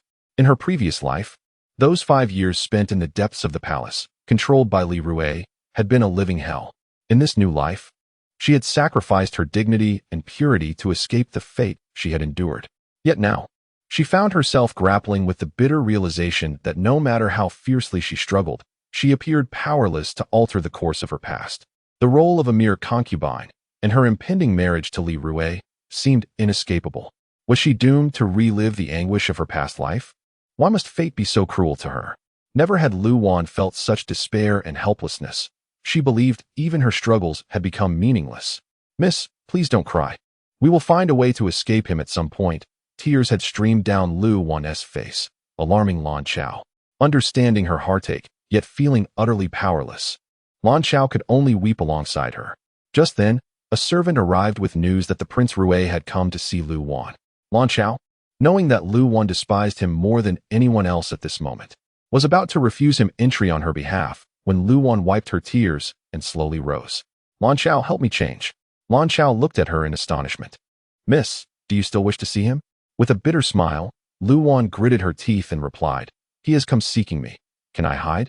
The heart that had felt dead inside her ignited with a surge of hatred upon hearing Li Rui's name, instilling her with newfound courage. No matter the suffering, she resolved to endure, not for herself, but for those who cared for her.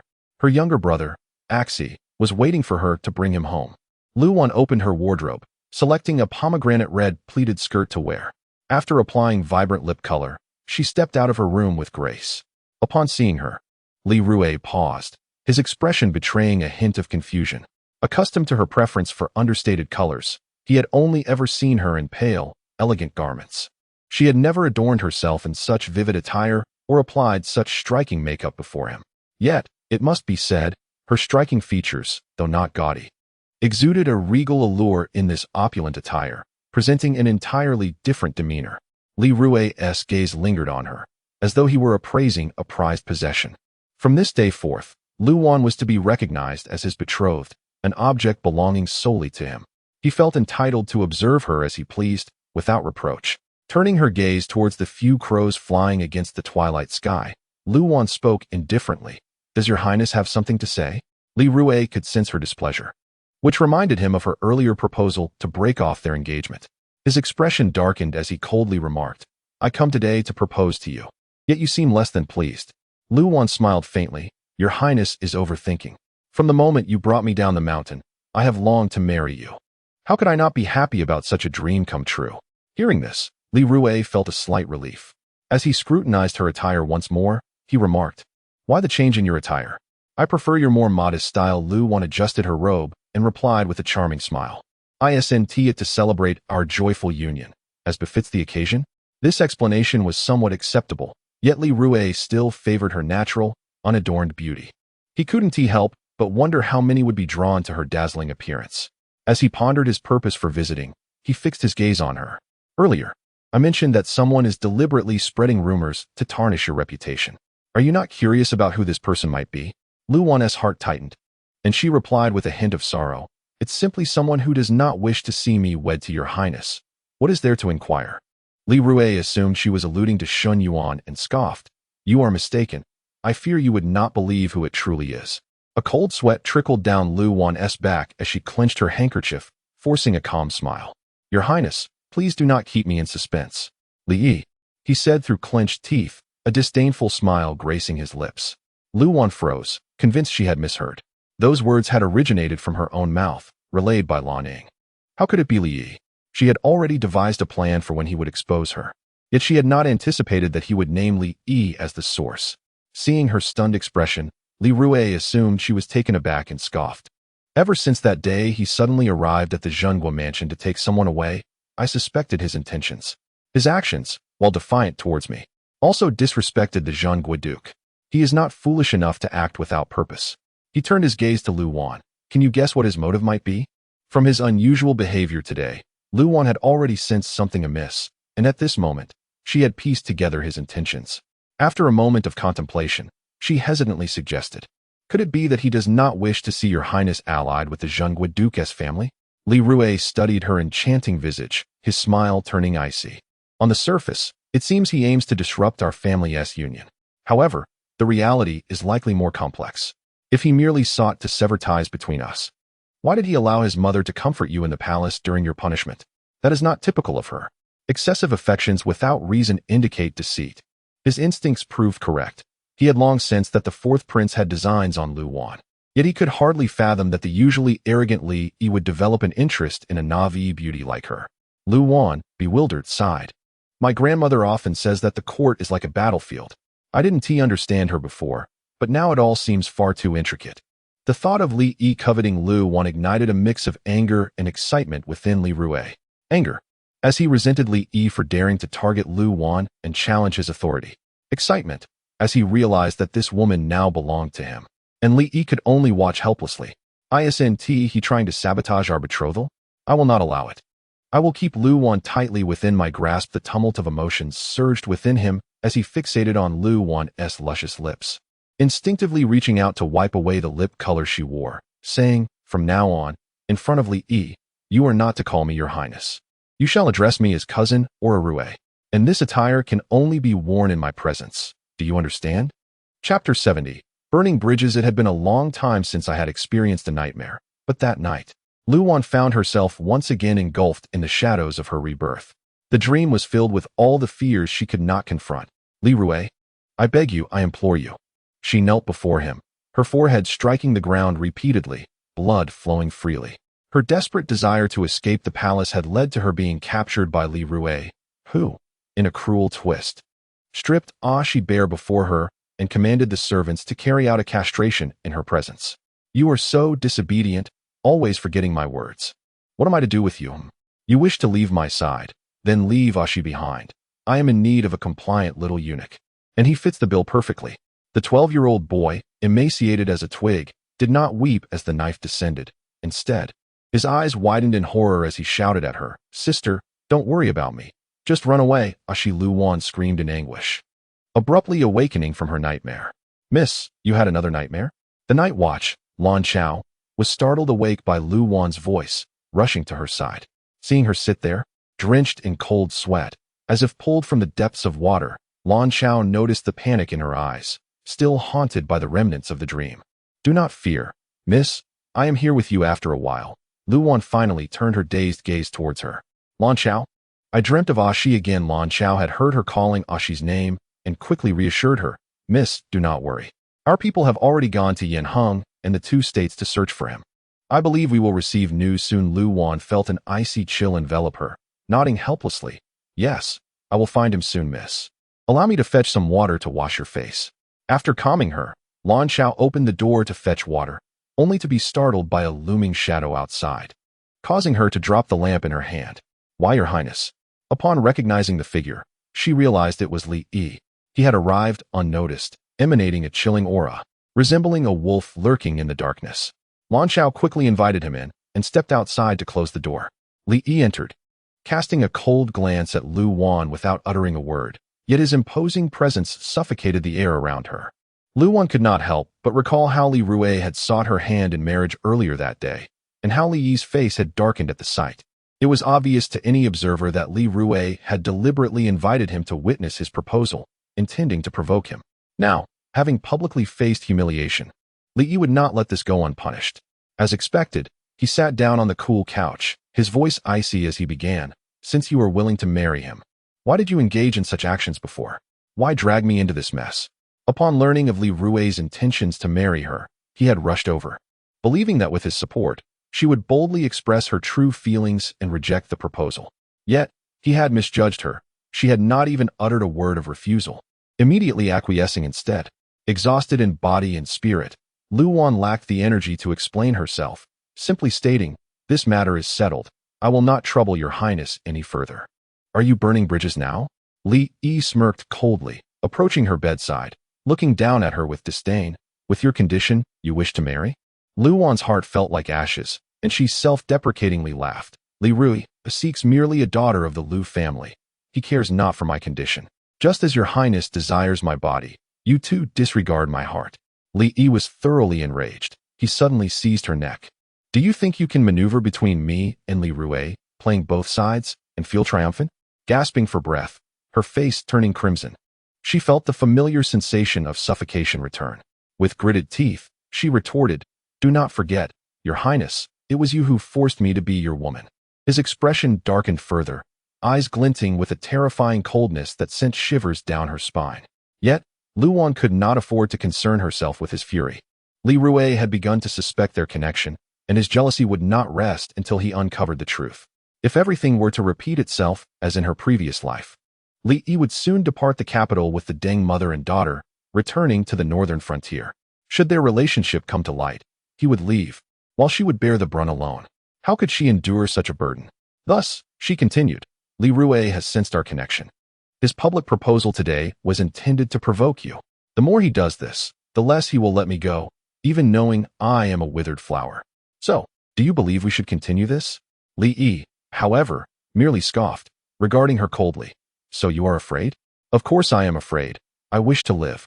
Luan broke free from his grip, gazing fiercely at him. "Do you honestly believe that once our relationship is exposed, you will defy all odds to marry me? Or would you abandon everything and whisk me away?" Li Yi paused, then let out a derisive laugh, turning away, ignoring her. Luan smiled wryly. Their relationship was inherently clandestine. She never hoped for him to take responsibility, always aware that it was merely a physical transaction. Yet, witnessing his indifference still pained her heart. The sound of rain pattered outside, irritating her senses. Rising, she walked to her vanity, retrieving the sachet and the cloak she had borrowed from his residence, preparing to return them. "Your Highness, I did not mend the sachet. You should have the original maker repair it." The stitching was evidently a style from Jiangnan, so she needn't guess who had crafted it. If she mended it, it would be easily recognizable. Though the Deng matriarch appeared delicate, she was astute. Luan did not wish to be misinterpreted as vying for Li Yi's affections, avoiding unnecessary troubles. She returned the cloak as well, thanking him for his protection. Having completed her task, she opened the door. The night wind howled, ushering in the scattered raindrops that fell upon her, soaking her through. Her slender back stood tall as she waited silently for him to leave. From the beginning, they had never walked the same path. Why prolong the entanglement?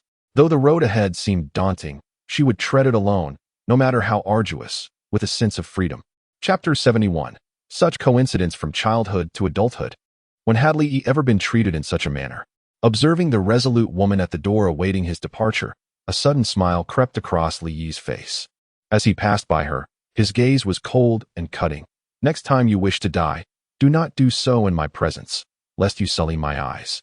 Luan lowered her head, concealing the bitterness in her eyes, and replied, "I shall remember that." With a flick of his cloak, Li Yi strode away, not glancing back. The room fell silent as Luan dragged her weary body to the table.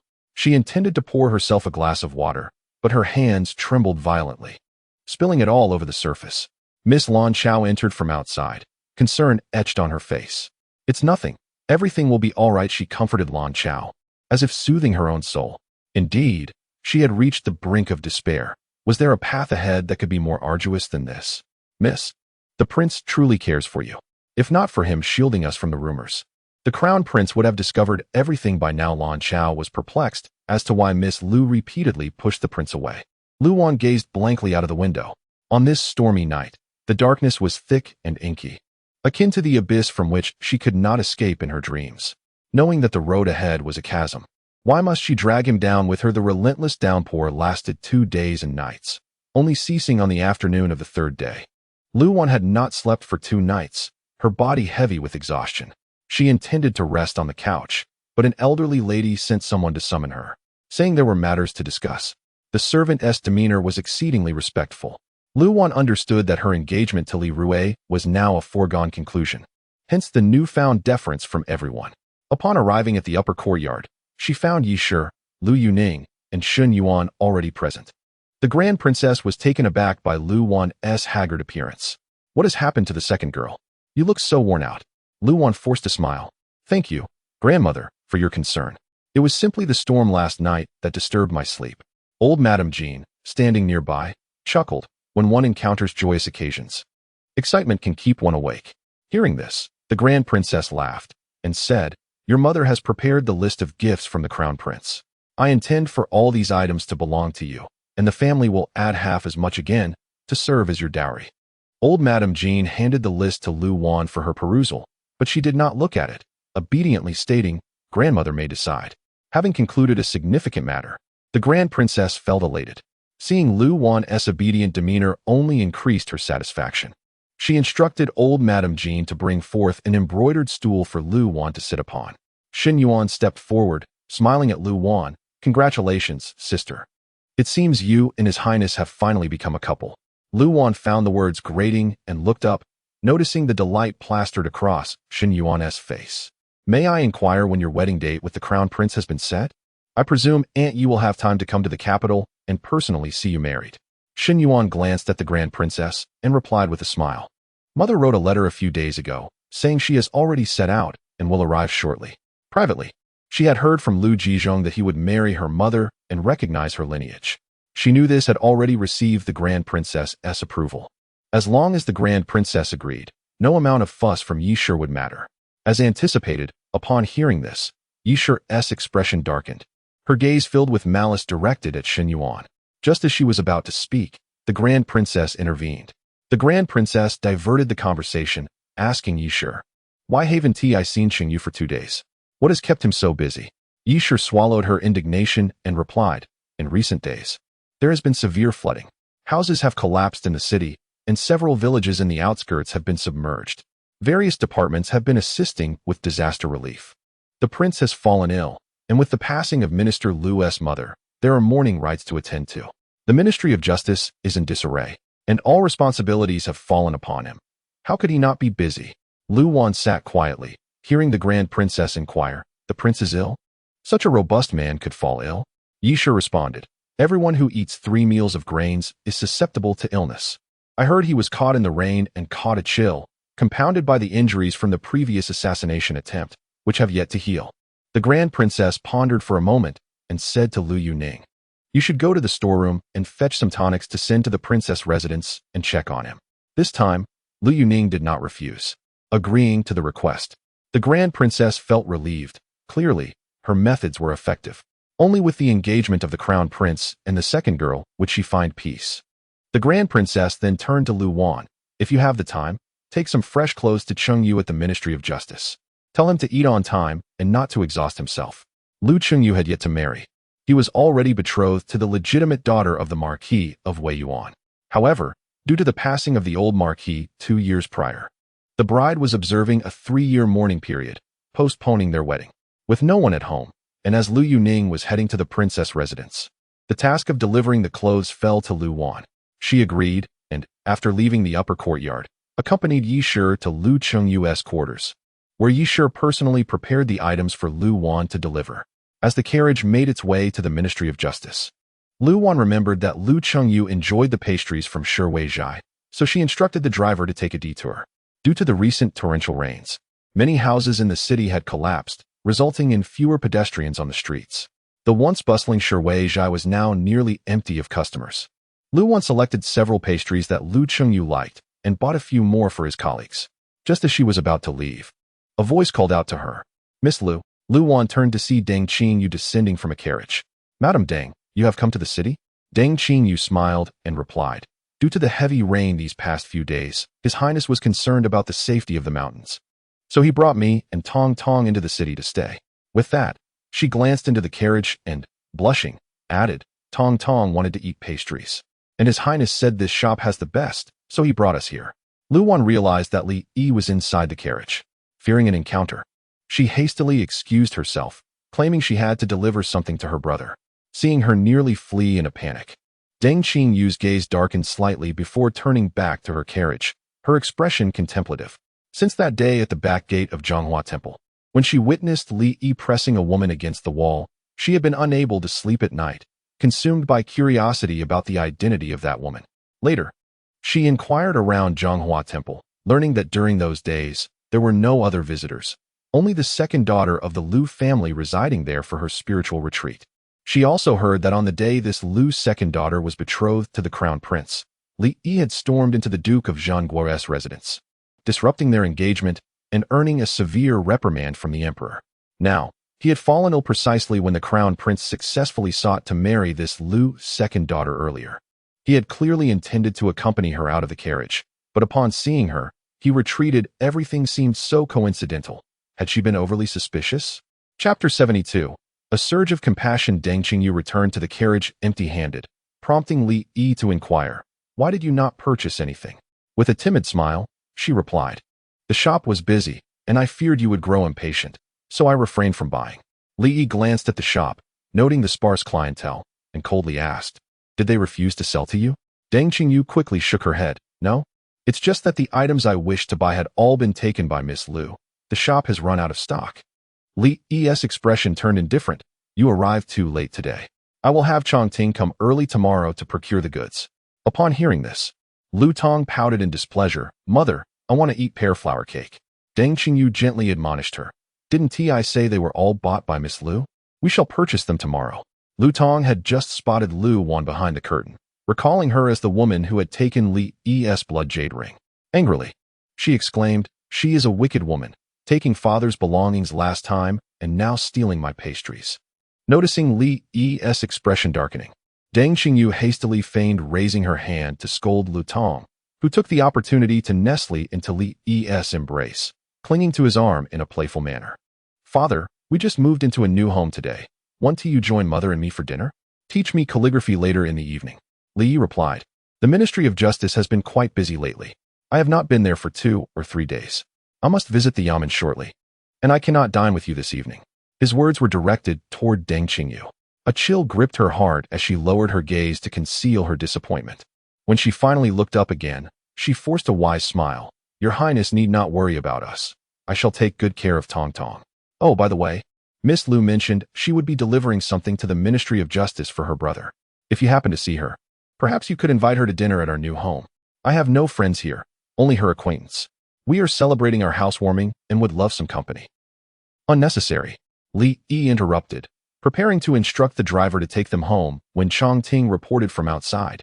"Your Highness, there is a message from the manor stating that Miss Lu has come to deliver something for you. Should you return to the manor?" Li Yi replied coldly, "No need. Have her leave the items." Deng Qingyu sat quietly with her head bowed, yet her grip on the handkerchief tightened unconsciously. The old dowager was correct. In the borderlands, he had only her by his side. Even if he did not touch her, no other woman would dare covet him. However, back in the capital, with so many noble ladies surrounding him, there were already 2 from the Lu family alone. They were of esteemed lineage, possessing beauty and knowledge, while she was merely a widow with a child. How could she possibly compete with them? Lu Wan arrived at the Ministry of Justice to find Lu Qingyu, who was bustling about. It took several calls from her for him to finally hear her. "Awan, what brings you here?" Turning to see her, Lu Qingyu noticed her gaunt appearance and asked, "What happened? In just 2 days, you've lost weight." Lu Wan touched her sunken cheeks and smiled. "Perhaps it is due to poor sleep these past 2 days. Brother, you have lost weight too. Grandmother and mother are worried about you. So I brought you some clean clothes." Lu Qingyu raised his sleeve to sniff and chuckled. "Indeed, I should change. They are nearly spoiled." Lu Wan produced pastries. "These are from Shui Zhai. Eat them to fill your stomach when you are hungry." Lu Qingyu beamed with delight. "Did you specially buy these for me?" Lu Wan nodded with a smile. He took a piece and stuffed it into his mouth. You are thoughtful. Though Lu Qingyu's demeanor toward Lu Wan was not particularly warm compared to Lu Yuning. He was one of the few in the Lu family who treated her with genuine kindness. Despite her hatred for Yi Shi for causing her mother's death, she did not extend that animosity to Lu Qingyu, for there were so few who truly cared for her in this world, and she cherished them dearly. Having delivered the items, Lu Wan saw that he was still busy and did not wish to delay him. Just as she prepared to leave, a young clerk rushed in, breathlessly alerting Lu Qingyu, "Sir, it's terrible. Several houses have collapsed ahead, and many people are trapped inside. The patrol team is short-staffed and needs our assistance." Lu Qingyu dropped what he was holding and immediately rushed outside with his subordinates. From a street away, Lu Wan could hear the cries, and the pungent smell of dust filled the air. The streets were alive with citizens rushing to aid the victims. As the carriage passed the site of the collapse, the cries grew even more haunting. Lu Wan lifted the carriage curtain to gaze outside, witnessing a large area of houses that had fallen, dust swirling amidst the chaos. Officials and laborers were digging through the rubble, pulling out bloodied and mangled bodies. Nearby doctors had also rushed over, but the casualties were too numerous for a handful of them to manage. Many injured citizens lay by the roadside, groaning in agony. "Miss, do not look." Lan Xiao, feeling frightened, worried that such a gruesome scene would disturb her and lead to nightmares later. Yet, Lu Wan's gaze fell intently on a boy lying by the roadside, and she exclaimed, "Stop the carriage." As the carriage halted, Lu Wan leapt down and hurried towards the boy. His appearance resembled that of Axie, and a surge of hope flooded her heart. Had he come to the capital? Her heart raced as she quickened her pace, with Lan Xiao struggling to keep up behind her. However, upon closer inspection, she realized he was not Axie. Her fervor abruptly cooled, and Lu Wan stood frozen, unable to collect her thoughts. The boy's mother was weeping as she held her son, rushing towards Lu Wan, who was dressed as a noble lady, and grasping at her skirt, pleading, "Miss, please save my son." Her hands were stained with blood, leaving smears on Lu Wan's pristine white skirt. Lan Xiao quickly intervened. "Madam, my young lady does not possess any medical skills. She merely passed by."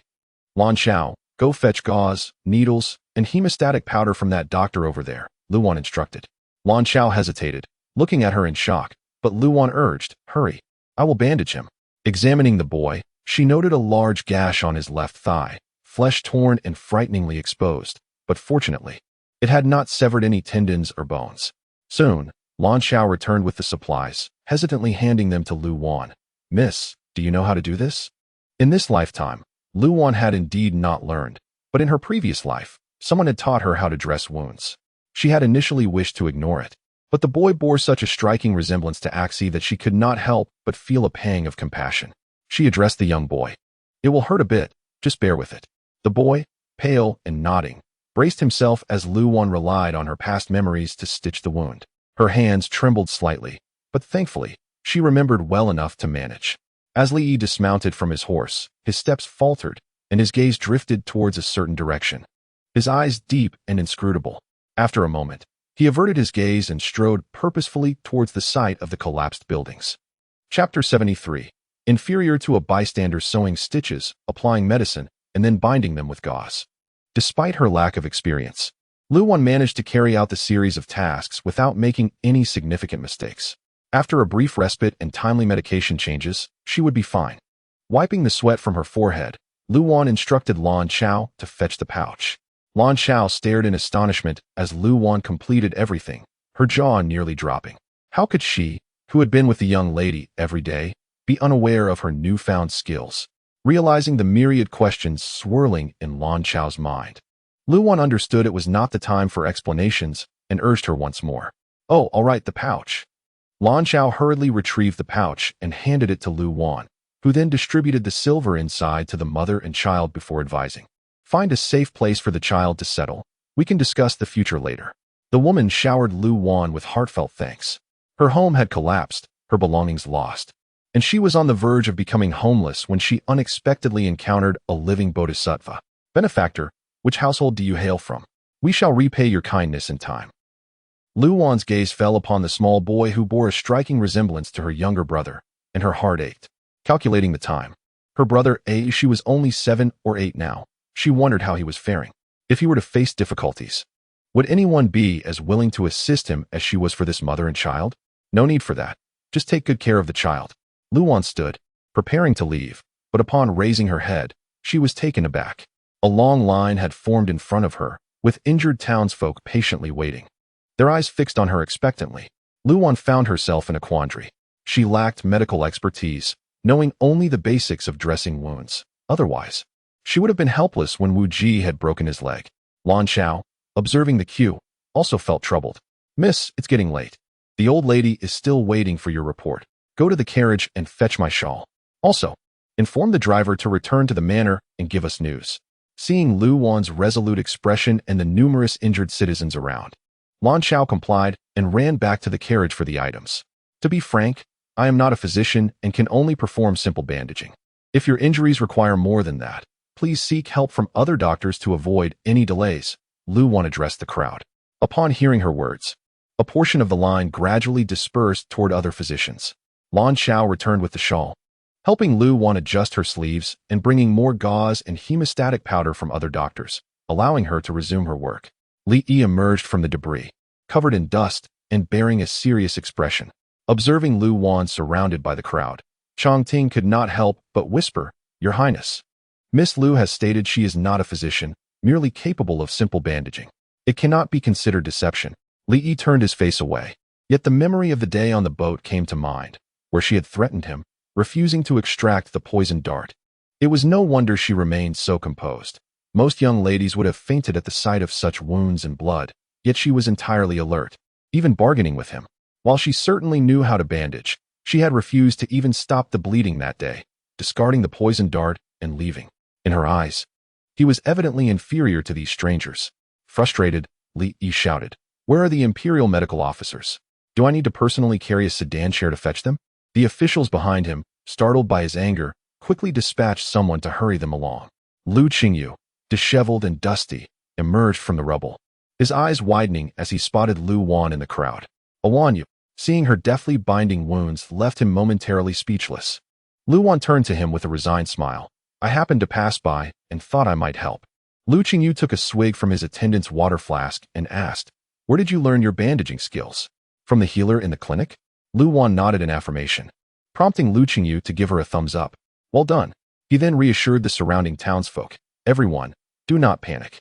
His Highness has dispatched the imperial medical officers to assist, and they will arrive shortly. Is Li Yi here?" Lu Wan instinctively glanced behind her, spotting the man in a russet brocade robe, his face stern as he organized various tasks nearby. He seemed well, though slightly thinner, likely recovering from his illness. As he appeared to turn away, Lu Wan quickly averted her gaze and resumed her efforts. The collapse had been severe, prompting officials from various departments to respond. Li Rui led the Ministry of Revenue officials to the scene. The carriage with the sandalwood canopy halted by the roadside as Li Rui covered his mouth and nose upon disembarking. His eyes swept across the crowd and immediately fixed on the woman diligently tending to the injured. Clad in a pristine white dress, though stained with blood and dirt, her graceful figure and striking beauty made her easily identifiable amid the throng. Witnessing her calm and skillful ministrations, Li Rui was incredulous. Was this truly the same clumsy young lady he once knew? "Your Highness, Prince Yi has ordered the Ministry of Revenue to promptly allocate relief funds and arrange accommodations and meals for these disaster victims." Li Rui's expression darkened. Wasn't Prince Yi unwell? Why was he here? Unconsciously, he cast a cold glance at Lu Wan, recalling the recent report from Su Ji. Su Ji had learned that the mother and daughter were hidden by Prince Yi in the back of Zhonghua Temple, and after a night of searching, he found nothing. However, during his search, Su Ji had stumbled upon information revealing that Prince Yi had accompanied them to the market, where they had encountered Lu Wan. Li Rui's gaze deepened. What were the odds of them crossing paths at such a remote market? Was it mere coincidence or a prearranged meeting? Lost in thought, he approached Lu Wan, only to overhear the townsfolk praising her, inquiring which household she belonged to. Meanwhile, Li Yi, having learned of Li Rui's arrival, rushed to confer with him regarding the arrangements for the homeless victims following the rescue efforts. As Li Rui approached, he wrapped an arm around Lu Wan's waist, subtly adjusting her shawl to cover her exposed arms. Lu Wan shivered at the unexpected touch, forcing a smile. "Your Highness has arrived." Li Rui noticed Li Yi approaching and leaned closer to Lu Wan, whispering with a playful smile, "Have you forgotten my words?" Upon seeing Li Yi, Lu Wan understood his implications, feeling as though a heavy stone pressed against her chest, making it hard to breathe. She felt a chill run through her body and softly called out, "Cousin." As Li Yi drew nearer, he witnessed her leaning into Li Rui's embrace, softly addressing him. Chapter 74. Triple the leaden clouds hung low in the sky, and the air was stifling, as if a torrential downpour were imminent. Li Yi stepped forward to inquire of Li Rui, "Is there a plan for the swift resettlement of these disaster victims by the Ministry of Revenue?" Li Rui appeared unperturbed, regarding him with concern instead. "How fares your health? Today, upon entering the palace, my father still inquired about you." Li Yi smiled faintly, "A trivial ailment, hardly worth mentioning." Turning his gaze to Lu Wan, Li Rui asked, "What brings you here?" Lu Wan replied, "My grandmother sent me to deliver clean clothes for my brother. On my way back, I saw the chaos here and came to lend a hand." Li Rui tightened his grip on her hand. "Soon to be the Princess of Rui, you must not expose yourself in such a manner. Return at once." The majority of the injured were male. Pretending to their wounds would inevitably lead to contact, which was hardly proper. With that, he coldly instructed Yuan to escort her home. Lu Wan, in the midst of tending to a patient, was unable to finish bandaging a wound before she pleaded, "Cousin, allow me to complete their dressings first. Rain is imminent, and if their wounds are exposed to the elements, the situation may worsen." She dared not delay further and, without waiting for his consent, bent down once more to attend to the injured citizens. To Li Rui's eyes, her actions seemed a defiance, a public affront to him, even in front of Li Yi. Though Li Yi had distanced himself, he was close enough to overhear their exchange. Li Rui's eyes darkened with a sudden chill, and he seized her, maintaining a smile that belied the frostiness in his voice. "Is disobedience already manifesting before we have even crossed the threshold?" Lu Wan stumbled under his grip, nearly losing her balance. As she looked up, she noticed a small boy who appeared to sense Li Rui's oppressive demeanor, gazing at her with palpable concern. In that moment, she was reminded of her brother, Axi, who had looked at her with similar fear whenever she faced Li Rui's tyranny. The haunting memory of that dreadful nightmare resurfaced, and her inner disdain became uncontrollable. She wrenched her hand free from Li Rui's grasp and, with a sardonic smile, retorted, "What do you take me for, Your Highness?" Her voice was not loud, yet Li Yi, having taken a few steps away, heard her distinctly. He halted, turning back to observe. The coldness in her gaze was something he had never witnessed before. If she had once resembled a snarling kitten before him, then now she was a formidable wolf not to be underestimated. The heaviness in his chest lifted considerably. Li Rui seemed taken aback by Lu Wan's demeanor, momentarily rendered speechless. She exhaled a deep breath, a long-held frustration finally released, leaving her feeling unexpectedly light. Dismissing him entirely, she turned her back and continued her work. Li Rui, proud as he was, found himself publicly humiliated today, his demeanor growing more frigid as the chill in his eyes intensified, sending shivers down spines. After a prolonged silence, he coldly remarked, "Indeed, your wings have grown strong." With that, he turned and stormed away. Once he left, Lu Wan felt her taut nerves slacken, her legs turning to jelly as she sank to the ground. The earlier woman returned, quickly joined by Lan Chao to help her up, offering her water and advising, "My dear, he is your future husband. It is best not to offend him. Otherwise, life ahead will surely be arduous." Having resigned herself to the worst possible outcome since the broken engagement, Lu Wan thought, if her life was destined to be ruined by him, she would not hesitate to fight to the bitter end. Suppressing her sorrow, she smiled reassuringly at the woman. "It matters not. I may simply choose not to marry him." The woman, perceptive as she was, had already inferred their identities from the earlier exchange and cautioned, an engagement cannot be dismissed so lightly. For ordinary folk, reversing such arrangements is rare. For you, such a status, it is likely impossible. So please, do not say such things. Lan Chao, still shaken by the altercation, regained her composure and warned, "Miss, should your words reach back home, the matriarch will surely not let you off lightly." Not only would she not be forgiven, but it was likely they would wish her harm. Lu Wan shook her head, dismissing the disheartening thoughts, ready to rise and continue her efforts when suddenly a figure blocked her path. She looked up to find Li Yi, accompanied by Chongting. The man returned, his presence now dust-laden, starkly contrasting with his usual composed and noble demeanor. Yet his cold eyes remained familiar. He cast a frosty glance over her before addressing the others. Chongting, receiving his command, proclaimed, The physicians from the Royal Medical Bureau have arrived at the military tents. All injured personnel are to be transferred inside for treatment. Lu Wan followed Chang Ting's words and noticed temporary military tents had been erected, with the physicians bustling about within.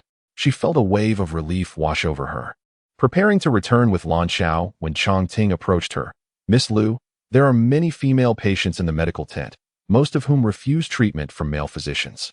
Would you be willing to stay and assist further? Lu Wan glanced at the darkening sky. It was late, and given the circumstances, it seemed likely they would be busy throughout the night. Just as she hesitated to send someone to inform her brother of her potential delay, Li Yi's voice cut through icily. What? Are you afraid your fiancé may object? Lu Wan's face flushed with indignation as she stood to confront him. Your Highness, are you not in charge of this disaster response? Li Yi turned his face away, ignoring her. Chang Ting quickly interjected. Indeed, Miss Lu, is there something you require? Lu Wan replied, I am willing to stay and help, but I cannot do so without remuneration. I demand triple the salary offered to the female physicians by the Royal Medical Bureau. At her words, Li Yi could not suppress a scoff. By what right do you claim threefold? I thought you to be more noble, yet you are merely a miser, obsessed with wealth. You can only perform basic bandaging. Do you truly believe yourself worthy of such compensation? Lu Wan replied resolutely, if not, then so be it. She feigned to leave. Very well, threefold it is. Chang Ting hastily acquiesced. Lu Wan nodded, and with that, she and Lan Xiao made their way to the military tent. Watching the woman depart, Li Yi's gaze darkened, and he coldly instructed Chang Ting, the triple payment shall be deducted from your monthly salary. Chang Ting was taken aback. Did you not request I retain her? Chapter 75. Unyielding Lu Qingyu approached, hearing Li Yi suggest that Lu Wan remain to assist. He anxiously interjected, Your Highness, I have just heard that the Rui Wang has quarreled with his sister over her public exposure. It may be better to send her back. There are officials everywhere, and her reputation could suffer. Which is more important, a life or a reputation? Li Yi coldly interrupted. If more lives are lost, I would not mind. But I fear for your official caps scattered across the ground. Moreover, she wishes to stay. Who are you to interfere? Lu Qingyu was taken aback. The words did not seem directed at him. The burden of authority was indeed heavy, especially when it came from someone of higher rank. Under Li Yi's imposing presence, Lu Qingyu fell silent, yet he remained uneasy about Lu Wan mingling with a group of uncouth men. He hastily entered the tent, instructing Lan Xiao to fetch a piece of gauze for her to tie around her face, concealing half of it. Soon enough, a torrential rain began to pour outside. Li Yi ordered the Ministry of Works officials to patrol the streets and identify any dilapidated buildings, instructing homeowners to evacuate immediately to avoid disaster. He also arranged for the drainage of stagnant water within the city into the outer moat and mandated that all inns and taverns accommodate those affected by the flood. Once everything was organized, he personally led the Ministry of Justice and the patrol forces into the rain to rescue those trapped beneath the collapsed structures. Lu Wan toiled until late into the night, her eyes reddened from exhaustion, her limbs weak and fatigued. Lan Xiao, feeling pain for her, brought a bowl of thin porridge, saying, Miss, you shouldn't have agreed to stay. Look how weary you are. Lu Wan smiled. I must save money. I want to support you, Lan Ying, she. And old Madam Bai. How can we manage without funds? Half in jest, half in earnest, she revealed her motives. She had chosen to stay to aid the injured while also seeking to accumulate some savings, not wishing to fulfill Li Rui's desires. Having learned from her previous life that even a single coin could thwart a hero, she diligently saved every bit she could, hoping to one day escape this place and ensure a good life for Lan Xiao and the others. Despite being a daughter of the Lu family, well provided for, her available cash was scant. Apart from a meager monthly allowance of 5 taels of silver, she had no other source of income. As her words faded, footsteps approached from behind. Li Yi returned with the disaster relief officials, all drenched and resembling drowned rats. He surveyed the medical tent and addressed the physicians. Thank you all for your hard work. Matters have calmed for now. You may rest in shifts, lest tomorrow brings further challenges. Everyone acknowledged him. And Lu Qingyu approached Lu Wan, advising, at this hour, it's already late for you to return home. Come rest in my office and return at dawn. The military tent was crowded, and Lu Wan nodded in agreement. Lu Qingyu instructed his attendants to escort her to the Ministry of Justice. With everyone engaged in disaster relief, the office became tranquil. Lu Wan and Lan Xiao leaned on the table to rest when suddenly, there was a knock at the door. Believing it to be Lu Qingyu returning, Lu Wan opened the door herself, only to find Chongting. Apologetically, he said, "Miss Lu, the prince has injured his foot and requests your assistance in bandaging it." Without a second thought, Lu Wan refused. "Please summon the royal physician." Chongting replied, "We cannot involve the physician. If word reaches the emperor and empress, it would create trouble. Are there not other doctors from nearby clinics?" Lu Wan countered. "They have all returned home," Chongting explained. Seeing her still unmoved, he added, "Miss, for the sake of the concubine, please lend a hand. Have pity on me." Understanding that if she refused tonight, Chongting would not find peace, Lu Wan felt a surge of anger. Yet, invoking the concubine's name left her little choice. Reluctantly, she grabbed the medical kit and followed Chongting to Li Yi's quarters. His room was more than double the size of Lu Qingyu's, divided into inner and outer chambers. Upon entering, she found him reclining on a soft couch in the inner room, fully clothed and damp, flipping through a document without sparing her a glance. With one foot propped on a stool, Chongting stepped forward to gently roll up the hem of his robe, revealing the wound on his leg. Indeed, there was an injury, not a ruse. Lu Wan's irritation diminished slightly as she took out clean cotton and alcohol to disinfect the wound. As the alcohol touched the injury, he cast her a cool glance before returning to his document. The wound was not deep, a few stitches would suffice. He did not utter a sound during the disinfection, nor did he flinch as she stitched him up, as if the needle were not piercing his flesh. Lu Wan recognized that this minor injury was trivial to him. She had seen far worse on him before. They were seasoned soldiers, accustomed to tending to their own wounds in the field. Yet, he insisted on summoning her. Toying with her, this man harbored a grudge. After the way she had treated him previously, he would undoubtedly seek an opportunity to humiliate her.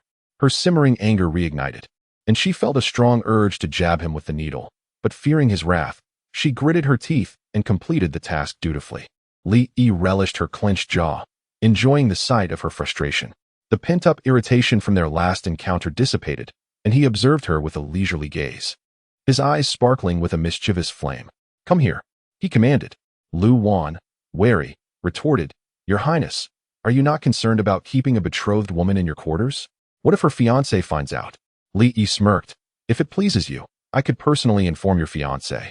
Lu Wan felt a lump in her throat, the indignation threatening to bring her to tears.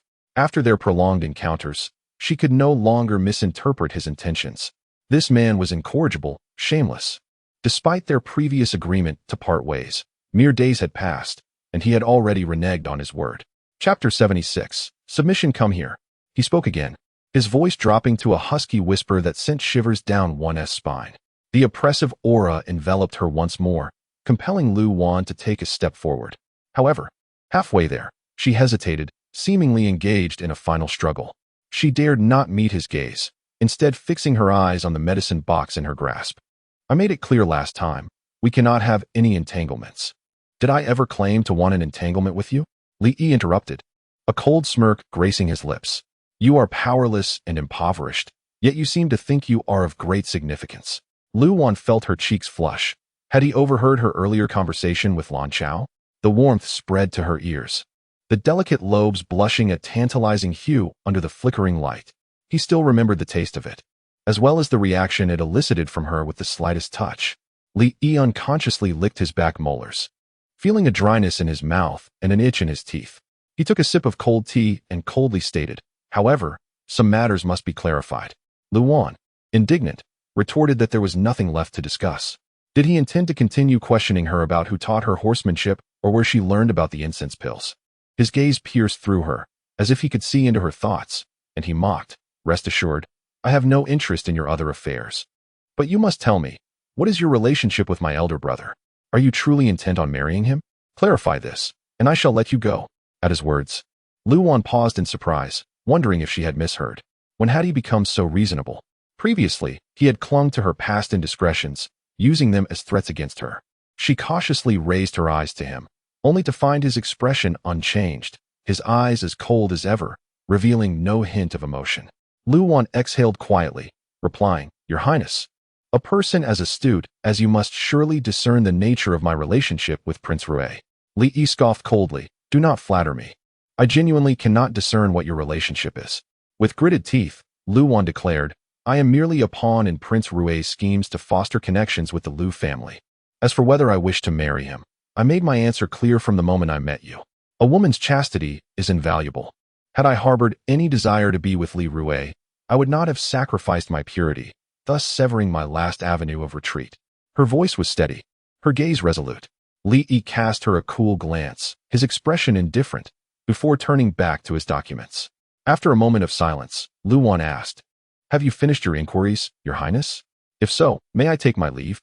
Bring me the garments from the rack." Li Yi replied casually, still engrossed in his papers.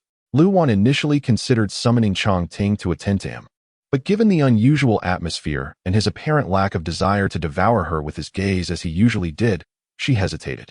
Moreover, being in the Ministry of Justice, and with his leg injured, she dared not act recklessly. Thus, she set down the medicine box, retrieved the garments, and placed them beside him, then quickly stepped back. Seeing her guarded demeanor, Li Yi chuckled coldly. "Do not worry. I am not a man of lasting affections. My novelty towards you has long since faded. From this day forth, we shall part ways and remain unrelated. You may leave." Initially taken aback, Lu Wan soon grasped the implication of his words, feeling an immense relief wash over her. She hurriedly bowed and, taking up her medicine box, exited the room. As she walked away, her posture visibly relaxed. A faint smile played at the corners of Li Yi's lips, cold, yet tinged with a hint of cruelty. When Chang Ting re-entered, he observed Li Yi's expression and inquired curiously, "What did you discuss with Miss Liu?" She seemed quite cheerful upon leaving. Li Yi cast him a sidelong glance. Coolly questioning, "She appeared cheerful?" "Indeed," Chang Ting affirmed. "She arrived looking distressed, yet left with a beaming smile." Li Yi closed his documents with a cold smile. "I gained much insight from my last conversation with young Master Yuan." Chang Ting was taken aback. The young master was notorious in the capital for his debaucheries, and no one spoke kindly of him. That Li Yi would commend him was baffling. Seeing Chang Ting's confusion, Li Yi advised, "When hunting prey, if one method fails, one must adopt another. Only through the right approach can one achieve success."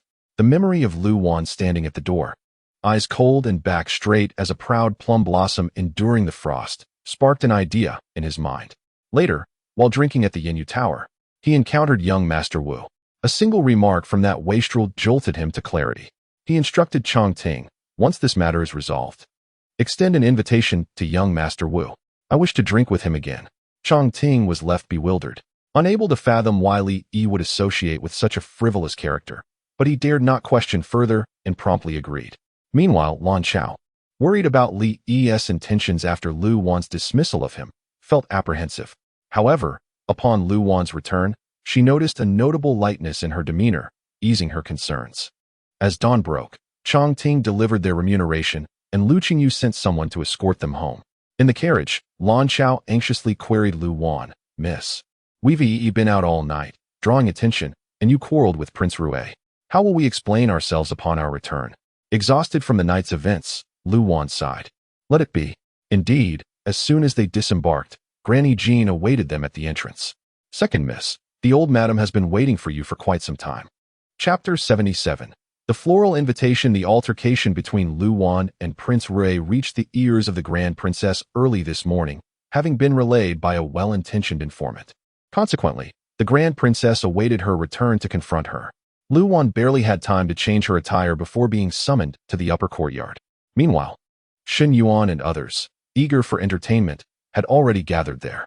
As Lu Wan entered, she overheard Shen Yuan vividly recounting the scene of her quarrel with Li Rui last night, embellishing her tale to the extent that it felt as though she had been present at the scene. Lu Wan paused at the doorway, waiting for Shen Yuan to finish her narration before lifting the curtain and stepping inside. The onlookers gasped in unison upon seeing her. Yesterday, she had donned a pristine, titanium white dress, yet now she was covered in mud and blood, far removed from the image of a refined young lady. Previously, some had suspected Shen Yuan of exaggerating, but upon witnessing Lu Wan's disheveled appearance, it became evident that Shen Yuan had understated the situation. The Grand Princess scrutinized Lu Wan from head to toe, her face darkening with anger at the thought of her granddaughter presenting herself in such a manner while bearing the Lu family name. "What have you done to yourself? Do you intend to disgrace the Lu family?" Kneeling in the center of the room, Lu Wan understood that any words at this moment would be futile. It was best to admit her fault. It is my error. In a moment of desperation to save someone, I neglected my own appearance. Xin Yuan clutched her mouth in amusement from the side. Sister, when did you acquire such medical skills? We were entirely unaware. Lu Wan turned to her, responding earnestly. While you enjoyed a life of comfort as the esteemed daughter of the Xin family, I was in the infirmary, learning from my master. Xin Yuan's expression froze, and Ye's resentment flared, prompting her to scold Xin Yuan. The matriarch is addressing the second young lady. What gives you the right to interject? This is not your place to speak. Tears welled in Xin Yuan's eyes as she shrank back into her chair, silenced by fear, yet her lowered gaze brimmed with animosity. Having successfully silenced Xin Yuan, Lu Wan then turned to the Grand Princess, stating calmly, I acknowledge my recklessness, tarnishing the Lu family's reputation, and I willingly accept the consequences. However, the Grand Princess was primarily concerned about her quarrel with Prince Rui. Given his meticulous nature, she feared he would harbor resentment. Family punishment is trivial, but you must apologize sincerely to Prince Rui, restoring his dignity. Lu Wan had anticipated this outcome. Li Rui had orchestrated the transmission of their dispute to the Grand Princess to compel her to bow to him. The royal family was indeed steeped in a legacy of treachery. There was no escaping it.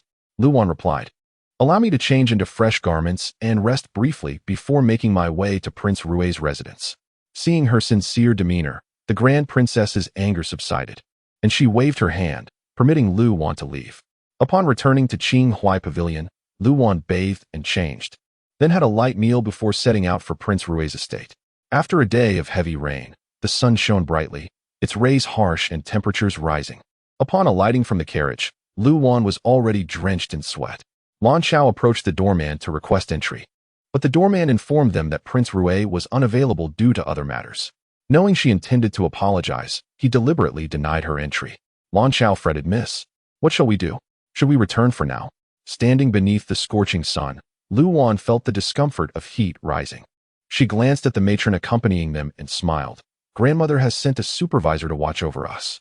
If we do not stand here under the sun for half a day to allow Prince Rui to vent his ire, Grandmother will not permit our return. From her understanding of Li Rui, she suspected that even a day of exposure to the sun would not quell his anger. Yet, in consideration for the Jingwa Duke's household, she estimated that enduring just half a day would suffice for him to grant her entry. Just as Lu Wan steeled herself to withstand the heat, unexpectedly, someone from within the estate came to convey that the Grand Princess had allowed them to return. Lu Wan was taken aback. She had yet to even lay eyes on Prince Rui, yet her grandmother had released her. Filled with curiosity, she returned to the Jingwa Duke's residence, where Jean Mama awaited her at the entrance, greeting her with a beaming smile and leading her directly to the upper courtyard. Confused, Lu Wan inquired along the way, What has transpired? Jean Mama replied with a smile, Your noble deed from yesterday has reached the Emperor's ears. He commended you for your disregard of trivial matters and your noble heart, wishing to reward you. So that was it. Upon entering, Lu Wan saw Li Yi seated within. The Grand Princess seemed transformed, beckoning her forward with a smile. Good child, it appears I have wronged you. The Emperor praises you as a paragon among young women. You have brought honor to our Lu family. Afterward, she gestured for her to express her gratitude to Prince Yi, who had brought the Emperor's decree. Li Yi sat leisurely, sipping tea. As Lu Wan approached, she knelt respectfully, bowing her head. Thank you for your gracious favor, Your Majesty. As she lowered her head, her neck, fair as jade, was revealed, and from his vantage, he could almost discern the delicate vermilion beauty mark upon it. Li Yi felt a dryness in his throat. After taking a sip of tea, he extended a hand to assist her in rising, casually stating, My mother wishes to invite you to the next floral banquet, recognizing you as a model for the noble ladies. He then picked up a floral invitation from beside him and offered it to Lu Wan. She was momentarily taken aback. The floral banquet was an event for the imperial concubine to select a consort. Why was she to attend? The Grand Princess, however, could hardly contain her delight. Promptly agreeing on Lu Wan's behalf, We are immensely grateful for the esteemed lady's kindness. We shall ensure that she and Ninger attend the banquet on time. It turned out that Li Yi had also brought an invitation for Lu Yuning to the imperial concubine's floral banquet. Since the announcement of the banquet, this small piece of paper had become the object of longing among all noble ladies in the capital. The first recipient of the invitation was almost assuredly favored by the imperial concubine, making it particularly significant. Today, Li Yi had brought both the first and second invitations to the Lu residence, leaving the Grand Princess overjoyed. Furthermore, with both the Emperor and the Imperial concubine praising Lu Wan, it was inevitable that Lu Yuning would also be viewed favorably. Thus, the prospect of Lu Yuning becoming Prince Yi's consort seemed almost certain. At this moment, the Grand Princess regarded Li Yi as a potential grandson-in-law, warmly inviting him to stay for lunch. Li Yi had already promised to dine with Deng Qinyu and her daughter that afternoon. He was about to politely decline when his gaze fell upon a certain quiet figure seated nearby, and the words caught in his throat. In her thin summer attire, her collar dampened by sweat, the fabric clung to her form, accentuating her alluring collarbone.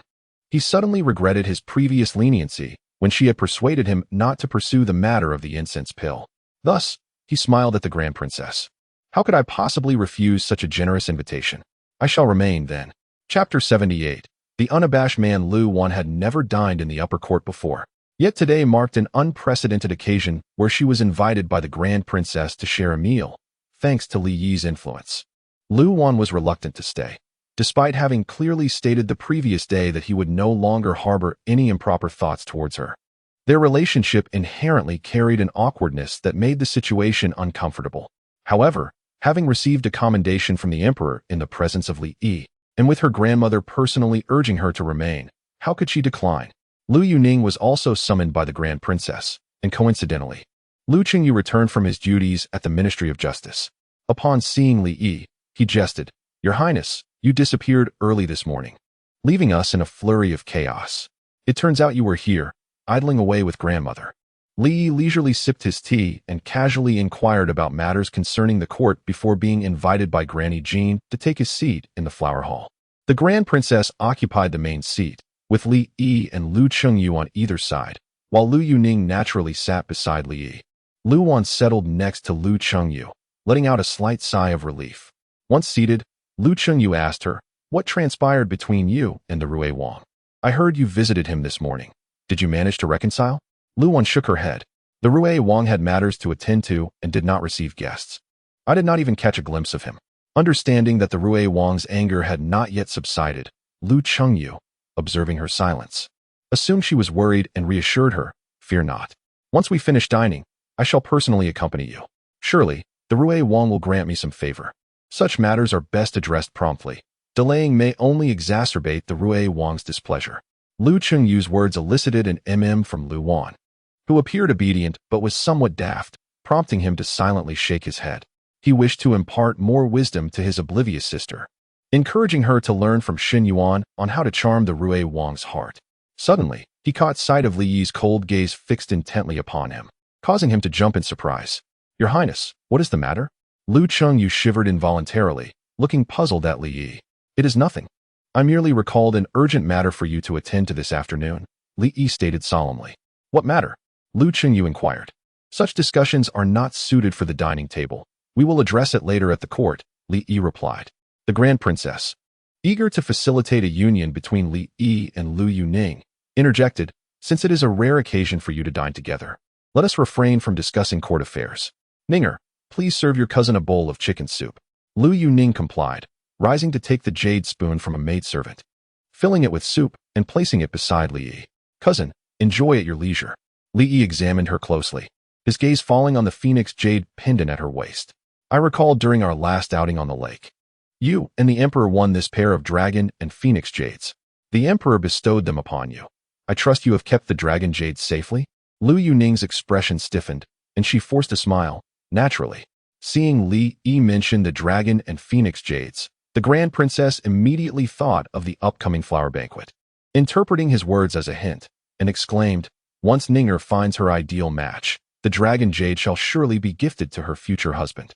Li Yi merely smiled in silence, his gaze discreetly sweeping across the table where Lu Wan was engrossed in her meal.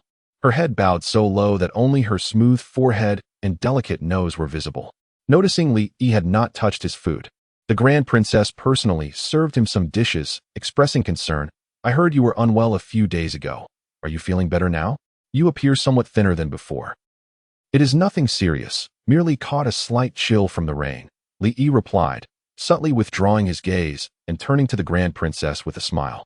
He exhibited an unusual patience today, engaging in a multitude of inquiries. The Grand Princess, her brow furrowed with worry, asked, "How did you come to be caught in the rain? Did urgent business lead you to forget your rain gear?" Out of the corner of her eye, she noticed someone finally lifting their head from the bowl. Li could not help but laugh. "You may find it amusing, but I was unceremoniously cast out by a heartless individual, and it happened to rain heavily at that moment, leaving me utterly drenched." At these words, Luwan froze, while the Grand Princess and Lu Qing were similarly taken aback. Who would dare to act so boldly as to expel the Wang from the palace in the dead of night? The Grand Princess immediately suspected that the heartless individual was one of his romantic interests, probing, "Who was this person? Surely, they must have been exceedingly bold. If she is favored by you, one must maintain decorum and not allow her to overstep her bounds, lest the royal dignity be compromised." Given his history of indiscretions, Li Yi, as an adult prince, had countless women around him, a fact the Grand Princess found hardly surprising. Luwan felt her entire body tense, cold sweat forming on her forehead as she involuntarily glanced at Li Yi, her eyes pleading for him to cease his discourse. She knew this man bore no good intentions. Having promised her the day before not to trouble her, he now brought up the incident of her expelling him before their grandmother. Seeing her gaze finally directed at him, Li Yi felt a sense of satisfaction, his eyes gliding over her face as he remarked, "She is but a heartless individual. From this day forth, I shall no longer concern myself with her." The Grand Princess, pleased to see him heed her advice, nodded approvingly. "Your Highness is destined for great endeavors. It is wise to distance oneself from such unfeeling individuals." Li Yi acknowledged her counsel. "I shall remember your teachings, dear grandmother." Lu Wan's heart, suspended in uncertainty, finally found a measure of relief, yet her back was damp with cold sweat, leaving her feeling uncomfortable and nauseous, as though her stomach had tightened in fear. She pressed a hand to her mouth, unable to suppress a slight retch. Fortunately, no one noticed. Drinking some water, she attempted to quell her discomfort, yet her appetite for the food before her had entirely vanished. That night, under the bright moon and scattered stars, the weather was clear. Having napped in the afternoon, Luwan found herself wide awake, prompting her to ask Lan Chao to retrieve the money box from under the bed. The two of them gathered around the couch, eagerly counting their silver. "Do we have 20 taels yet? If so, we can deposit it at the bank tomorrow." "My lady, we are still short 3 taels and 5 coins. Had you not given all the money from your purse to that mother and child yesterday, we would have just enough." Luwan sighed. "This method of saving is far too slow. How wonderful it would be if today's rewards from the Emperor could be converted into real gold and silver. The gifts from the Emperor can only be admired, not sold. What use are they? Are you displeased with the Emperor's generosity?" A sudden voice cut through from behind, startling the two and causing them to nearly drop the money box, scattering silver coins across the floor. Luwan turned to see the man who had brazenly declared earlier that he would no longer trouble her. Chapter 79. The root of calamity. Upon recognizing Li Yi, Luwan was not surprised. However, what astonished her was his attire. He was clad in the blue robe he had worn during their visit to the market with Deng Qingyu, a common garment for men. He carried a bundle, which he tossed into her hands upon noticing her gaze. Confused, Luwan unwrapped the parcel to discover a set of ordinary women's clothing, identical in color to his own. "Change into this. I'll take you to see a doctor," he instructed. At the lunch table, she discreetly covered her mouth to stifle her vomit, while the others remained oblivious. He was not so easily fooled. He confidently approached the table and sat down, waiting for her to change. Luwan comprehended his intentions and, with a mix of anger and amusement, retorted, "Your Highness, you are overthinking. I merely have a bit of food stuck in my stomach." "I do not believe a word you say," he interjected, his tone chilling and dismissive of her rebuttal. Luwan felt a surge of frustration. He had promised not to entangle her further, yet here he was, having scaled the wall to intrude upon her. It was clear that he was not going to be easily dismissed today. She set down the bundle and bent to pick up the scattered silver coins on the floor, ignoring him entirely. The myriad of small silver pieces lay strewn about, and Luwan diligently collected each one.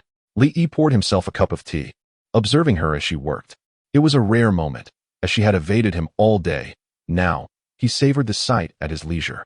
As the night grew warm, after a refreshing bath and with no need to venture outside, Luwan donned a light gauze dress with sleeves that ended at her elbows, revealing arms as delicate and pale as freshly harvested lotus roots. Those arms, once so restless, had entwined around his neck, encircled his waist, and shared in many reckless escapades. Feeling a tightness in his abdomen, Li Yi calculated the days since last seeing her, realizing that it felt like an eternity since they had been together. The strategies of Yuan Shixi were effective, yet he had overlooked one crucial aspect. His body could not endure her absence for so long.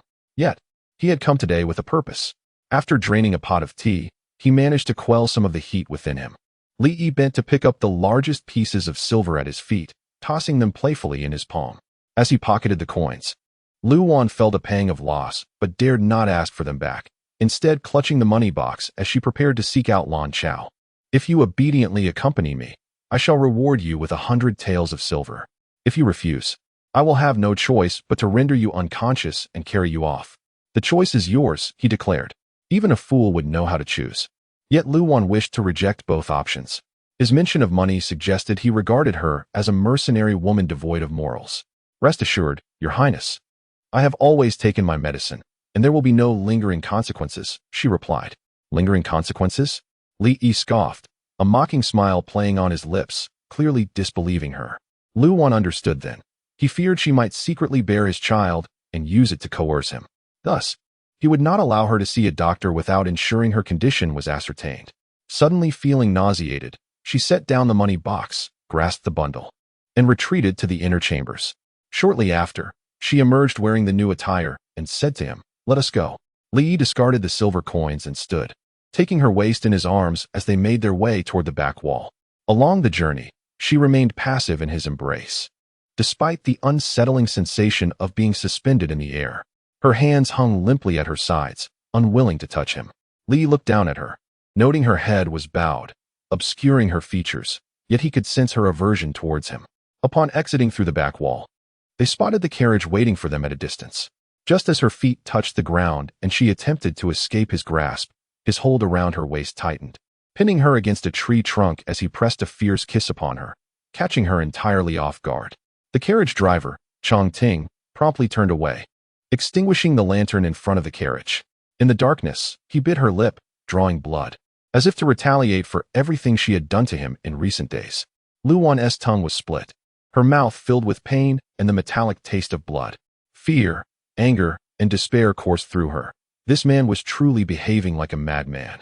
If this continued, she would be utterly tormented. Tears streamed down her face as she whimpered and struggled, yet she was no match for him. He pinned her hands against the tree, her legs immobilized. With no strength left to resist, she leaned back, surrendering to his advances. Noticing her submission, Li Yi finally released her, spitting out the blood from his mouth, and scooped her up, carrying her towards the carriage. Chong Ting guided the carriage toward Anil Fong on the western edge of the capital. Inside the carriage, Li Yi wiped the blood from his lip and, seeing her seething with rage, coldly remarked, "I merely kissed you. I have not harmed you in any way." Lu Wan felt it was a waste of breath to scold him. Her mouth was bruised and sore, making it painful to speak. Her back was scraped raw from the rough bark, and her clothing was in disarray. She knew he intended to take her to see a doctor, yet in her current state, how could she face anyone? Gritting her teeth, she sat up, wiped away her tears with a handkerchief, and adjusted her hair and attire. She found a copper mirror in the carriage drawer and, upon seeing her lips' condition, her anger surged anew.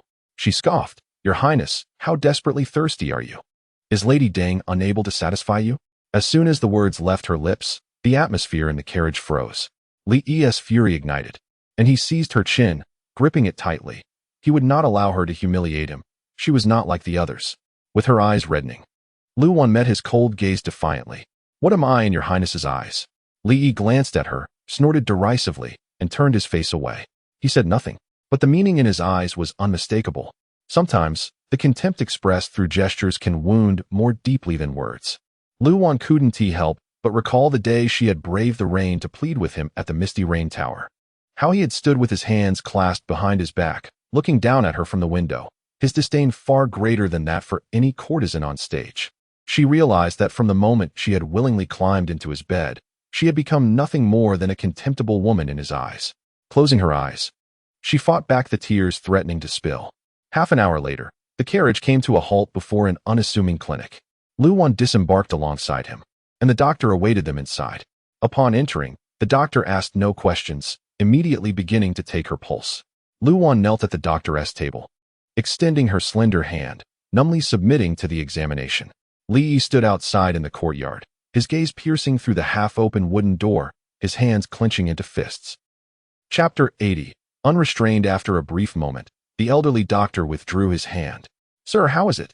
Li Yiren's voice echoed from the courtyard, revealing his anxious anticipation for her to conceive, a sentiment that might have been misconstrued by the doctor. The old man stroked his beard and replied gravely, "Do not worry.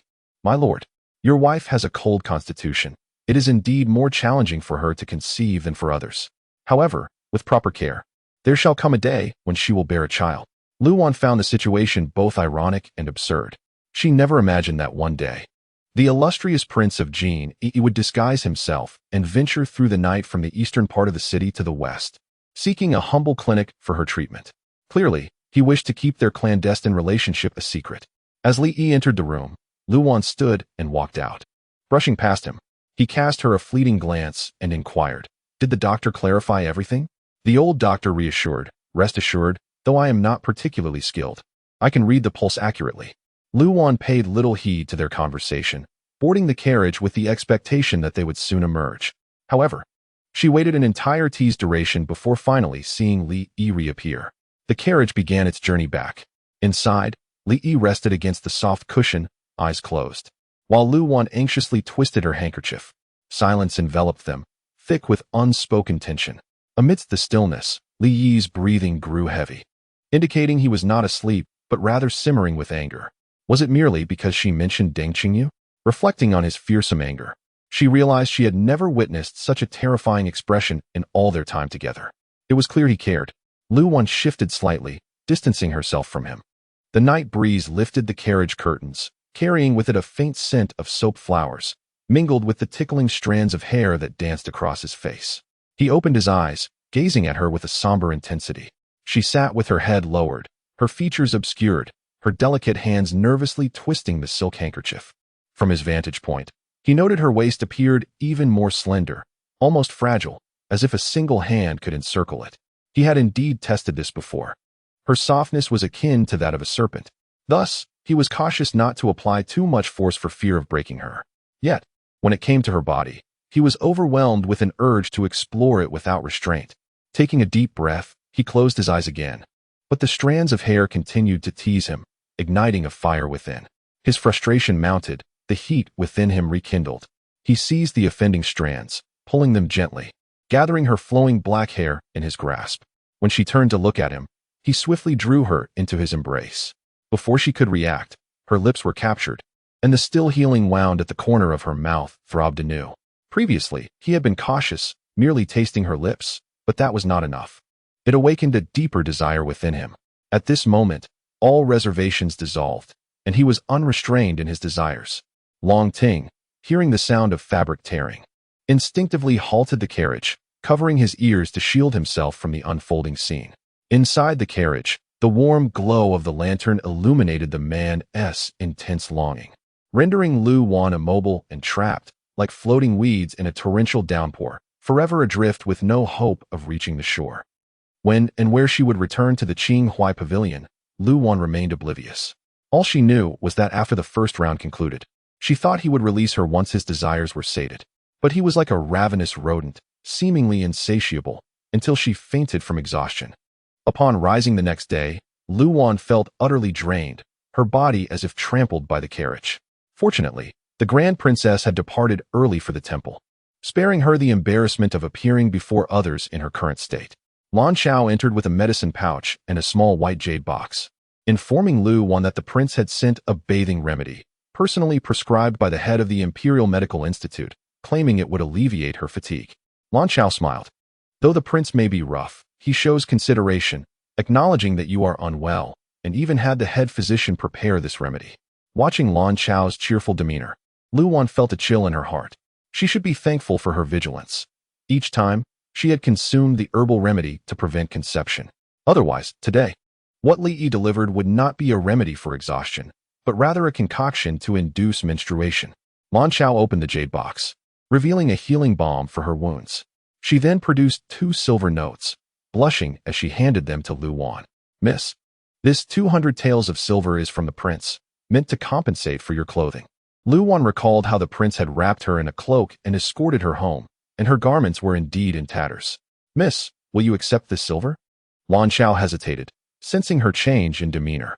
The garments were provided by him, and this 200 taels was clearly what he had promised, an incentive for her compliance. The additional 100 taels might have resulted from his indulgence the previous night. As Lu Wan contemplated the items he had sent, memories flooded back of how he had held her captive in his embrace, whispering warnings into her ear. I remember the 6-month agreement you made with me. You shall not escape until the last day. Her heart, once parched, felt as though it were encased in thick ice. She had initially intended to use him for vengeance against Li Rui, but after he had intervened to spare her from punishment and gifted her the mosquito-repelling sachet in the dark of night, her hardened heart wavered, and she found herself reluctant to drag him into the abyss alongside her. Yet his feelings for her were not genuine, from beginning to end. She was merely an object of his desire, and the occasional kindness he showed led her to mistakenly believe it was sincere. The Li family bore no heart. Lu Wan accepted the silver note with a cold smile. We cannot refuse the prince's kind intentions, can we? Please convey my gratitude to him. Lan Xiao stared at her in surprise, sensing the palpable shift in her attitude, her gaze now somewhat intimidating. Miss, do you not like this? If so, I can return it. Lu Wan's eyes were icy as she replied, no need to return it. We shall continue to rely on him in the future. Chapter 81. A moment of idleness today. His Highness Prince Yi is in remarkably good spirits. This is the shared sentiment among all the civil and military officials in the court. In contrast to the previous days when he stood at the head of the assembly like a foreboding figure, suppressing the voices of the officials beneath him, today the prince is far more amiable. His expression is lively, and to the astonishment of several senior scholars he usually disdains, he even took the initiative to greet them, nearly causing them to drop their tablets in surprise. After the court session, Li Yi accompanies Emperor Jin to Shangli Palace for breakfast. At the dining table, upon seeing his son's invigorated demeanor, the emperor surmises the cause of his elation. Having been young himself, he recognizes the subtle nuances of male affection. Seizing a moment while concubine Lan busies herself in the kitchen, the emperor glances at the injury on his son's lip and inquires, which young lady has captured your attention this time? Is she from your household? It is no wonder the emperor is curious.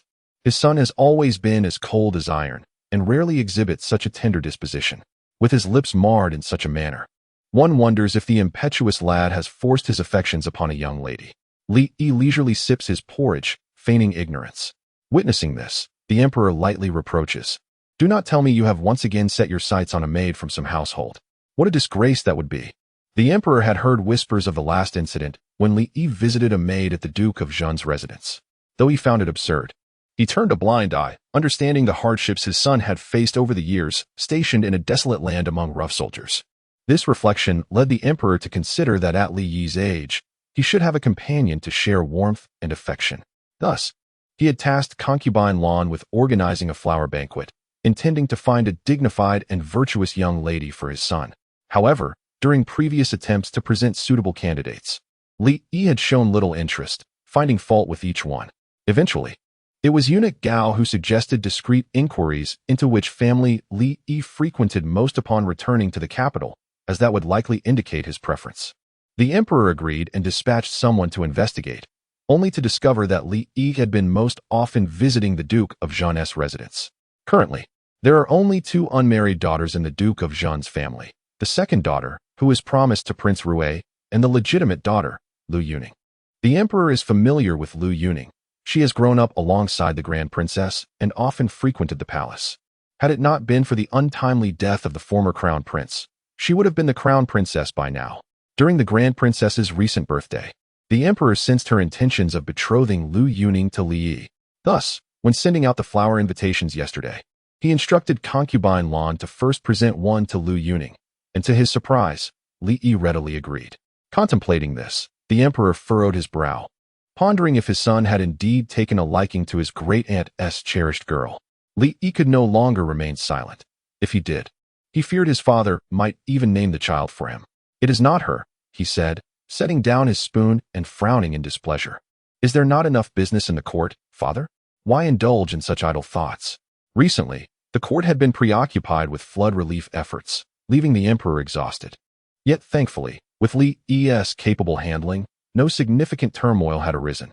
As the emperor spotted concubine Lan entering through the curtain, he ceased his line of questioning, ultimately warning his son, "The flower banquet is approaching. You must choose a proper wife during this time and refrain from any reckless behavior that could tarnish your reputation. No respectable young lady would wish to marry you otherwise."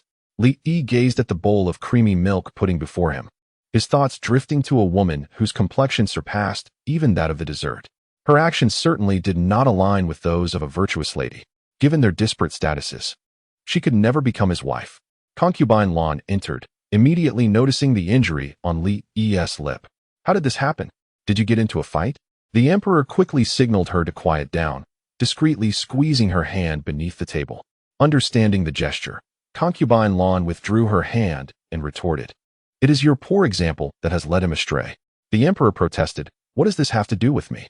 Concubine Lan turned to Li Yi, admonishing him, "A man of honor must take responsibility for his actions. If you have done something to that young lady, you must marry her and honor her properly." Should he indeed wish to wed that woman, it was certain that the first to object would be the two of them. Li Yi suddenly lost his appetite, setting down his chopsticks to leave, but just then a servant announced the arrival of Prince Rui. As Li Rui stepped into Shangli Palace and beheld the three at the table, the scene struck him as far too informal for royalty, resembling a simple family gathering instead.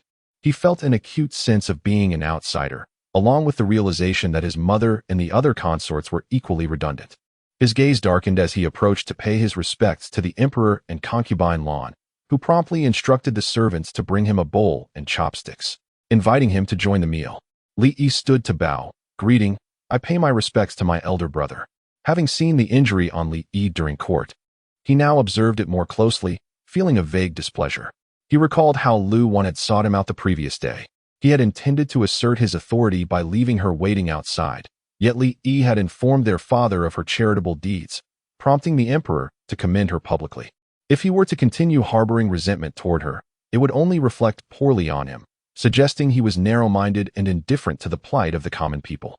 Li Yi's actions, seemingly just, struck Li Rui as deliberate, as if he were rescuing that lowly girl from his ire. Casting a glance at Li Yi, he presented a document from the Ministry of Revenue to the emperor. "Father, this is the auspicious date selected by the Astronomical Bureau for my wedding. I seek your decree." The emperor opened the document and shared it with concubine Lan. "Here, help me choose a date." Concubine Lan glanced at Li Rui, then pushed the emperor's hand away. Smiling, "What do I know of such matters? It would be best for you, your majesty, to confer with consort Rome." Li lowered his head to sip his tea, catching a glimpse of the document. A few dates stood out, the furthest being in spring of the following year, and the nearest in just 3 months. Upon exiting the palace, Changting approached with a smile. "Your Highness, both young ladies have accepted the invitations and even sent their thanks through Lan Chao." Li Yi, reclining against a soft pillow, appeared indifferent as he absently perused the documents beside him. "ISNT the Ministry of Works dispatching people to Huayan County for disaster relief? Summon those so-called astrologers and have them properly observe the celestial signs and forecast the weather. They ought not to be left idle." Following her medicinal bath, Lu Wan experienced a pronounced alleviation of her bodily aches. The efficacy of the jade ointment was remarkable. The lesions on her lips rapidly formed scabs after merely 2 applications. By the time the Grand Princess consort returned to the manor in the evening, Lu Wan was able to conceal the remaining imperfections with a layer of lipstick when she went to pay her respects. Prior to her visit to the main courtyard, Wan Ning, who had been absent for some time, returned with intelligence that Yi Hongyu had arrived in the capital and was discreetly lodged in a private residence by Lu Jizhong, suggesting her imminent integration into the household. Lu Wan, who had not seen her father in quite some time, surmised that he was occupied with clandestine meetings with his former paramour, neglecting his familial duties. Lan Ning inquired whether Lu Wan wished to apprise the madam of this development. Lu Wan demurred, stating with composure that the madam and the old madam were already suspicious in the wake of the Zhao incident, and relaying such information would likely expose their machinations. Furthermore, she added that Lu Jizhong's actions were likely sanctioned by the grandmother, rendering his knowledge inconsequential. Lu Wan expressed her anticipation of his arrival, eager to witness the internecine conflict between the sisters, deeming such discord amusing. Lan Ning voiced her concern that, emboldened by her reconciliation with Prince Rui, had been investigating past events, focusing on Zhao's contacts. Lanning suspected that they were closing in on Lu Wan. She worried that the alliance between and her daughter would exacerbate Lu Wan's predicament. Lu Wan, however, was unconcerned, as Zhao and her grandson had been relocated by Li Yi, and the incriminating was also in his possession. Lu Wan furrowed her brow, asserting that these matters were of secondary importance compared to extricating herself from Li Rui's clutches. In her previous life, Li Rui had ultimately married Lu Yuning. Lu Wan had observed their burgeoning romance and assumed history would repeat itself. However, since Li Rui's formal betrothal, Lu Yuning, under the tutelage of the Grand Princess Consort, seemed to have relinquished her affections for Li Rui and even attempted to ingratiate herself with Li Yi. Lu Wan wondered if she was destined to marry Li Rui in this lifetime. After Lan Ying's departure, Lu Wan, accompanied by Lan Chao, proceeded to the main courtyard to pay her respects. Upon entering, Lu Wan immediately sensed an unsettling atmosphere. Several of Lu Yuning's maids were kneeling in the courtyard, trembling with apprehension. Informed Lu Wan that the Grand Princess Consort had taken Lu Yuning to temple to seek matrimonial guidance. Lu Yuning drew an inauspicious lot, which the Grand Princess Consort interpreted as an ill omen. Recalling Li Yi's mention of the dragon and phoenix jade during dinner the previous day, the Grand Princess Consort, suspecting he intended to request the dragon jade from Lu Yuning, instructed her to retrieve it. Lu Yuning initially demurred but eventually confessed that the dragon jade was missing. The Grand Princess Consort's countenance changed instantly, attributing the ill omen to the loss of the jade. Unable to scold Lu Yuning directly, the Grand Princess Consort punished her maids for failing to safeguard her belongings. As Lu Wan entered, Lu Yuning was imploring the Grand Princess Consort to spare her maids. Lu Wan interjected, suggesting that since Lu Yuning spent most of her time at home, the jade must have been misplaced there, and her maids should conduct a thorough search. The Grand Princess Consort concurred, admonishing Lu Yuning to ensure the jade was found, lest her maids face severe consequences. Lu Yuning, after a moment's hesitation, acquiesced. After Lu Yuning departed, the Grand Princess Consort inquired whether Lu Wan had visited Prince Rui. Despite the Emperor's praise for Lu Wan's assistance to the injured, the Grand Princess Consort believed Li Rui harbored resentment. She urged Lu Wan to apologize and seek his forgiveness to prevent further discord. Lu Wan remained silent. The Grand Princess Consort insisted that she take the initiative to reconcile with him, perhaps with Lu Qingyu's accompaniment, and that the matter should not be delayed. Lu Wan reluctantly agreed. The following morning, Lu Wan sought Lu Qingyu, only to learn that he had been summoned to the Ministry of Justice due to an urgent matter. Lu Qingyu instructed a servant to inform Lu Wan that she should meet him at the Ministry of Justice, and he would accompany her after completing his duties. Lu Wan traveled to the Ministry of Justice by carriage. Li Yi, having spent the night examining corpses with Lu Qingyu, sought respite. As he exited the Ministry of Justice, he was captivated by the sight before him. In the bustling capital, a young woman leaned against a carriage, radiating a captivating aura. Lu Wan, adorned in a colored embroidered silk dress with a colored sash, partially concealed her face with a magnolia fan as she waited for Lu Qingyu. Upon hearing footsteps, she turned, her eyes sparkling. However, upon seeing the man at the forefront, a hint of coldness flickered across her lips before being replaced by a demure smile. Li Yi halted. Lu Qingyu, concerned about Lu Wan's weight, excused himself. Li Yi detained him, suggesting they visit a newly opened porridge shop known for its almond porridge, and casually added that Lu Wan could join them, as he would not object. Chapter 83. Just right for peace of mind. Lu Qingyu approached Lu Wan and spoke with her, but after some contemplation, Lu Wan declined. I have already partaken of breakfast. Brother, you may go. I shall wait for you in the carriage. Her voice was soft, yet Li Yi heard her clearly. Lu Qingyu turned back, saying, Your Highness, Wan has already eaten. We should depart. Li Yi lifted his gaze toward Lu Wan, observing as she gracefully returned to the carriage, stepping onto the horse's stool. Let us go, he declared, flicking his cloak as he walked away. Inside the carriage, Lan Chao quietly inquired, Miss, did you not say you were no longer upset with His Highness? You clearly have not eaten breakfast. You came so early with the intention of dining outside with the young master for a change. Lu Wan replied, Our statuses differ, though my brother is present. It would be inappropriate to appear overly familiar with him. She intended to use his interest to contend with Li Rui. Yet the only leverage she possessed was his fleeting fascination with her. That which is too easily attained often loses its allure swiftly. Concerned that she might go hungry, Lan Chao went to the Baozi shop to procure some buns for her. Li Yi sat on the second floor of the porridge shop, Observing as Lan Chao returned to the carriage with the buns, the quantity clearly meant for two. He raised an eyebrow. Was she intentionally avoiding dining with him? This woman was becoming increasingly capricious. The sugar buns that Lan Chao had purchased were soft and sweet, truly delightful. After finishing, both she and Lu Wan felt somewhat unsatisfied. Lan Chao, licking the sugar residue from her lips, smiled and asked, "Miss, shall we buy a couple more?" Seeing her like a greedy little cat, Lu Wan replied with a smile, "If you wish to eat, then buy some. We won't have the chance once we return home." Delighted, Lan Chao agreed and lifted the curtain to exit the carriage. Lu Wan sat alone within the carriage, resting her head against the soft pillow, listening to the bustling sounds of people outside, feeling both secure and lively. She pondered whether one day she could escape the turmoil of this place, perhaps bringing her brother and Lan Chao along to live a simple life among the common folk. Lost in thought, she suddenly heard a voice outside the window. "Is Miss Lu inside?" Recognizing it as Deng Qingyu's voice, Lu Wan initially wished to ignore her, but Deng continued speaking. "It must be her maid. She should not have mistaken me." With a sigh, Lu Wan lifted the curtain and said, "Madam Deng, His Highness is at the porridge shop. You should seek him there." Lu Wan discerned that Deng was not truly looking for her. She was aware that Li Yi was at the porridge shop and lingered near Lu Wan's carriage intentionally for him to notice her. Seeing through Deng Qingyu's intentions, her expression faltered momentarily before she smiled faintly, her gaze landing on Lu Wan's radiant face, remarking, "Miss Lu is as astute as they say, quite different from the rumors." Lu Wan noticed Chong Ting descending from the building and said, "His Highness has sent Chong Ting to escort you. You should hurry." Indeed. Chong Ting approached to lead her upstairs. Once Lu Qingyu settled the bill and emerged, he inquired, "I saw a young lady by your carriage earlier. Do you know her?" Lu Wan shook her head. "She is merely a passerby. I do not know her."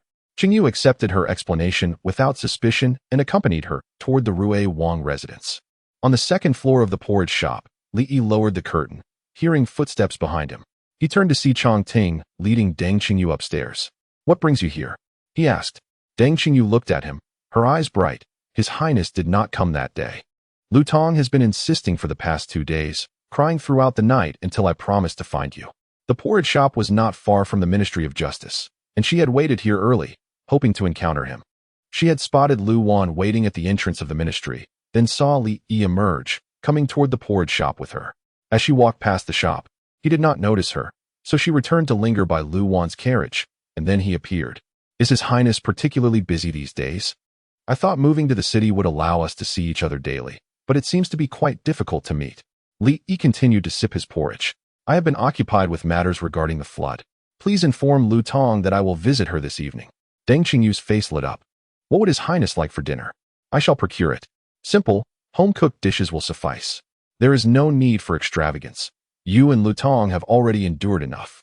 Unconsciously, Deng Qingyu leaned forward, sitting opposite him. "Last time, I asked His Highness to invite Miss Lu to dine at my new residence.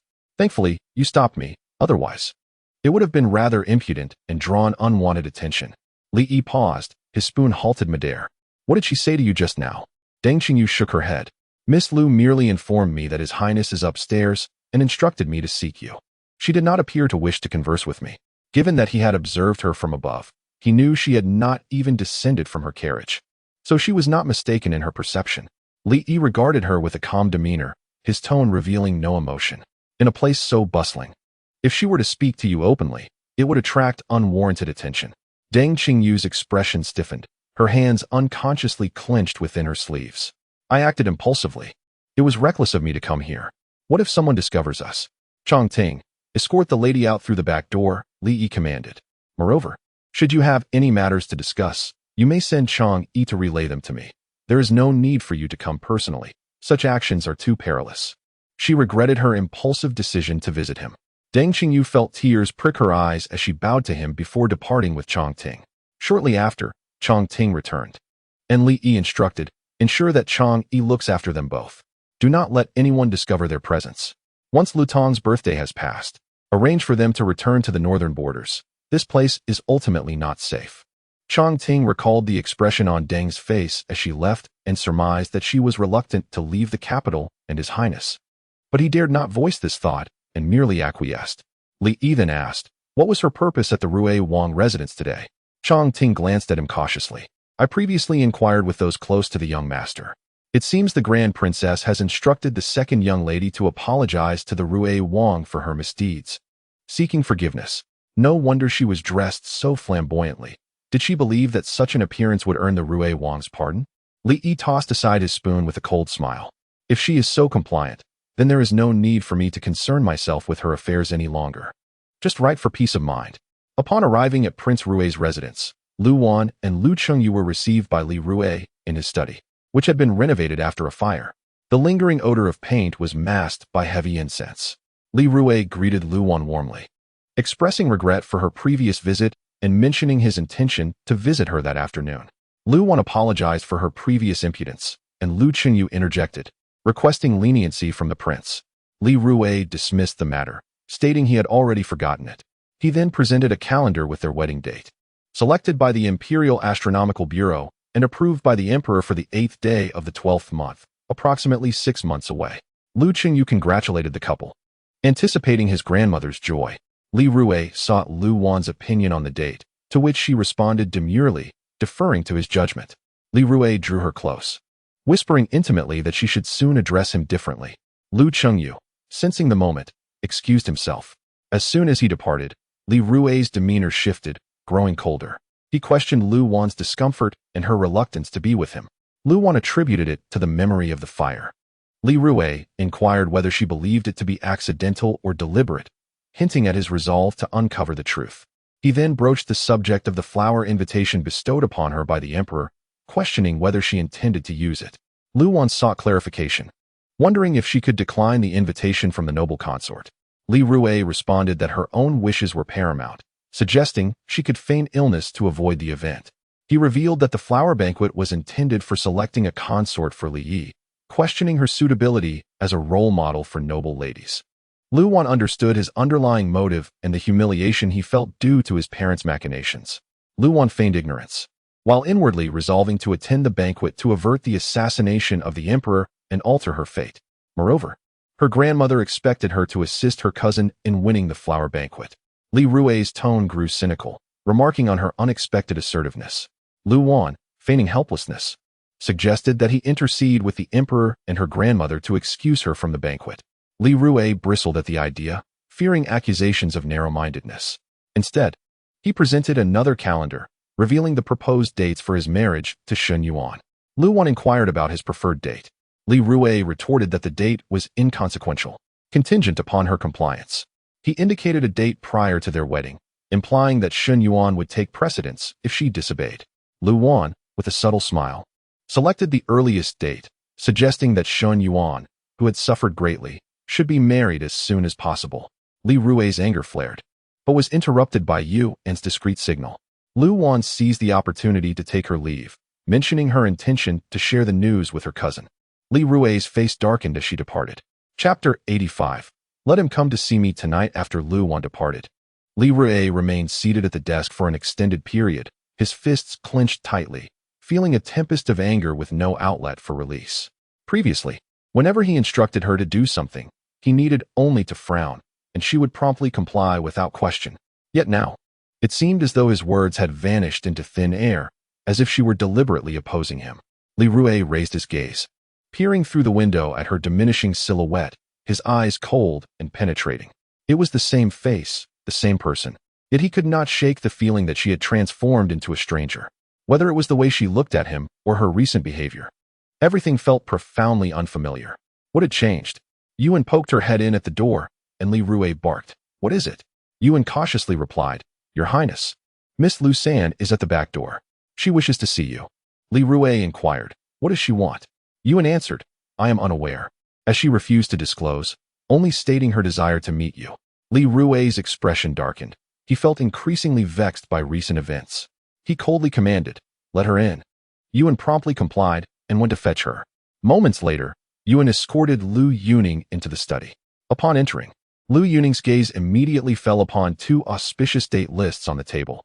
Remembering his previous promise to her, Lu Yuning forced a smile and remarked, "Prince Rui, you certainly enjoy the blessings of the world, reveling in such delights." Li Rui had anticipated her arrival, and with an indifferent smile, he replied, "Everything depends on fate. Even if I hold affection for my cousin, alas, our destinies have yet to intertwine, and I too feel regret. Lu Yuning had expected him to explain his difficulties as he had done on previous occasions, but this time, he was resolute, his demeanor cold and unyielding. Her heart plunged into chill. With a self-deprecating smile, she said, "The words you spoke when you sought the Longyu from me now seem utterly ridiculous. If that is the case, please return the Longyu to me. Just as grandmother said, I am destined to be the crown princess. And sharing a Longyu with you is simply inappropriate." Her implication was clear. He was unworthy of her. Li Rui's once smiling countenance darkened instantly. He narrowed his eyes at Lu Yuning and coldly retorted, "Cousin, you mustn't speak so definitively. Who can predict what the future holds?" Lu Yuning, accustomed to being pampered, had never endured such humiliation and deceit. At that moment, she cared not for his status, wishing only to strike him with the most piercing and painful words. "I know you covet the crown prince's position, which is why you married my dull half-sister. However, the tide has shifted. Prince Yi's appeal is paramount, and with our Lu family's support, the Eastern Palace will surely belong to him." With each word she uttered, Li Rui's expression darkened further. Clenching his jaw, his voice turned icy. "So, cousin has decided to marry Prince Yi?" Lu Yuning smiled haughtily. "Of course.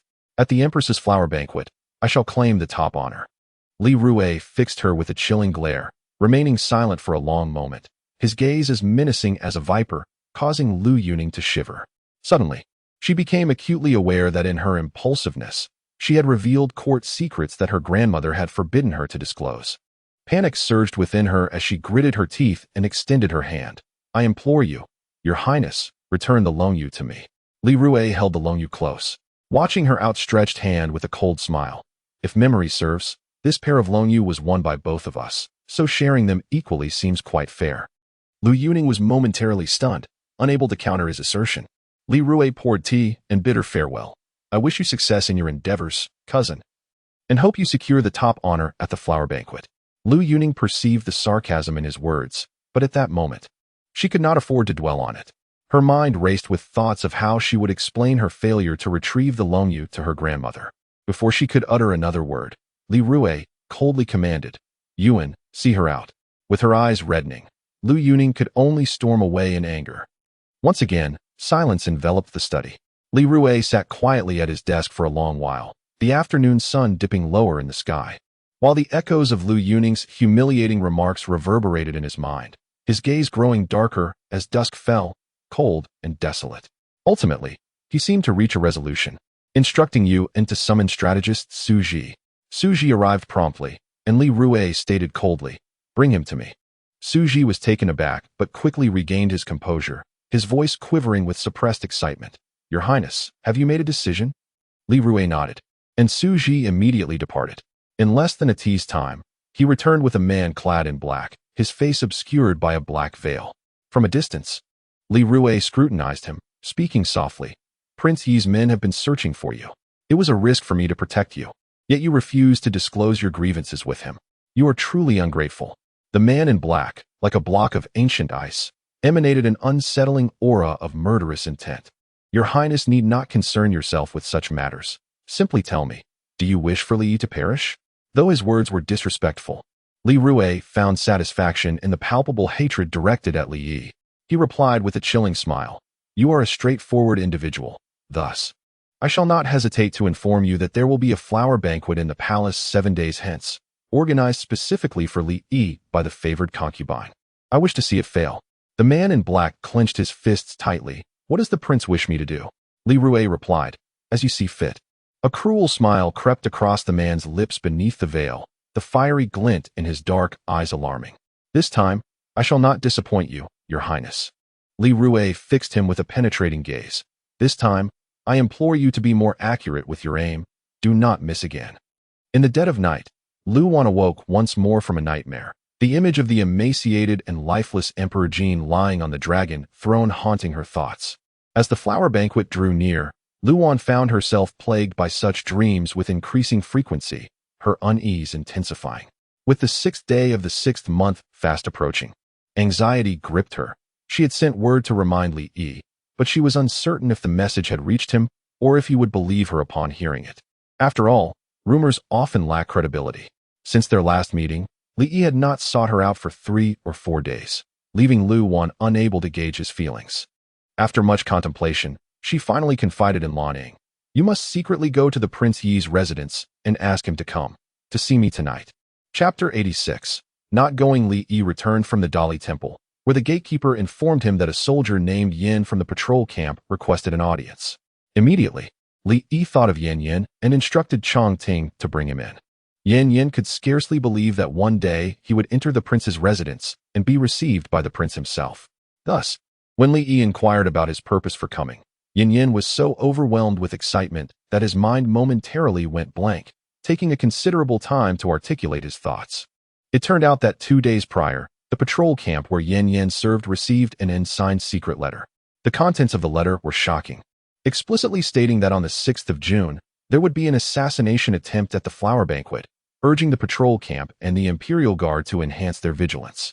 Initially, Yan Yin dismissed the letter as a cruel joke, not taking it seriously. However, the previous day, while drinking with friends, he learned from an acquaintance at the Dali Temple that the prince had discovered the whereabouts of the assassin who had previously attempted to harm him and was sending people throughout the city to hunt him down. Realizing the gravity of the situation, Yan Yin hurried to seek an audience with Li Yi. Upon hearing the account, Li Yi furrowed his brows slightly. Did you bring the letter? Yan Yin quickly retrieved the secret letter from his bosom and handed it to him. Li Yi unfolded it, struggling to decipher the scrawled handwriting. Observing his expression, Yan Yin anxiously inquired, Your Highness, is this possibly a forgery? Li Yi set the letter down with a faint smile. You have done well. I shall handle this matter. After Chong Ting escorted Yan Yin out, he returned to the study and tossed the letter toward Chong Ting. What do you think we should do about this? Chong Ting examined the ugly, worm-like script with a troubled expression. Given the handwriting, it is likely untrustworthy, but it is better to err on the side of caution. It would be prudent for the Imperial Guard to heighten their defenses on the day of the banquet. Li Yi replied, What the letter states is indeed true. Curious, Chong Ting asked, How did your Highness come to that conclusion? Li Yi explained calmly. Firstly, if it were a prank, the writer need not have gone through the trouble of finding someone illiterate to transcribe it. The handwriting may be atrocious, but the flow of the text is coherent, indicating that the writer, fearing exposure, deliberately had an illiterate person copy it. Secondly, the letter specifically references the previous assassination attempt, effectively signaling Yan Yin to seek me out, suggesting the writer is aware of our acquaintance. Consider this. The writer invested such effort to ensure the letter reached my hands through Yan Yin. How could it be mere jest? Chong Ting's eyes widened in realization, his demeanor turning serious. Then, Your Highness, we must not only bolster our defenses, but also seize this opportunity to apprehend the assassin, discover who sent him. A cold smile crept upon Li Yi's lips, his gaze inscrutable as he tapped his fingers rhythmically upon the table. I find myself quite intrigued by the writer of this letter. He instructed Chong Ting. This matter should not be entrusted to the Imperial Guard. We must avoid alarming the target. Chong Ting immediately understood, his expression solemn. Understood, Your Highness. Li Yi then recalled another matter and inquired, What did the Imperial concubine summon you for yesterday? Realizing he could not conceal the truth, Chong Ting hesitated before responding. The last time Your Highness returned with the second miss, though her identity was concealed from outsiders. News of Your Highness bringing a woman home at midnight reached the ears of the concubine. She summoned me to inquire about the identity of that woman. It turned out that after breakfast that day, the Imperial concubine had been speculating about the identity of the woman accompanying him, leading her to summon Granny Shu for answers. Granny Shu had raised Li Yi since childhood and had been by his side since he established his residence, effectively acting as a second mother while managing the house's affairs. When Granny Shu heard the concubine's inquiry, she recalled the incident of Li Yi returning home at midnight with a woman wrapped in his cloak. The concubine, upon realizing that her son was not jesting this time, feared he was genuinely involved with someone and sought to discover the woman's identity through Chong Ting. Li Yi asked, What did you say? Chong Ting promptly replied, I claimed ignorance, but the concubine surely did not believe me. So Your Highness should exercise caution in the future. With Granny Shu keeping an eye on things, we must be more vigilant. Li Yi scoffed. That incident was unforeseen. I shall not concern myself with her well-being henceforth. As they spoke, the gatekeeper reported that someone was outside requesting to see Chong Ting. After Chong Ting left and soon returned, he stepped closer to Li Yi, wearing a mysterious smile. Your Highness, guess whom I encountered outside? Li Yi shot him a glance and coldly scoffed. It certainly isn't her. Though he did not name her. Chang Ting understood to whom he referred and laughed even more heartily. Your Highness is indeed perceptive. You guessed correctly. Li Yi was briefly taken aback before glaring at Chang Ting. Have you become brazen enough to jest about her? That woman, having recently set a wedding date with Li Rui, was being treated with increasing courtesy by the Lu family, enjoying a comfortable life, and would hardly remember him. It was only in times of trouble that she might think of him. Seeing Li Yi's disbelief, Chang Ting quickly added, though it wasn't Miss Lu herself who came. She sent a trusted maid to ask whether you would meet her tonight. Li Yi, lifting a cup of tea to his lips, nearly choked upon hearing Chang Ting's words. Noticing his incredulity, Chang Ting reiterated, Your Highness, that maid is still waiting outside for your response. Lan Ying, being quite impatient, insisted on receiving a definite answer before leaving. Li Yi set down the teacup, raising an eyebrow. I will not go. If she avoided dining with me, why should I meet her now? Chang Ting hesitated, uncertain if he had misheard, and repeated, Your Highness is not going? His tone clearly expressed disbelief. Li Yi shot him a cold glare, prompting Chang Ting to quickly silence himself and depart hastily. Once outside the gates, Chang Ting relayed Li Yi's response to Lan Ying. Upon hearing it, she tossed her head in frustration and stormed off, prompting Chang Ting to chase after her, explaining, Tell your young lady not to overthink. His Highness has been too busy these past few days. Back at Qinghuai Pavilion, Lu Wan was preparing her attire and accessories for the banquet when Lan Ying entered, fuming. Miss, the prince claims he is busy and will not come. Lu Wan's brows knitted tightly upon hearing this. Under such circumstances, she would have to devise a plan to thwart everything on the day of the flower banquet. Yet, she pondered, how much could she accomplish alone against such overwhelming odds? As night fell, Lan Xiao prepared water for Lu Wan's bath. When Lu Wan emerged from the bathing chamber clad in a cool gauzy skirt, someone had already grown impatient waiting in her room. Chapter 87. Are you concerned about me? In the sweltering heat of summer, Lu Wan donned a delicate pink gauze dress that gracefully draped to her chest, complemented by a matching sheer overlay. Her snow-white skin was tantalizingly visible beneath the fabric. When did your Highness arrive? She inquired, seemingly unfazed by the man's insincerity. As she approached to pour him a cup of tea, Li Yi reclined against the cushions, half closing his eyes as he brazenly appraised her from head to toe, his gaze eventually resting on the sweet melon soaking in the well water. A cool smile curved his lips. Did you anticipate my arrival? Lu Wan placed the brewed floral tea before him, her demeanor composed. It's a 50-50 chance. I presumed that your Highness would be busy during the day, but I thought you might find a moment to spare in the evening, and perhaps you would come. Leaning closer, her faint scent of soap flowers mingled with her unique, sweet fragrance, enveloping him. Li Yi's eyes narrowed as he observed her. The last time she had been this forward was during their initial encounter in the chamber, a memory etched vividly in his mind. Surely, he could discern the intentions behind her attire and demeanor tonight. With a swift motion, he grasped the ribbon of her dress, pulling her into his embrace. Lu Wan tumbled into his arms, and Li Yi lifted her chin, locking his gaze onto hers. Speak. What is it that you wish for me to do this time? Lu Wan blinked innocently. Your Highness is overthinking. I merely wish to express my gratitude for your kindness the other day. Li Yi's gaze settled on her delicate, petal-like lips. Scars from their last encounter had healed completely, leaving no trace. It seemed she had indeed been diligent in using the jade dew balm. Could this woman truly feel grateful for such trifles? If he believed that, wouldn't it be akin to having lost his wits? His grip on her waist tightened, his eyes darkening as he scrutinized her. Speak the truth. His hands were strong, and he never held back when it came to her. Lu Wan shivered in pain, gritting her teeth. That day, your Highness mentioned that the 6-month agreement still stands. Will you intervene regarding my engagement with the Rui Wang? Li Yi released her, his expression cold as he regarded her. I granted you an opportunity last time, yet you failed to seize it. Previously, he had sought the Emperor's favor on her behalf. Yet she had squandered that chance, instead pleading for the Lu family's sake. Lu Wan sighed softly. Your Highness speaks so lightly. Given my status, how could I request the Emperor to annul my engagement? Do not forget, the Rui Wang is also His Majesty's son. Should I propose an annulment, it would bring shame upon the Emperor, and I might find myself in peril, potentially dragging your Highness down with me. Her words were earnest. Yet Li Yi merely smirked in derision. His rough fingers slipped beneath her skirt, and he coolly uttered, not my concern. His actions were fervent, but his words remained unyieldingly icy. He flipped her onto the couch, his body pressing down upon hers. Luan had invited him tonight with ulterior motives. Thus she dared not defy him.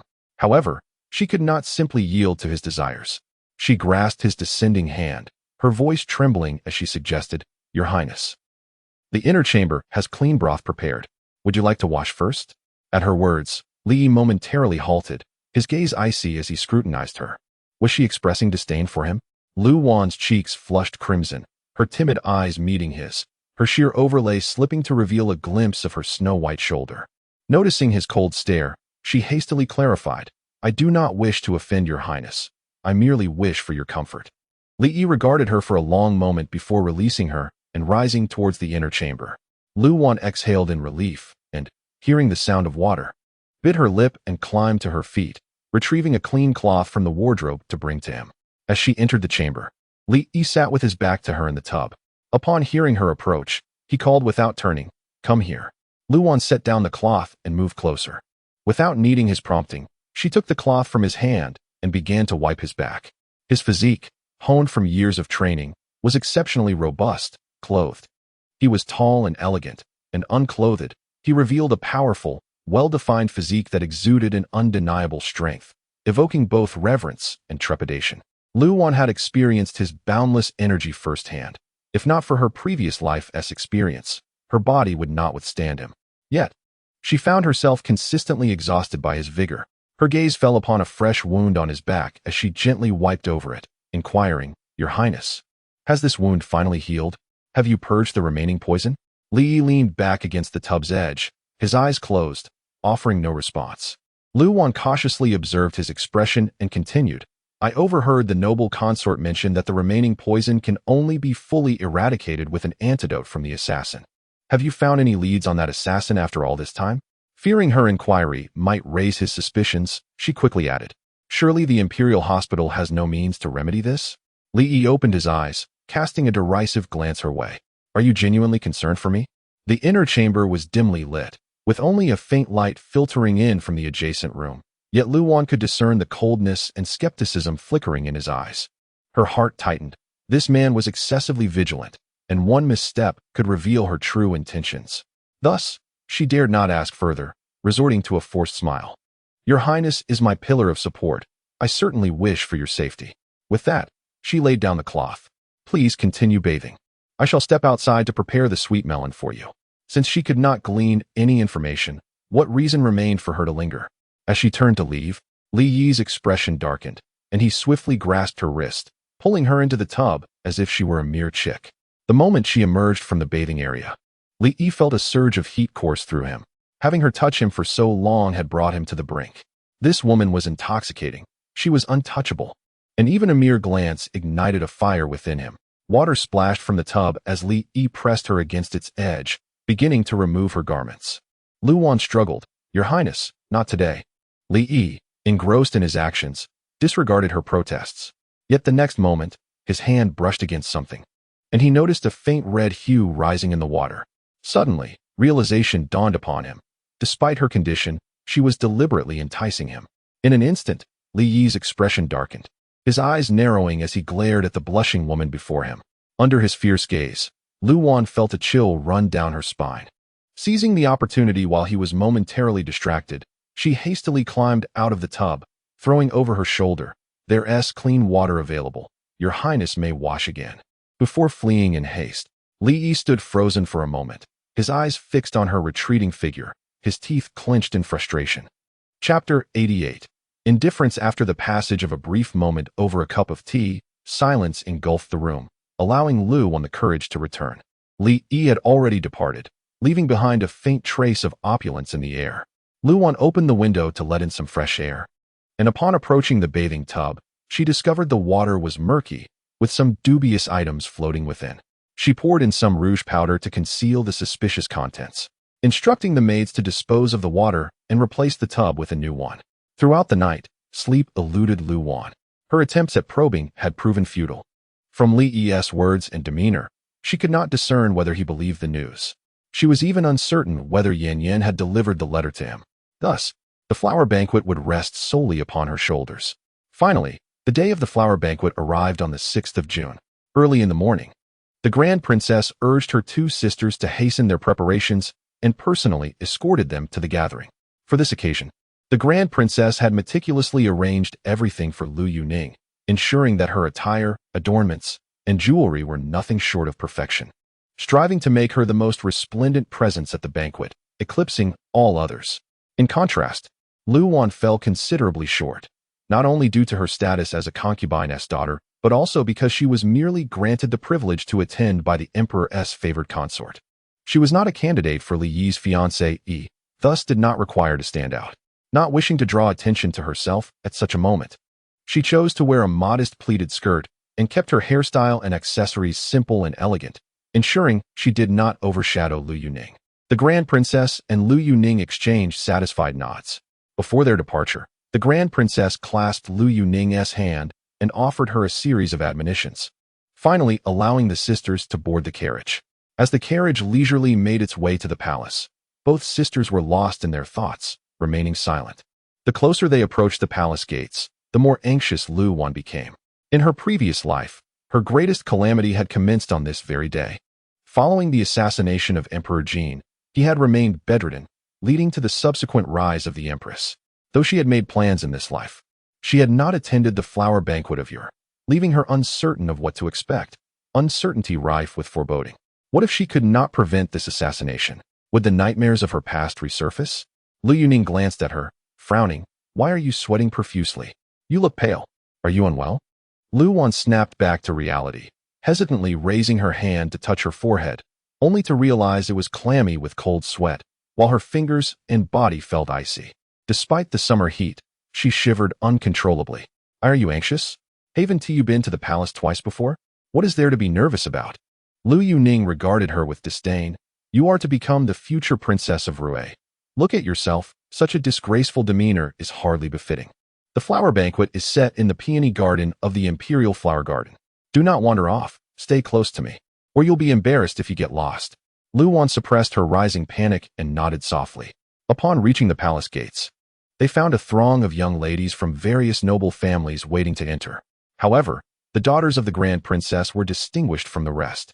A chief steward had already been stationed nearby to await the arrival of the carriage from the Duke of Jean's household. As the two stepped down from the carriage, the steward promptly led them through the crowd, bowing and scraping as they proceeded directly into the palace. The significance of the first flower ticket was thus made manifest. Everyone understood the implications of the first flower ticket, especially as it had been personally delivered by Prince Yi, an unspoken acknowledgement of their status. The palace servants were astute in recognizing the favor bestowed upon them. Thus the two princesses were accorded special treatment. However, the other young ladies, left waiting under the sun, were less than pleased. Unable to voice their grievances towards the palace staff, they directed their ire towards Lu Yuning. As Lu Wan traversed the gathering, she overheard many remarks regarding Lu Yuning and her past with the former crown prince, questioning how they could still show their faces at Prince Yi's flower banquet. Lu Yuning, having caught wind of such gossip, turned sharply to glare at the gossiping noblewomen, silencing them with her fierce demeanor. Lu Wan could not help but recall her previous life, wherein Lu Yuning ultimately wed Li Rui and became the crown princess. Yet from the day of their marriage, Li Rui had never touched her. His aversion stemmed from her past with the former crown prince, Li Jiao. Ultimately, regardless of Lu Yuning's grandmother's love and protection, she too had become merely a pawn in Li Rui's game. As they passed through the Chaohua Gate, they encountered Li Yi, who approached them clad in a resplendent purple-gold dragon robe, exuding an air of nobility, though his countenance was as cold as ice, resembling a stern judge. In recent days, he had resumed his aloof demeanor in court, causing the officials to steer clear of him, except for Lu Qingyu, who remained at his side. He strode directly forward, his gaze unwavering. The leading steward had already guided the sisters to the roadside, awaiting their greeting. Upon seeing him, Lu Wan could not help but recall the unsightly scene from the bathing tub, causing her cheeks to flush with embarrassment. She lowered her head and retreated behind Lu Yuning, seeking to escape his scrutiny. However, as he passed, Li Yi showed no sign of stopping. It was Lu Qingyu who paused to pull him back, advising his two younger sisters, "You must be cautious today. The palace is not like home. Maintain decorum and do not indulge too freely." This warning was primarily directed at Lu Yuning. Noticing that Li Yi had also halted, Lu Wan had no choice but to step forward with Lu Yuning to pay her respects. Li stood with his hands clasped behind him, offering a slight nod of acknowledgement to Lu Yuning, but when it was Lu Wan's turn, he turned away, dismissively indifferent. Lu Wan surmised that it was her misstep from that night which had irked him. Disregarding whether he acknowledged her, she hastily bowed and retreated behind Lu Yuning, staring down at her shoes. Yet, she could feel his gaze lingering on her, causing her to feel a prickling unease, fearing the perceptive steward might notice. The chief steward approached Li Yi and Lu Qingyu to pay his respects, then turned to Li Yi with a flattering smile. "Your Highness, the flower banquet is about to commence. You are the centerpiece of today's event, and the favored consort has been awaiting you." Li Yi withdrew his gaze, responding coolly, "I shall return to my residence to change." With that, he resumed his stride, leaving Lu Wan to exhale in relief as she followed the steward towards the inner palace. Upon their arrival at the peony garden, the steward prepared to return to report to the favored consort. Lu Wan turned to Lu Yuning and said, "Last time, I received a favor from the favored consort, and I have not yet had the chance to express my gratitude. Since the banquet has not yet begun, I would like to visit the Shangli Palace with this steward to convey my thanks." Lu Yuning, having overheard the conversation, felt less than pleased. Fanning herself as she replied, "Go ahead, but be quick about it." Lu Wan acquiesced and followed the steward towards the Shangli Palace of Consort Lawn. Chapter 89. The jade-like young master. Earlier, while en route to the Imperial Garden, Lu Wan had inquired with the eunuch Changyu about the whereabouts of the emperor, discovering that he was currently in the Shangli Palace accompanying the noble Consort Lawn for breakfast. However, before she could exit the garden, a group of individuals approached, blocking her path. Among them was none other than the Empress Rong, the mother of Li Rui. This was the first time she had encountered her in this life. Eunuch Chang promptly introduced her, saying, "Miss Lu, this is Her Highness, the Empress Rong, mother of Prince Rui." He then bowed to the Empress, smiling obsequiously, "Your Highness, this is the second daughter of the Duke of Zhenghua, your future daughter-in-law." Lu Wan quickly stepped forward, kneeling to pay her respects. "This humble girl, Lu Wan, offers her greetings to Your Highness." Empress Rong, of course, knew who she was. When Prince Rui had sought to marry her, Empress Rong was the first to oppose the union, deeming Lu Wan's lowly birth as unworthy of her son and publicly shaming her in the process. Even after learning that her son had married Lu Wan to ally with the Duke's powerful family, Empress Rong felt an immense discomfort in her heart. Today, however, fate had brought them together. Empress Rong, supported by her attendants, approached Lu Wan with measured steps. "Lift your head, let me see you." Following her command, Lu Wan raised her gaze slightly. Empress Rong scrutinized her from head to toe, noting her delicate beauty, yet heard whispers of her dull nature. Is that truly the case? Lu Wan remained silent, kneeling quietly. The Empress, observing her lack of response, noted how still she was, resembling a mere wooden puppet, and was amused. "Enough, rise. Where are you headed?" The latter question was directed at Changyu. Wiping the sweat from his brow, he replied cautiously. Miss Lu wished to express her gratitude to the noble Consort Lawn for her recent favor. Everyone in the palace knew that Empress Rong harbored a deep-seated hatred for Consort Lawn, who had enjoyed the emperor's affections for many years. The emperor had elevated a twice-married widow to such a status, and Empress Rong had endured countless years of resentment, reaching a point where she could no longer tolerate even the mention of Consort Land's name. With a cold glare, Empress Rong remarked, "Ah, I have heard you frequent Shangli Palace more than once. Is it that this future mother-in-law of yours is unworthy of your visit, and you seek another deity to worship?" Empress Rong's sharp and venomous words were not unfamiliar to Lu Wan, who had experienced similar disdain in her previous life. Now, however, such remarks no longer fazed her. She responded with a faint smile, "Your Highness, I have indeed longed to pay my respects, but my humble origins render me unworthy to face you. I hope Your Highness can forgive me. Since you are here, let us converse pleasantly," the Empress declared. Lu Wan, taken aback, quickly realized that this encounter was no mere coincidence, but rather a deliberate interception by the Empress. Turning to Eunuch Chang, she stated, "I shall return another day to express my gratitude to the noble consort." Then, bowing to Empress Rong, she said, "Thank you, Your Highness, for your consideration. I shall accompany you to the banquet." Observing Lu Wan's submissive demeanor, Empress Rong snorted coldly before turning away. Before long, the guests at the floral banquet had all arrived, with Consort Lan and Emperor Jin already seated on the high dais. The noble ladies, including Lu Yuning, were arranged according to their rank on either side. Lu Yuning, being of the highest status, occupied the first seat on the left. Lu Wan, however, was uncertain of her rightful place. As she contemplated finding a position at the end of the row, Consort Lan spotted her and beckoned her to sit beside her. The seats on the dais were reserved for members of the Li royal family, and even Lu Yuning was not worthy of such an honor. Lu Wan dared not take the seat. Moreover, the adjacent spot was clearly reserved for the day's guest of honor, Li Yi. Sensing her hesitation, Consort Lan smiled.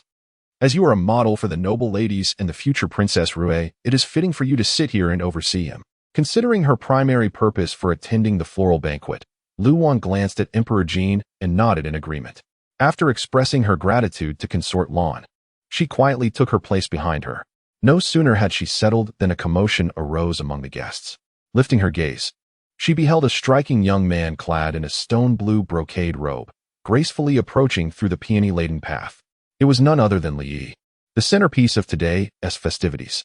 He typically favored darker, somber fabrics, which lent him an air of coldness. However, today, adorned in the exquisite stone-blue robe, he appeared less severe and more amiable. As he glided through the assembly of flowers, he resembled a jade-like young master, captivating the noble ladies, including Lu Yuning, who cast him lingering glances. Lu Wan lowered her eyes to her own sky-blue pleated skirt, feeling a wave of embarrassment wash over her. He had done this deliberately. Chapter 90. Assassination. Witnessing Li Yi in such a state, Lu Wan felt a mixture of anger and helplessness. With so many eyes upon him today, any hint of irregularity would undoubtedly be detected. He was thrusting himself into the eye of the storm. The tension in Lu Wan's heart intensified. Her hands clenched tightly in her sleeves. Fortunately, the flower banquet commenced soon, and the noble young ladies began to showcase their talents in hopes of winning the favor of the emperor and the favored consort, Li Yi. The audience's attention was captivated by the performances of the noble ladies, allowing Lu Wan to exhale slightly in relief. As she turned her head, she collided with Li Yi's cold, penetrating gaze. His eyes held a frigid demeanor, laced with an enigmatic undertone. Reminded of the events of that fateful night, Lu Wan hastily diverted her gaze, feigning interest in the performances. It was then that Lu Yuning's turn arrived. She played the pipa with extraordinary skill, earning thunderous applause from the audience. As the performances drew to a close, the palace attendants began serving a variety of refreshing floral concoctions and fruits to the guests. Observing the bustling attendants, Lu Wan felt a tightening in her chest. If an assassination were to take place, disguising oneself as a palace maid amidst the banquet would be the least conspicuous approach. As the banquet progressed, Chongting quietly approached Li Yi from behind, whispering a few words into his ear. Upon hearing them, Li Yi's expression grew even more solemn. He cast a glance in Lu Wan's direction, aware that the assassin's blade was indiscriminate. He instructed Chongting in a hushed voice, "Have Chong Luan keep an eye on her." Chongting hesitated. "Your Highness, Chong Luan is meant to protect. Do as I say. Ensure the safety of the others. Remember, we must capture them alive," Li Yi asserted, his tone resolute and undeniable. Chongting could only comply and departed. The flower banquet, aptly named, included a crucial segment dedicated to flower appreciation. Consort Lan directed that everyone was free to admire the blossoms without restraint. As the hostess of the event, she personally led the guests into the garden. The noble ladies, all around the ages of 15 or 16, brimming with youthful exuberance, eagerly followed Consort Lan to explore the wonders of the peony garden. In the garden, the air was filled with the fragrance of flowers and the delightful sounds of laughter echoing from the girls. However, Lu Wan felt increasingly uneasy. As the end of the banquet loomed closer, her anxiety mounted.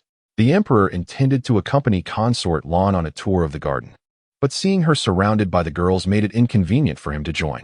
Instead, he inquired of Li Yi, among so many young ladies, "Is there one that catches your fancy?" Li Yi, frowning and reclining against his cushion, responded apathetically, "None." The emperor, exasperated, nearly kicked him, but then noticed Lu Yuning sitting alone at the lower table. He commanded Li Yi, "Get up and accompany Miss Lu to admire the flowers." After observing the performances, the emperor was most pleased with Lu Yuning. Li Yi, recalling the intelligence from Chongting, reasoned that since the assassin was targeting him, his departure would render this place safer. Thus, he rose and descended the stage, inviting Lu Yuning to join him in flower appreciation. In an instant, the table was left with only the emperor, the favored consort, and Lu Wan. Seeing the position beside the emperor vacant, the favored consort seized the opportunity to draw closer. Yet, just then, that wooden girl approached her with a respectful demeanor, pouring tea and serving her attentively. How could the favored consort, in front of her future daughter-in-law, act coy and foolish towards the emperor? Consequently, she shot Lu Wan a glance and smiled. You should also take a stroll in the garden. Lu Wan understood her intent to dismiss her, but with the emperor present, she had no intention of leaving. Pretending not to comprehend the favored consort's meaning, she lowered her head and replied obediently, "It is rare for a common girl to enter the palace.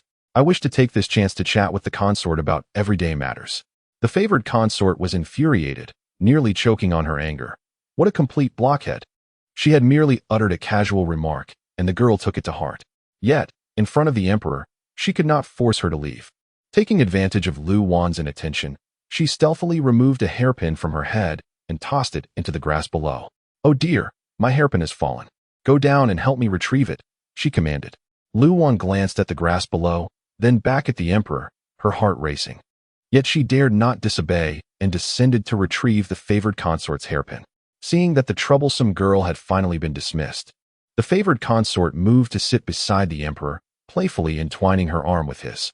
"Your Majesty, the sun is becoming quite fierce. It is rather hot here.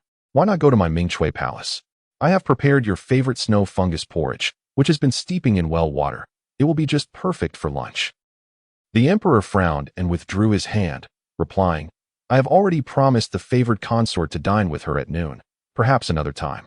The favored consort's face fell, but undeterred, she clung to the emperor's arm. "Then how about tonight? It has been quite a while since you visited my Mingchui palace." The emperor glanced at Lu Wan, who was still picking something up in the grass below. He understood that if he did not acquiesce to the favored consort today, she would not relent, even in front of a junior. Thus, he conceded, "Very well, I shall visit you tonight." Upon hearing this, the favored consort's face lit up with joy, her spirits elevated, and she even began to view Lu Wan more favorably. Yet Lu Wan could not share in her happiness.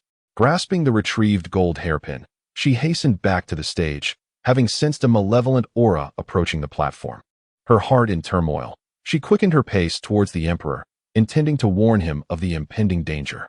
Before she could utter a word, a series of swift, slicing sounds pierced the air as the sunshade above the platform was torn through. Dozens of shadowy figures descended, their swords gleaming ominously, all aimed at the emperor. The emperor reacted swiftly, shoving the favored consort aside and rising to evade the attackers. Yet the space atop the platform was limited, leaving little room for escape. The favored consort shrieked sharply, and the surrounding guards rushed to the sound, while Li Yi and others in the garden also sensed the commotion and swiftly turned back. But it was all too late. The assassins outnumbered them, each strike ruthless and lethal. Before the guards could approach, they were felled, collapsing around the platform. When Li Yi and his men finally returned, they were met with the horrifying sight of the emperor and Lu Wan lying in a pool of blood, with Chang Wan desperately wielding his sword to shield them both. Chapter 91. Destiny. Li Yi's eyes instantly reddened, his body radiating a fierce killing intent, reminiscent of the Lord of the Underworld. With a swift motion, he unsheathed the soft sword from his waist, channeling his inner strength through the blade, which sang a resonant tune.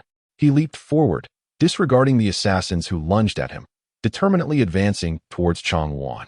Chang Ting and the others soon arrived, and the assassins quickly found themselves at a disadvantage. Li Yi thrust his sword through the throat of the assassin, blocking his path, kicking the lifeless body aside as he reached the side of Emperor Jin and Lu Wan. "Father!" Li Yi's voice trembled uncontrollably. Having entered the battlefield at the tender age of 14 and witnessed countless battles, he had seen more corpses than living souls.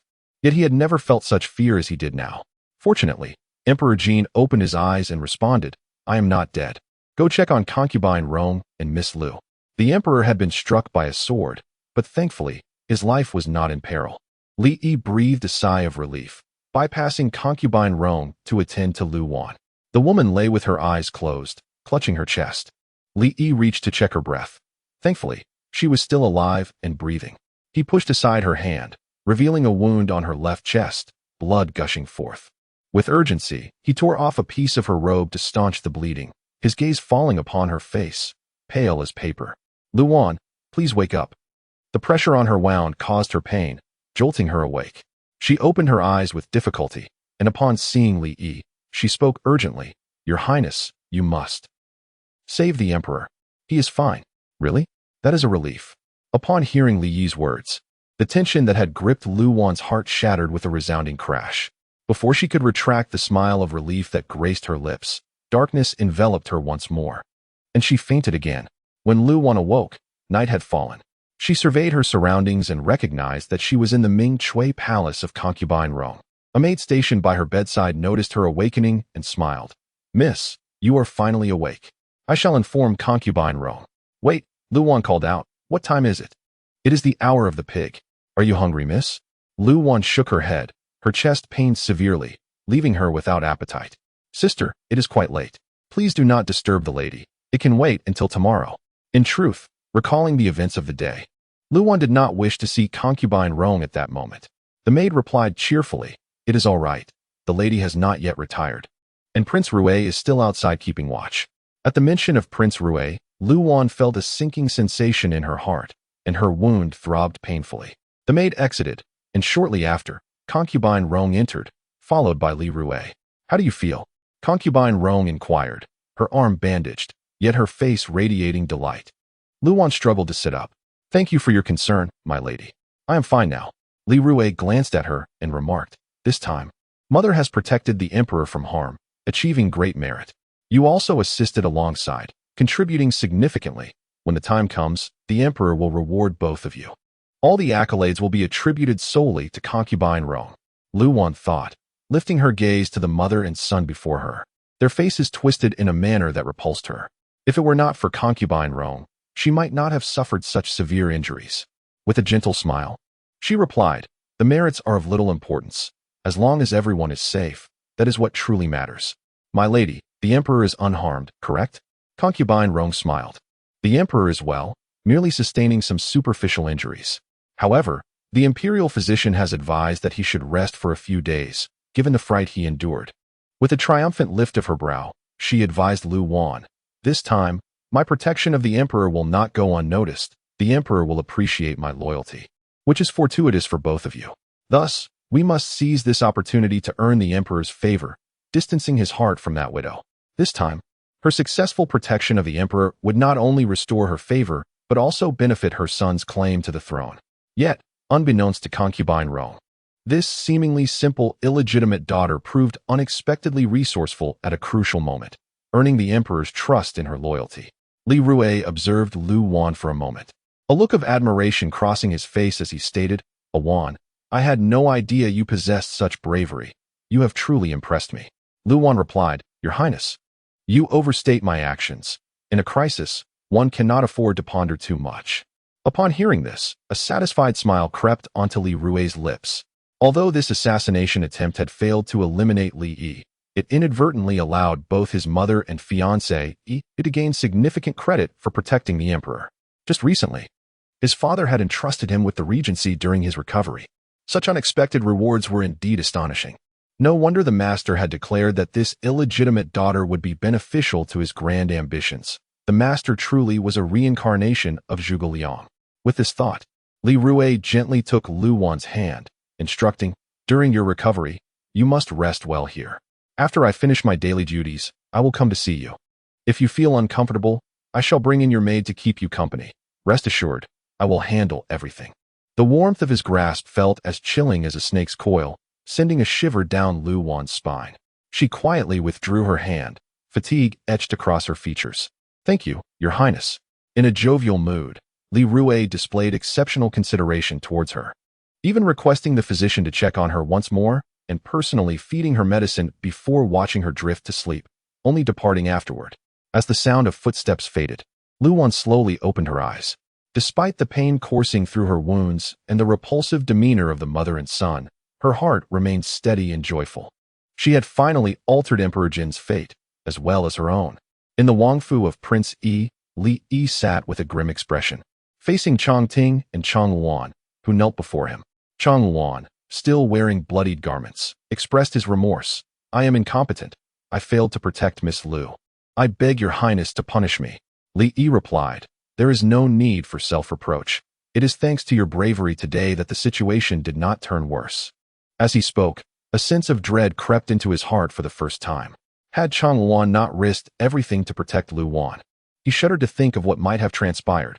"You may leave now and see to your wounds," he commanded. Chang Luan obeyed, and, upon reaching the door, Li Yi called out, "Was that sword wound truly sustained while protecting my father?" Chang Luan nodded. "I was escorting the lady and the emperor down from the stage when concubine Rong suddenly appeared, disrupting our formation, allowing the assassins to strike. The lady bravely stepped forward to shield the emperor from that sword." At that moment, his voice faltered. "Speak." Recalling the perilous moment, Chang Luan's voice trembled. Had the lady not intervened, His Majesty might have. Li Yi's heart sank as he suddenly recalled how, during the flower banquet, her gaze had been anxiously fixed around his father. In retrospect, it seemed she had anticipated the emperor's perilous fate all along. Chapter 92. Recuperation. After Chang Luan departed, Chang Ting expressed his guilt. "Your Highness, of the 11 assassins, 6 are dead, 2 committed suicide by poison, and 3 escaped. Among them, 2 fled the palace, and the last one." Li Yi's expression hardened. "Have you searched the entire palace?" Chang Ting wiped the cold sweat from his forehead. "We have meticulously searched every palace and hall, yet that last one seems to have vanished into thin air, leaving no trace." Li Yi recalled the elusive assassin, wielding plum blossom darts, the very same person who had attempted to kill him on the boat that day. He initially assumed the assassination was aimed solely at him, never anticipating that it would also target his father. A dreadful flame flickered in his deep phoenix eyes as he coldly instructed, "Deploy guards to vigilantly monitor Qinqing Palace and Shangli Palace day and night. Unless absolutely necessary, do not allow the imperial consort to leave. Make it clear that it is my command." Chang Ting's expression turned serious. "Your Highness, does that mean the assassin might target the consort as well?" Li Yi remained silent, his heart a tumult of emotions.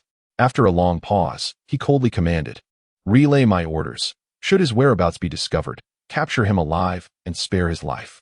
The news of the emperor's assassination attempt spread rapidly, impossible to conceal, prompting the 3 departments and the imperial guard to scour the city for the assassin. As the eldest princess of the royal family, the Grand Princess rose early the next day to visit the emperor and then proceeded to Mingsui Palace to see Consort Rong and Lu Wan. Due to Consort Rong's valor in saving the emperor, coupled with the fact that Prince Rui had acquired the regency, Mingsui Palace was abuzz with activity. As courtiers and sycophants flocked to curry favor, Lu Wan was awakened early by the commotion, and upon opening her eyes, she found Lan Chao standing by her bedside. "When did you come in?" Seeing her closest confidant after a harrowing escape filled Lu Wan with joy. However, Lan Chao's voice was hoarse from crying. "It was the old lady who brought me here. Miss, the 3rd Miss returned home yesterday and spoke of the events in the palace. I was truly frantic." "Are you still in pain?" Lan Chao observed the bandages wrapped around Lu Wan's chest, arms, and legs, feeling a pang of heartache yet afraid to touch her, fearing it might worsen her injuries. Lu Wan managed a feeble smile. "What pain could I not endure? But now I am even hungrier. I feel as if I might starve." Upon hearing this, Lan Chao hurriedly brought over the blood swallow porridge she had prepared earlier, gently assisting Lu Wan to sit up and feeding her small spoonfuls. Lu Wan had not eaten since yesterday and was genuinely famished. She consumed 2 bowls of porridge before feeling a modicum of strength return. Just as she finished, footsteps approached, and upon looking up, she saw her grandmother and consort Rong enter, followed closely by Lu Yuning. During the assassination attempt at the high platform the previous day, Lu Yuning had been with Li Yi, while the other noble ladies had fled in panic. Yet, Lu Yuning had followed Li Yi back, thus witnessing Lu Wan collapsed in a pool of blood. Although she had often looked down upon her half-sister, the sight of Lu Wan in such peril shook Lu Yuning to her core. Once home, she shared the events with their grandmother, and the Grand Princess was equally astonished, unable to fathom that her timid and weak granddaughter could exhibit such remarkable bravery. This act, without a doubt, would bring glory to the Lu family. Earlier at Qinqing Palace, the emperor had praised Lu Wan, and now in Mingsui Palace, Consort Rong also lauded her in front of everyone.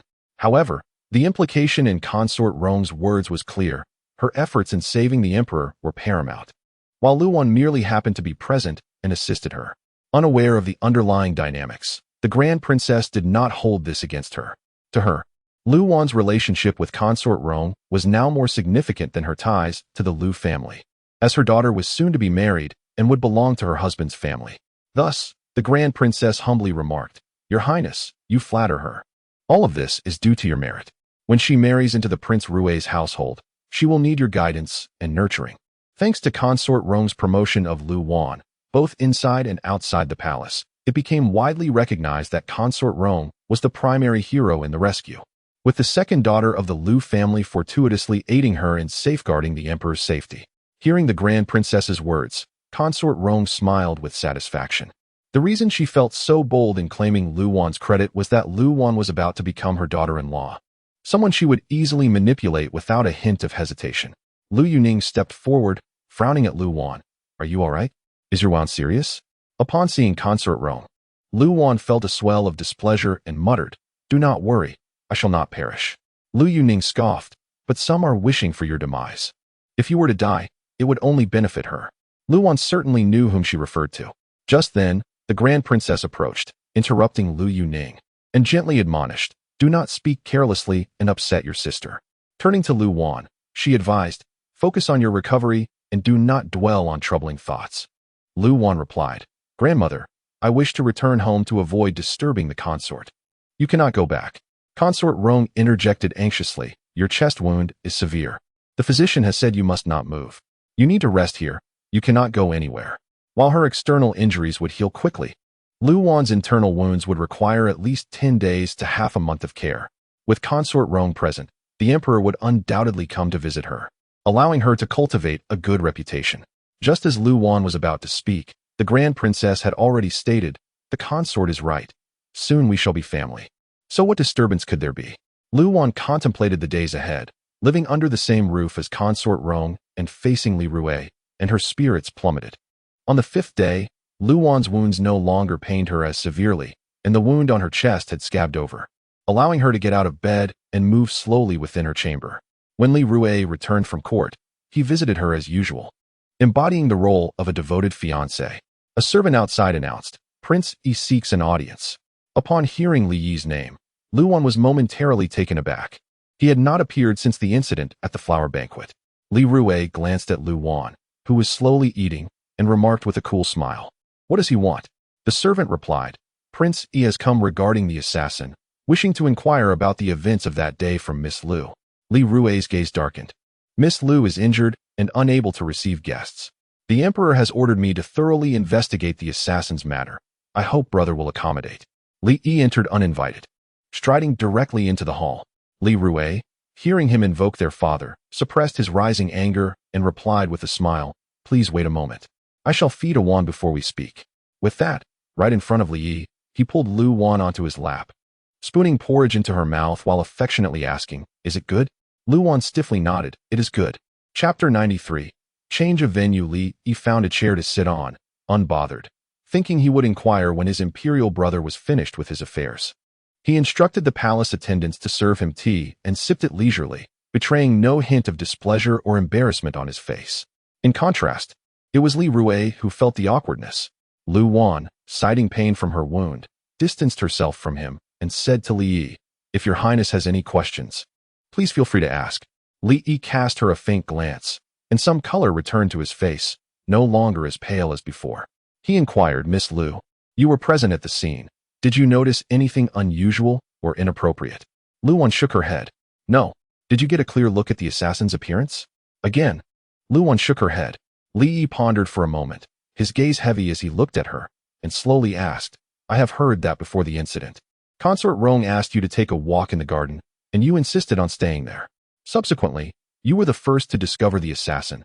This makes me wonder, did you perhaps have prior knowledge of the assassination attempt and took precautions?" Lu Wan felt a tightness in her chest, causing her wound to throb. She knew his keen insight but had not anticipated that her carefulness would not evade his scrutiny. As she grappled with how to deflect his suspicion, Li Yi's gaze shifted to Li Rui beside her. He smiled faintly, his words laced with sarcasm. "Does Imperial Brother also feel that this entire affair seems premeditated? It is indeed remarkable that two vulnerable women, Miss Lu and Consort Rong, successfully saved the Emperor." Upon hearing this, Li Rui's expression darkened. The implication was clear. Li Yi suspected him of being the mastermind behind it all. After all, he stood to gain the most from the assassination incident. Li Rui quickly regained his composure and retorted with a cold smile. I have heard, however, that Imperial Brother had already arranged his forces before the flower banquet began, even bringing along his most skilled guards. Does this imply that Imperial Brother was aware of the assassination attempt beforehand? If so, why did you not alert Father Emperor, thus placing him in jeopardy? With these words, the atmosphere in the chamber grew tense, the brothers at odds. Lu Wan, however, breathed a silent sigh of relief. It was apparent that Li Yi had concluded she received some forewarning from Li Rui, prompting her to be cautious. His suspicion of Li Rui inadvertently provided her with an escape route. Just as the standoff continued, palace attendants ushered in the female physician from the Imperial Medical Institute. Lu Wan's time for a dressing change had arrived. The two brothers exited the room together. Li Yi strode out without a backward glance, but Li Rui called after him. I advise you, Imperial Brother, to speak sparingly of matters lacking solid evidence, lest you bring trouble upon yourself. Li Yi turned to look at him, a disdainful smile gracing his lips. There is no rush. I have left 3 witnesses alive. There will come a day when we capture them, and then the truth will be revealed. Li Rui clenched his fists beneath his sleeves. Upon returning to the Rui Wang residence, he summoned Su Ji. Do you have any news of those 3? Su Ji shook his head, his expression grave. 2 of them have escaped the palace. I have dispatched men to track their whereabouts. Once located, they will be eliminated to silence them. However, the most troublesome is that the 3rd, Zhui Ying, seems to have vanished without a trace. There is not a single clue. It appears that Wang Yi's men are also aware of his significance and are searching for him. Recalling Li Yi's words, Li Rui felt a chill creeping up from his feet and gritted his teeth in anger. We must find Zhang before Wang Yi does. I want to see his head with my own eyes. Meanwhile, at the Wang Yi residence, Li Yi instructed Chang Ting, send someone to closely monitor the Rui Wang residence, particularly Su Ji, the strategist beside Rui Wang. Today, he deliberately questioned Lu Wan in front of Li Rui to draw out the snake. From Li Rui's subsequent reaction, I am convinced that the assassination at the flower banquet was orchestrated by him. Hence, he must be more anxious than us to locate the 3 remaining assassins. Chang Ting acknowledged, glancing at those waiting in the courtyard. Your Highness, just now, Madame Deng sent Chang Yi back to say she wishes to invite you to her private residence for dinner tonight. Li Yi closed his eyes, reclining against the round pillow, remaining silent. Chang Ting understood and stepped outside to inform Chang Yi. Return and tell Madame that His Highness has been preoccupied with the matter of the assassins and has no time to visit them. Advise her to take care of herself. Chang Yi complied and left, while Chang Ting returned to the room and extinguished the nearby lamp. Yet Li Yi did not sleep. He opened his eyes and asked Chang Ting, Today in Mingchui Palace, I saw you speaking with Lan Chao. What was the discussion about? Chang Ting froze. Blushing as he explained, Miss Lan Chao merely chatted with me, expressing that her young lady does not wish to remain in Mingchui Palace for recovery and wishes to return home. Why did you not mention this earlier? Li Yi shot him a cold glare. Chang Ting hesitated, gauging Li Yi's mood, and tentatively asked, Should we perhaps find a way to assist her? Li Yi scoffed. Why should I concern myself with that? She appears to be quite comfortable in Mingchui Palace, being fed porridge by someone. In the evening, Lu Wan had just awakened when palace attendants entered to help her pack, informing her that Consort Lan had personally sent people to move her to Shangli Palace. It turned out that in the afternoon, Consort Rong had gone to Qianqing Palace to attend to the Emperor's illness and had fallen, breaking her leg, and would remain there to recuperate. Consort Lan, concerned that Lu Wan would be unattended in Mingchui Palace, proposed to take her to Shangli Palace for her recovery. And surprisingly, Consort Rong had agreed. As dusk fell, Li Yi sat in the corridor of Shangli Palace, sipping tea. Upon seeing Consort Lan return with her retinue, he noticed Lu Wan was absent. Bai Ji, who had just finished tidying up the side hall, asked, Your Highness, did Miss Lu not come with you? Consort Lan replied, She has returned to her own home. Understanding that Lu Wan likely harbored concerns, Consort Lan did not press her, instructing the palace attendants escorting her to exercise caution on the way back. After sitting for a while, Li Yi also rose to leave. Consort Lan, aware of the recent quarrels, sensed he might still feel uncomfortable and did not keep him. She merely watched his retreating figure, her eyes glistening with unshed tears. With utmost care, the palace attendants carried Lu Wan in a soft sedan chair, gently making their way out of the palace. Lan Chao stayed close, attentively supporting Lu Wan, anxious to prevent any accidental aggravation of her injuries. My lady, Lan Chao inquired, Why did you decline Consort Lan's invitation to Shanli Palace? Luwan responded, Her Highness extended a gracious offer, yet I yearn to return to my own abode, where I may find greater ease. In truth, she was aware of the long-standing discord between noble Consort Rong and Consort Lan. During their previous encounter in the garden, noble Consort Rong had expressed her displeasure at Luwan's closeness with Consort Lan. She saw no need to exacerbate the situation, as noble Consort Rong was, in name, her future mother-in-law, and someone she could not afford to offend at present. Despite her aversion to the Lu family, Luwan experienced a surge of joy upon departing the palace, a cage that had confined her for 5 long years. She vowed never to set foot within its walls again unless absolutely necessary. Luwan's health had suffered due to her recent ordeal. As she relaxed, the gentle swaying of the sedan chair lulled her into a fitful slumber. She sensed a brief pause in their journey, but the chair soon resumed its smooth progress. The Lu family, having received news of Luwan's impending return, awaited her arrival at the palace gates. Lu Qingyu, accompanied by servants, had prepared a carriage with thick, soft cushions. Upon seeing Luwan's party emerge, he eagerly approached, carefully assisting her from the sedan chair. Your Highness, Prince Yi, Lu Qingyu greeted, smiling in the direction of Luwan's retinue. Did you escort A1 from the palace specifically? Luwan started, slowly turning to see Li Yi indeed present. Lan Chao, noticing her mistress's surprise, whispered, Your Highness has been following the sedan chair since the garden. You were asleep, my lady, and did not realize it. Luwan now understood the earlier pause. They had encountered him. Li Yi's gaze swept across her face before addressing Lu Qingyu. We merely share the same route out of the palace. Her sedan chair happened to obstruct my path. His path was obstructed, compelling him to travel alongside her. Lu Qingyu, realizing his misinterpretation, offered an embarrassed bow. My apologies for the presumption. Luwan also curtsied. My apologies for obstructing your highness's path. The movement tugged at her wounds, causing her to wince. Li Yi waved dismissively. It is of no consequence. Return home swiftly. Luwan's leg injury made it difficult to climb the carriage steps. Lu Qingyu extended his arms. Come, let your brother carry you. Luwan's heart trembled at the sight of Lu Qingyu's outstretched arms, and her eyes welled with tears. The Lu family's betrayal and hurt from her past life were still vivid in her mind, so she had kept her distance from them in this life. Lu Qingyu's show of affection caught her off guard, and she was unsure how to respond. She suppressed her emotions, looking at Lu Qingyu with gratitude, and said with a smile, Brother, I can manage slowly on my own. Thinking she was embarrassed to be seen in public, Lu Qingyu did not insist, only asking with concern, Are you sure you can manage? I can steady you. Luwan took his hand, using his strength to slowly lift her leg, trying to step onto the carriage steps. Behind her, Li stood with his hands clasped behind his back, his eyes fixed on the woman's delicate figure. Seeing her struggle to lift her leg, his hands clenched, and his discontent with Lu Qingyu grew. He really needed to correct this indecisive nature of his. At that moment, another figure emerged from the palace gates, Li Rui. Upon learning of Luwan's departure, Li Rui had hastily pursued her. He had hoped to keep Luwan in the palace, as his duties as regent kept him from leaving. With her nearby, he could see her more often.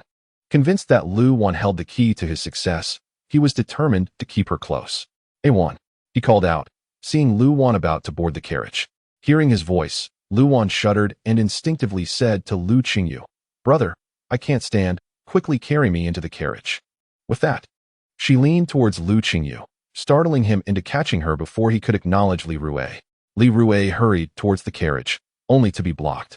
Brother, I was just on my way to the Imperial study to discuss disaster relief in Huaiyan. Li Yi said respectfully. Li Rui glared at him. This can wait. Disaster relief cannot be delayed. The longer the Imperial envoy is not appointed, the longer the relief efforts are stalled. Every day of delay brings more suffering to the people.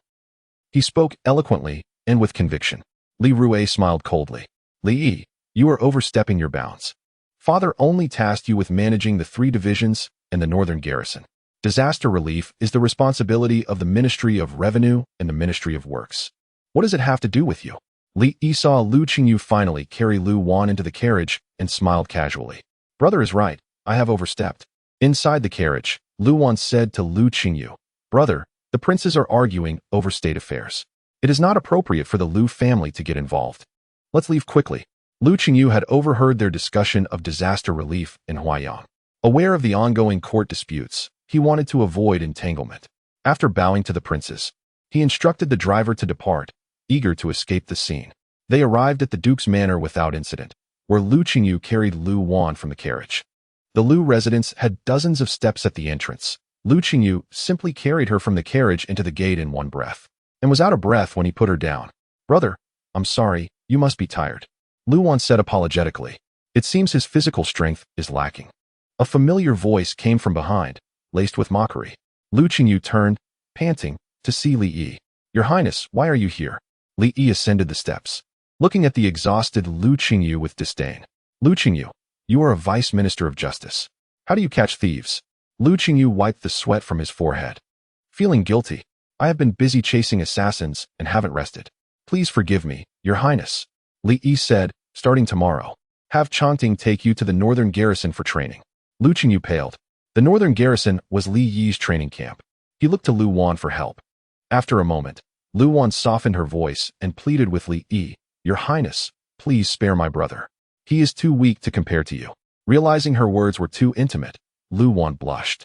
Fortunately, Lu Qingyu was too worried about military training to notice her discomfort. But her expression did not escape Li Yi's attention. The hands behind his back clenched and twisted uncomfortably. Chapter 95. Flights of fancy. At this moment, as twilight descended, the lanterns at the entrance of the Duke of Zhan's residence had yet to be lit. In the dim light, the man's gaze bore a predatory intensity, akin to a beast poised to pounce, fixated unabashedly on Lu Wan, igniting in her heart that familiar flutter of anxiety once more. Lu Wan dared not meet his eyes, her heart seething with resentment. Despite her current state, he still sought to torment her. What a beast! The path from the entrance to the Qinghuai Pavilion was still a distance away, and the Lu family had arranged for a sedan chair to carry her home, attended by servants. Throughout the journey, Lu Qingyu pleaded with Li Yi, yet the latter, while preparing to attend the Lu family banquet and savor their fine delicacies, remained obstinate, refusing to relent and spare Lu Qingyu. Wearing an expression of self-evident superiority, Lu Wan opted for silence, curling herself into the soft cushions of the chair, wishing to become invisible.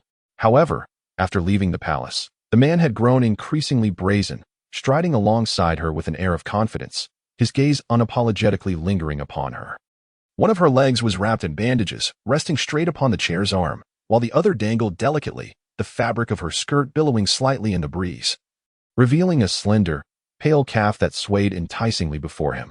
Li Yi recalled their past encounters, where, during moments of urgency or intensity, she would often kick him with those slender legs, which, despite their fragility, bore considerable strength.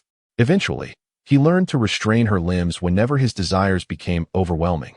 Much like the current situation, perhaps it was the prolonged emptiness or perhaps the lingering discomfort from her previous deception, but a myriad of thoughts surged within him. Even the light filtering through the leaves onto her face stirred his imagination. "Your Highness, cousin, can you hear me?" Lu Qingyu called out desperately from behind. Li Yi snapped back to reality, turning to see Lu Qingyu, drenched in sweat, and remarked, "Father mentioned that he intends to go hunting at Xiu Yi Mountain this autumn.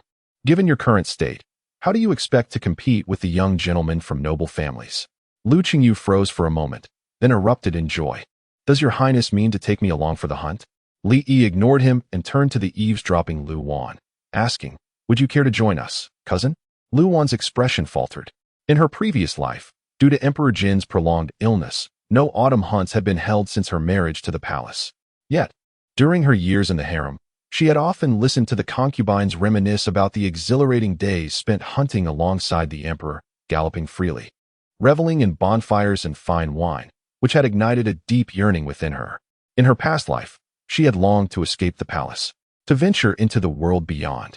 She had not anticipated such an opportunity would arise so swiftly. Without hesitation, she was inclined to accept, but then hesitated at the thought of Li Rui's presence during the hunt.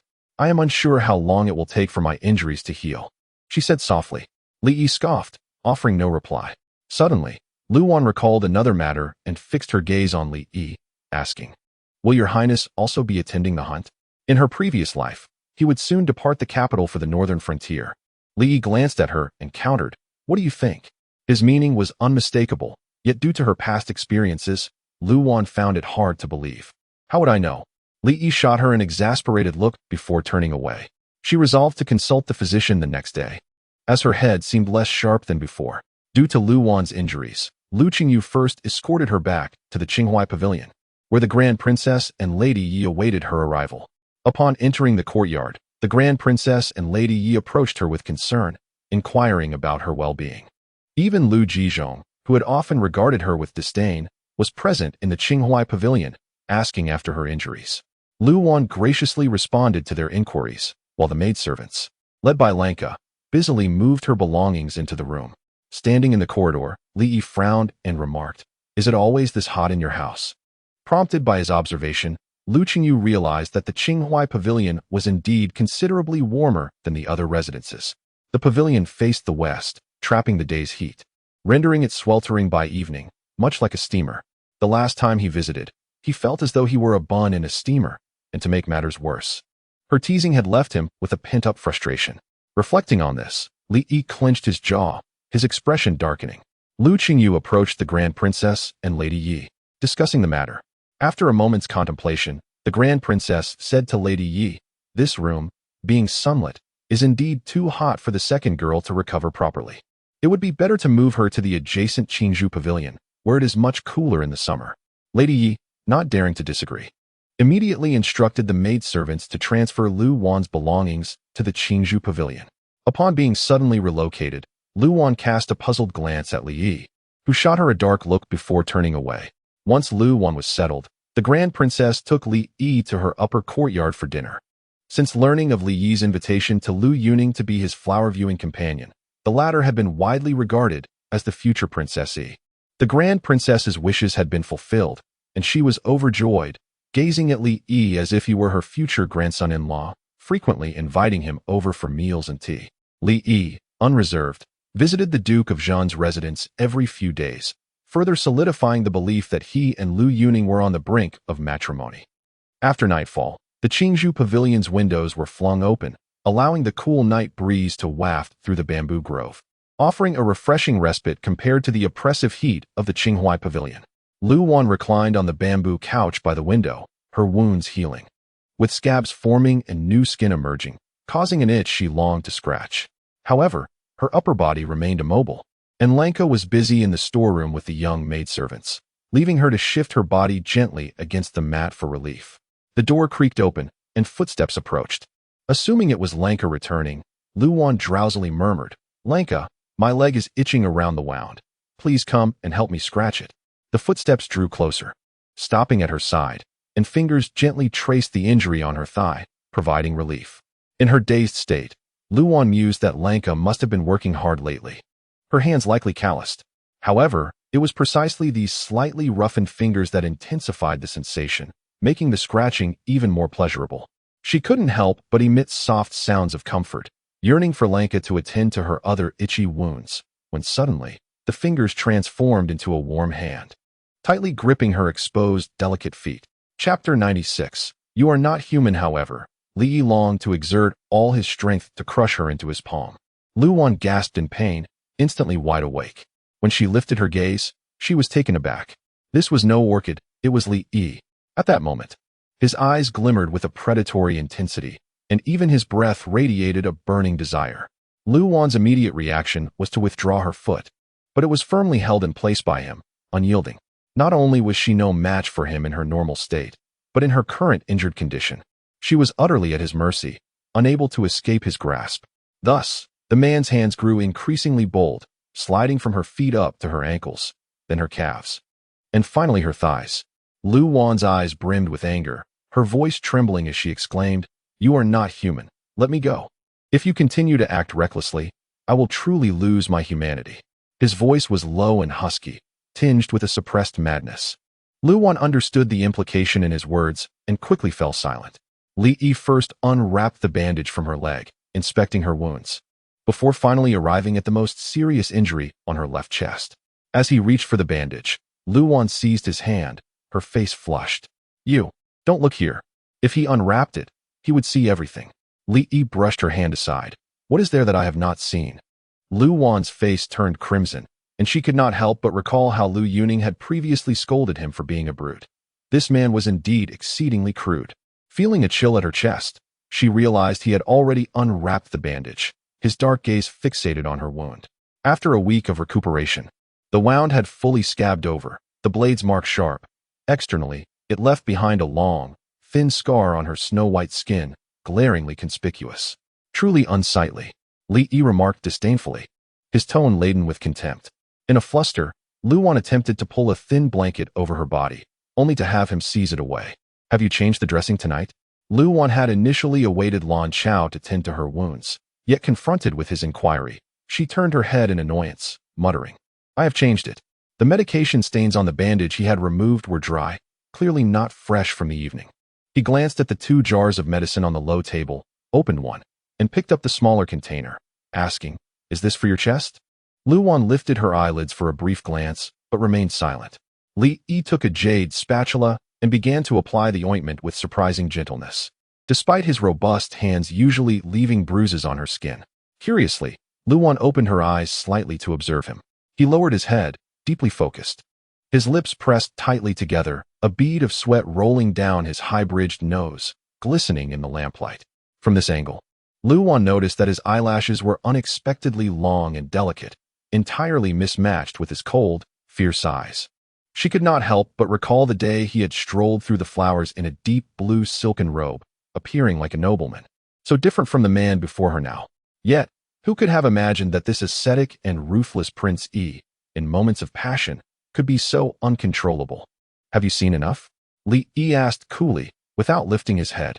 Caught in the act, Luan felt the heat of embarrassment flood her face, wishing she could vanish into the ground. She grabbed a nearby cushion to shield her face. Humph. He let out a teasing snort, wrapping the bandage around her chest and switching to another jar of medicine to treat her other wounds. Luan lay still, pretending to be lifeless, allowing him to do as he pleased. Once all her wounds had been treated, Li Yi tore the cushion from her face, finding her with her eyes closed in feigned death, a smirk of mischief curving his lips as he leaned down to gently nibble on her earlobe.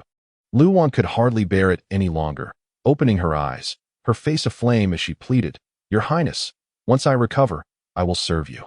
Li Yi had no intention of letting her off so easily.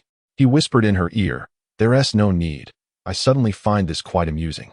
He employed the very tricks she had used on him in the past, turning them against her. Luan felt a spark ignite within her, beads of sweat rolling down her forehead, merging into a pool of spring water in her eyes.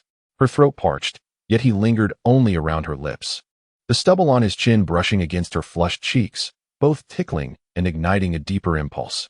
Luan bit her lips to stifle any sounds, her face burning. She knew he was exacting revenge for her earlier teasing. This man was relentless, holding grudges over the smallest grievances. Finally, Li halted his advances, gazing at her. How does it feel? Embarrassed, Luan bit down hard, refusing to respond. Li's tongue flicked across her lips, causing her body to tremble. Your Highness, I was wrong. Please spare me this once. She opened her watery eyes to him, her voice soft as flowing water. Li, despite his own discomfort, could no longer pretend. Seeing her nestled against him, pleading like a small cat, he leaned down to claim her lips. Not like that. Just kisses, nothing else. I do not believe you. I am a man of my word. I mean what I say. Luan was spun into a daze by his kisses, too drained to recount his countless shameless acts. However, this time, he indeed kept his promise, taking her physical condition into account, stating he would settle the score once she recovered before departing. Exhausted and drenched in sweat, Luan collapsed onto the couch, fearful that Lan Chao would discover the absurdity of the earlier events. She pulled the thin blanket over herself and fell asleep on the bamboo couch. Upon returning to the Prince Yi's residence, Chang Ting inquired, Your Highness, did you discover if that letter was written by Miss Lu? Reminded by him, Li Yi suddenly remembered his earlier visit and realized he had forgotten the most crucial matter. As he recalled Luan's unusual behavior during the banquet, he began to suspect that the letter was indeed penned by her. Initially intending to confront her with the letter, he had become so distracted by his own desires that he forgot his purpose entirely. For the first time, Li found himself at a loss. He turned away from Chang Ting's scrutinizing gaze, muttering, Her injuries are not healing well. It is unwise to press her too hard. I will inquire again next time. Next time, he vowed not to let her off so easily. Chapter 97. What does he see in her? In the days that followed, Lu Wanan remained ensconced within the tranquil confines of the green bamboo courtyard, seeking solace from the summer's heat and nursing her injuries. The days passed with a serene and unhurried rhythm. Every third day, a physician dispatched from the palace would arrive to examine her and prescribe remedies. While the emperor's official commendation had yet to materialize, his favorable disposition toward the Duke of Jinggua's manor, and toward her in particular, was evident to all. Consequently, the Duke of Jinggua's residence had become a hub of activity. Ladies and young misses from various noble houses in the capital began to frequent the manor, either to pay their respects to the Grand Princess or to visit Lu Wanan. Lu Wanan, citing the need for quiet recuperation, declined all such visits. As the month drew to a close, the physician, after his examination, informed Lu Wanan that her injuries had substantially healed. She was now free to move about as she pleased, no longer confined to her chambers. The following day, Lu Wanan resumed her customary practice of paying her respects to the Grand Princess at the upper courtyard. The Grand Princess, relieved to see her granddaughter's recovery, invited her to partake in the midday meal. During a lull in their conversation, the Grand Princess presented Lu Wanan with a collection of invitation cards that had been sent by various households. She suggested that, now that her health had improved, she should consider visiting these families, using the opportunity to become acquainted with the ladies and young misses of the capital. This would serve as valuable preparation for her future role as mistress of the Prince Rui household. As the future consort of Prince Rui, such social engagements would be unavoidable. Familiarizing herself with these individuals beforehand would be advantageous. The Grand Princess had even instructed Jean, her trusted attendant, to select the finest shoe silk from the recent imperial gifts to the manor, intending to have new gowns tailored for Lu Wanan, ensuring she was well prepared for her upcoming social engagements. Lu Wanan, recognizing the futility of resistance, dutifully acquiesced. As the hour for luncheon approached, and Lu Wanan prepared to accompany the Grand Princess to the dining hall, a commotion of hurried footsteps echoed from beyond the doorway. Lu Wanan looked up to see Lady Yi entering the room, her face contorted with distress. "Mother," she cried, "you promised me that you would never allow her to enter our home, nor acknowledge that bastard child. Yet, just moments ago, the master came to me, informing me of his intention to take her as his equal wife, and to formally recognize that illegitimate child as part of our family, as if I were already deceased." Lady Ye's garments were disheveled, her makeup smeared, and her voice hoarse, betraying a recent and heated altercation with Lu Jizhong. The Grand Princess immediately understood that her son had finally revealed his intentions. "Mother," Lady Yi continued, her eyes bloodshot, her hands clenched into fists. "The master even claimed that this decision was made with your consent. Is this true?" Years ago, to silence her objections, the Grand Princess had given her word. Lu Jizhong had also pledged his commitment. Yet, so little time had passed before they had both reneged on their promises. Lady Yi, having been married to Lu Jizhong for decades, knew that he would not dare to openly pursue such a course without the tacit approval of his mother. Although she had anticipated this outcome, she desperately sought confirmation from the Grand Princess herself. The Grand Princess, aware of her culpability, but driven by her devotion to her son, felt a sense of helplessness. With a sigh, she confessed, "This matter concerns the reputation of our family. It is my wish to take this opportunity to formally acknowledge her, ensuring that she will not be looked down upon within the Prince Rui household." Lady Yi was aghast. "So it was also your decision to allow that harlot to enter our home?" Having broached the subject, the Grand Princess resolved to play the villain, taking full responsibility to spare her son from further conflict. Moreover, given her status and position as Lady Ye's mother-in-law, Lady Yi would not dare to defy her, regardless of her grievances. Thus, the Grand Princess addressed Lady Yi, saying, "I understand your displeasure, but Xiaoye is already a part of Jizhong's life, and she has been a widow for many years. You should show her compassion and take her in. After all, she is your own sister besides," she continued. "Throughout history, women have always faced such situations. In the past, your father-in-law brought one woman after another into our home, right before my very eyes. What could I say?" Lady Yi trembled uncontrollably, her voice rising to a shriek. "Can she be compared to ordinary concubines? She and the master have deceived me for so many years. Has she ever treated me as her sister?" The Grand Princess felt a throbbing in her temples as she grasped Jin's hand for support and assumed a commanding posture. "Then what do you suggest we do?" she demanded. "One is determined to marry, and the other is resolved to be wed. I am not afraid to tell you that even if you refuse to let her enter our home, Jizhong will find a place for her outside." And when your husband is completely lost to you, do not come crying to me. Lady Yi understood the implications of her words. Xiaoya's entry into their household was inevitable.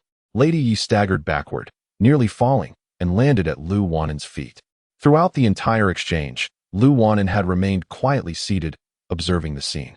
She had long anticipated this outcome. Her grandmother, in all matters, was discerning, shrewd, and driven by self-interest. However, when it came to Lu Jizhong, her excessive indulgence clouded her judgment.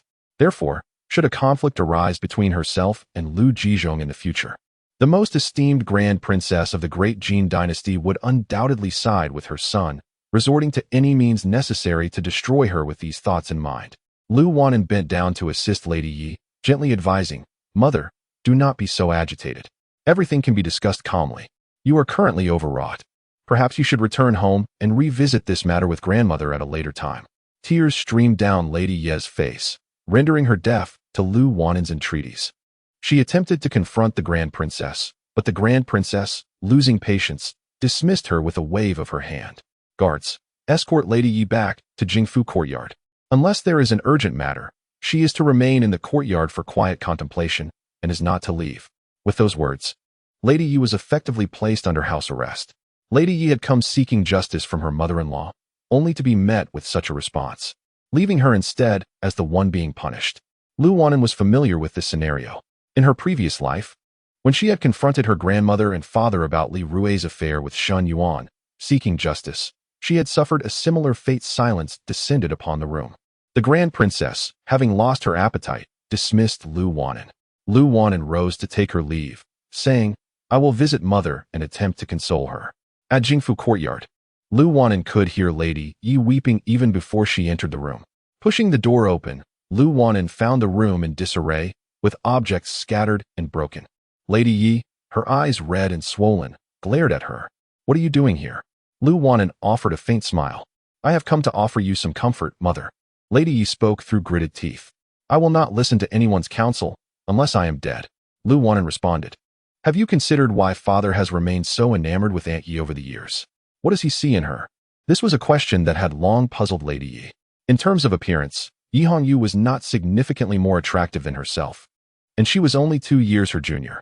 Lu Jizhong had never lacked for female companionship, and there were many women more youthful and beautiful than Yi Hongyu. Yet, he seemed infatuated with her, unable to resist her allure. Chapter 98. Provocation. Yi looked at Lu Wan, her gaze seemingly ablaze with fury. What does he want from her? Spare me the suspense.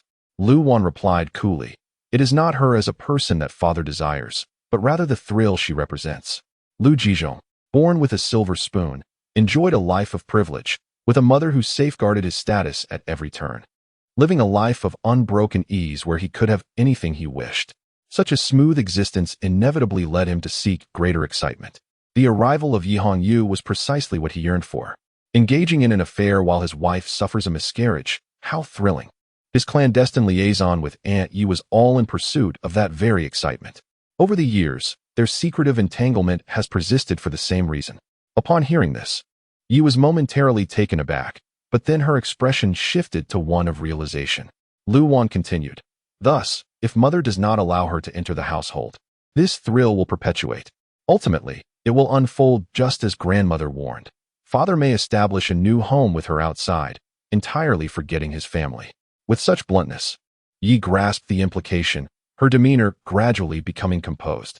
Indeed, this illegitimate daughter spoke the truth. Lu Jizhong relished the thrill of infidelity. If that wretched woman were to enter the household, perhaps, like the other concubines, the excitement would dissipate over time. At that point, settling the score with her would not be too late. Yi immediately resolved her stance and addressed Lu Wan. Very well. Inform grandmother that I consent to let her in. Lu Wan remarked. Grandmother's earlier treatment of you was for your own good, so mother should not harbor resentment towards her. Lu Wan's demeanor was that of an envoy for the Grand Princess. Following this incident, Yi was left with a scar in her heart and came to an understanding. No matter how gracious grandmother appeared, it was merely superficial politeness. What truly mattered to her was her son. As long as her son was satisfied, he would not concern himself with her well-being. With this realization, Yi smirked with a hint of irony, remarking, as a daughter-in-law, how could I harbor anger towards my mother-in-law? Seeing her objective achieved, Lu Wan took her leave. "Stop," Yi called out to her. Lu Wan turned back. "Does mother have any further instructions?" Yi scrutinized her intently, a glimmer of doubt flickering in her eyes. "You usually appear daft. How is it that this time you seem so astute, perceiving matters more clearly than I? Most notably." Harboring a cold smile within. Yi contemplated this and found it indeed true. They were both ensnared by that pair of wretched mother and daughter.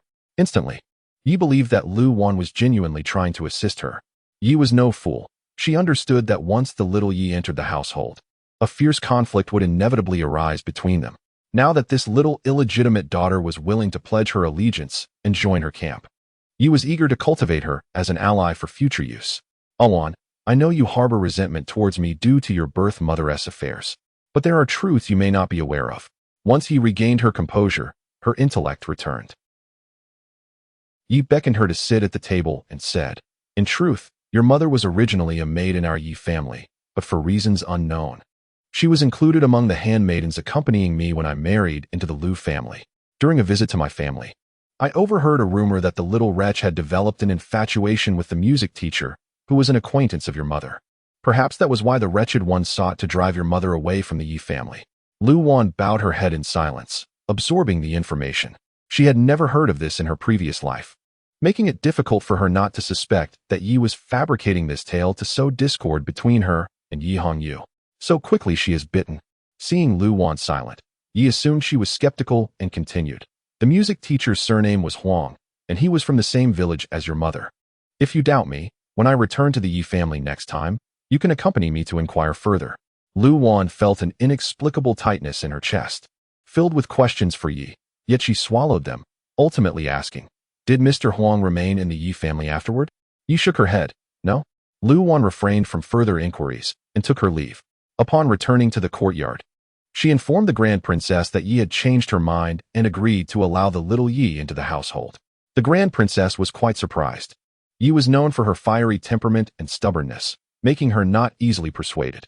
She inquired how Lu Wan managed it, to which Lu Wan simply replied that Yi had been frightened by her words and regretted her initial stance.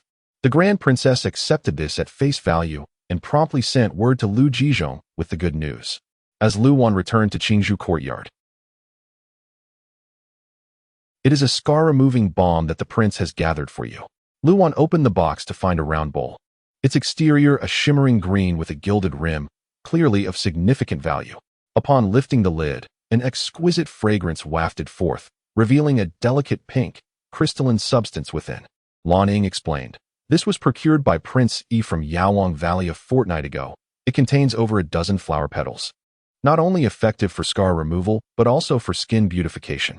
Chang Ting said this small bowl is worth the price of an entire residence. Lan Chao genuinely admired. Prince Yi is truly thoughtful. Lu Wan's expression remained indifferent. She recalled that day when he had seen the scar on her chest and disdainfully remarked, "So ugly." His notion of being thoughtful was merely for his own comfort.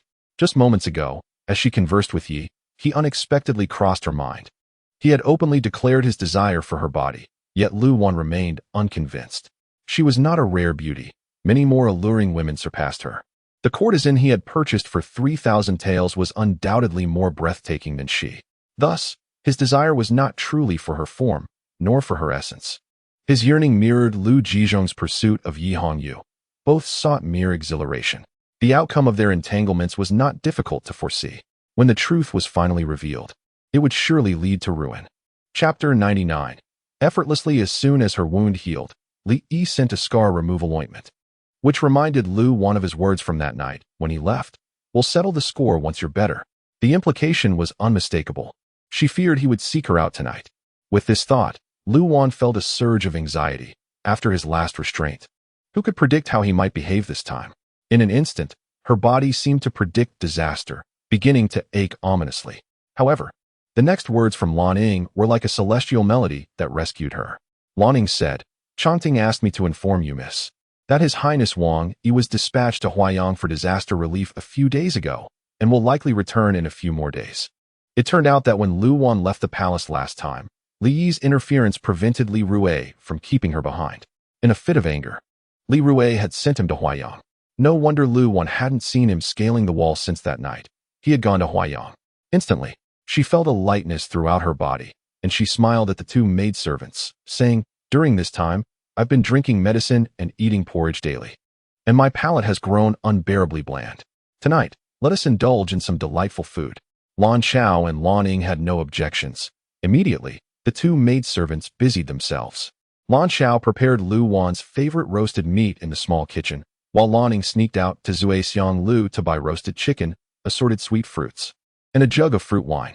After nightfall, the three of them closed the courtyard gate early, enjoying their feast on the terrace while relishing the cool breeze and engaging in cheerful conversation.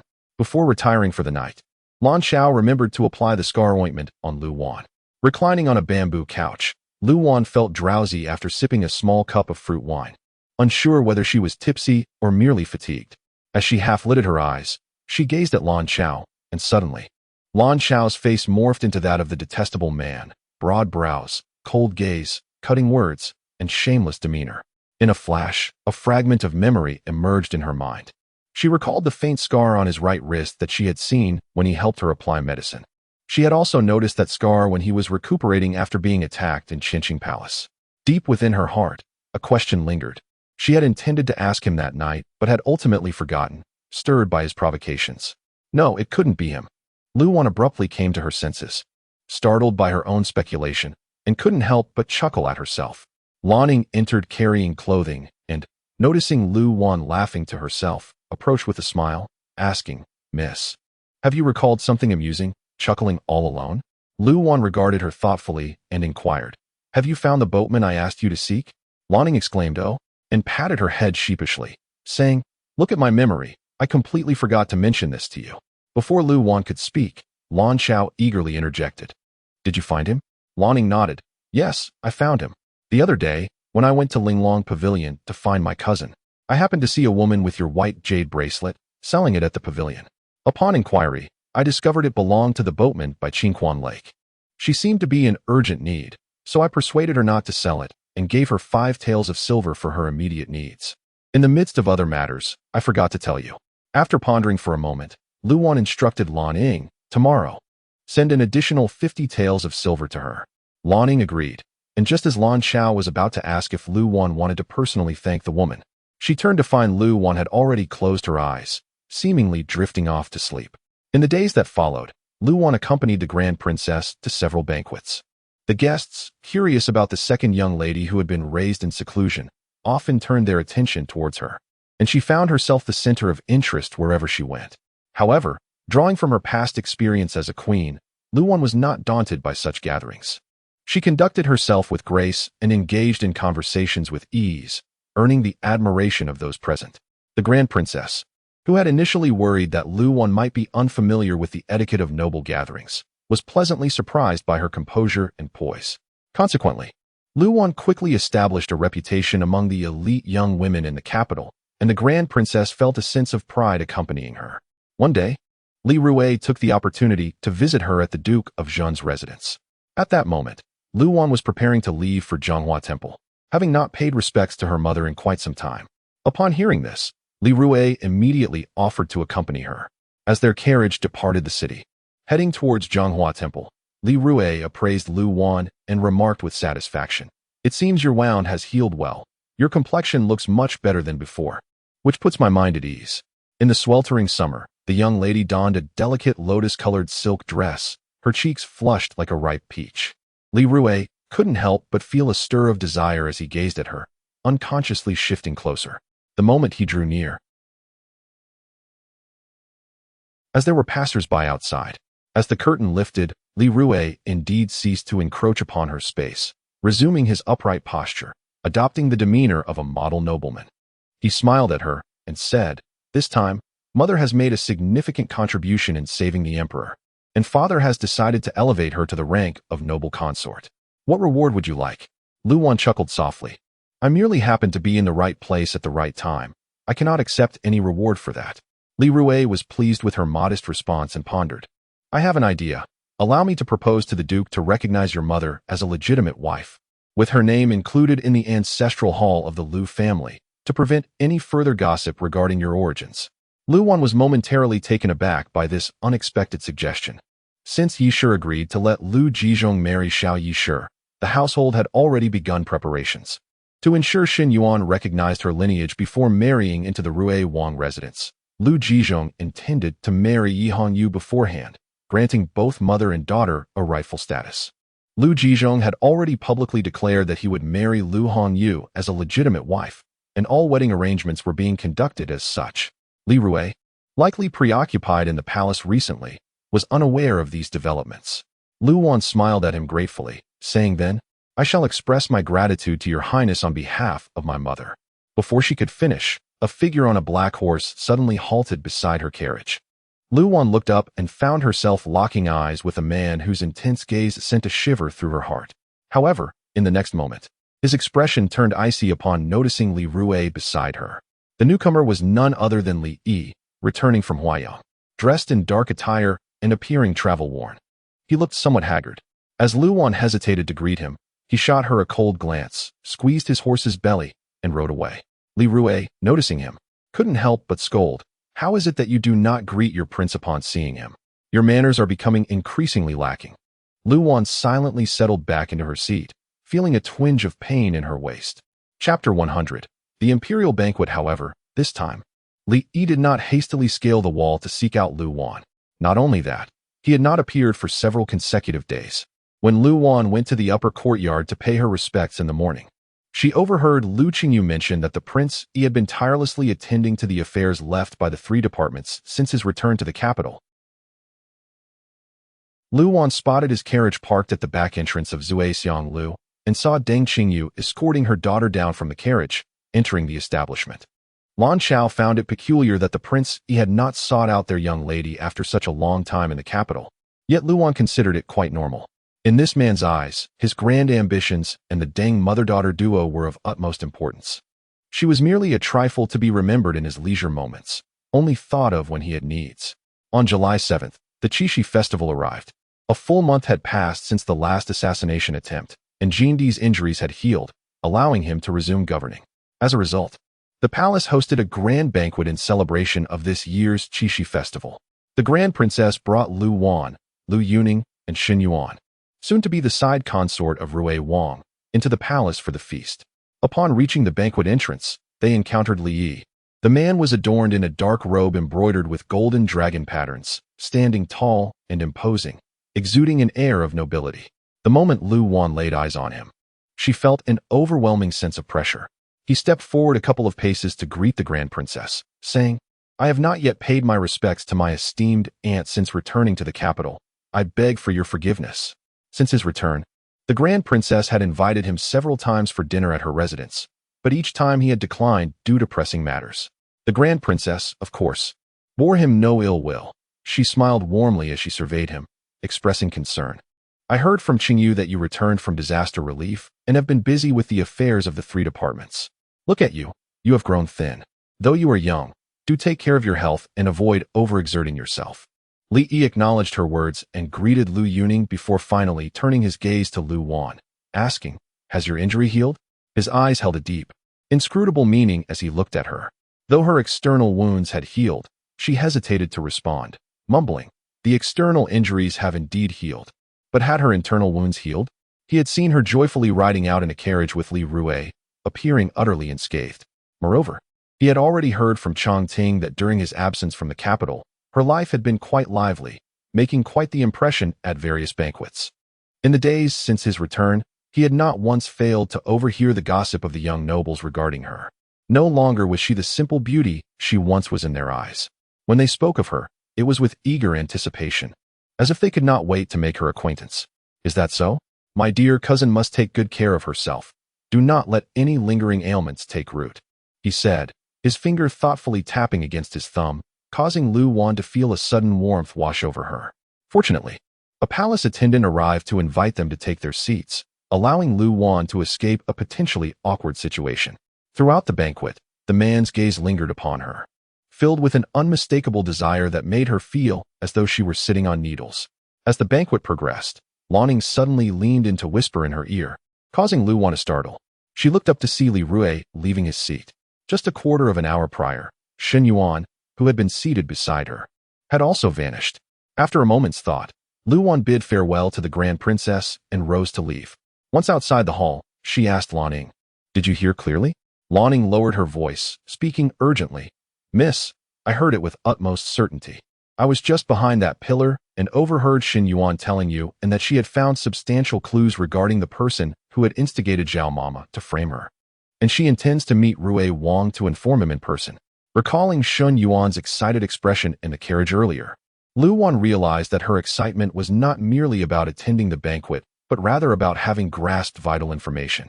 Lanning pointed to a palace not far behind them, asking, "Miss, shall we follow them?" Lu Wan, too, wished to discern the important lead Xin Yuan had discovered. Knowledge of the enemy and oneself would grant them a greater chance of success, preventing them from being caught unawares. Without hesitation, she strode toward the palace. Lanning hurried to keep pace, but Lu Wan instructed, "Stay here, I shall go alone." She knew the palace's layout well, particularly this palace, understanding it too well.